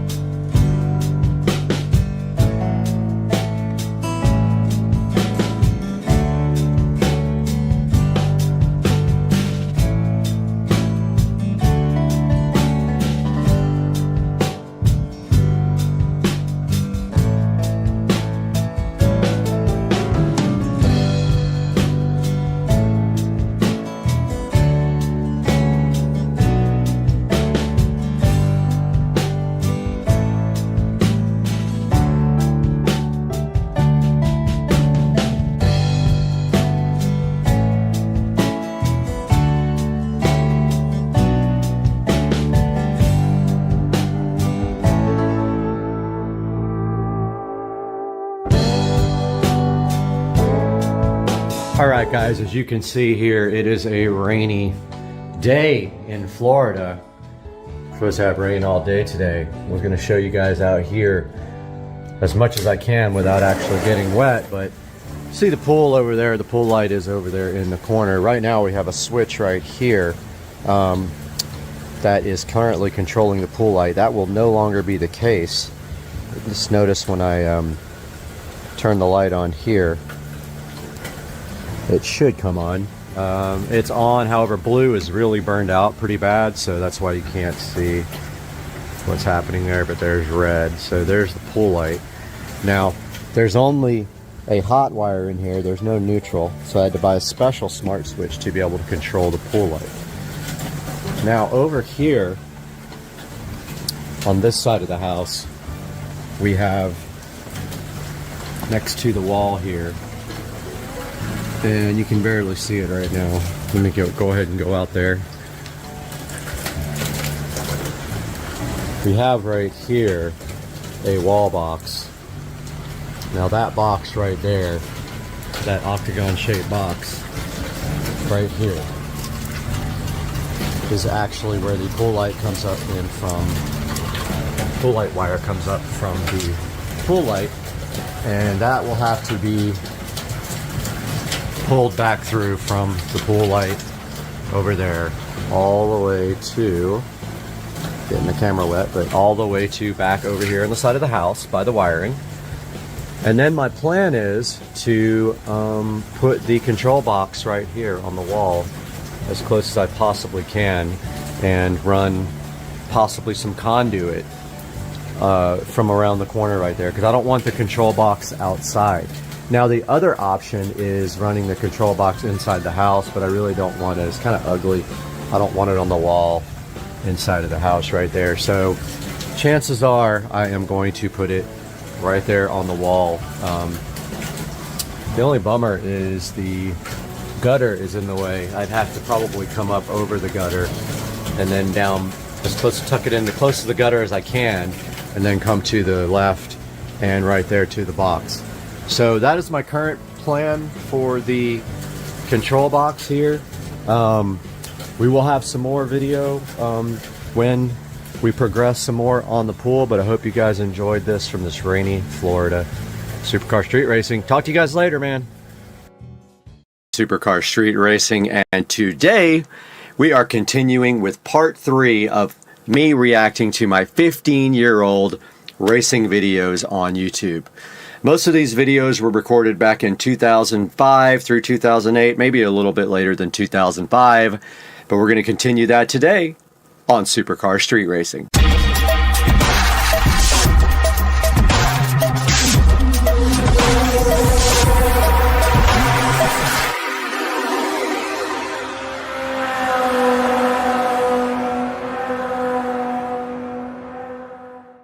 Guys, welcome back to part 3 of me reacting to my 15-year-old racing videos on YouTube. Today I've got 4 or 5 videos queued up, and we're going to take a look at those, and I'm going to react to them. I haven't seen them in a really long time, and you guys may have not seen any of them. Some of them are pretty cool. I had a pretty nice Supra, and I regret to this day selling it. So let's take a look at what we got first over here. Alright, so this says Brad's GT74 Super Crazy Burnouts at the Luxor Hotel. So basically what this is Supras Invade Vegas, and everybody was egging me on at the hotel, and so I did some crazy burnouts there. And I do remember in this video, I believe the police come by at some point. So what we're going to do is listen to this, and I realized there was an echo when I had my mic on yesterday, so I'm going to go ahead and turn the mic off when we do this.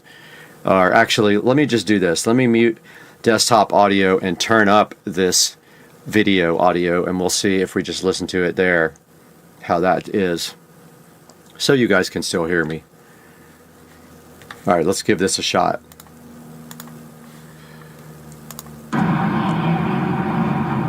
Alright, that's me in the Supra. Somebody's pouring water on the tire to make the burnout a little better. This was fun, I remember this.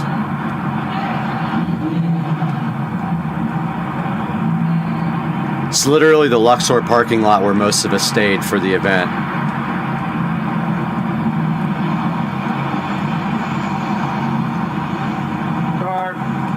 Car. Had to wait for a car to go by. I gave the thumbs up. And of course the play other video things came up at the end. There I go. Surprised it didn't kicked out, but there was cops. I believe there's a second view of this, and there was police driving by the second I did the burnout, so pretty crazy. So that's me at the Luxor Hotel for Supra's Invade Las Vegas. I don't know what year, 2008 maybe, ish.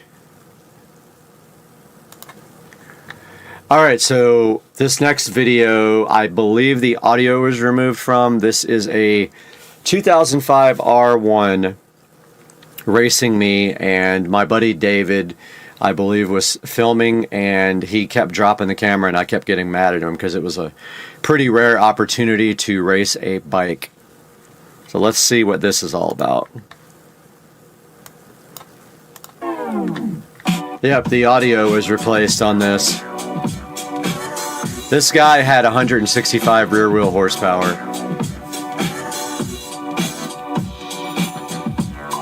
There's the actual bike. We stopped and talked to the guy. He was really cool. Really, really beautiful bike. Now the bike's so old. This one was modded, exhaust, tune, 165 at the wheels. Pretty fast for a bike. And there is me chasing the bike on the way to an Orange Park car show with my buddy David. Audio, of course, is removed because I didn't realize back then YouTube was going to start cracking down on the audio copyright stuff. And my buddy is freaking out because he's never been in a car. I'm like, dude, come on, man, get it on video. Terrible camera work. Also, the music is absolutely horrible on this. And I think that he tries again. Yeah.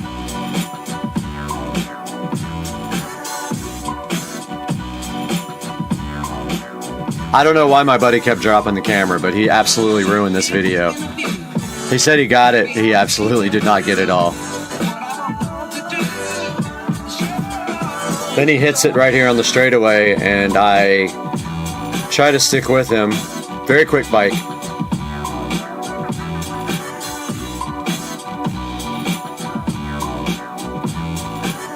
This had some Star Wars stuff in it, I know, because the bike was black and like it just reminded me of Star Wars.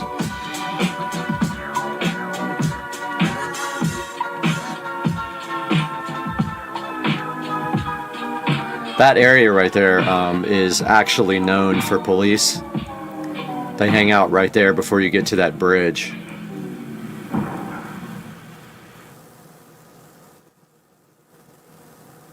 So I guess, I don't remember this part, but apparently his tire was shot.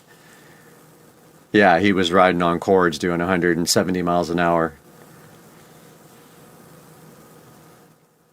Back then we thought we had to put that it wasn't us in the videos. We were so worried about getting busted by the cops. Worst cameraman in history, my buddy David, who's an airline pilot. And back then I was sponsored by MVP Motorsports with my Supra. We get good, really good discounts on everything. Alright, so that's me racing an R1 in my Supra. Now this actually is pretty cool. So guys, this is me in when we were filming Kings of the Street. So Kings of the Street is a guy who traveled around on a motorcycle, and he would only film or record cars that had more than like 700 wheel horsepower. He invited me out there. I did this run before we actually did the filming, and I had a thing of race gas sitting in the passenger seat at the time. But this is, you can barely see it, but this is GPS on my Pioneer AVIC, I think N1 or something like that. But it's GPS verified 170. Let's see. So there's my speedometer maxed out. Getting there, maxed out.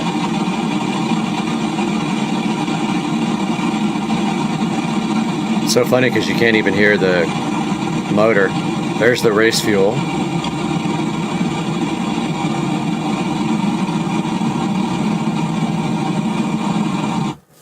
And then somebody stole this, so they dropped a advertisement at the end.